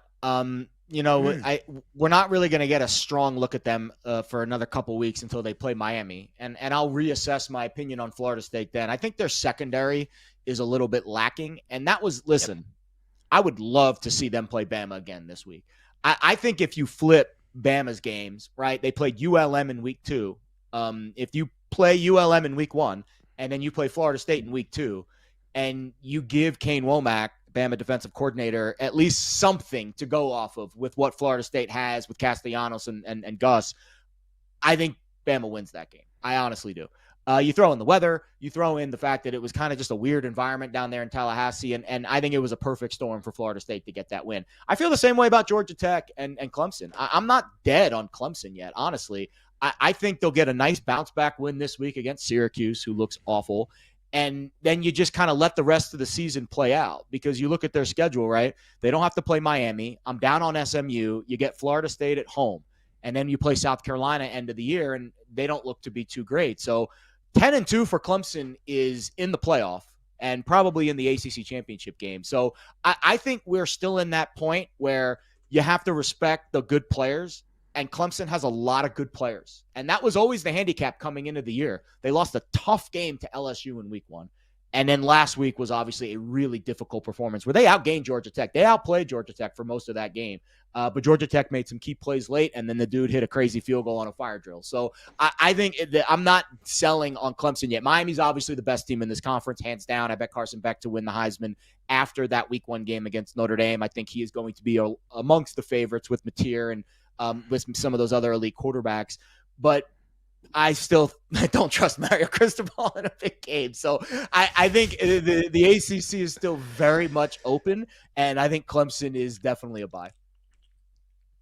We are talking to the most insightful betting voices around. Jared Smith, host here on Fox Sports Radio. You can hear him right here as well, the BetMGM Network, and follow him on X, where he's always giving it to you there, at Jared Smith Bets. Again, on X, at Jared Smith Bets. Jared, to some locals in the land of corn, soybeans, and swine here in Central Illinois, Indiana, -4.5 versus the ILL is blatant disrespect.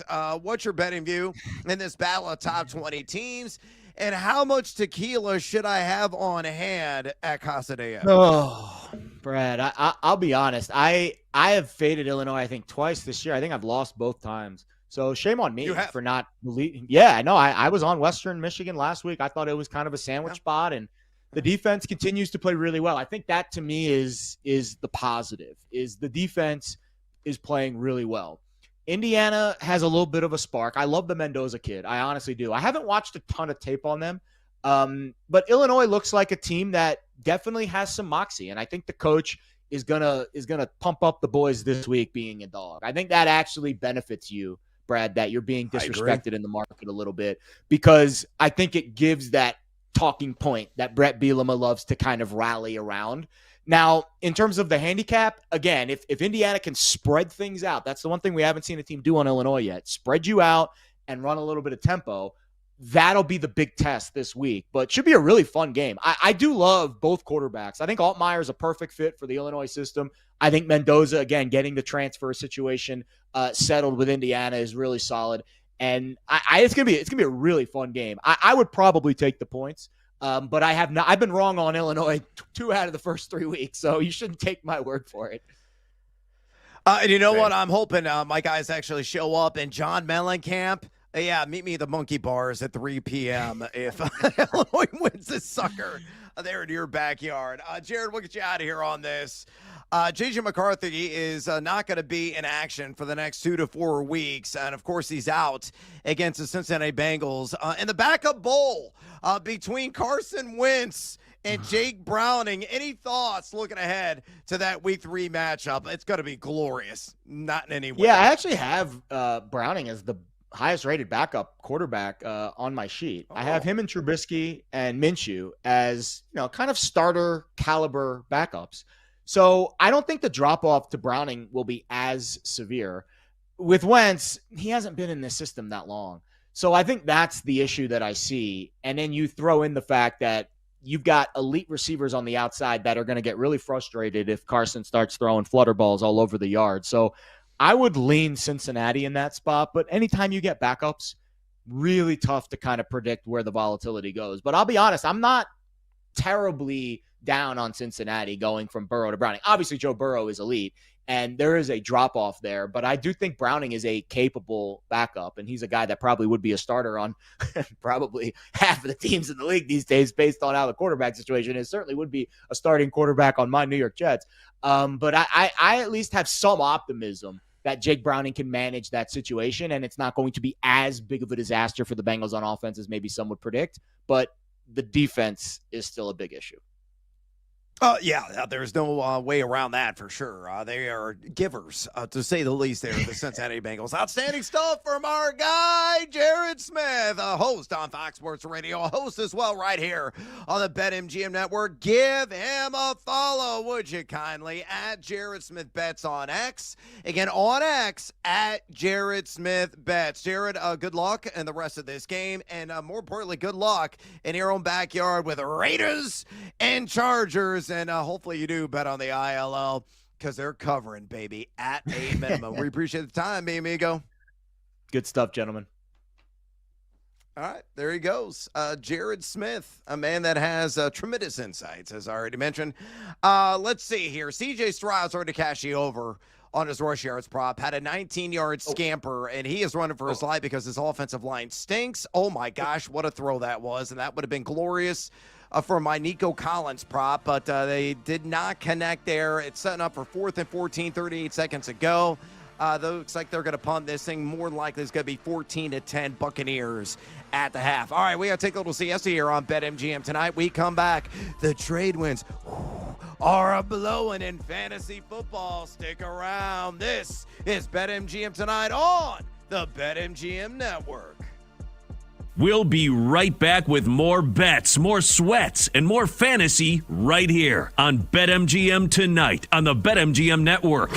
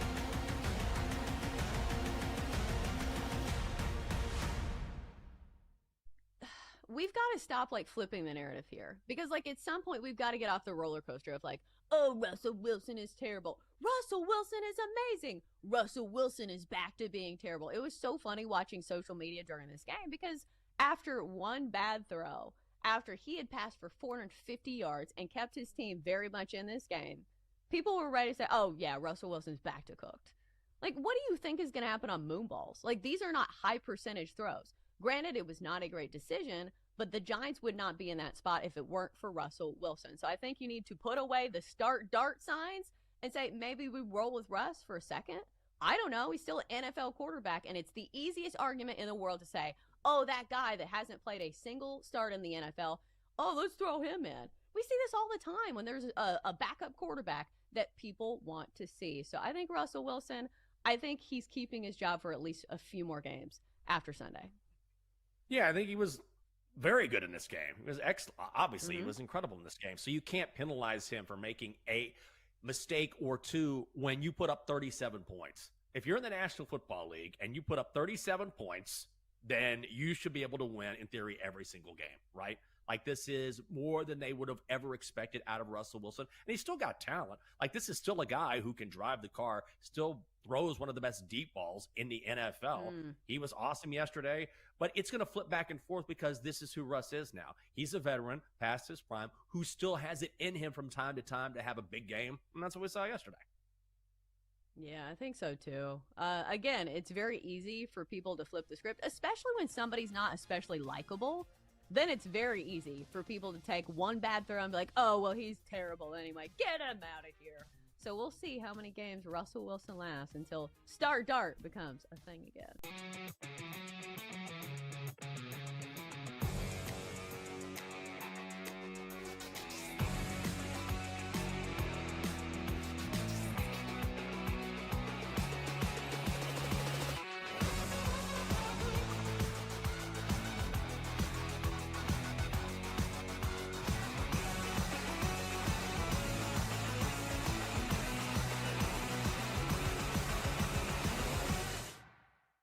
I don't think the Bengals money is going to stop. I think the market is really going to bet against McCarthy.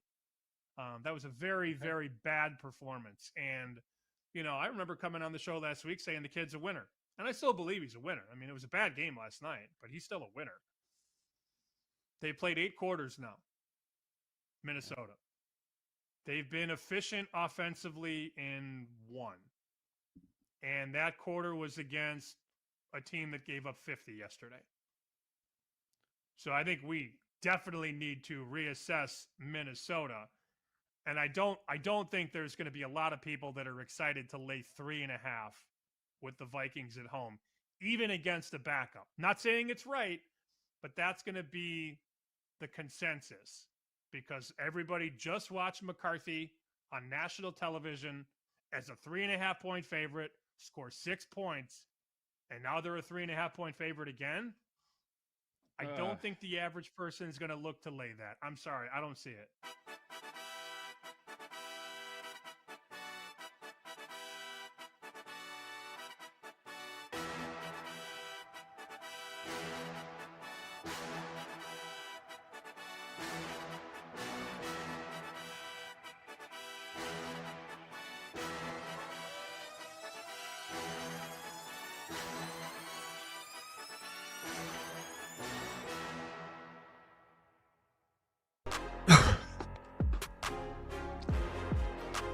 It's time for fantasy football advice from the pros on BetMGM tonight. Presented by BetMGM. Make it legendary. Thank you, Trace. Look at that move by Cook. Oh, it's still going. James Cook to the end zone for a touchdown and a brilliant run. Put that on your highlight tape right now, Jim. I know you carry him each game, but that was next level. I don't know, Jim. I don't know. Hanson Romo with the call there. Credit to CBS. That James Cook touchdown. Already 3 scores for him to start the season. I think it was worth every penny based on that contract extension that he signed in mid-August. Welcome back to BetMGM tonight. Brad the Big Noise Evans with you. Ryan Horvath in the house on this Manic Monday edition of the show. And, of course, got the Monday Night Football double dip. It is halftime right now in Houston as the Texans are trailing 14-10 to the Tampa Bay Buccaneers. Let's do an instantaneous live dive. Right now, Horvey at BetMGM, the Buccaneers are laying 3.5 at a minus 110 juice. If you like the Texans, it's minus 118. Over-under has come down. It is now at 44.5. You and I both like the live dive that we committed to early in the game at 47.5 on the over. It is minus 115 either way on that 44.5. If you like Houston on the money line to win this thing straight up, plus 140. Any of that entice you in any way? Yeah, I'll buy back a little Houston right now. I bet Tampa before the game at 2.5. I think Tampa wins the game, but I think they're going to win this game by a field goal. And just to protect myself now, I'll play it back. I was thinking about just letting it ride because I'm pretty impressed with the Bucs here. The reason that I am going to play back some Houston is just now the Bucs, we already know, they're going to be without Wirfs here for a couple more weeks. They're without both of their tackles right now. And you're going against 2 really good edge rushers, obviously, in Hunter and Anderson. So I'll play back a little Houston. And, ESPN gives us the graphic, our guy DeMeco Ryans. I don't know how good he is as a head coach, but he is 11-3 following a loss. I'm kidding. That means nothing to me. But without both tackles, give me Houston plus 3.5. And I'm going to hope and pray that Tampa wins this game by a field goal. Nothing on the total for me. The scoring's kind of calmed down. And, again, with all these offensive line injuries, I'm just going to stay away from the total. I'm going to give you one live receiving yards prop, and you give me your over or under. It's on Nico Collins. Again, had that quick wrap for 29 yards, went for a touchdown, his first of the season. Again, had a very quiet opener, sub-30-yard game on just 5 targets. So far, 3 targets, only that 1 catch, though, for 29 yards. The live over-under on receiving yards for Nico is sitting at 66.5, a minus 115 either direction. What say you? Over, under 66.5 yards on a live dive tied to my guy, Nico Collins of the Texans.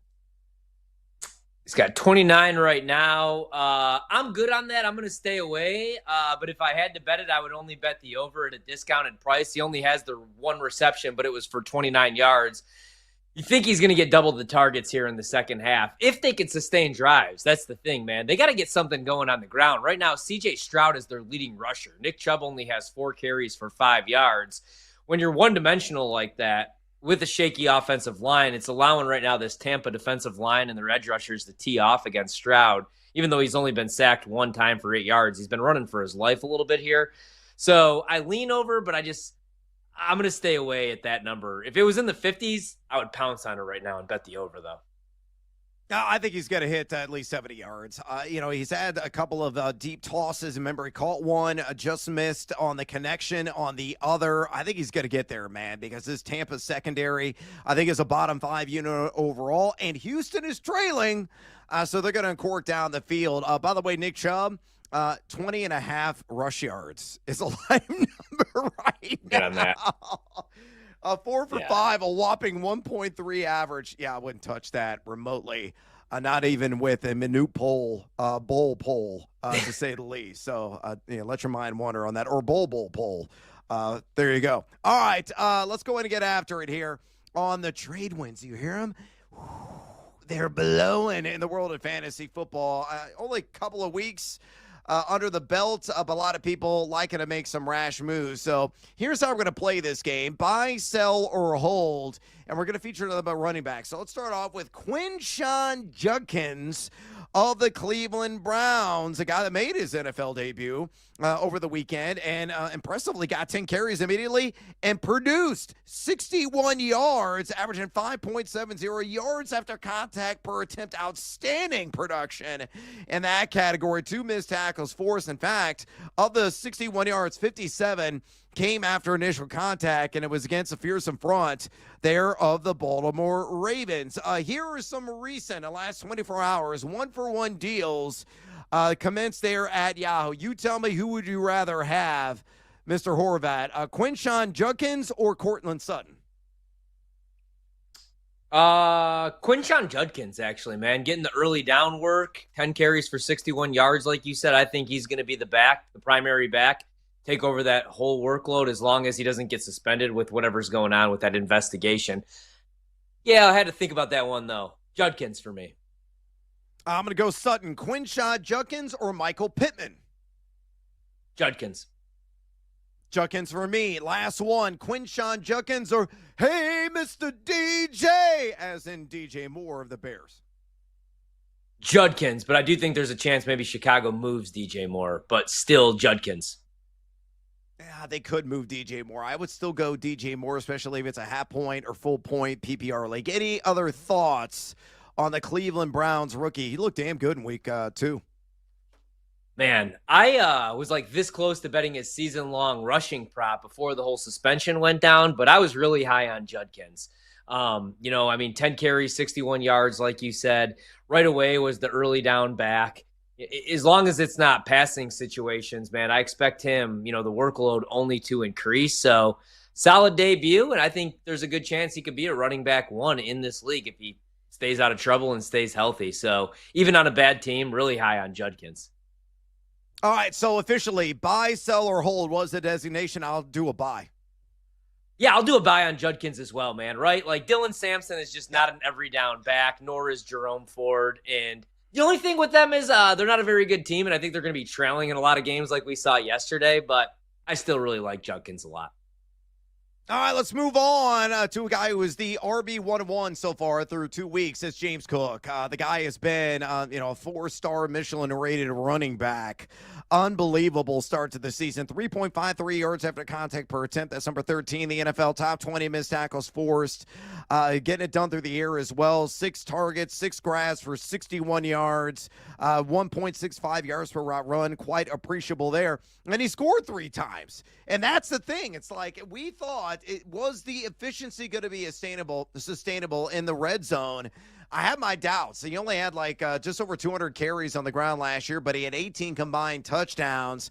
And again, he's already got 3 rushing TDs this season. So Josh Allen not really siphoning off a lot of those opportunities inside the red zone. Next 3 games, Miami, New Orleans, and New England. So not a bad or too shabby all-at-home schedule for James Cook. So tell me you'd rather have a 1-for-1 deal. And these, again, have been agreed upon in Yahoo Leagues for the last 24 hours. James Cook or my guy, Chase Brown, with Jake Browning now under center? I still want Chase Brown.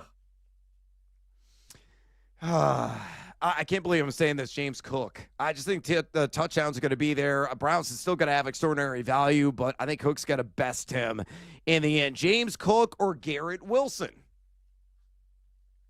James Cook for me. Cook for me as well. Cook or Jaden Daniels, who's listed as day-to-day with that knee injury? Jaden Daniels for me. I'll go with Cook. Quarterback is always replaceable unless you're in a super flex league. Thoughts on Cook in general? How many touchdowns do you feel he ends with? And would you buy, sell, or hold on him? I'm holding all day. I'll hold on him, man. And I would bet a number like, if you threw out a number at 10.5, maybe I would go all the way up to 11.5 to 12.5, right? We thought there was going to be touchdown regression, but the Bills right now, they might be the best team in the league. They might be the best team in the AFC. And the Super Bowl window, I mean, it's open until Josh Allen retires, right? But they're kind of like all in with this roster right now. So you want to save him until the postseason. So I think they're going to use the hell out of James Cook. There's a reason why they gave him that contract at 25, 26 years old. Over 10.5 touchdowns, and I think he's going to get a lot of work. And plus, he just gets better every year. He's just a really underrated running back, undervalued. I like him. Yeah, I mean, they backed up the truck. A lot of guys, kind of take a step back once they get pizzed, but he is playing his hard right now. The guy can still just get the ball in the belly inside the red zone, and it's practically automatic each and every week. I can't wait to see him wreck the Miami Dolphins at home on Thursday night. I'm going to be invested anytime touchdown. I don't care what the number is. All right, let's move on to a guy that's also scored a lot of touchdown. Juggernaut Javonte, really? He's coming to life right now for the Dallas Cowboys. I look at him right now. I believe he's RB2, so right behind James Cook. Next 3 games at Chicago, got to tear up the Bears. They can't stop the run. Then you get the Green Bay Packers after that. Outstanding defense, probably going to be minimized in that game. And then against the New York Jets on the road, and they're number 29 in rush EPA defense. Outstanding advanced analytics, 3.36 yak per attempt. That's number 16. He is top 10 in missed tackles force with 5. He's also catching the ball, 8 targets, 8 grabs for 43 so far in the young year. Tell me you would rather have in a 1-for-1 trade. Again, pull these from Yahoo over the last 24 hours. Juggernaut Javonte or Rome Odunze? Ooh, Rome Odunze for me.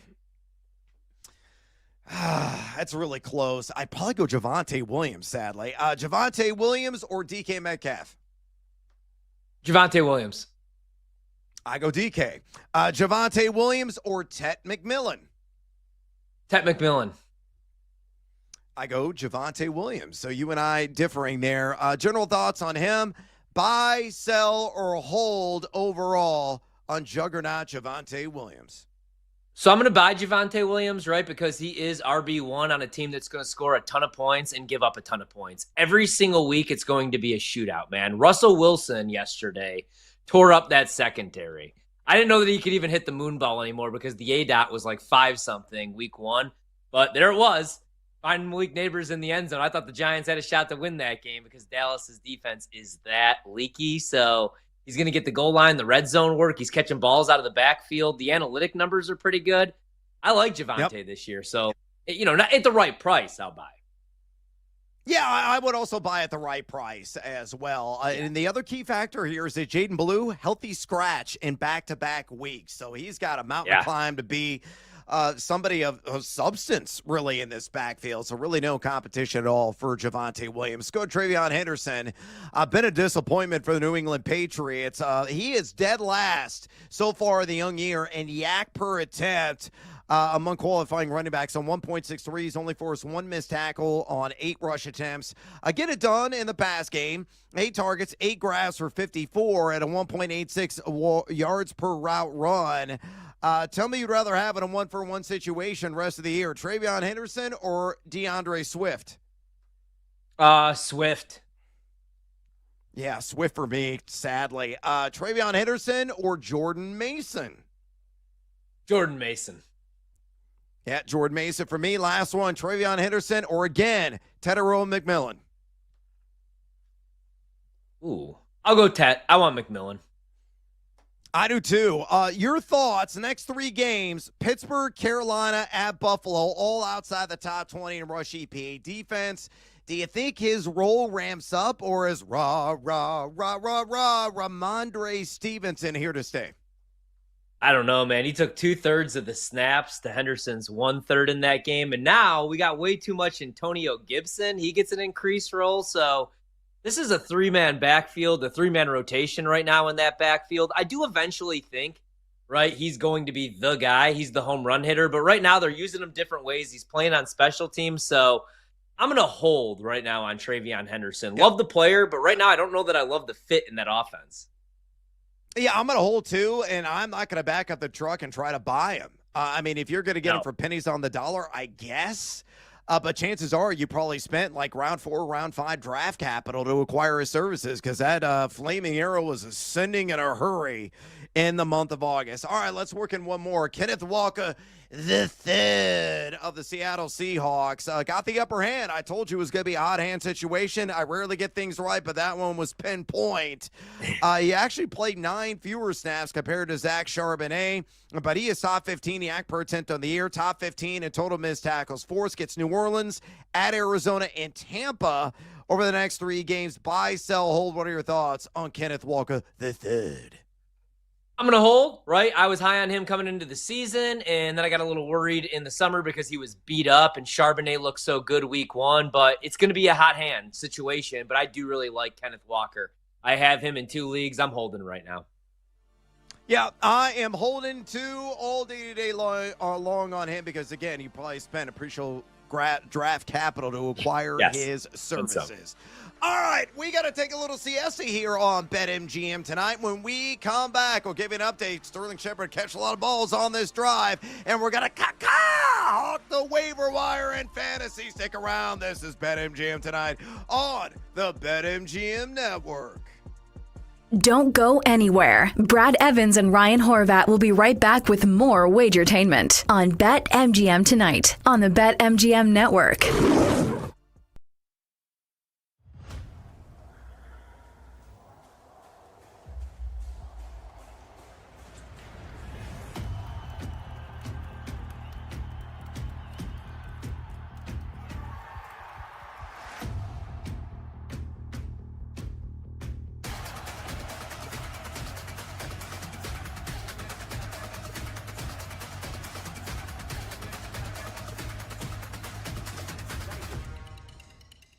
How did the Jaguars not cover that game?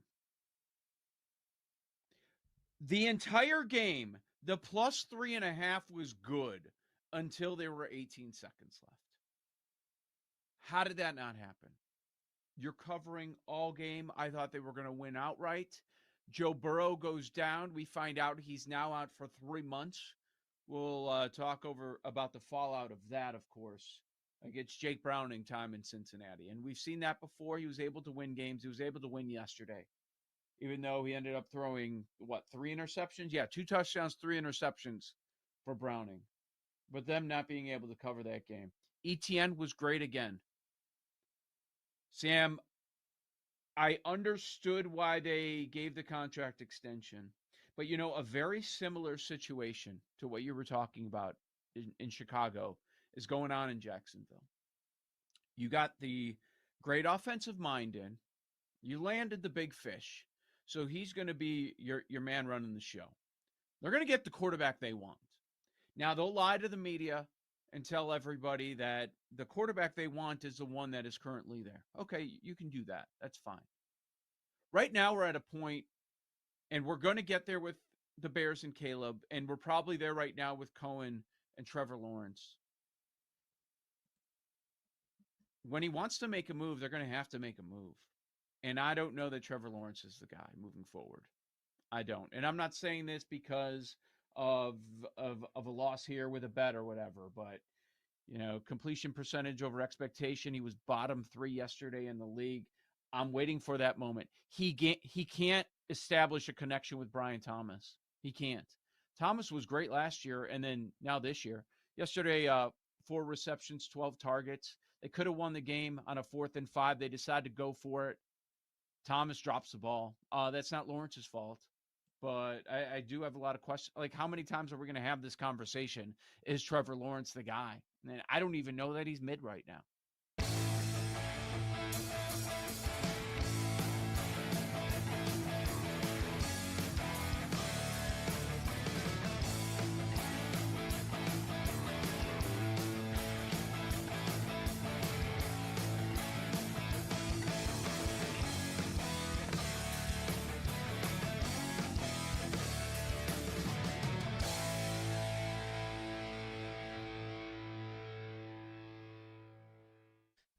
Travis Kelce, let's call a spade, is the reason the Kansas City Chiefs are 0-2. Game 1, injure Xavier Worthy running the wrong route. Do the Chiefs win if Xavier Worthy plays? Maybe, maybe not. Would have loved to have found out. Game 2, Worthy doesn't play. He drops the biggest play of the game, and not just drops it into the hands of Andrew Makuba. 0-2. Now, the good news for the Kansas City Chiefs and for Travis Kelce is this. Coming up on Sunday,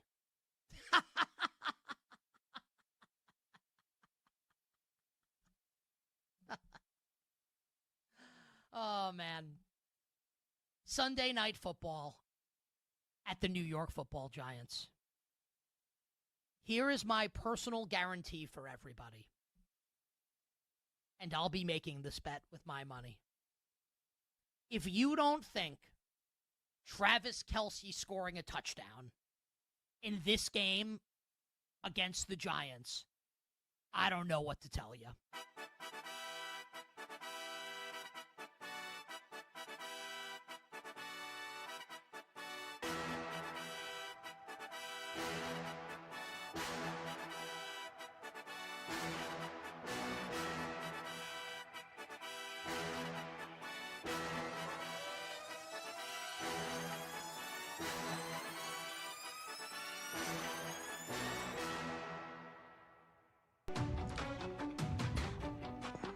You're listening to BetMGM tonight on the BetMGM Network.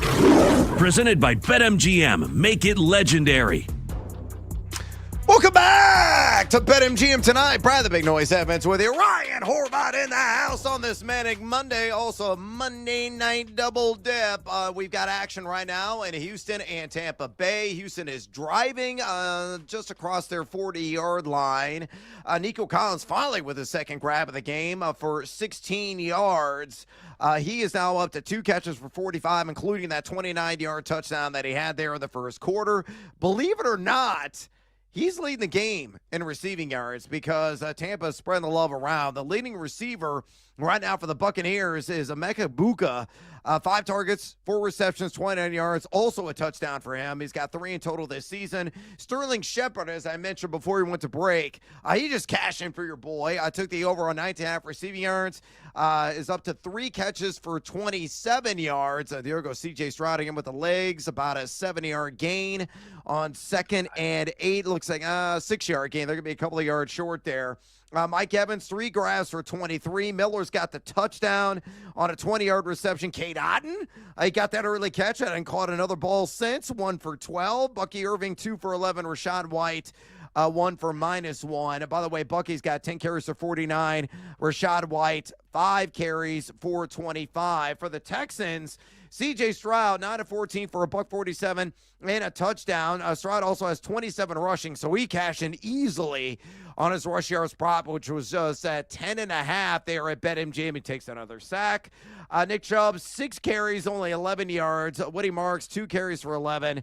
Again, Collins, your leading receiver for the game, for 2 catches, 45 and that touchdown. Marks has a 37-yard reception. Chubb's got 2 grabs, believe it or not, for 29. Xavier Hutchinson, 2 grabs, also for 29. Schultz with a catch for 4. Watson a catch for 3.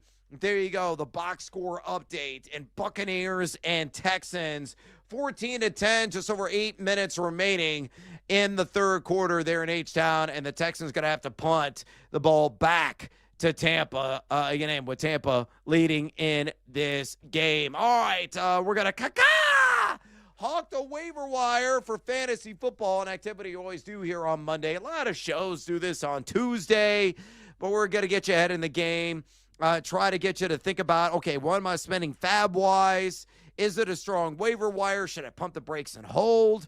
Let's dig in on a few guys, and let's start off first with Jake Browning. And I'm really zeroing in, not in single quarterback leagues, but we're talking about super flex formats. I play in those really exclusively, Horvey, and I know you play in a couple as well where it's essentially a 2 quarterback league. So let's say hypothetically you lost Joe Burrow, and you're like, okay, I got $100 in fab cash. He's going to be out for essentially the fantasy regular season.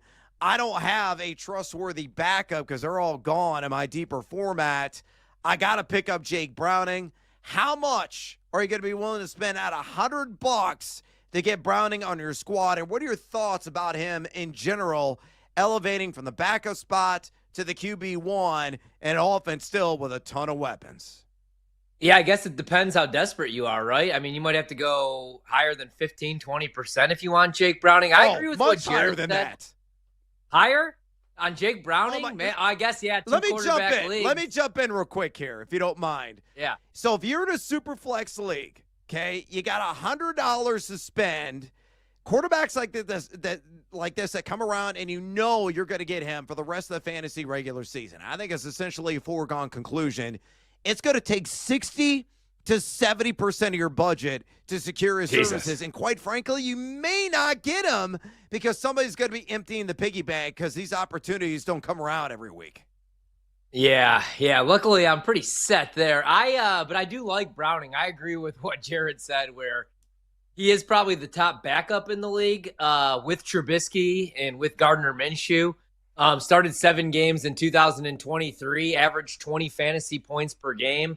The numbers were decent. It helps, though, you have Chase Brown, you have T. Higgins, you have Jamar Chase. And it was weird because when he's behind center, it also, like every drop back, he's not under siege. I'm not blaming Joe Burrow for taking all those sacks, but Jake Browning gets rid of the ball a lot quicker too, man, in the offense. So, yeah, I guess if you got to do it 60, 70%, though, sheesh, you better not have any injuries in the running back room or in the wide receiver room. But, yeah, I do like Browning is a reliable backup, and we have no idea when Joe Burrow's coming back. 3 months is a long time, man. And if the offense is humming, they might not rush him back. So, like Jake Browning for sure. Yeah, again, it's going to take a hefty spend to get him on your squad. Although the next 3 games, not the greatest. At Minnesota, number 2 in pass EPAD. At Denver, number 7 in that category so far through a couple of games. And then Detroit taking on the Lions, though, at number 20 in pass EPAD 3 weeks from now. Browning was only number 31 just completion percentage in week 2. But you look at the ADOT at 9.0. Very handsome there. He's got that tunnel vision. Cue the lover boy there in the background for one, Jamar Chase. So this is really kind of good news in a way for Chase because he may get like 15 targets a week. So they're not going to skip a beat. And I love the amnesia he has. Again, 3 INTs last week, and he's still slinging it. So they're going to be A-okay for, putting up some numbers there with Jake Browning, much like Bucky Irving is doing here on back-to-back drives as the Buccaneers get a first down. Let's move on to the wide receiver position and go with Wan'Dale Robinson of the New York Giants. Call one of those moon balls from Russell Wilson. Next 3 games, Kansas City, LAC, at New Orleans, all outside the top 22. And drop back EPA defense on the young year. His first 2 games, he is wide receiver 8 right now. 18 targets, 14 grabs, a $197 through the air, and a receiving touchdown, averaging 14.1 yards per catch. Line up in the slot, 79.7% of the time, number 7 in total yak, and has a 130.8 passer rating when targeted. So tell me how much Fab Cash, let's say at a 12-teamer, out of that $100 budget you'd be willing to spend on Wan'Dale. Are you buying? Are you believing that any kind of decent production as, like, say, a wide receiver 3 to 12-team league is going to continue? I am, man. So, I mean, I'm not going to go too crazy just because it's the Giants offense. And let's say they do go to Jackson Dart, a rookie quarterback with a beat-up offensive line. I don't know what that's going to look like. So I probably don't want to go anything over, again, 15%. But I do like the matchup coming up against the Chiefs next week. Not the best matchup, but they're going to have to throw the ball a lot. I don't know if he's going to see 10 targets and rack up 142 yards and a tutty every week, but I do like him in this next week's matchup. And, yeah, I'm kind of buying into the Giants offense. How much would it take for him, though, you think? $8 to $12. I think in that kind of format sounds about right. I'm not willing to spend anything more than 15, no matter how desperate I am at wide receiver, because there are a lot of excellent options that are out there. Let's talk about another one of those guys, Diami Brown of the Jacksonville Jaguars. You look at him right now, wide receiver 18, overall scoring, 11 targets, 8 grabs, 109 yards, and a touchdown. Also has got 15 rushing and 134.3 passer rating when targeted, 11.2 ADOT, not too shabby there. Next 3 games, Houston at home, at San Francisco, Kansas City at home. I like Diami Brown, and I like his red zone role. Looks like Trevor Lawrence showing some confidence in him, and Brian Thomas has been such a disappointment because he's seen a lot of double coverage, and that's benefiting Brown. Your thoughts on him? I'm saying like probably $7 to $9 for him. Yeah, that's what I was going to say. Probably like 10 max on him, just because I do think that T-Law could lose some confidence in some of these guys with the drops. I mean, especially our guy Brian Thomas, unfortunately, yesterday. So I like him a little bit, man. Also, they're using him a little bit as a gadget guy. Maybe he could take an end around or a jet sweep. So I think that's a fair price. I do like him a little bit with that role in that offense. All right, Buccaneers got to punt the ball back under 6 minutes to go in the third quarter as Houston's got to have the ball 1st and 10 at their own 32. Let's talk about another wide receiver upstart and Troy Franklin of the Denver Broncos. Making some beautiful music on the field, which he did with Bo Nix at the University of Oregon. So really rekindling that bromance. You saw it at times last season. Right now, wide receiver 12 in fantasy. 15 targets, 12 catches, 133 yards, and a touchdown, which he got last week against Indy. Line up in the slot around 60% of the time. We're getting some work outside as well. Number 12.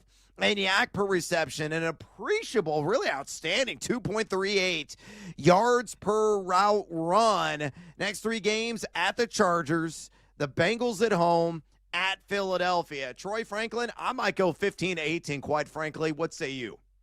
Yeah, I was going to say I'd go up to 20, man, just because you usually don't get a situation where you could get the team's top receiver on the waiver wire. He played 44 of the 45 snaps and 3 wide receiver sets, And it looks like he overtook Marvin Mims Jr. as the, wide receiver 2 in the 3 receiver sets. I really like his skill set. 8 catches, 89 yards, and a tutty. I think I would do $20 for him. I really like Troy Franklin. Yeah, and my Broncos guys and sources, again, I lived in that city for 7 years. They've been talking him up. I didn't listen to him in the preseason because I was buying into some of the Marvin Mims stuff, maybe Pat Bryant. Same.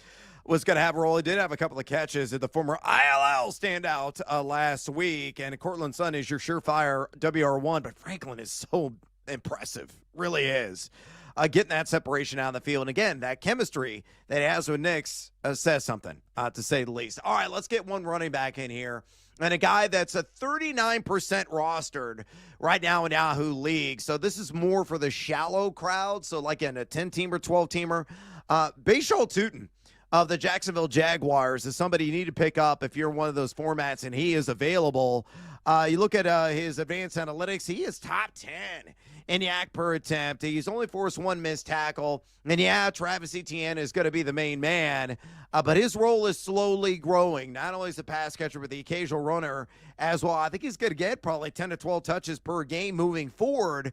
Next 3 contests, you get Houston, at San Francisco and Kansas City. Houston and San Francisco, not the greatest matchups. KC, number 30 right now in rush EPA defense. What are your thoughts on Tutin if he's sipping Mai Tais in the free agent pool? You're spending like, 10 to $15 in a shallow league? What are your thoughts? Yeah, that's what I was going to say. Probably like $12 to $15 on him just because of the way that Liam Cohen does use his running backs, because LaQuint Allen Jr. is the 3rd down back. Travis Etienne has been really good. He's averaging almost 5 yards per carry. But I like Tutin's skill set, and I think Liam Cohen's going to fall in love with him, man. 8 carries, 42 yards. Also had 2 grabs for 32 yards and a touchdown. So he played well enough to earn more playing time, but you just worry because the other guys are playing well as well. And Allen is the 3rd down back, but I like him, in that price range.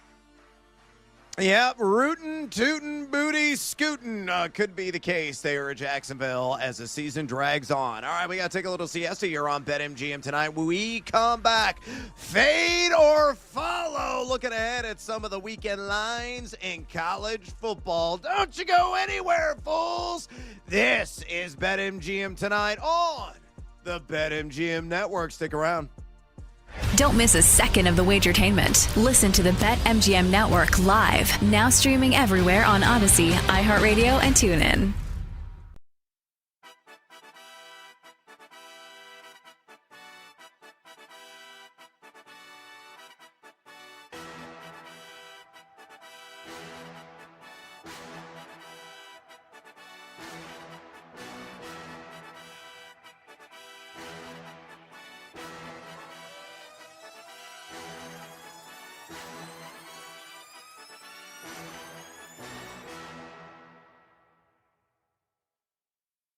You guys aren't going to like this one. I'm on the Bears on the money line, -115 against the Dallas Cowboys.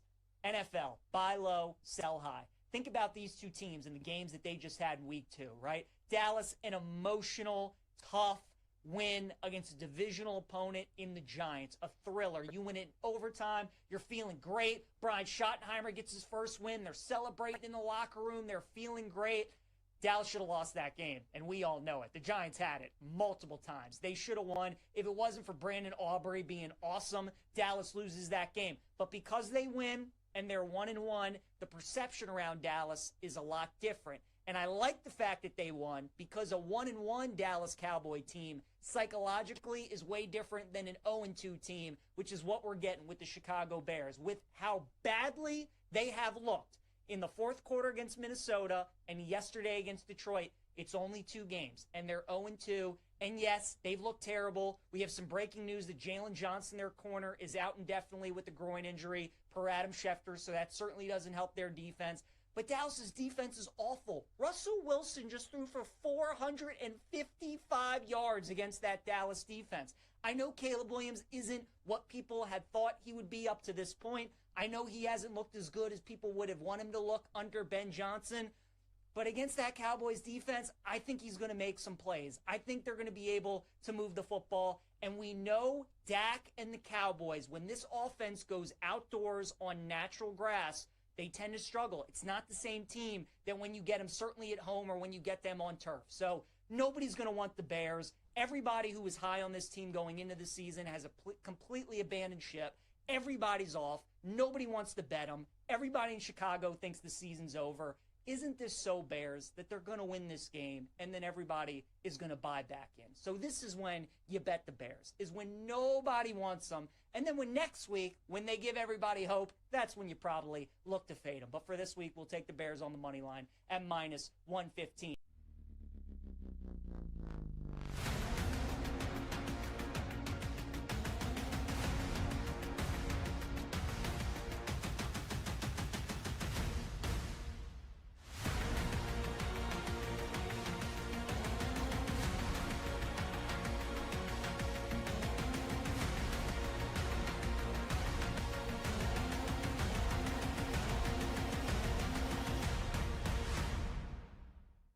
I'm sitting on tickets. Ravens 1, Steelers 2, Bengals 3, Browns 4. I'm a little worried about the 3-4. Like, I still think it's still Mike Tomlin. He's never had a losing season. And I mean, could you have 7 wins and finish with a couple tiebreakers? You know, finish second in that division? I don't think it's out of the realm of possibility. What I think it does more than anything else is make me feel good about some of the tickets I'm holding on AFC West teams where I thought 3 were getting in, and Denver has got their issues. And I don't know what's going on with Denver defensively right now, but that's Sean Payton. That's a quarterback who's thrown a lot of touchdowns with Sean Payton. So, like, you know, this game tonight gets kind of interesting for me. Like, I'm not going crazy on what I like. Like, the Raiders will be a professionally run organization under Pete Carroll. Like, he's going to make them better and deeper defensively. They're going to manage game situations better than they have in a long time. And that quarterback will, you know, go off on runs and put up some yards. So, you know, the door is definitely wide open for a third team in the AFC West. I mean, we're all sort of assuming, right? That's KC. That's the Chargers. That's Denver. But like this Chiefs thing, man, their schedule is a bear. And like the Raiders played them tough under Antonio Pierce. So what it does for me really is kind of make that division really even more intriguing. I mean, I don't know. Could they send 4? I mean, is that mathematically possible? I don't know.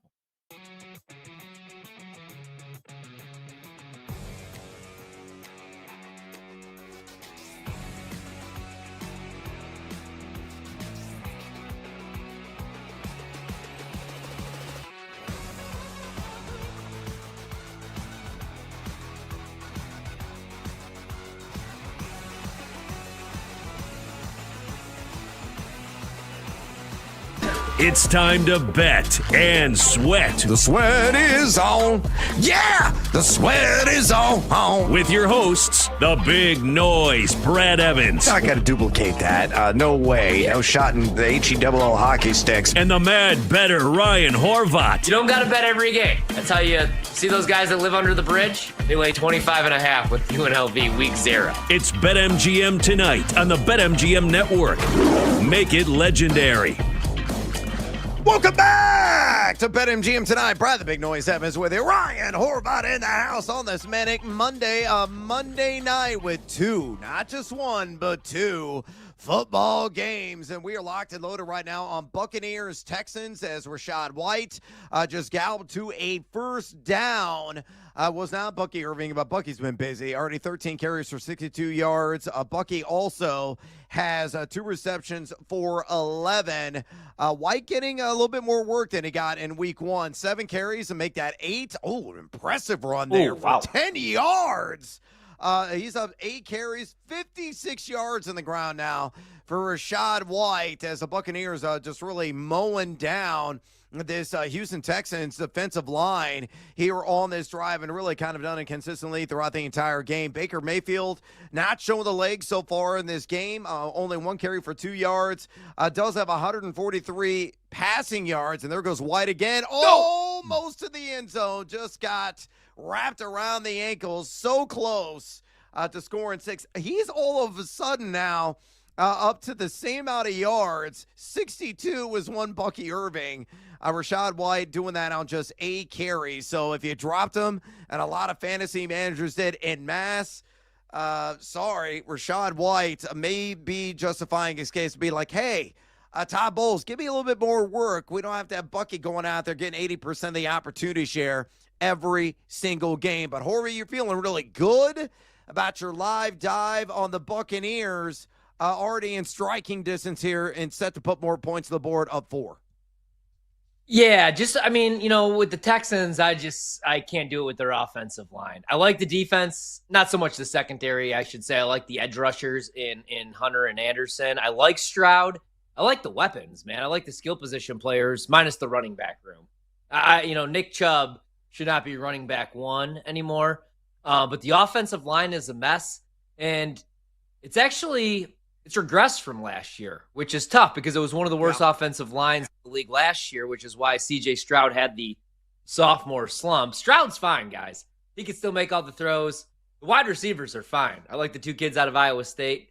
But you traded away your best tackle. Granted, he had lost a step in Laramie Tunsil, but that was not the right move, man. You've regressed on the offensive line. You got to protect your quarterback. And what's crazy is last year they kind of went all in with C.J. Stroud on a rookie deal, and they bring in Diggs, right?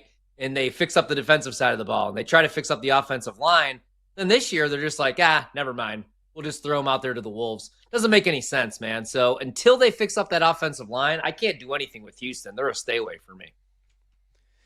Yeah, I tend to agree, man. It's just Casper the Friendly Ghost up front, man. Same story as last year. They were one of the worst. Actually, I think they were dead last in run blocking efficiency at Pro Football Focus, and they're well on pace to be dead last in run blocking efficiency for this season. So it's just rearing its ugly head, that entire situation. By the way, if you want to do a live dive right now, Bucks laying 5.5 at a -110 juice at BetMGM. Over-under has come tumbling down now at 40.5. Juice the under a -125. Somehow, some way, if you believe the Texans are going to win this thing, they are plus 280 right now on the live money line there at BetMGM. Again, we'll keep you up to date. If you hear the sounder from Tecmo Bowl, you'll know that somebody got in the end zone, but we got to talk a little college football. It's time for another edition of Fade or Follow.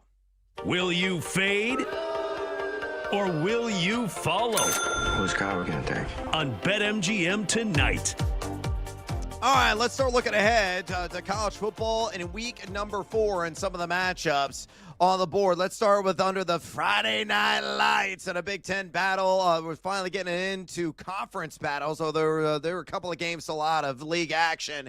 This one not included. Iowa laying 2.5 on the road against Rutgers at a -110. Numbers Nerd says this. The Football Power Index at ESPN as he seems ultra tight. Iowa number 40, Rutgers at number 44. According to Pro Football Focus, Iowa number 31 in the country in offense efficiency. Believe it or not, Rutgers numero uno in offensive efficiency through 3 weeks. The defense efficiency right now, you look at Iowa, they're at number 15. Rutgers at number 109. Yikes. A tale of 2 categories there for the Scarlet Knights. So with all that being digested by Ryan Horvat, fade or follow Iowa -2.5 in Piscataway against the Scarlet Knights at a -110 juice. When we did our Big Ten preview, I said I like this Rutgers team, man, and I think they're going to be pretty solid on the offensive side of the ball. I like Kalakamanis enough as a college quarterback. The run game has been solid, even though they lost their lead back in Monungai, but they also haven't played anybody. They scored 34 against Ohio. They win that game only by a field goal. They scored 45 against Miami, Ohio, who I did bet this weekend, but they haven't won a game yet this season. And then they scored 60 on Norfolk State. Now, granted, this game is at home. Huge step up in class against Iowa's defense. Iowa, not that they've played, like the toughest schedule in the world, but they did already play the Cyhawk game, and they should have won that game, damn it, but they lose outright to Iowa State. I like Iowa in this spot. And they opened as 1.5-point favorites. Now it's at 2.5. It's most likely closes probably 3. I think they'll get a lot of the looks here. I do like Iowa anything under 3. Now, I don't want to go over 3, right? Because there's a good chance this game ends 10-7. I do think that they're going to be able to slow down Rutgers on the offensive side of the ball, but give me the Hawkeyes. I think that they win this game by at least a field goal. By a field goal, exactly. Speaking of field goals, Chase McLaughlin, where'd he go to school? The ILL! But I'm not going to give him an I because he just hit the right upright. Boink. No. A little doink. Still 14-10. Tampa, 101 remaining right now in the third quarter. Houston still has life. Plenty of it. And get the ball back. All right, let's move on. Utah against Texas Tech and a pair of ranked teams. Utah, the Utes, laying 3.5 against the Red Raiders at a -110 juice. Football Power Index on this one. Utah, number 18 in the country. Texas Tech at number 26. The offensive efficiency ranks of Pro Football Focus. The Utes at number 34. Tech at number 7. Defensive efficiency. You look at Utah at number 30 nationally, and this is shocking to me. The Red Raiders at numero uno. So outstanding efficiency, really both ends of the spectrum for Texas Tech, but they're catching points. Again, Utah -3.5 against the Red Raiders. Is it guns up time? Horvat, fade or follow?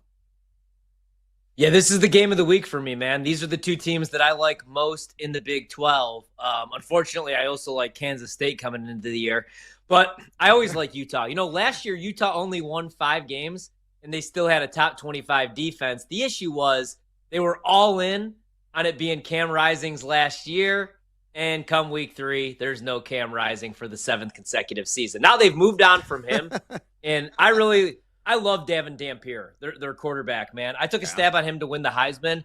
7 touchdown passes, no interceptions. He has 628 passing yards already in 3 games. He's also their leading rusher with 198 yards on the ground and a rushing touchdown. They have a really good defense. Now, Texas Tech's awesome as well. Morton, 11 touchdown passes, only 1 pick. They've been a covering machine. They're scoring over 40 in the first half of all these games. But now this is a huge step up in class. If this game is at Tech in their new stadium that they spent all that money on, I'm betting Texas Tech. But because the game's at Rice-Eccles, one of the toughest places to play, give me Utah with that defense, with Dampier and that offense. And I think they have the better coaching staff. I love Whittingham. Give me my Utes this weekend. I'm going to bet this right now, actually. Oh, stiff arming Captain Hook as a possibility here and laying the 3.5 for the Utah Utes. All right, let's move on.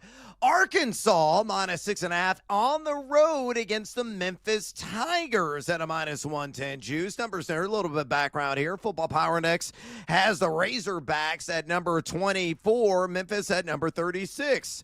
Nationally, the offensive efficiency rankings, Arkansas at number 17 according to PFF, Memphis at number 46. Defense efficiency, very close. Arkansas at number 48, Memphis at number 50. Again, with those numerics bouncing around in your dome.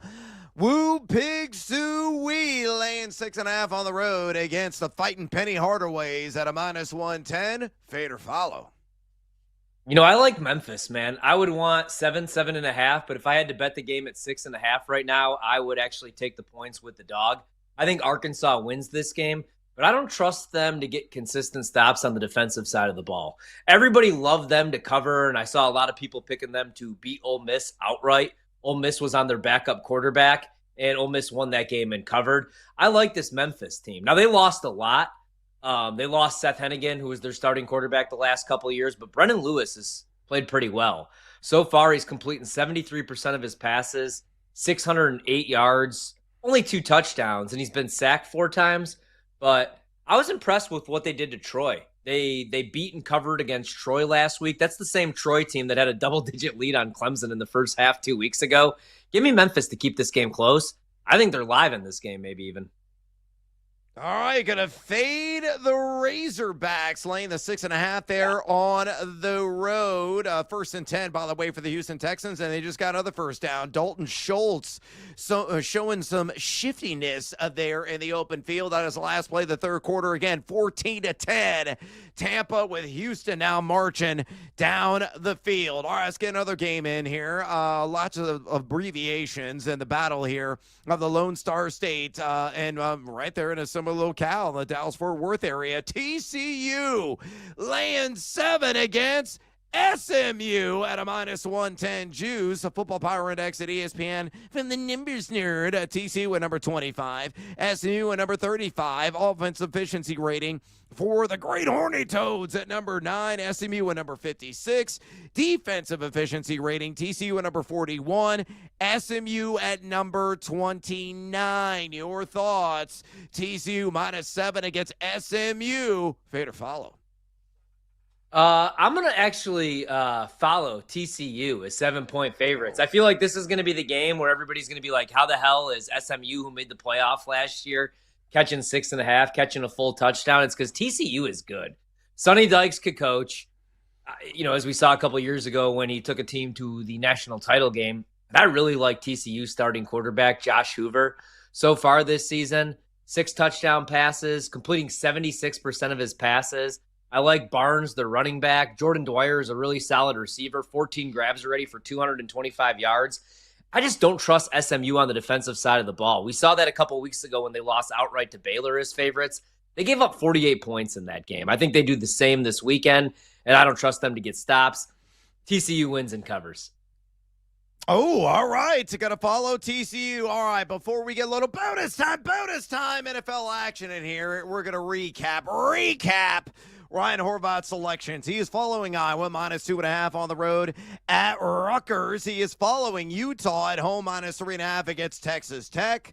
He is fading the Arkansas Razorbacks, laying 6.5 at Memphis, and he is following TCU in a battle there of Dallas-Fort Worth against SMU. They're laying 7. So there you have it. We'll have 4 more games tomorrow in college football, but we do have time for bonus time in the NFL. I'm going to get your thoughts on this one because I found this line muy interesante. The Colts laying 3 on the road against the Tennessee Titans. We're watching Houston in that same division, really questioning, are they going to be able to win this sucker? The over-under is sitting at 43.5. I'll give you my quick thoughts. Love the under, and I'm going to lay the 3 with the Colts because I am a believer and Daniel Jones and that Titans secondary, in my opinion, highly exploitable. Your thoughts? Colts -3 in Nash Vegas taking on the Titans, or the over-under on the 43.5, or on both. What do you like? I like this Colts team, man, right? I mean, this seems like it could be a trap game because they're on the road, divisional opponent. Last year I bet the Titans every single week, and they were in every game. They won a lot of box scores, but they would invent new ways to lose games. This year I think they're going to be improved, but Cam Ward is still trying to figure out how to play the position in this league. So I would only bet the Colts, and I'm with you on the under, man. I think it's going to be a lot of ground and pound for Jonathan Taylor, a lot of RPO, dink and dunks for Daniel Jones. That's why today I took a stab on Jonathan Taylor, 22-1 to win Offensive Player of the Year. He had 26 carries in the last game and 3 receptions. So I think they're going to run their offense through him. I'm not going to get trapped here. I like the Colts and I like the under. I'm with you there. Yeah, I think a lot of people feel that this is a trap spot for Indianapolis, but I mean, they're just firing all cylinders right now. So efficient. And when you have such a stallion that is one Jonathan Taylor, it really opens things up in the pass game. And Daniel Jones, too, in that duality, that cannot be understated how important it is, especially given his more accurate arm compared to one Anthony Richardson. That offense is humming right now in the Circle City. All right, we got to take a little siesta here on BetMGM tonight. We come back. We're talking the Raiders with Adam Hill. Don't you go anywhere, fools. This is BetMGM tonight on the BetMGM Network. Don't go anywhere. Brad Evans and Ryan Horvat will be right back with more Wagertainment on BetMGM tonight on the BetMGM Network.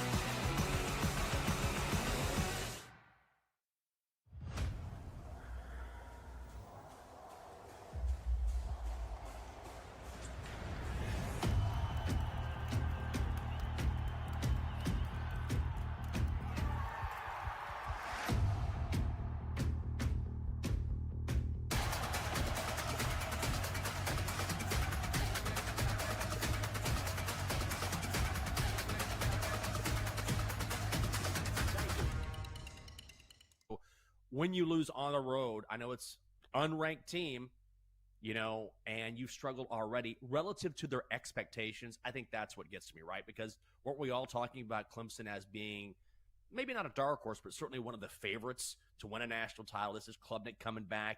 Great, on both lines, particularly on the defensive line. Dabo finally using the portal. And so there was so much Clemson talk before the season, and now it just looks like a team that isn't nearly what we thought it was going to be.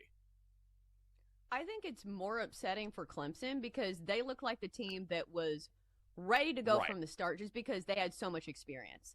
Like, this is a team that you looked at in the preseason. You said, okay, Cade Klubnik's been there a while. He has plenty of experience. This should be a good team from the jump. Meanwhile, you look at Notre Dame, and they lost some big pieces. Hell, they didn't even name C.J. Carr the starter until, a week before the season started? So I think we looked at this team. We knew that maybe it wasn't going to be the fastest start. And also the fact that they lost these games by a combined, 4 points? They lost to Texas 41-40, lost to Miami 27-24. And I will say this for both teams. I think in college football, if you're going to lose games, do it at the first of the year. Because we've seen this every year. When the college football committee, if they want a team in, it's very easy to look at the start of the season and be like, oh, well, that was months ago. Seems way better now. And here's the thing with Notre Dame, is that I feel like they will get the gentle nudge from the committee, if it's neck and neck between Notre Dame and another team that also has to play in a conference championship game, which Notre Dame does not. But on the flip side for Clemson, they are only 0-1 in conference play. Like, the ACC is far from being decided. So, there's still plenty of time for Clemson to rebound and still possibly win the ACC. Because if they win the ACC championship, they're in. So I don't think the season is over for either of these teams. Because, again, the College Football Playoff Committee can spin things a lot of ways, and it is still September.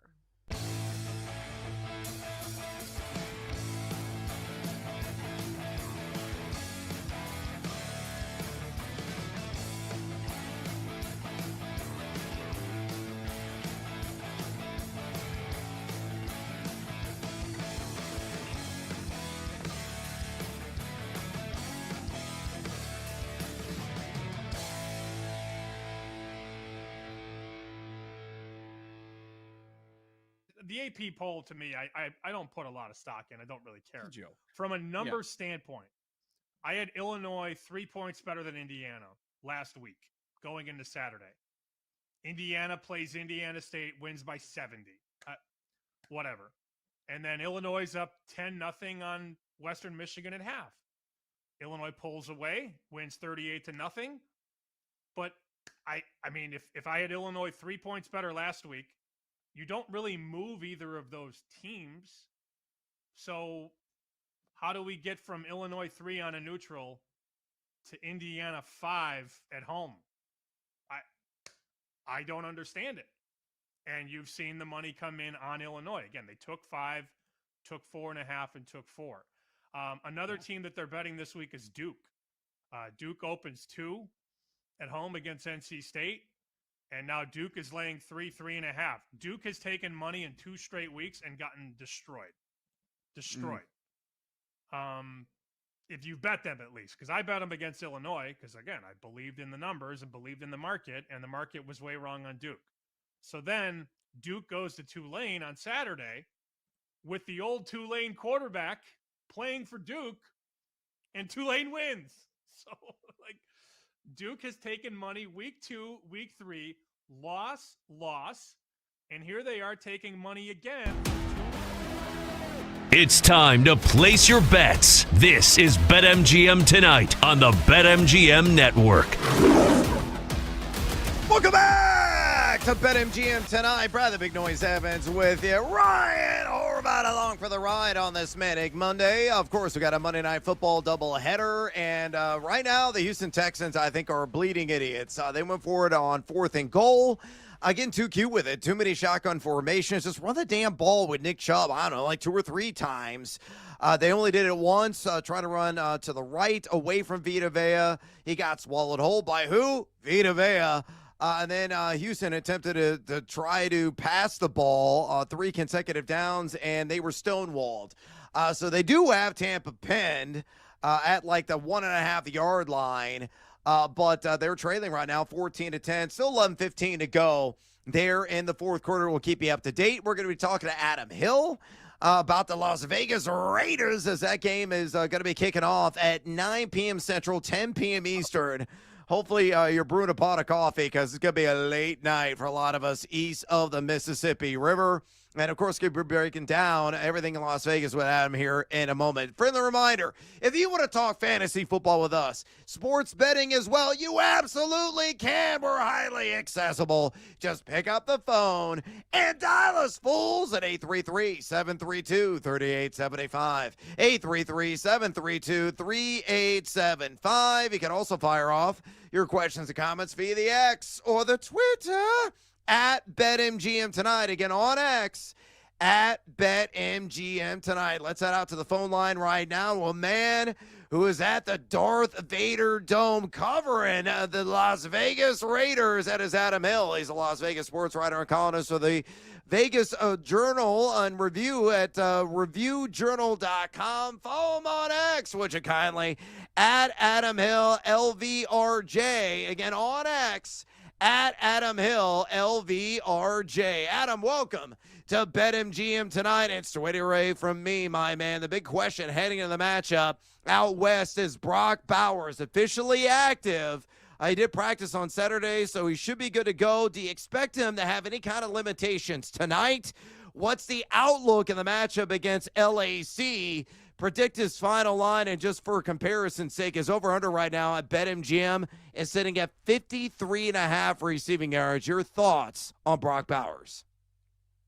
Yeah, first of all, apologies because I had to step outside in the parking lot to do a live hit here, so you might hear some rowdy Raiders fans who've been drinking for like 6 hours. Let's go. But, yeah, look, I know that number came down quite a bit. I know there's some concern that even though he's active, he might not have a full workload. And I think we'll see. I mean, I don't think it's any guarantee that we know he's starting the game. I don't know it's a guarantee that he finishes it. He is really hurt. I mean, there's no question about it. And he did not like practicing in the knee brace on Saturday. I know that. I talked to him after practice. It's not his favorite thing, but I know he'll do anything he can to be out there. So he's going to wear it. He's going to try to play through it, and we'll see. I can tell you it's a legitimate injury, and there's a lot of pain. So not sure how well he's going to be able to get through, but he'll be out there. And look, it's Brock Bowers. You don't bet against that guy. He's unbelievable. Yep. Totally agree. Adam, I know a lot of people like Geno props tonight because he's indoors, he's in a dome. You know, the split's much better compared to when he's outdoors. But what do you think about Ashton Genty props tonight? So the rushing attempts, 16.5, and anytime touchdown price, -115. The rushing yards, 66.5. What kind of workload do you think he gets tonight against this Chargers defense? Yeah, I would take the over in the attempts. I'd take the touchdown also. I don't know about the total yards. I think it's going to be tough to find room. Especially with this offensive line. They got a key injury. Jackson Powers-Johnson down tonight at right guard. So they might find the room tough to find, but they're going to try early and often to get Ashton Genty the ball. Like, they've drafted him where they did for a reason. They didn't love what they did production-wise on the ground last week, and I think they want to keep the Chargers offense off the field. So they'll run a lot. The problem is as the game goes on, they might fall behind. They might have to throw to keep up. I think it is going to be kind of a track beat at some point tonight. So It's going to be tough, but they're going to try everything they can to get Ashton Jeanty involved, and I think there's enough touchdowns that at some point he scores. Totally agree, man. If somebody doesn't want to get involved, or they want to bet the game live, because right now we're sitting at 3.5. I think the total is about right, 46.5. And maybe they're looking at the receiving prop market. What do you think about Jacoby Myers tonight? The receptions are 5.5, heavily juiced to the over. Do you think he's the go-to guy if, like you said, they do have to throw the ball in this one?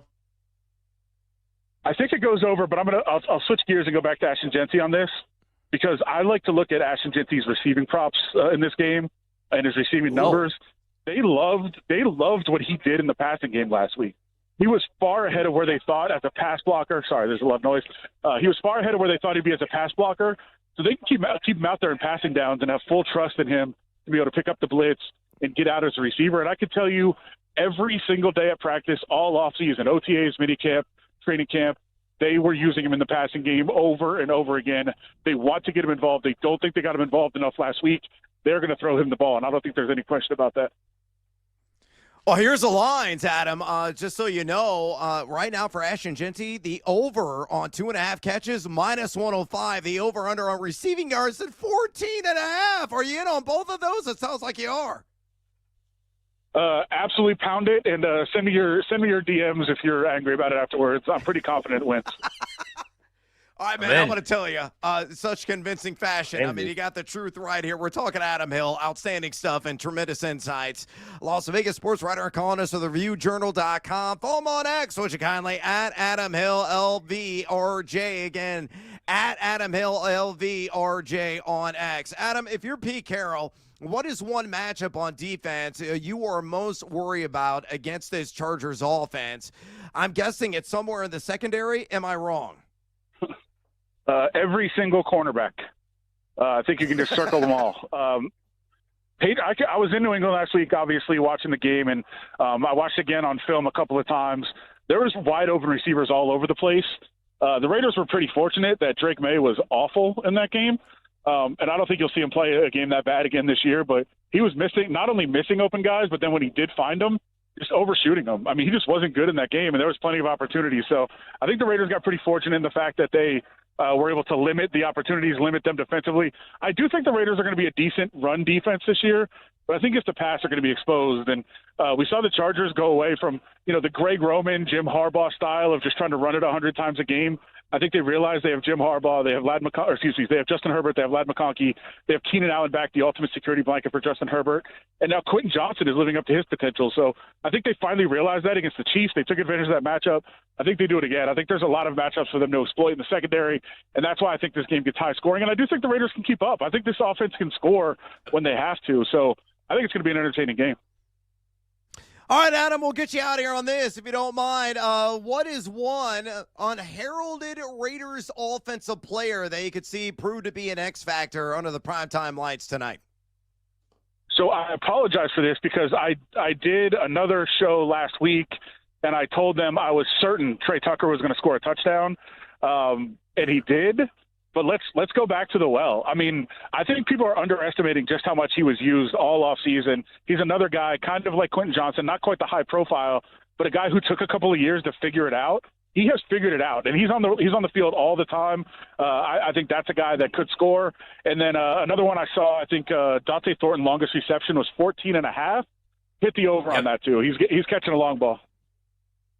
Yep, I think that's a great call there. Caught a couple of bombs last week, so I think that is an excellent wager. By the way, Trey Tucker plus 460 right now at BetMGM in the anytime touchdown market. Tremendous stuff and timely insights from Adam Hill, Las Vegas sports writer and columnist for ReviewJournal.com. Follow him on X. Would you kindly, at Adam Hill LVRJ, again on X.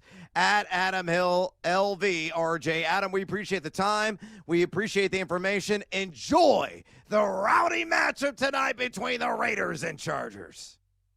You're the man, I will, Adam. and look, you can. But thanks, man. I appreciate it. All right, there he goes. Adam Hill. Look, the party's going on outside. He had to step outside to do the interview. We appreciate him, taking the effort there. Outstanding insights, man. If you miss any of that and you're just kind of tuning in, Ashton Jeanty, he's all in. If you want to take the over on 2.5 receptions and you want to parlay that with the over on 14.5 receiving yards, it's plus 100 right now on BetMGM. I just built that parlay.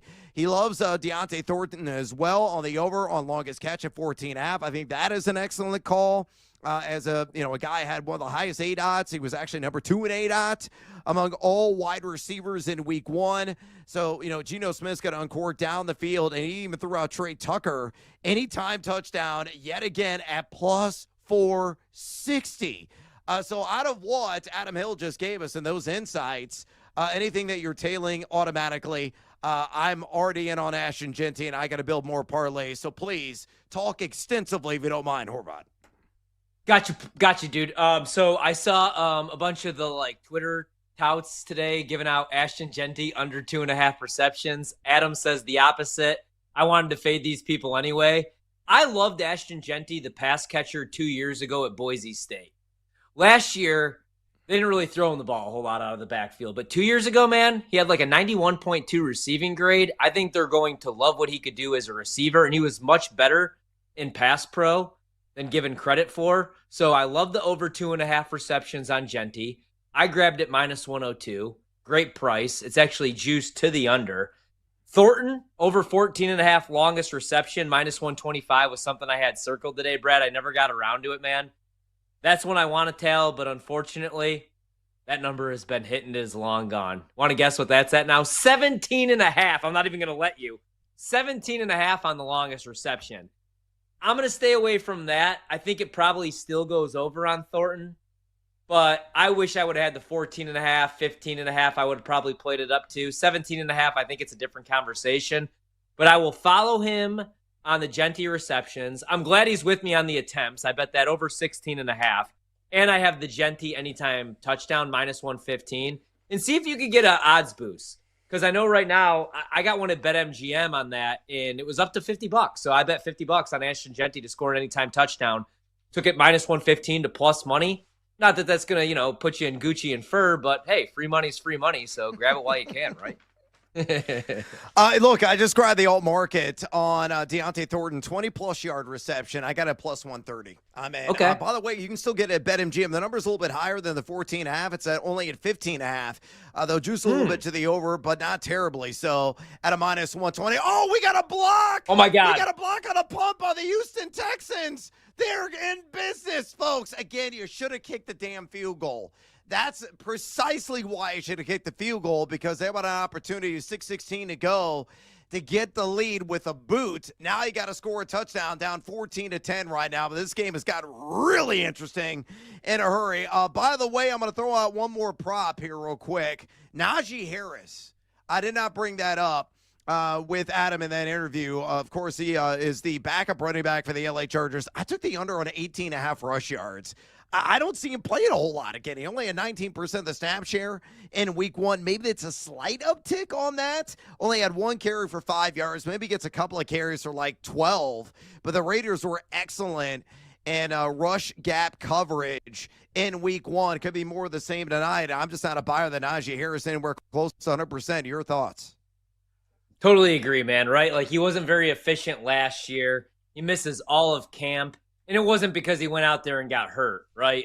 Hitting the sled even. It was because he blew a firework up in his eyeball. So that's a good way to lose the trust of a guy like Harbaugh, especially. So totally with you, man. All unders from there on out. I am glad that I played back some Houston, man. Tampa is doing everything in their power to lose this game. They've just let them hang around all game. And you're right. They should have taken the field goal. Then they could have won this most likely with a field goal, because neither offense right now could do anything. Although I say that, and Nick Chubb gets run into a brick wall again. I'm not getting that anytime touchdown from him. Nope, not happening. No, but I love your. You're gonna have to get it down to the 1 yard line again, and they're gonna have to punch this in because they got to score a touchdown. Again, this is the idiocy of sometimes going for it on 4th down. A lot of people are screaming, "Oh, look at the numbers! Look at this! Look at that!" You should have kicked the field goal, because crazy crap does happen in games. You saw it there with the block punt, and they're already in field goal range. If they would have kicked the original field goal and it would have been a chip shot, Fairbairn would have more likely hit that. It'd probably been like a 98.9% chance. Oh my Jesus. God. And C.J. Stroud almost got killed and nearly threw an INT, which would have been a pick six. It is now 4th and 10. Now, what do you do here? Do you then go for it? Although you have 3 timeouts? No, they're going to draw off the field. Now I got to kick a field goal from a much longer distance. If you would have kicked a first field goal, you've been kicking for the lead. Now you're kicking to make this a 1-point game. So Houston shooting themselves in the foot with some of the idiotic, but that's coaching. That's coaching. Yep. Yeah, I know. And that's why I'm not there with DeMeco Ryans, man, right? He's one of those guys that probably a solid coordinator. I just don't know that he's a head coach in this league. And not that I'm blaming everything on him, as they do get the field goal. 53 yards, like you said. They would have the lead right now. Right. And also, how about the play calling too, man? Right? Like everything out of shotgun. If you're going to run the ball with Nick Chubb, have Stroud under center, and then they called the quarterback rollout. It just, the play calling was brutal, man. So we'll see. They'll probably be rewarded somehow and win this game. Hopefully only by 1 or 2 points, though. Yeah, indeed. All right, we got to catch our breath here. We're going to exhale and inhale. And when we come back, we're going to review our cards. BetMGM tonight. We're coming back next. Maybe. We're bringing the Wagertainment wherever you are. Stream the BetMGM network live on Odyssey, iHeartRadio, or TuneIn. Open the app and listen now.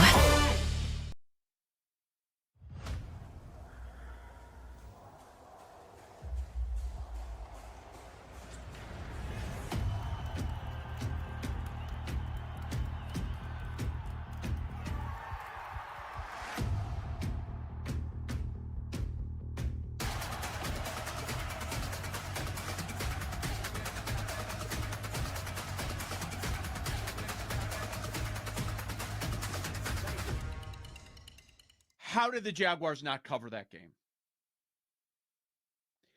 The entire game, the plus 3.5 was good until there were 18 seconds left. How did that not happen? You're covering all game. I thought they were going to win outright. Joe Burrow goes down. We find out he's now out for 3 months. We'll talk about the fallout of that, of course. Against Jake Browning time in Cincinnati. And we've seen that before. He was able to win games. He was able to win yesterday. Even though he ended up throwing, 3 interceptions? Yeah, 2 touchdowns, 3 interceptions for Browning. But them not being able to cover that game. ETN was great again. Sam, I understood why they gave the contract extension. But, a very similar situation to what you were talking about in Chicago is going on in Jacksonville. You got the great offensive mind in. You landed the big fish. So he's going to be your man running the show. They're going to get the quarterback they want. Now, they'll lie to the media and tell everybody that the quarterback they want is the one that is currently there. Okay, you can do that. That's fine. Right now, we're at a point, and we're going to get there with the Bears and Caleb, and we're probably there right now with Cohen and Trevor Lawrence. When he wants to make a move, they're going to have to make a move. And I don't know that Trevor Lawrence is the guy moving forward. I don't. And I'm not saying this because of a loss here with a bet or whatever, but, completion percentage over expectation. He was bottom 3 yesterday in the league. I'm waiting for that moment. He can't establish a connection with Brian Thomas. He can't. Thomas was great last year, and then now this year. Yesterday, 4 receptions, 12 targets. They could have won the game on a 4th and 5. They decided to go for it. Thomas drops the ball. That's not Lawrence's fault. But I do have a lot of questions. Like, how many times are we going to have this conversation? Is Trevor Lawrence the guy? And I don't even know that he's mid right now.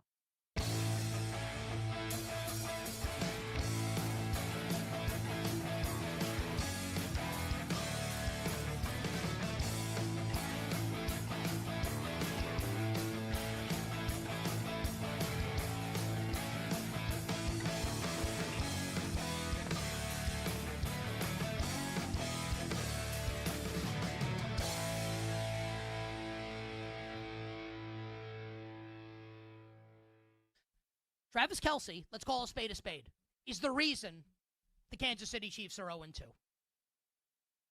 Game 1, injure Xavier Worthy running the wrong route. Do the Chiefs win if Xavier Worthy plays? Maybe, maybe not. Would have loved to have found out.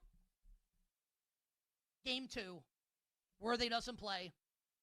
He drops the biggest play of the game, and not just drops it into the hands of Andrew Makuba. 0-2. Now, the good news for the Kansas City Chiefs and for Travis Kelce is this. Coming up on Sunday,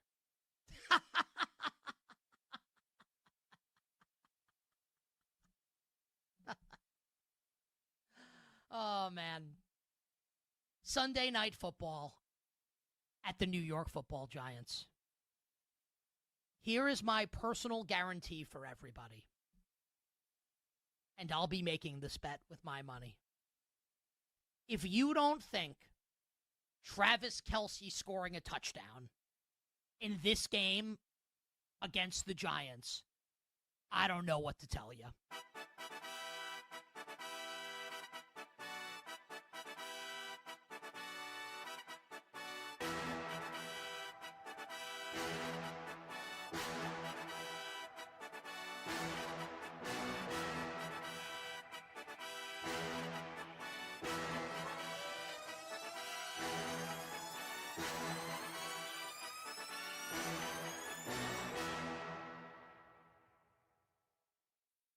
You guys aren't going to like this one. I'm on the Bears on the money line, minus 115 against the Dallas Cowboys.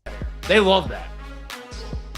It's time to place your bets. This is BetMGM Tonight on the BetMGM Network. Holy mother of the gambling gods. We got a barn burner going on right now. First game of Monday Night Football, 14-13. Tampa up on the Houston Texans. 2 and change remaining as we are inching ever so close to the 2-minute warning. As Jalen Noel got the punt return, nearly took it to the house. There was a flag down on the field, but the refs picked it up and said there was no penalty. So right now, Houston at, let's see, about the, oh my God, there goes Nick Chubb! Touchdown! Go! Rub-a-dub-dub, he did it, Orby! He did it! Oh yeah, Nick Chubb, touchdown! Oh my gosh. It was hilarious. I was like, it's going to be like 3 1 yard and a cloud of dust, runs, if you want to call it that. Running in the brick wall. That's what Nick Chubb has done all night. And he finally had it blocked right off of right tackle, broke it loose, saw the hole, saw the seam, showing vintage breakaway Nick Chubb's speed. The guy squats elephants in the gym, for the love of God. He takes it to the house. And the Texans have a 19-14 lead. Still 2 minutes and 10 seconds remaining in this game. And, of course, they're going to go for 2 here. This is critical because this will make it a 7-point advantage. But Nick Chubb, man, getting the job done. I'll give it to you this live. It's about to snap on this 2-point conversion. C.J. Stroud right now in shotgun, looks to his right. Oh, my God, he's getting swarmed under, and he got taken down. So 19-15. The Buccaneers got to have to score a touchdown to secure the victory. Just over 2 minutes remaining. The Bucs have all 3 timeouts, and of course the 2-minute warning as well. So Baker, the touchdown maker, you're gonna have to live up to the nickname. A little bit of a bittersweet moment for you there, Horvey, because you're on the Buccaneers, but you're also on that Nick Chubb anytime touchdown. Yeah, I bet. Well, I have the 2.5 from before the game, which absolutely sucks. But when Houston scored, I bet Tampa at 6.5. So if that 2-point conversion was good, I would have lost a lot of money. Instead, it is unsuccessful. So there's a good chance I get the Chubb anytime touch. Well, I got that. I get the 6.5 live. Now I just need Cade Otton not to catch 2 balls on this drive, and it's been a really good night. The only loss I would have would be Tampa plus 2.5, which I'll sacrifice, man, because I got the 6.5 live, and I did not think there was any chance we were getting Chubb in the end zone, and he breaks a big one. So, good stuff. Good stuff. Love to see it. Yep. Yeah, I love to see it as well. Outstanding stuff there from Nick Chubb and clutch time. Again, I'm on the Texans as well right now on the live line. Now, I grabbed it at a not great number a few minutes ago, but there's still a plus 130. Now that's completely gone and evaporated as the Texans are, let's see what the live line is here now. They're minus 550 for great. That's actually a great number for me for love of the gambling gods. So hopefully that's going to come through. If you're following my always free transparent spreadsheet, I did not update that in real time because I didn't have enough time. I'm watching the game. I'm hosting a radio show. I'm getting stretched this way, that way, the other day. I will update that after the show. I'm not doing it like in post bets or anything of that nature. You can always go back and listen. I did take the Texans there on live line plus 130. Hopefully it's going to come through. But again, 2:04 remaining. All 3 timeouts, a 2-minute warning for the Tampa Bay Buccaneers. The other bet, it's not going to probably hit now, is I had Nico Collins have the most receiving yards in the game. He's up by 7 over Mike Evans. But again, the Buccaneers are going to come out throwing with Baker Mayfield here, and it is a check down to Bucky Irving. And a sizable gain, about 12 yards there on the 1st and 10. Minute 56 remaining.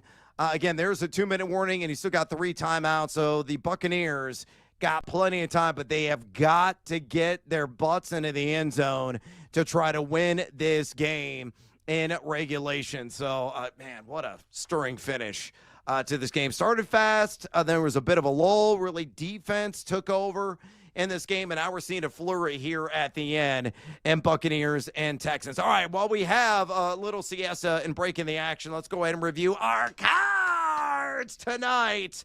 An all tie to this game, and we got a couple of bets as well we can always share again in the capper between the Chargers and the Raiders. How are your wagers looking tonight, mi amigo? All right, Tampa plus 2.5 is in jeopardy, but Tampa plus 6.5, unless Baker throws a pick 6, looks good. Cade Otton under 2.5 receptions. He's got 1. Don't want to jinx that. Raiders plus 3.5 is my favorite bet tonight. I think the Raiders could win this game outright. I really like this Raiders team, man. Like I said all summer, I don't think Pete Carroll, pushing 80 years old, is leaving the golf course to win 5-6 games. Sledgehammer, Ashton Genty. Anytime touchdown. Really like this now that we got the Nick Chubb home. Minus 115, the price on Genty. I'm going to go over 16.5 rushing attempts on Genty. I'm going to go over 2.5 receptions on Genty. And then my bonus time bet was the Raiders-Chargers over 46.5. I think we get a shootout. All right. Looking pretty good there. I'm updating the spreadsheet here in real time. I'm a multitasking host, America. That's how I work. All right. Numero uno on my card tonight. Emeka Buka. I need the over on 4.5 catches. I need one more catch. He's been awfully quiet here in the second half, so hopefully he's going to get that grab, and that one comes through at a minus 105. Nico Collins was number 2 to have the most receiving yards in the game. We're in trouble, to say the least, on that one. And then the number 3 was Jalen Noel to get 1 catch. He hasn't gotten a single grab. He's not going to get it in this game. Tyler Conklin, 2+ receptions. So I could go 0-3 tonight, but I don't care if the Texans take this sucker home.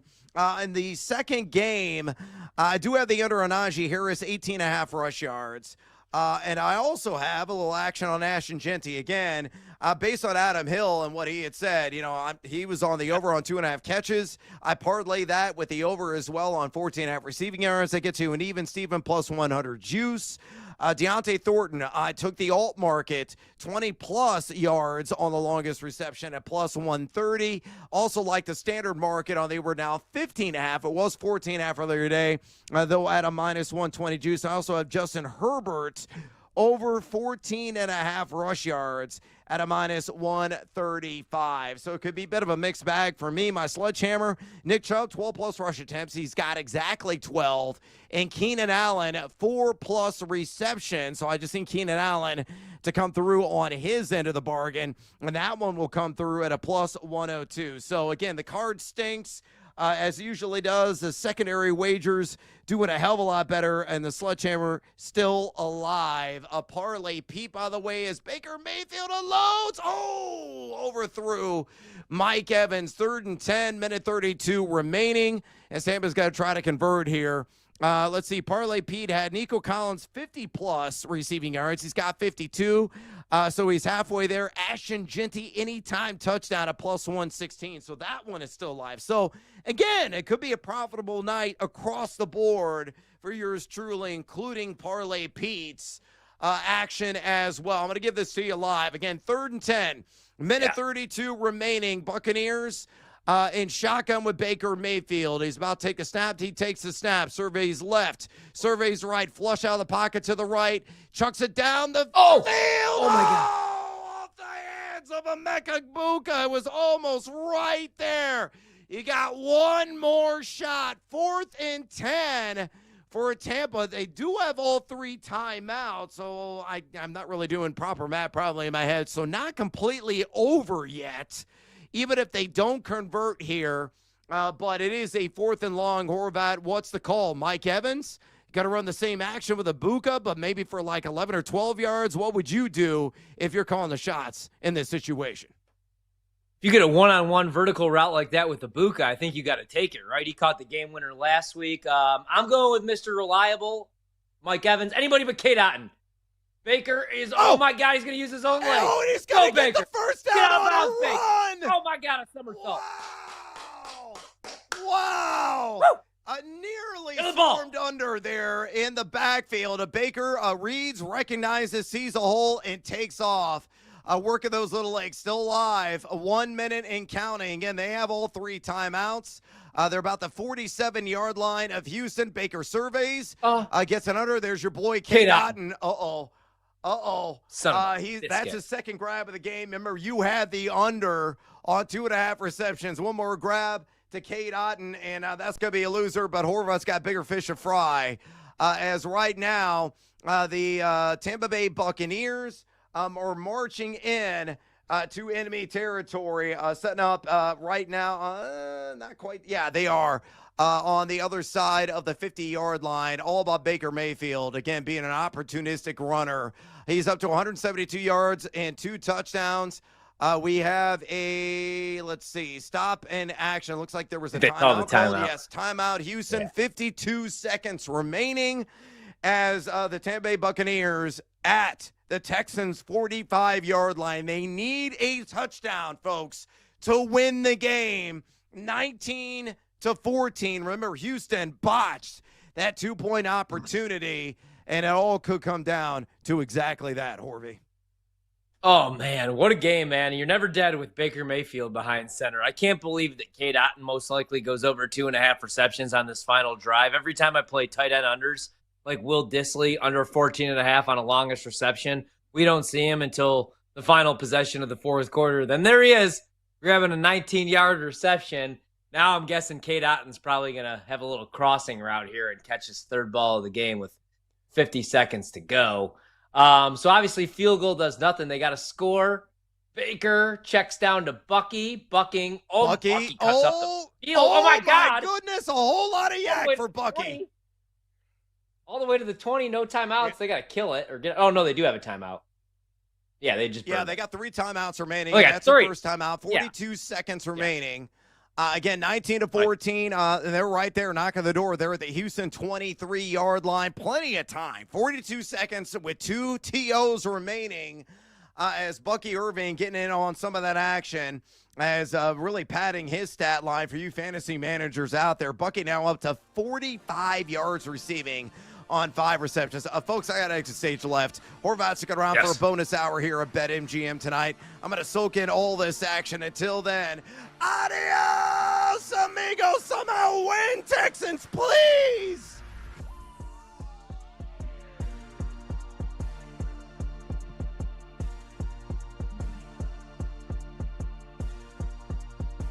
Wherever you go, we're there. Listen to the BetMGM Network live on Odyssey, TuneIn, and now on the iHeartRadio app. Wagertainment for every fan. You guys aren't going to like this one. I'm on the Bears on the money line, -115 against the Dallas Cowboys. NFL, buy low, sell high. Think about these two teams and the games that they just had in week 2, right? Dallas, an emotional, tough win against a divisional opponent in the Giants, a thriller. You win it in overtime. You're feeling great. Brian Schottenheimer gets his first win. They're celebrating in the locker room. They're feeling great. Dallas should have lost that game, and we all know it. The Giants had it multiple times. They should have won. If it wasn't for Brandon Aubrey being awesome, Dallas loses that game. But because they win and they're 1-1, the perception around Dallas is a lot different. And I like the fact that they won because a 1-1 Dallas Cowboy team psychologically is way different than an 0-2 team, which is what we're getting with the Chicago Bears, with how badly they have looked in the fourth quarter against Minnesota and yesterday against Detroit. It's only 2 games, and they're 0-2. And yes, they've looked terrible. We have some breaking news that Jalen Johnson, their corner, is out indefinitely with the groin injury per Adam Schefter, so that certainly doesn't help their defense.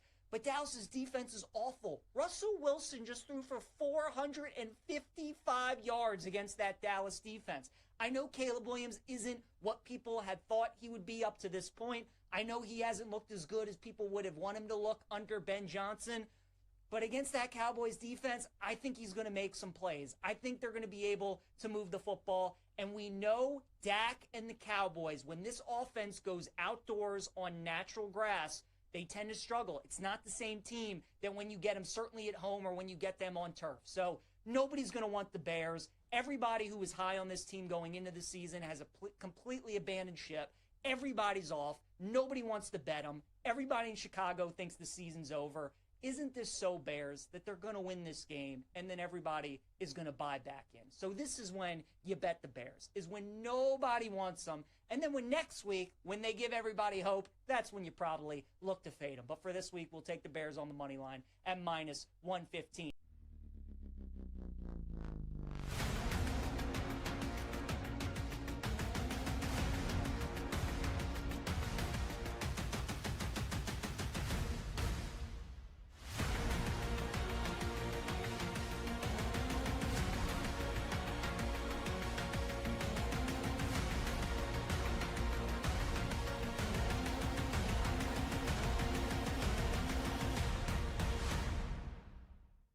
I'm sitting on tickets. Ravens 1, Steelers 2, Bengals 3, Browns 4. I'm a little worried about the 3-4. Like I still think it's still Mike Tomlin. He's never had a losing season, and I mean, could you have 7 wins and finish with a couple tiebreakers? You know, finish second in that division. I don't think it's out of the realm of possibility. What I think it does more than anything else is make me feel good about some of the tickets I'm holding on AFC West teams where I thought 3 were getting in, and Denver has got their issues. And I don't know what's going on with Denver defensively right now, but that's Sean Payton. That's a quarterback who's thrown a lot of touchdowns with Sean Payton. So like, you know, this game tonight gets kind of interesting for me. Like, I'm not going crazy on what I like. Like, the Raiders will be a professionally run organization under Pete Carroll. Like, he's going to make them better and deeper defensively.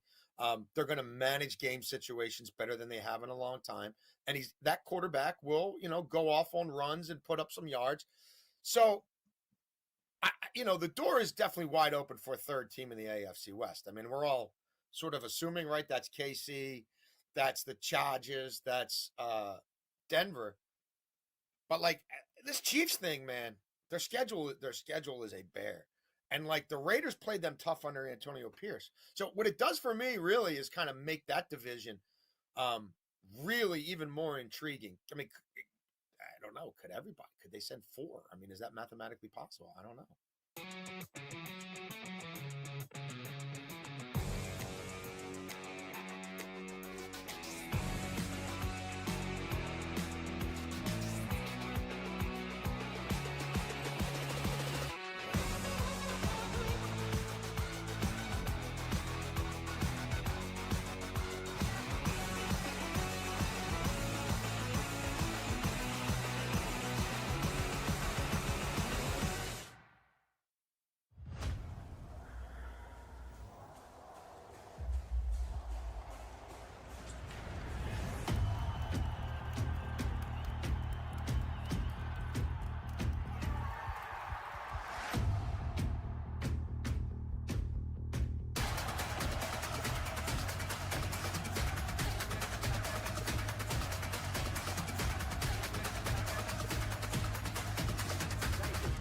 Let the madness begin. Raise up, take your shirts off, throw them around your head, spin them like a helicopter. It's BetMGM Tonight After Dark with Ryan Horvat. Some zig, I'm gonna zag. All right, the theme of the night is all dogs hopefully take us to heaven. Nobody wants to bet Seattle U, except for this guy. Presented by BetMGM, the sports book born in Vegas.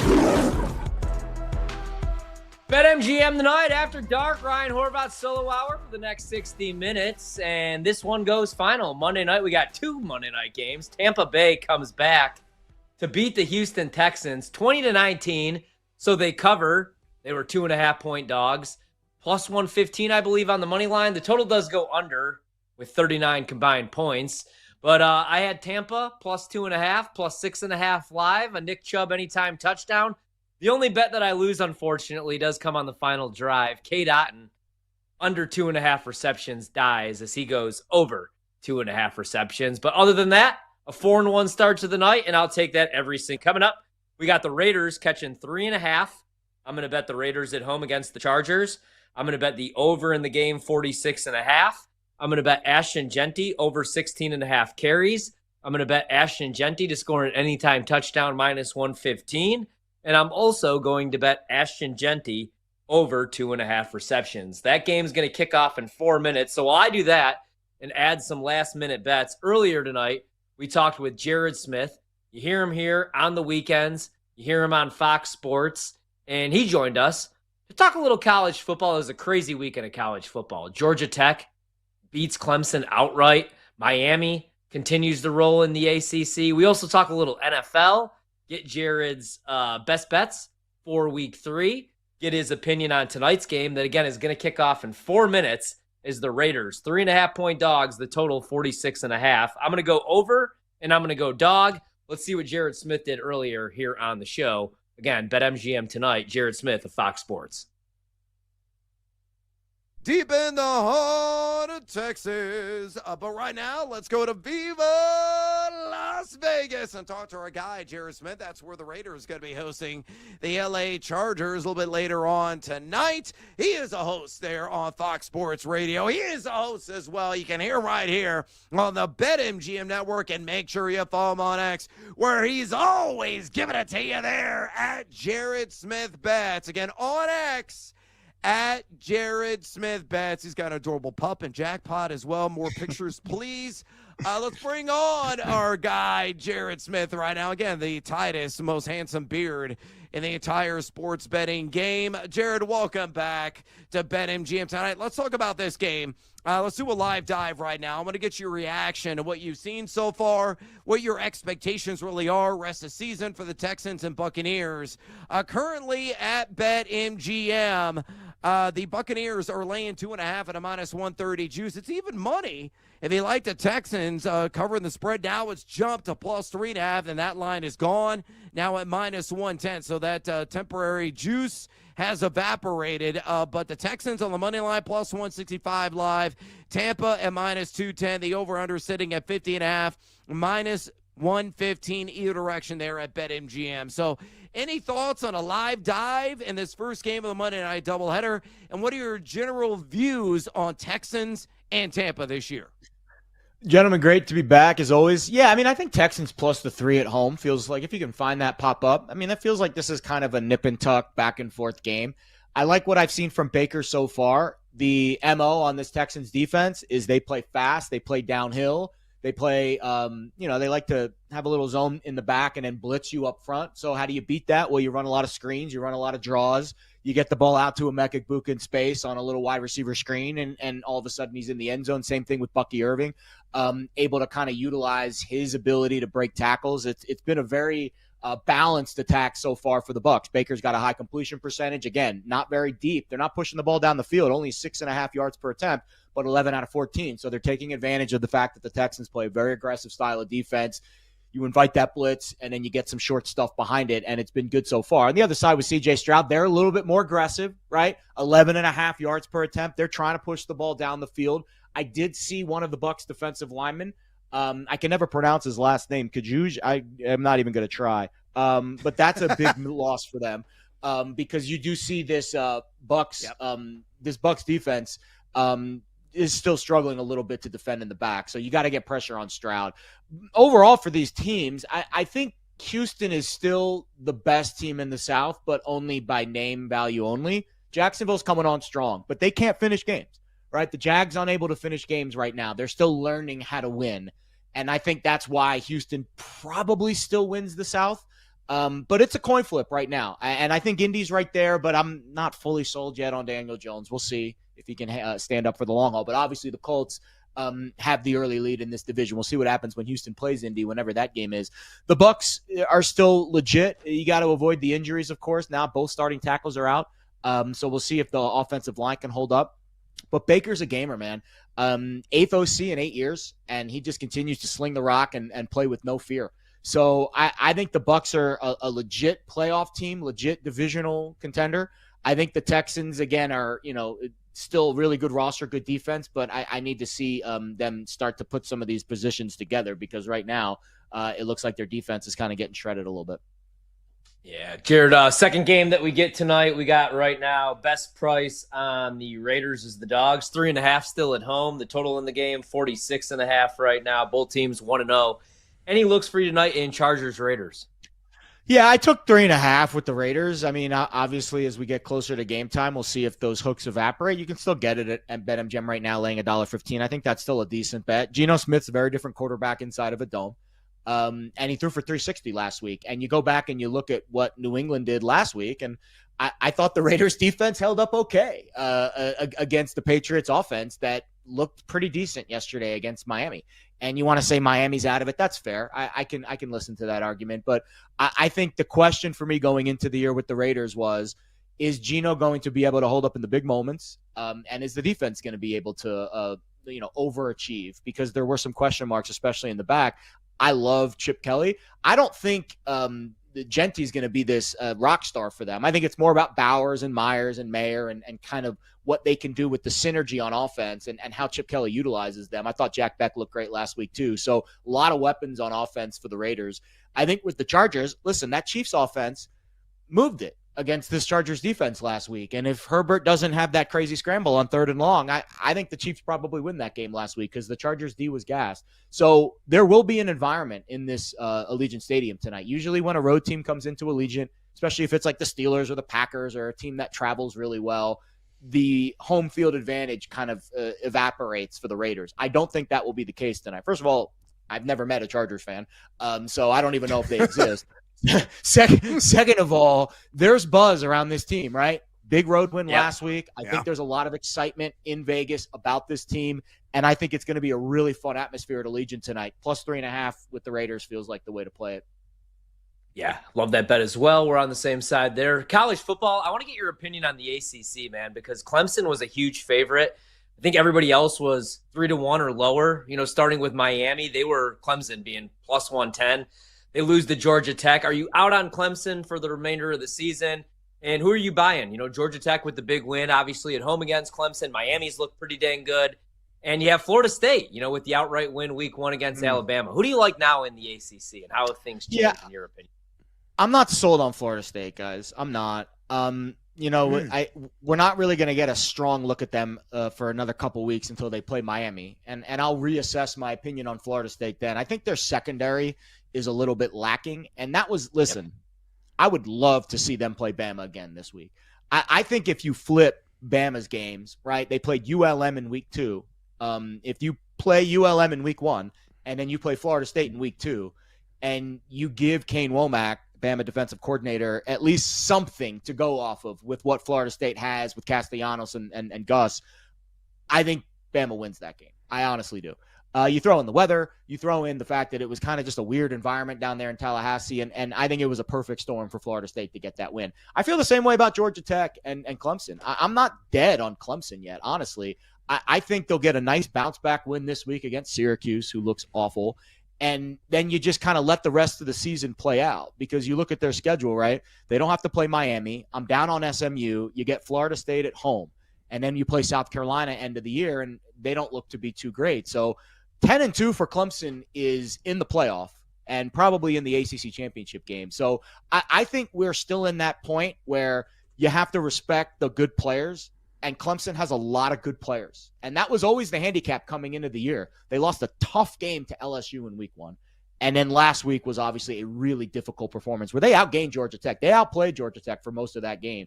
But Georgia Tech made some key plays late, and then the dude hit a crazy field goal on a fire drill. So I think I'm not selling on Clemson yet. Miami's obviously the best team in this conference, hands down. I bet Carson Beck to win the Heisman after that week 1 game against Notre Dame. I think he is going to be amongst the favorites with Mateer and with some of those other elite quarterbacks.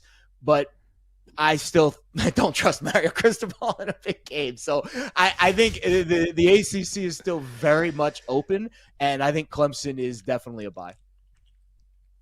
We are talking to the most insightful betting voices around. Jared Smith, host here on Fox Sports Radio. You can hear him right here as well on the BetMGM Network. And follow him on X, where he's always giving it to you there, at Jared Smith Bets. Again, on X, at Jared Smith Bets. Jared, to some locals in the land of corn, soybeans, and swine here in Central Illinois, Indiana, -4.5 versus the ILL is blatant disrespect. What's your betting view in this battle of top 20 teams?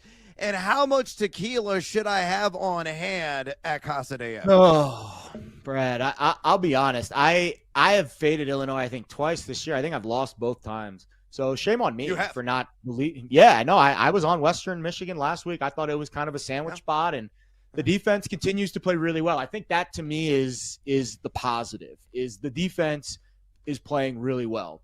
Indiana has a little bit of a spark. I love the Mendoza kid. I honestly do. I haven't watched a ton of tape on them, but Illinois looks like a team that definitely has some moxie, and I think the coach is gonna pump up the boys this week being a dog. I think that actually benefits you, Brad, that you're being disrespected in the market a little bit, because I think it gives that talking point that Brett Bielema loves to kind of rally around.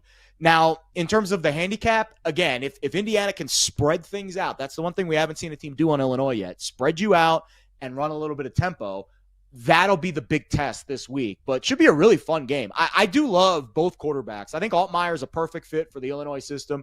I think Mendoza, again, getting the transfer situation settled with Indiana is really solid. And it's gonna be a really fun game. I would probably take the points, but I've been wrong on Illinois 2 out of the first 3 weeks, so you shouldn't take my word for it. And you know what? I'm hoping my guys actually show up in John Mellencamp. Yeah, meet me at the Monkey Bars at 3 p.m. if Illinois wins this sucker there in your backyard. Jared, we'll get you out of here on this. J.J. McCarthy is not going to be in action for the next 2 to 4 weeks. And, of course, he's out against the Cincinnati Bengals. In the backup bowl between Carson Wentz and Jake Browning, any thoughts looking ahead to that Week 3 matchup? It's going to be glorious. Not in any way. Yeah, I actually have Browning as the highest-rated backup quarterback on my sheet. I have him and Trubisky and Minshew as, kind of starter caliber backups. So I don't think the drop-off to Browning will be as severe. With Wentz, he hasn't been in this system that long. So I think that's the issue that I see. And then you throw in the fact that you've got elite receivers on the outside that are going to get really frustrated if Carson starts throwing flutter balls all over the yard. So I would lean Cincinnati in that spot. But anytime you get backups, really tough to kind of predict where the volatility goes. But I'll be honest, I'm not terribly down on Cincinnati going from Burrow to Browning. Obviously, Joe Burrow is elite, and there is a drop-off there, but I do think Browning is a capable backup, and he's a guy that probably would be a starter on probably half of the teams in the league these days based on how the quarterback situation is. Certainly would be a starting quarterback on my New York Jets. But I at least have some optimism that Jake Browning can manage that situation, and it's not going to be as big of a disaster for the Bengals on offense as maybe some would predict, but the defense is still a big issue. Yeah, there's no way around that for sure. They are givers, to say the least, there, the Cincinnati Bengals. Outstanding stuff from our guy, Jared Smith, a host on Fox Sports Radio, a host as well right here on the BetMGM Network. Give him a follow, would you kindly, at Jared Smith Bets on X. Again, on X, at Jared Smith Bets. Jared, good luck in the rest of this game, and more importantly, good luck in your own backyard with Raiders and Chargers. And hopefully you do bet on the ILL because they're covering, baby, at a minimum. We appreciate the time, mi amigo. Good stuff, gentlemen. All right, there he goes. Jared Smith, a man that has tremendous insights, as I already mentioned. Let's see here. CJ Stroud's already cashed the over on his rush yards prop, had a 19-yard scamper, and he is running for his life because his offensive line stinks. Oh, my gosh, what a throw that was, and that would have been glorious for my Nico Collins prop, but they did not connect there. It's setting up for 4th and 14, 38 seconds to go. Looks like they're going to punt this thing. More than likely, it's going to be 14-10 Buccaneers at the half. All right, we got to take a little siesta here on BetMGM tonight. We come back. The trade wins are a-blowing in fantasy football. Stick around. This is BetMGM tonight on the BetMGM Network.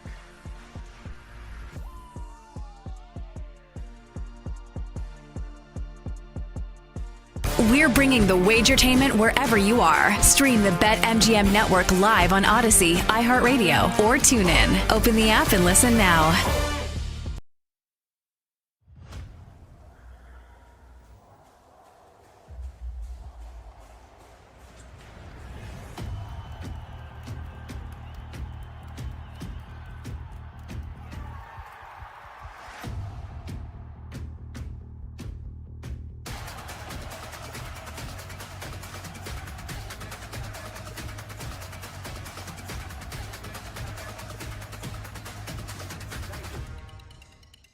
How did the Jaguars not cover that game? The entire game, the plus 3.5 was good until there were 18 seconds left. How did that not happen? You're covering all game. I thought they were going to win outright. Joe Burrow goes down. We find out he's now out for 3 months. We'll talk about the fallout of that, of course. Against Jake Browning time in Cincinnati. And we've seen that before. He was able to win games. He was able to win yesterday. Even though he ended up throwing, 3 interceptions? Yeah, 2 touchdowns, 3 interceptions for Browning. But them not being able to cover that game. ETN was great again. Sam, I understood why they gave the contract extension. But, a very similar situation to what you were talking about in Chicago is going on in Jacksonville. You got the great offensive mind in. You landed the big fish. So he's going to be your man running the show. They're going to get the quarterback they want. Now, they'll lie to the media and tell everybody that the quarterback they want is the one that is currently there. Okay, you can do that. That's fine. Right now, we're at a point, and we're going to get there with the Bears and Caleb, and we're probably there right now with Cohen and Trevor Lawrence. When he wants to make a move, they're going to have to make a move. And I don't know that Trevor Lawrence is the guy moving forward. I don't. And I'm not saying this because of a loss here with a bet or whatever, but, completion percentage over expectation. He was bottom 3 yesterday in the league. I'm waiting for that moment. He can't establish a connection with Brian Thomas. He can't. Thomas was great last year, and then now this year. Yesterday, 4 receptions, 12 targets. They could have won the game on a 4th and 5. They decided to go for it. Thomas drops the ball. That's not Lawrence's fault. But I do have a lot of questions. Like, how many times are we going to have this conversation? Is Trevor Lawrence the guy? And I don't even know that he's mid right now.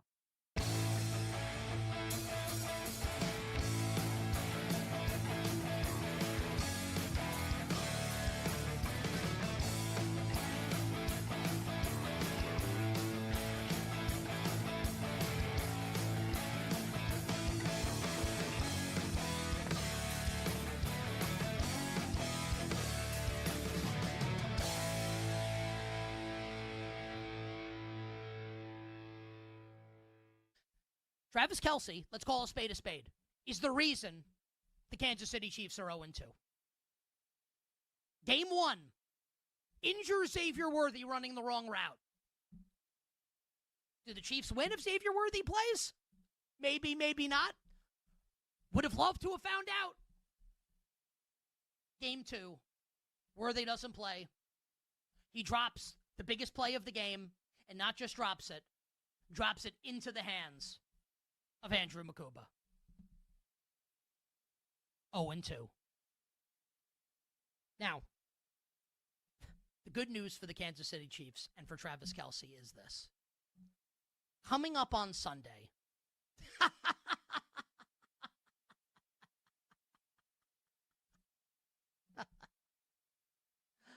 Oh, man. Sunday Night Football at the New York Football Giants. Here is my personal guarantee for everybody. And I'll be making this bet with my money. If you don't think Travis Kelce scoring a touchdown in this game against the Giants, I don't know what to tell you.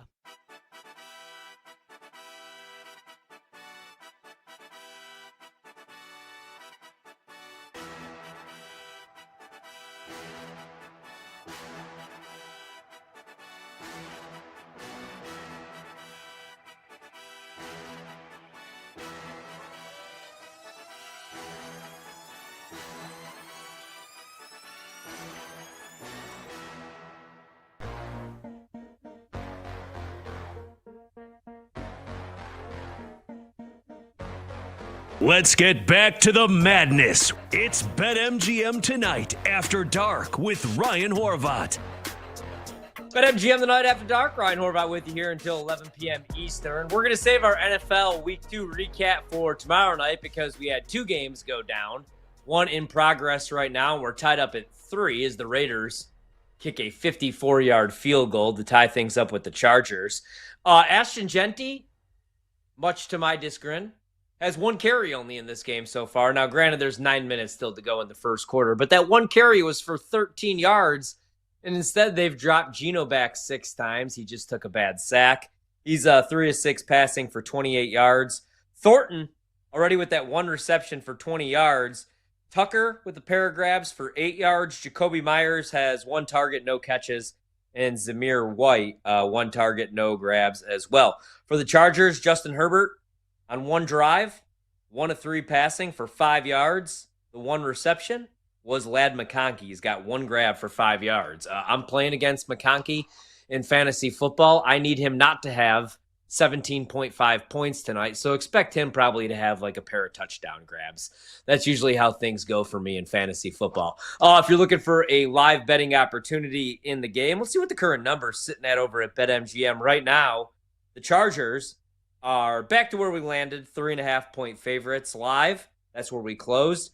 Live total went from 46.5 to 47.5. I did like the over in this game at 46.5. Still like it at 47.5. And as I say that, we actually bounce up to 48.5. This is the second Monday Night Football game earlier tonight.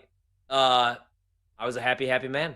The Tampa Bay Buccaneers come back and beat the Houston Texans 20-19, impressive drive from Baker Mayfield.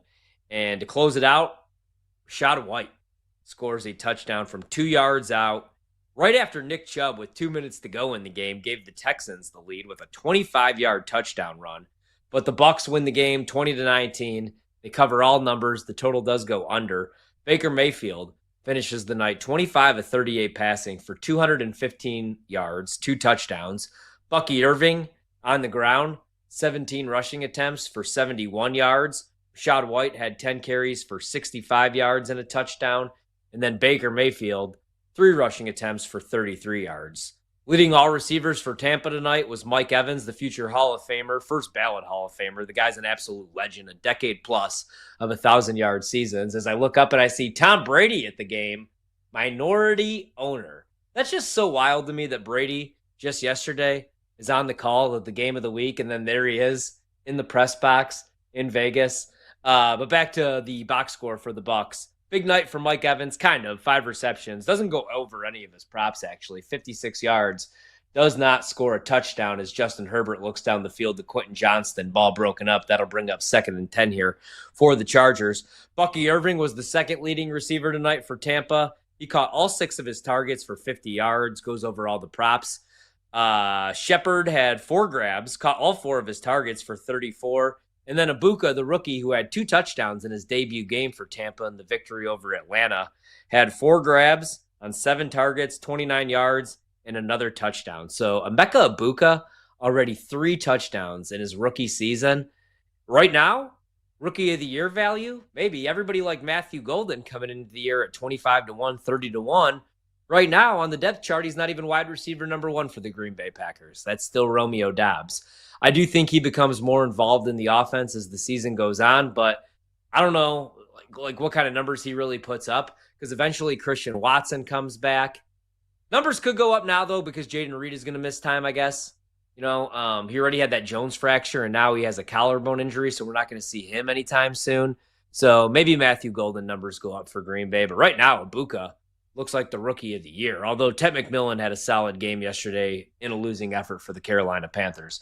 All right, let's see what happens here. Justin Herbert back to pass, 2nd and 15, 3-step drop. Looking for, again, Quentin Johnston, that ball off his hands, although a great defensive play. That'll bring up 3rd and long, known passing down here for the Chargers. Let's see if the Raiders send blitz now with it being 3rd and 15. For the Texans tonight, in a losing effort, you had C.J. Stroud. He threw for 207 yards, 1 touchdown, no interceptions. But Houston's issue right now is their offensive line, and they have absolutely no run game. The counting stats will be fine because it says Nick Chubb had a 25-yard rush for a touchdown in a big moment, but he also had only 12 carries for 43 yards.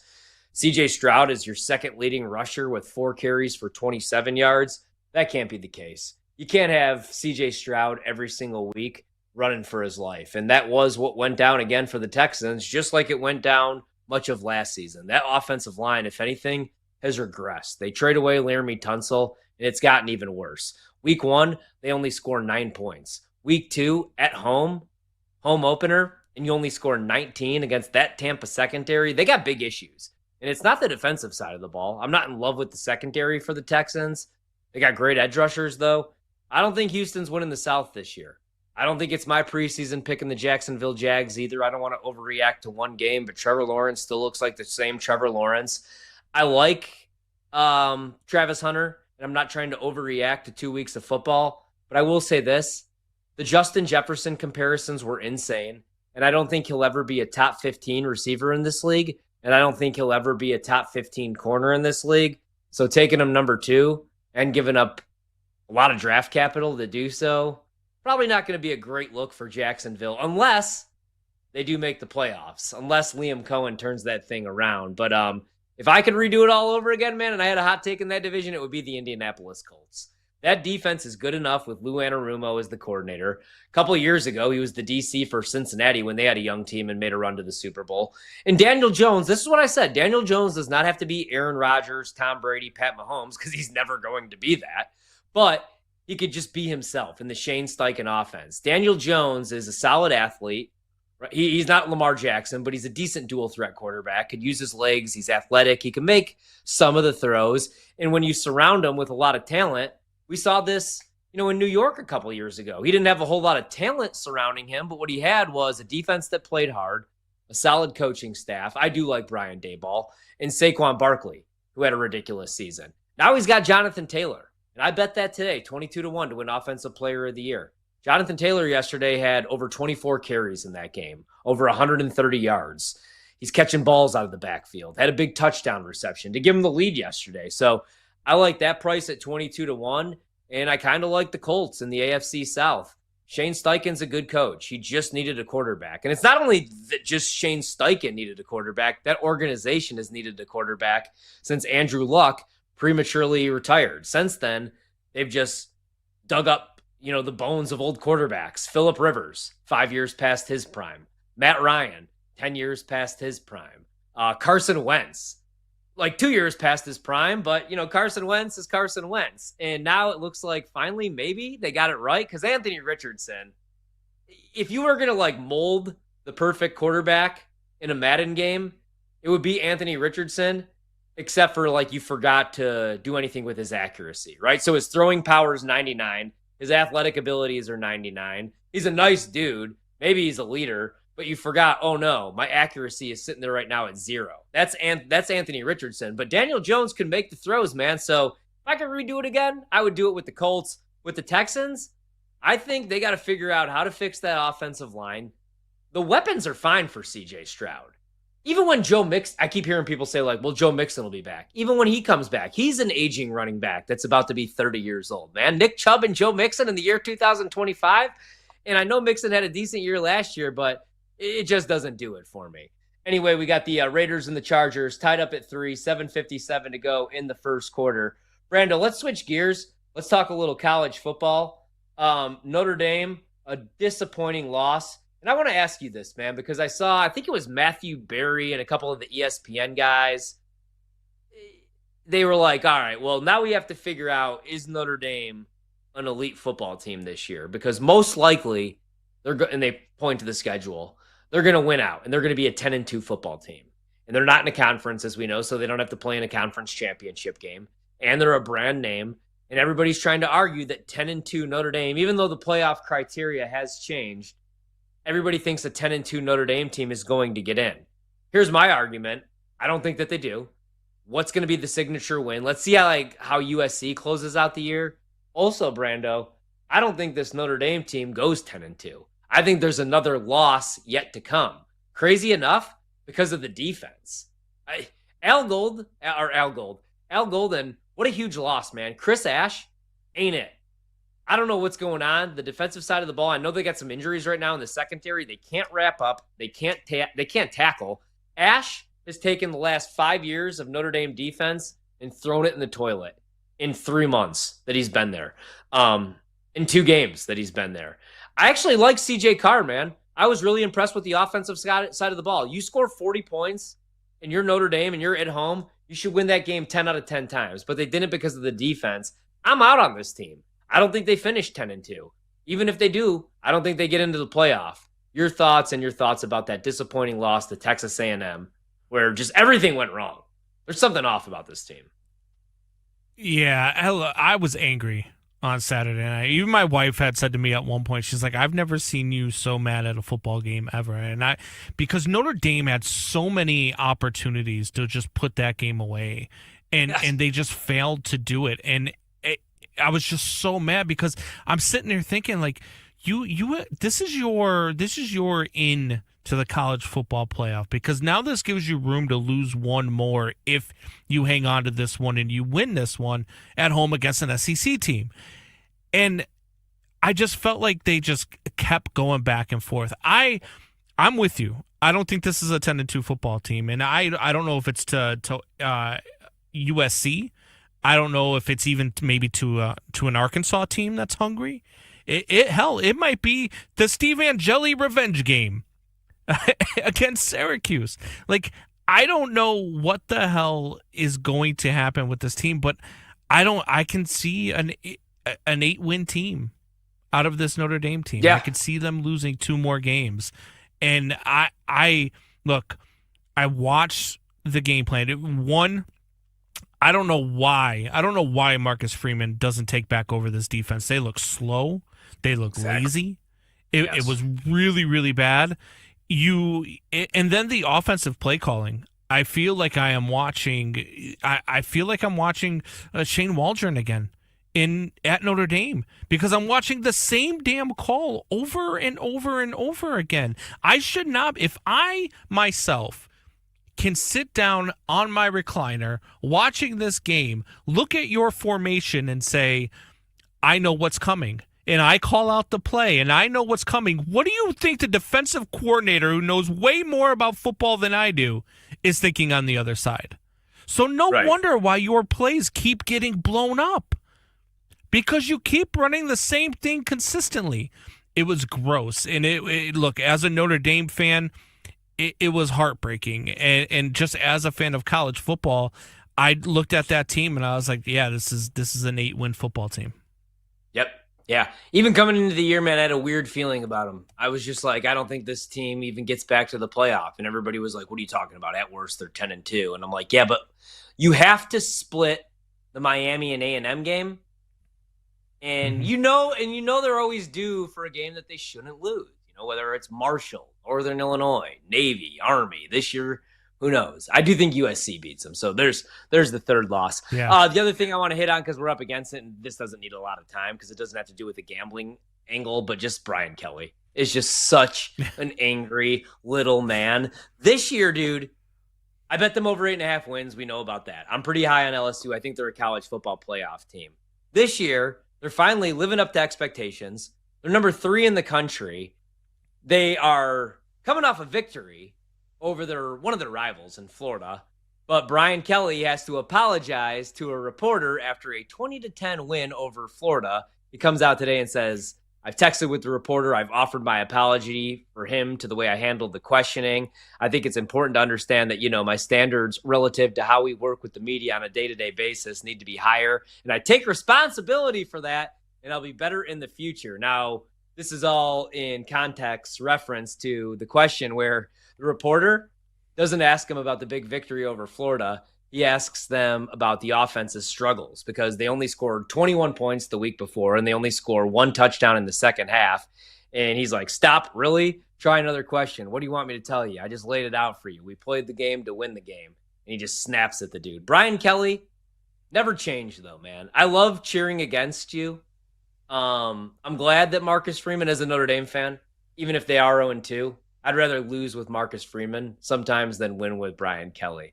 I want to see, though, Brando, if he actually changes and if his relationship with these reporters actually changes. He's such a weird little man, though, right? Like, I always thought of him as just this hard ass, and then he goes to LSU, and he's doing those dancing recruiting videos, and he's, like, got a fake – he had an accent. See, like, this happens, though. My wife went to Tennessee, so for when she came home after being there for years in Knoxville, dude, she had a little bit of a twang, right? Brian Kelly was there for 15 minutes. You don't go on vacation. I don't go to Florida and come back talk like I don't go to New York for the day and come back and talk like I'm from New York. I don't go to Boston and come back and say whose car we taking? I'm here today with my family. When we come back, we're gonna wrap up the show. BetMGM tonight after dark. Run, Genty, run. We're bringing the Wagertainment wherever you are. Stream the BetMGM network live on Odyssey, iHeartRadio, or TuneIn. Open the app and listen now.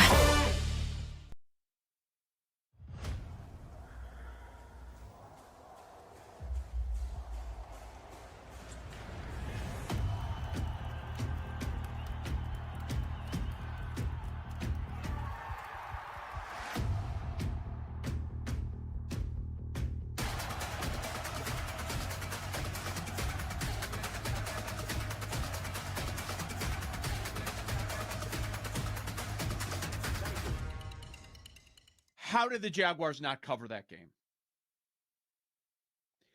The entire game, the plus 3.5 was good until there were 18 seconds left. How did that not happen? You're covering all game. I thought they were going to win outright. Joe Burrow goes down. We find out he's now out for 3 months. We'll talk about the fallout of that, of course, against Jake Browning time in Cincinnati. And we've seen that before. He was able to win games. He was able to win yesterday, even though he ended up throwing, 3 interceptions? Yeah, 2 touchdowns, 3 interceptions for Browning. But them not being able to cover that game. ETN was great again. Sam, I understood why they gave the contract extension. But, a very similar situation to what you were talking about in Chicago is going on in Jacksonville. You got the great offensive mind in. You landed the big fish. So he's going to be your man running the show. They're going to get the quarterback they want.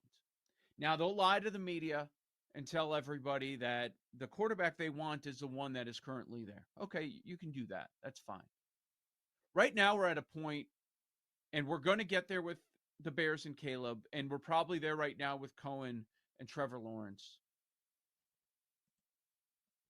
When he wants to make a move, they're going to have to make a move. And I don't know that Trevor Lawrence is the guy moving forward.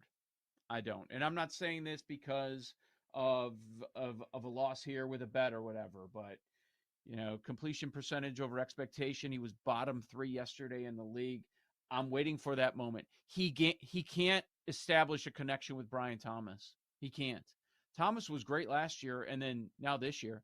Yesterday, 4 receptions, 12 targets. They could have won the game on a 4th and 5. They decided to go for it. Thomas drops the ball. That's not Lawrence's fault. But I do have a lot of questions. Like, how many times are we going to have this conversation? Is Trevor Lawrence the guy? And I don't even know that he's mid right now.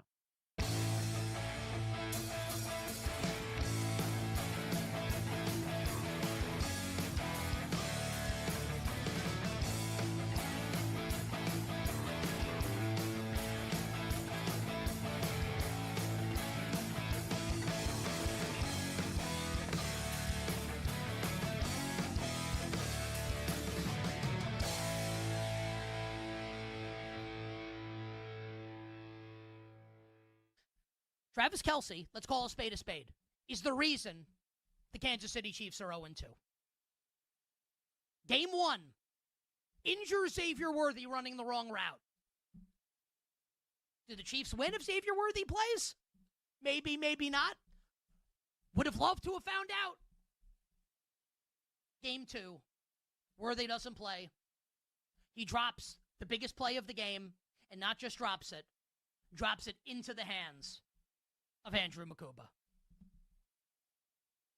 0-2. Now, the good news for the Kansas City Chiefs and for Travis Kelce is this. Coming up on Sunday,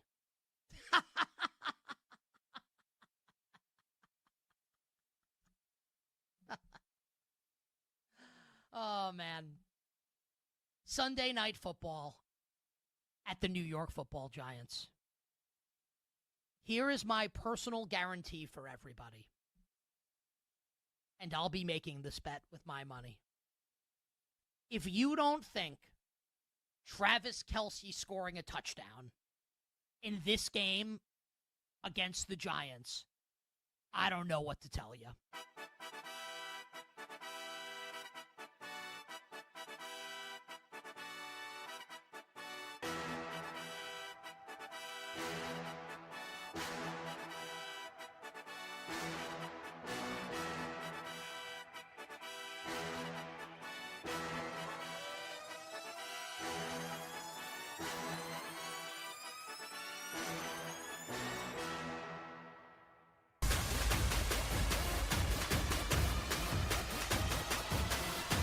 Let's get back to the madness. It's BetMGM Tonight After Dark with Ryan Horvat.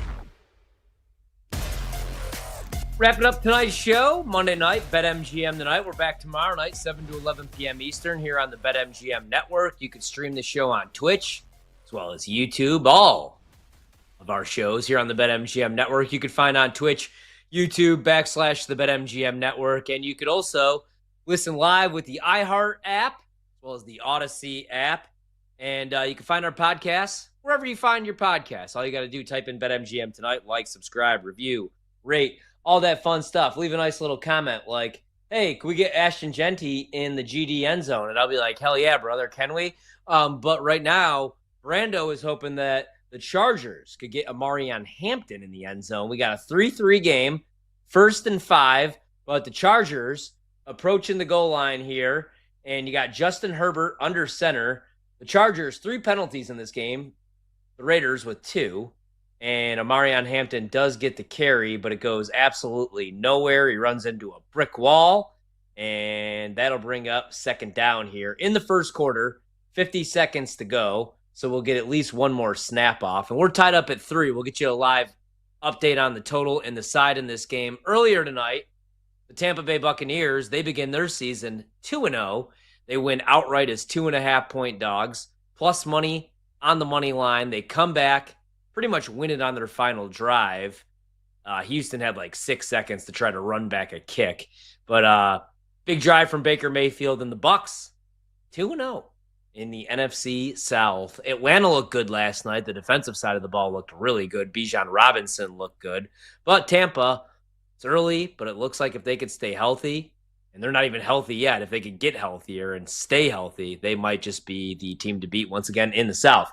All right, 3-3 game, 2nd and 8, 30 seconds to go. We got Justin Herbert in the shotgun, single back formation, play action pass. He's going to step up in the pocket and look once again to take it himself. No, he's going to throw into the back of the end zone. He's got a man, and it's Keenan Allen. And Keenan Allen with a touchdown reception to make it 9-3 Chargers.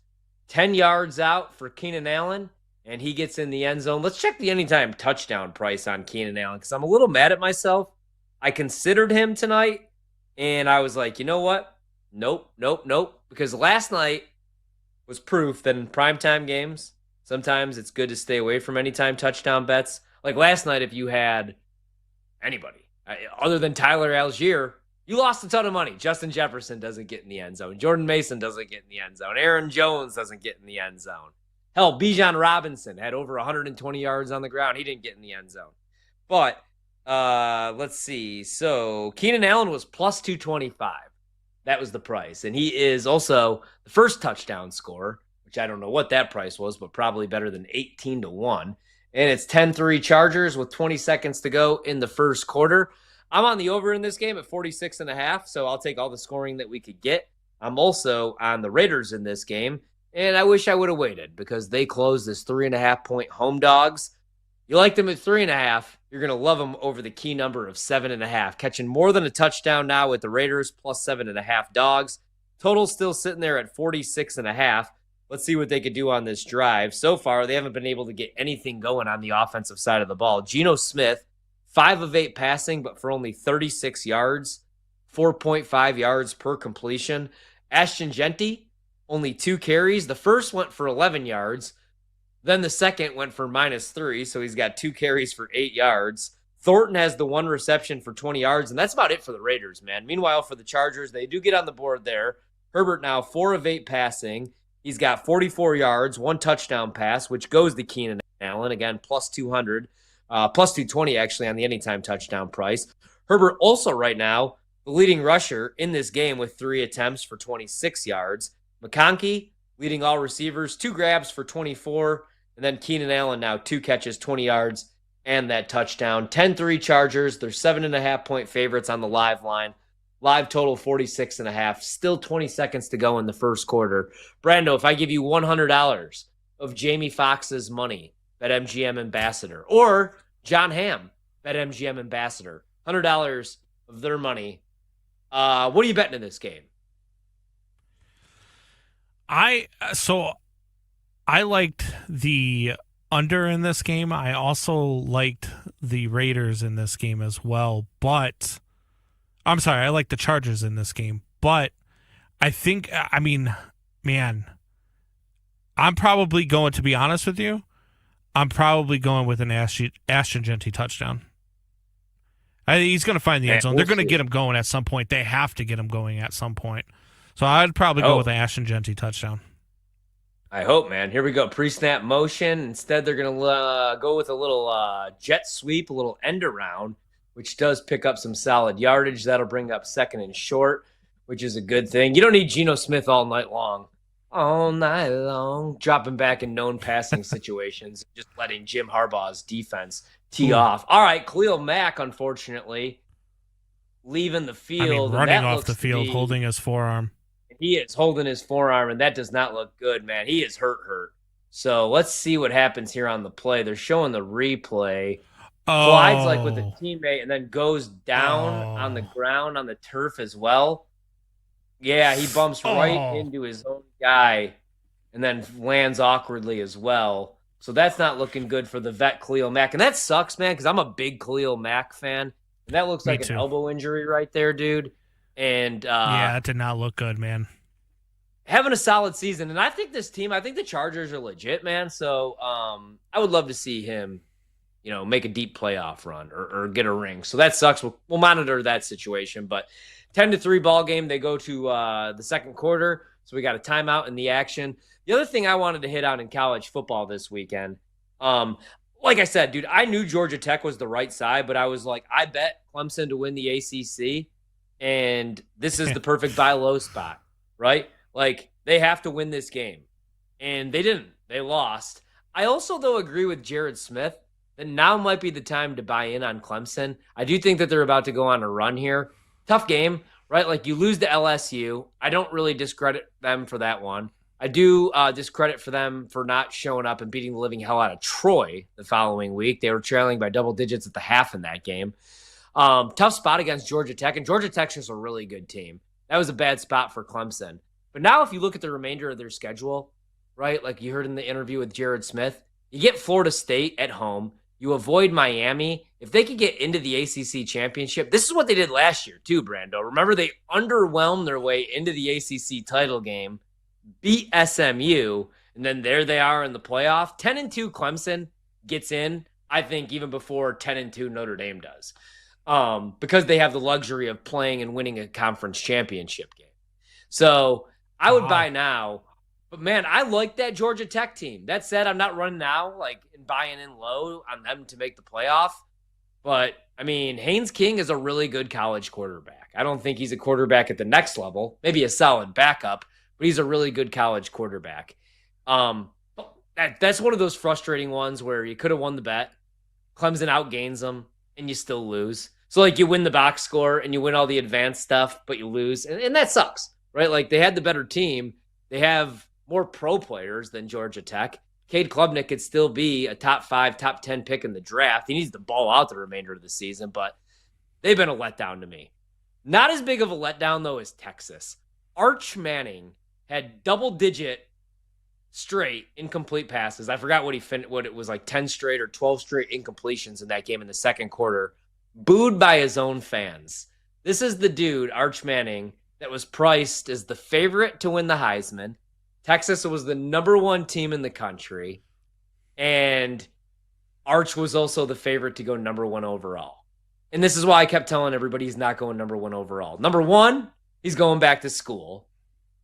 And number 2, he's not better than a Carson Beck. I'm sorry, he's just not. As Khalil Mack is going to the locker room, holding that elbow or holding his hand, we don't obviously want to speculate, but that looks like, as I watch one last time, and yeah, he's hurt. He's hurt. That's what we're going to say. Khalil Mack is hurting really bad. Maybe his wrist, actually.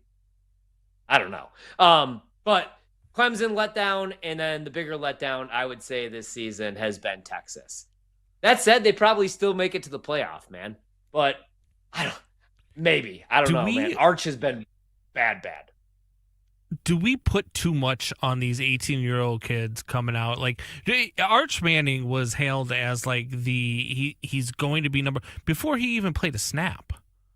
Like, before he ever played at Texas. Like, what did he do in high school that you were looking at him and you're like, other than his name being Manning, where you were like, well, that's it. Yeah, this kid is going to be the next big thing in the NFL. I just sometimes I think that you look at these guys and you're putting too much in there, right? Like they don't do anything, and you're like, yeah, he's the next one. Whether it's just because of their name, because of the program they go to, whatever the case is. And then when they don't pan out, we've got people booing them in the stands and in their home stadium. And you got to remember that these kids are 18 and 19 years old, man. Yeah. Well, I think the problem with it now is the hype and also the NIL. So, like, some of them are making $4 to $8 million. And so high expectations.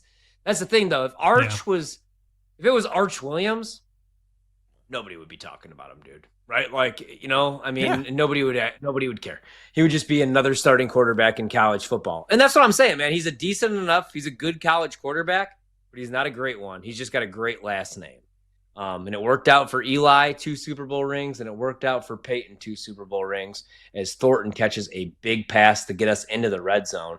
By the way, Ashton Genty did have a target, but it was a terrible ball by Geno that almost got picked off. So he is going to get some targets, it looks like. Raiders in business. They are down right now 10-3, but a big completion here for Geno Smith. And that'll get them down to about, the 30? Oh, that was Jacoby Myers, though. My bad, a 26-yard reception. As I say that, though, Geno Smith nearly gets sacked, throws off his back foot. We do have a flag on the play. Let's see who that is against. That is, again, an offensive hold, though, unfortunately, on the Raiders, which is no good. 10-3, Chargers, 13:32 to go in the second quarter. That's pretty much going to wrap up the show. We'll talk more about week 2 in the NFL tomorrow. Wrapping up our college conversation, 2 early bets, because why not? Miami, Ohio, winless on the season, 0-2. They're getting their first victory of the year this weekend.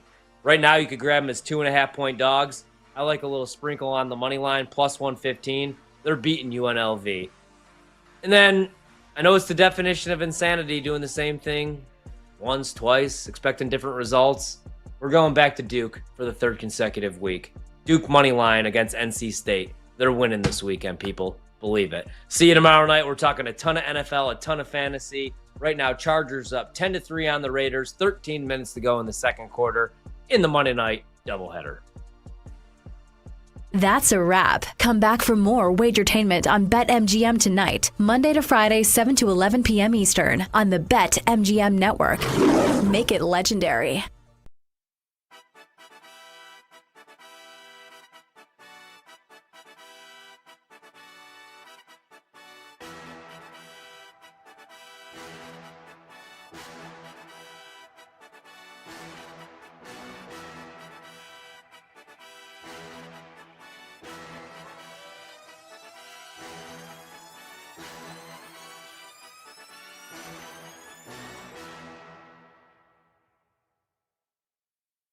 guys aren't going to like this one. I'm on the Bears on the money line, minus 115 against the Dallas Cowboys. NFL, buy low, sell high. Think about these two teams and the games that they just had in week 2, right? Dallas, an emotional, tough win against a divisional opponent in the Giants, a thriller. You win it in overtime. You're feeling great. Brian Schottenheimer gets his first win. They're celebrating in the locker room. They're feeling great. Dallas should have lost that game, and we all know it. The Giants had it multiple times. They should have won. If it wasn't for Brandon Aubrey being awesome, Dallas loses that game. But because they win and they're 1-1, the perception around Dallas is a lot different. And I like the fact that they won because a 1-1 Dallas Cowboy team psychologically is way different than an 0-2 team, which is what we're getting with the Chicago Bears, with how badly they have looked in the fourth quarter against Minnesota and yesterday against Detroit. It's only 2 games, and they're 0-2. And yes, they've looked terrible. We have some breaking news that Jalen Johnson, their corner, is out indefinitely with a groin injury per Adam Schefter, so that certainly doesn't help their defense. But Dallas's defense is awful. Russell Wilson just threw for 455 yards against that Dallas defense. I know Caleb Williams isn't what people had thought he would be up to this point. I know he hasn't looked as good as people would have wanted him to look under Ben Johnson. But against that Cowboys defense, I think he's going to make some plays. I think they're going to be able to move the football. And we know Dak and the Cowboys, when this offense goes outdoors on natural grass, they tend to struggle. It's not the same team that when you get them certainly at home or when you get them on turf. So nobody's going to want the Bears. Everybody who was high on this team going into the season has completely abandoned ship. Everybody's off. Nobody wants to bet them. Everybody in Chicago thinks the season's over. Isn't this so Bears that they're going to win this game and then everybody is going to buy back in? So this is when you bet the Bears, is when nobody wants them. And then when next week, when they give everybody hope, that's when you probably look to fade them. But for this week, we'll take the Bears on the money line at minus 115.